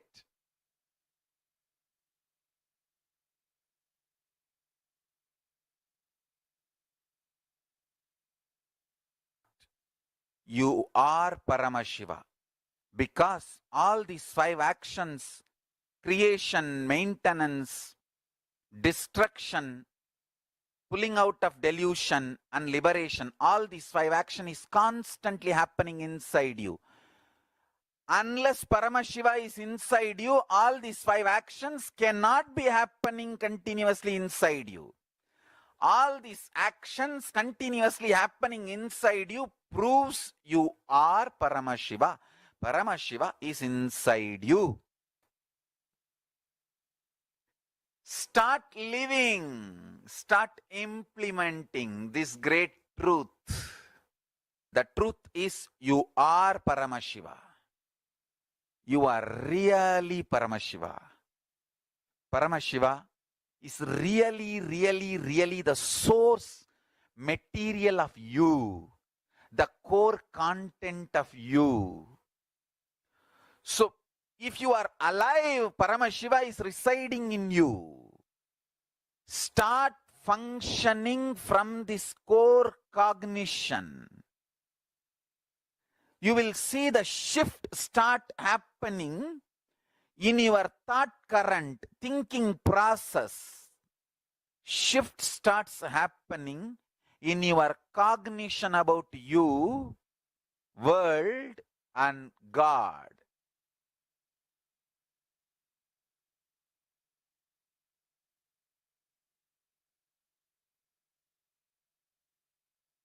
Paramashiva is real and he is the core content, source material, source of your being, consciousness. And when you start practicing and living, he himself protects you, makes you manifest all the powers, solves all your problems, makes you live the best life.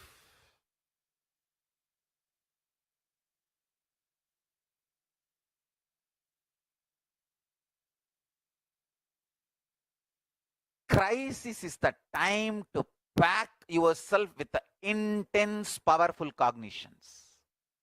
Fill more and more powerful cognitions and truths and tightly pack yourself with powerful cognitions.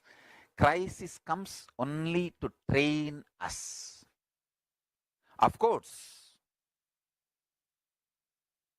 just because we are dealing everything with the spiritual eyes, it's not that people who are attacking, abusing, that they are not criminals. They are criminals.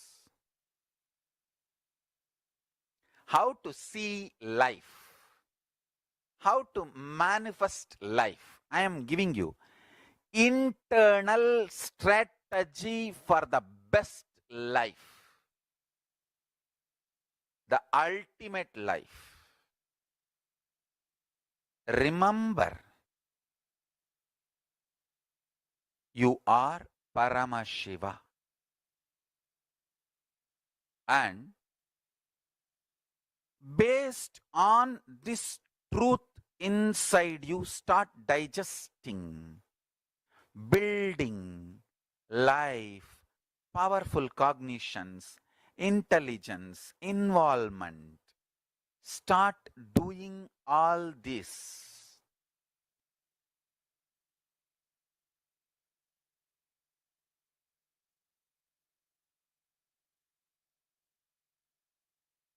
Please sit straight. Inhale and exhale as deeply as possible and as slowly as possible. I want to start the initiation. Sit facing me. Now, I'm going to give you the initiation. Mantra Dīkṣā. Listen carefully. In Hindu tradition, always the Gayatri mantra was given as the first mantra. So I'm going to give you formally these three mantras. Gayatri mantra, then Shiva Dīkṣā, Samaya Dīkṣā, Shiva Dīkṣā mantra, then Mahavagya. Now first listen to the mantras and repeat along with me. Om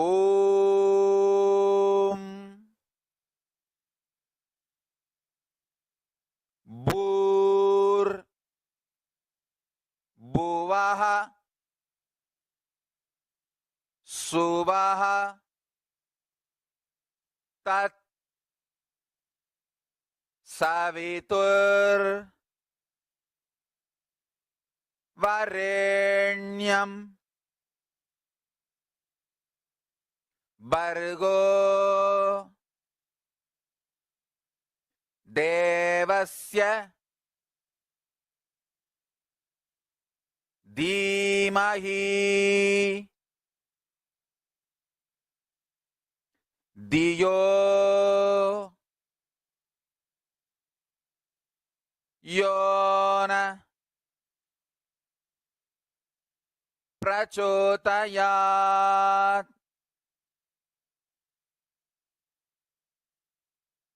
Repeat again. Om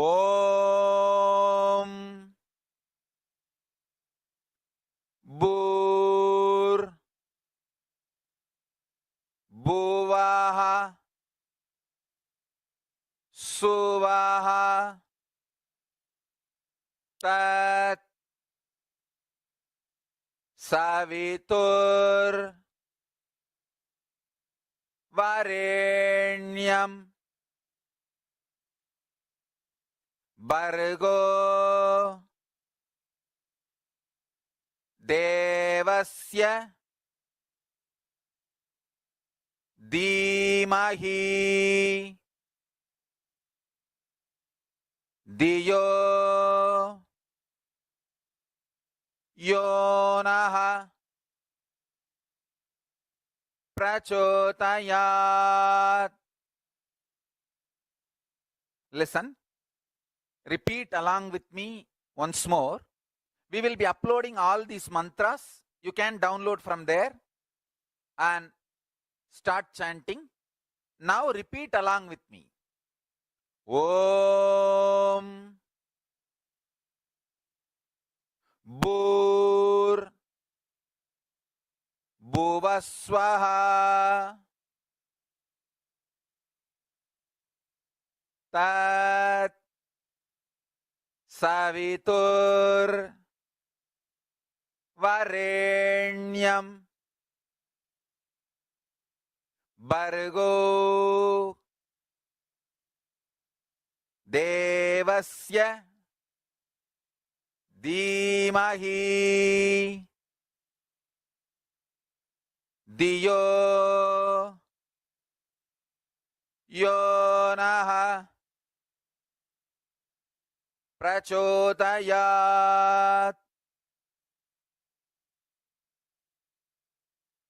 Om Bhur Bhuvaswaha Tat Savitur Varenyam Bhargo Devasya Dhimahi Dhiyo Yona Prachotayat. Now, next mantra. It is Samaya Dīkṣā, Shiva Dīkṣā mantra. This is the most important mantra. Listen, this starts connecting you directly with Kailasa. It's like a passcode for Kailasa, password for Kailasa. Om Ham, Haum, Shivaya Namaha. Repeat along with me. Om,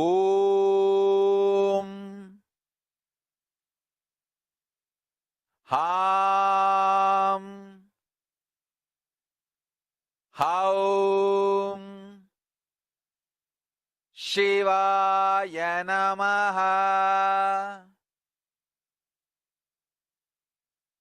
Om, Ham, Haum, Shivaya Namaha. Om, Ham,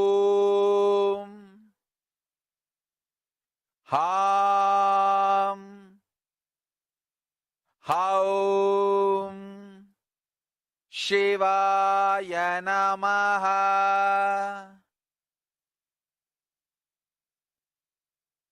Om Ham Haum Shivaya Namaha.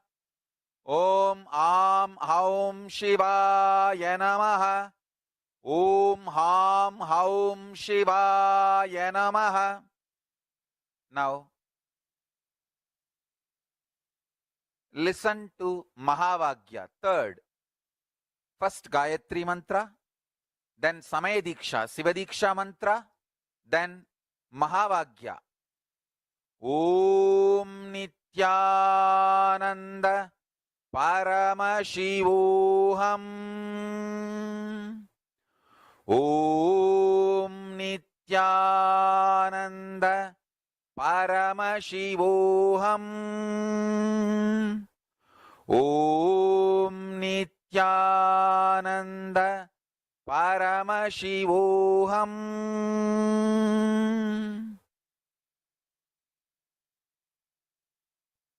Yes. Now, Mantra Diksha is done successfully. With this initiation, I bless you all. Let's all radiate with integrity, authenticity, responsibility, enriching, causing, living Shuddhatvaita Saivam, Paramashivoham, the eternal bliss, Nithyananda. Thank you. Be blissful.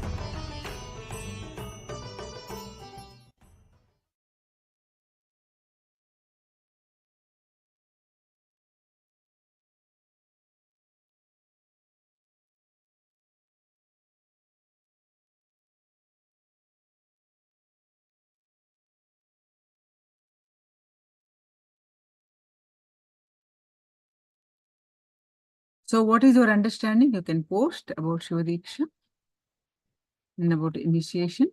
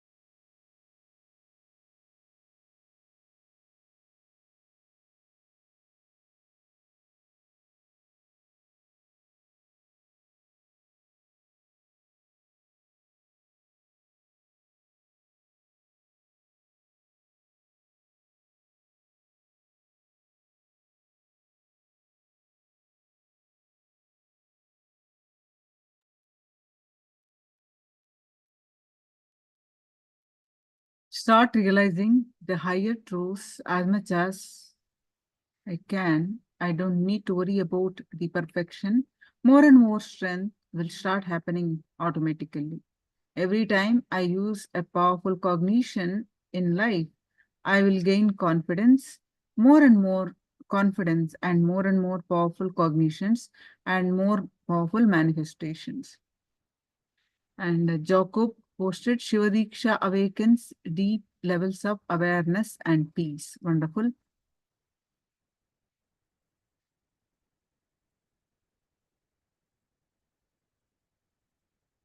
What do you exactly mean by initiation mantra link, ma?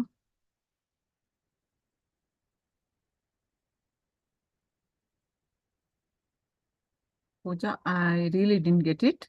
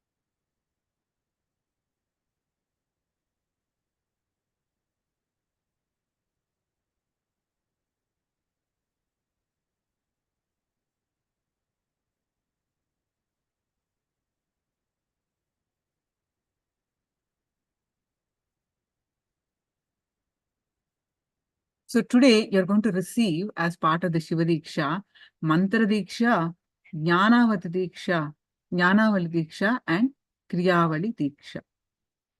It's part of the whole Shiva Dīkṣā, Samaya Dīkṣā that you are going to receive today.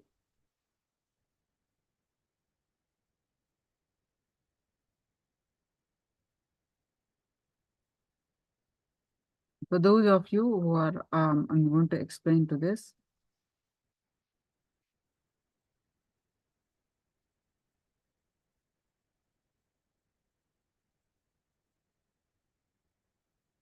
All right, yeah.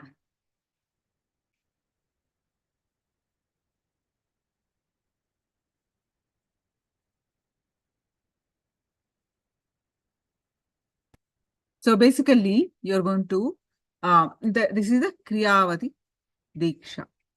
The participants are to offer flower, it's not power, it's a flower to the Sadashiva Mandala to receive the Shiva Dīkṣā and spiritual name based on where the flower falls. This is how you need to draw the mandala.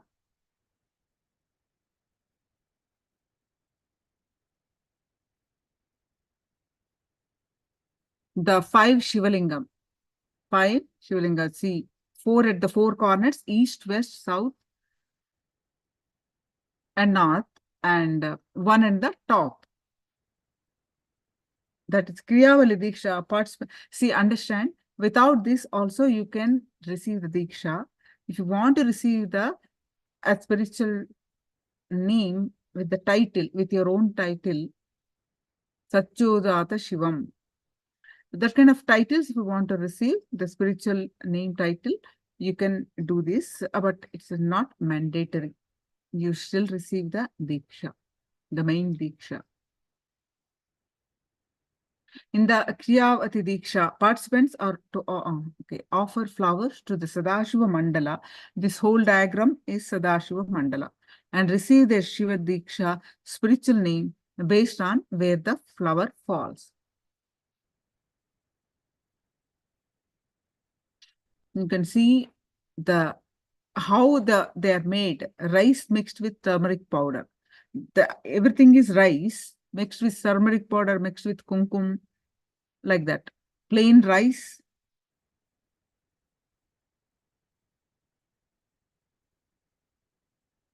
This mandala should be drawn only on the white cloth, not on the floor. First plain white rice, then rice mixed with soot. When you lit a lamp, the black stuff that you get, a few drops of oil mixed with the above will give rise to the required colors. Then rice mixed with turmeric, rice mixed with kumkum. Directions you see east, west, south, and north.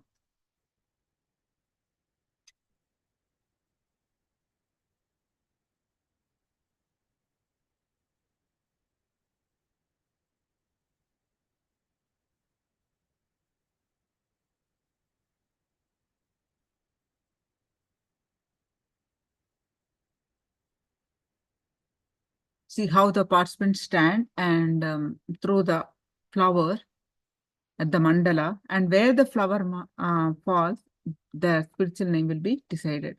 See this what.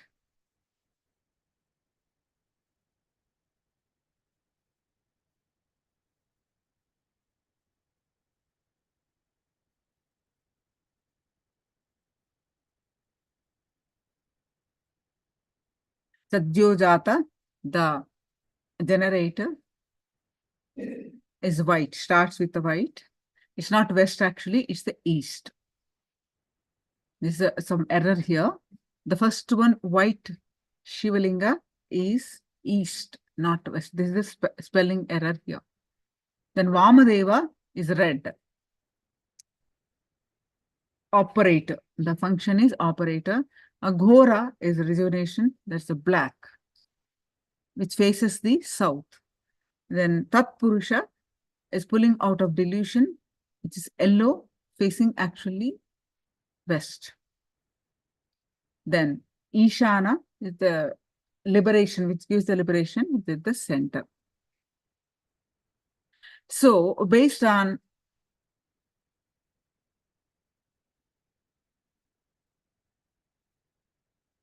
when you throw the flower during the initiation, where the flower falls, based on that, you can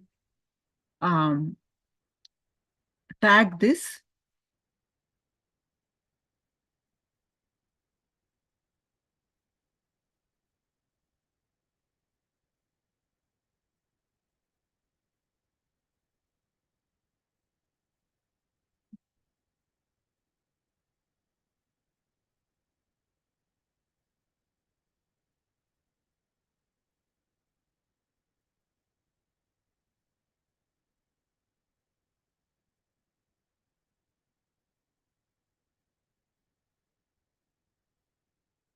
Sajjodata Shivam is, if it is a male, Shivam, Sajjodata Shivam. If it is a female, Sajjodata Shiva Shakti. And red is Vamadeva. Vamadeva Shivam, if it's a male, female body means Vamadeva Shiva Shakti. And it's literally given in a chart. The 5 functions of Sadashiva or Paramashiva, and the male participant's name, female participant's name.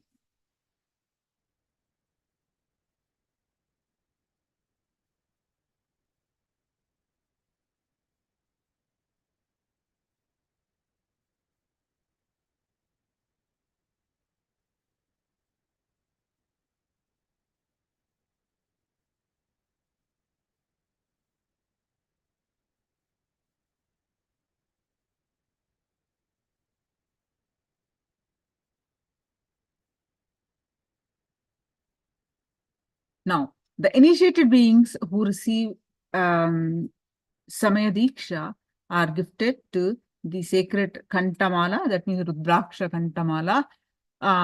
This Rudraksha Kantamala should be tied such that the Rudraksha is touching the throat. While receiving Mantra Diksha from Swamiji,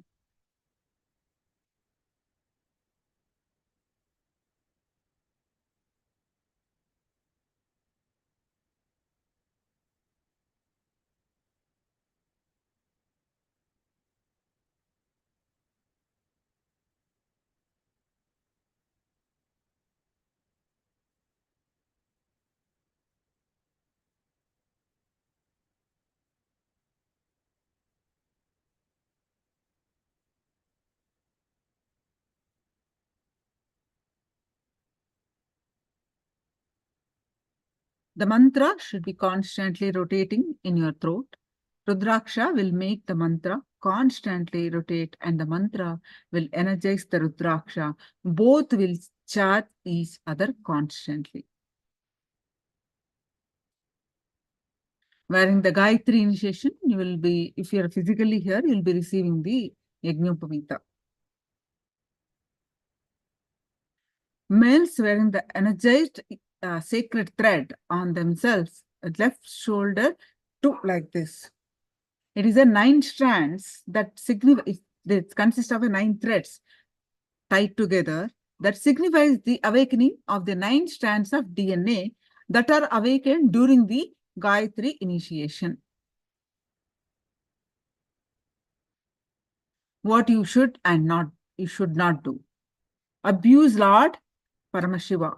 You should not do. The source of the cosmos. Abuse the words of Paramashiva. No. Vedas and Agamas you should not abuse.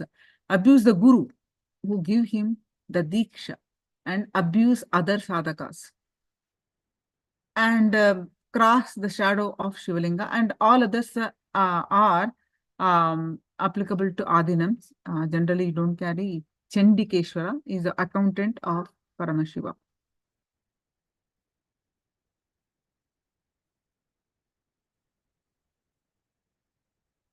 He is recommended you all should wear white clothes. Shiva Dīkṣā, receive Shiva Dīkṣā in traditional white and gold clothes. Gold border you can have.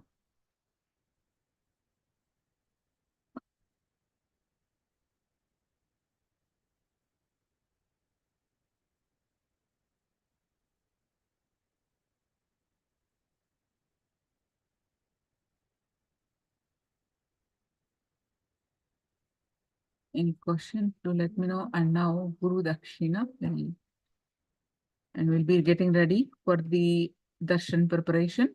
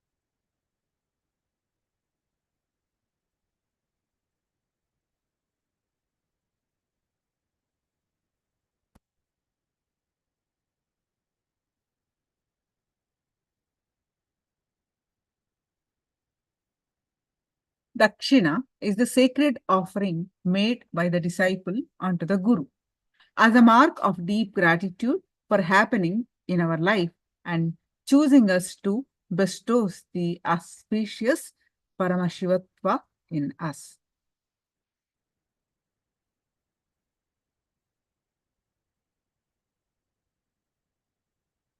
For the purpose of achieving good health, well-being, success, and spiritual evolution in all dimensions of life, and for the humanity to raise itself, Sadashiva, Paramashiva, embodies himself in the human form and descends on the planet Earth as the Guru.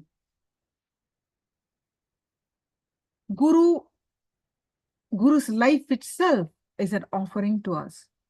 So, for the one who has offered his entire life to us, offering our deepest gratitude to that being who has offered himself to us is Guru Dakshina. Dakshina is the sacred offering made by the disciple onto the Guru as a mark of deep gratitude for happening in our lives. When we make any offering to Paramashiva incarnate Guru, he showers many-fold back to us in reality. So, Guru Dakshina, offering to Guru, is therefore an offering to ourselves. In reality, it is not Guru Dakshina, it is an offering done to ourselves.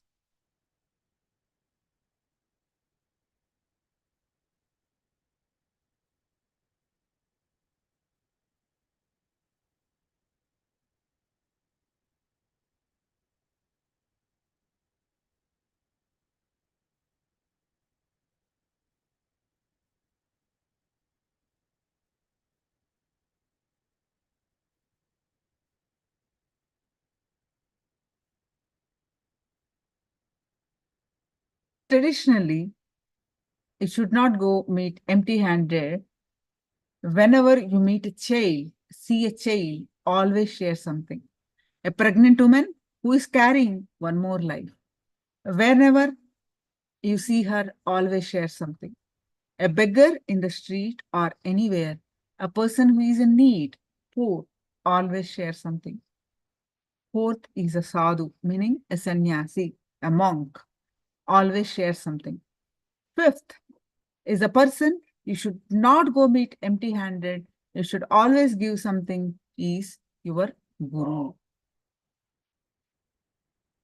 This is a pramana, how everything, the ritual place is offered to the Guru.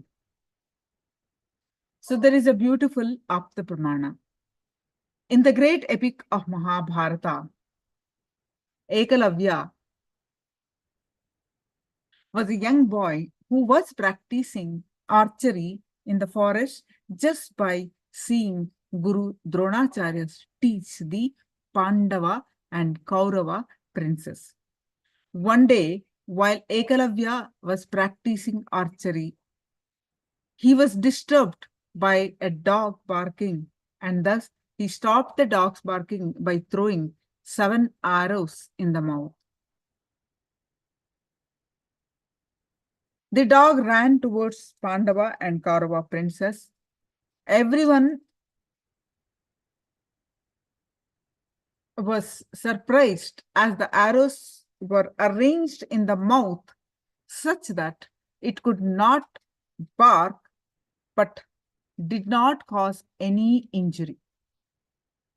Even after throwing 7 arrows, it did not cause any injury. It just could not bark, that's all. Seeing this talent, Arjuna, the Pandava prince, along with Dronacharya, went in search of the archer who demonstrated such a skill, and they reached to the Ekalavya's ashram. Seeing the Guru, Ekalavya fell at the lotus feet of the Guru. Dronacharya inquired about the teacher who taught him the archery skills. Ekalavya pointed at his statue of Dronacharya that he had carved from the wood. Dronacharya blessed Ekalavya for his integrity towards the Guru. Ekalavya then asked Dronacharya what he wanted as Guru Dakshina. Dronacharya, to test the devotion of Ekalavya, asked his right thumb as the Guru Dakshina, which was the most important for any archer. Ekalavya, without a moment of hesitation, cut his right thumb and offered it as Guru Dakshina.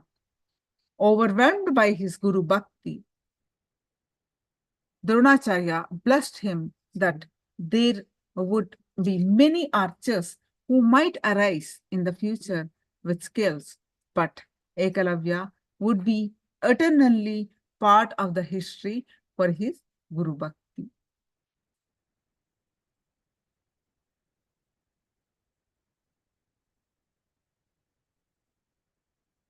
Swamiji says, ability to trust the Guru, knowing he is my visionary.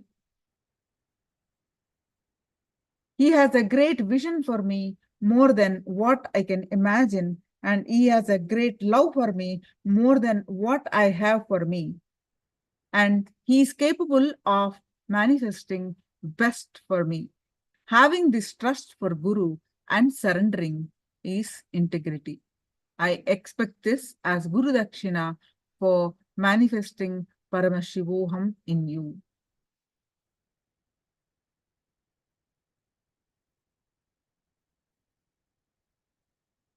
So the benefits, spiritual merits are experience when you offer the Guru Dakshina. Experience all auspiciousness in all dimensions of life as the grace of the Guru. Raise yourself in Guru Bhakti, the space of deep feeling connection with the Guru, the ultimate relationship beyond lifetimes. It destroys the karma and incompletions as the Guru accepts your offerings.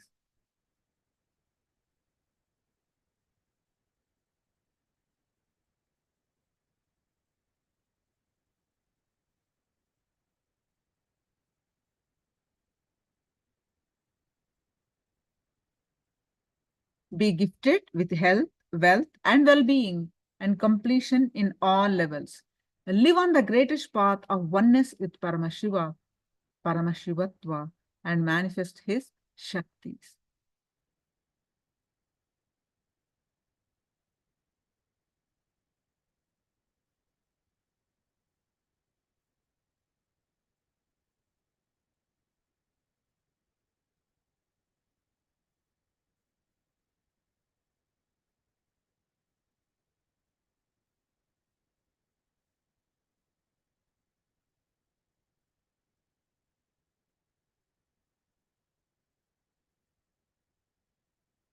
Any questions?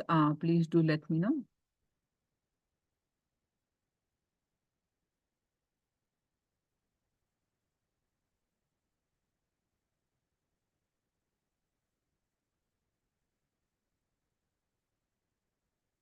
What are your internal cognitions also? Please post it in the chat.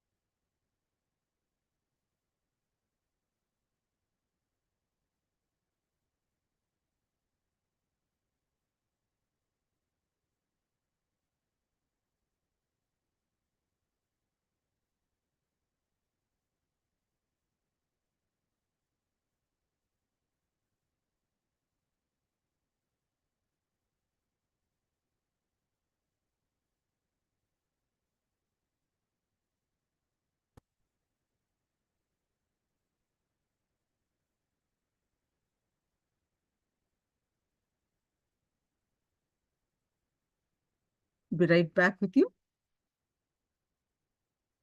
And keep posting your powerful cognitions that you learned in the session.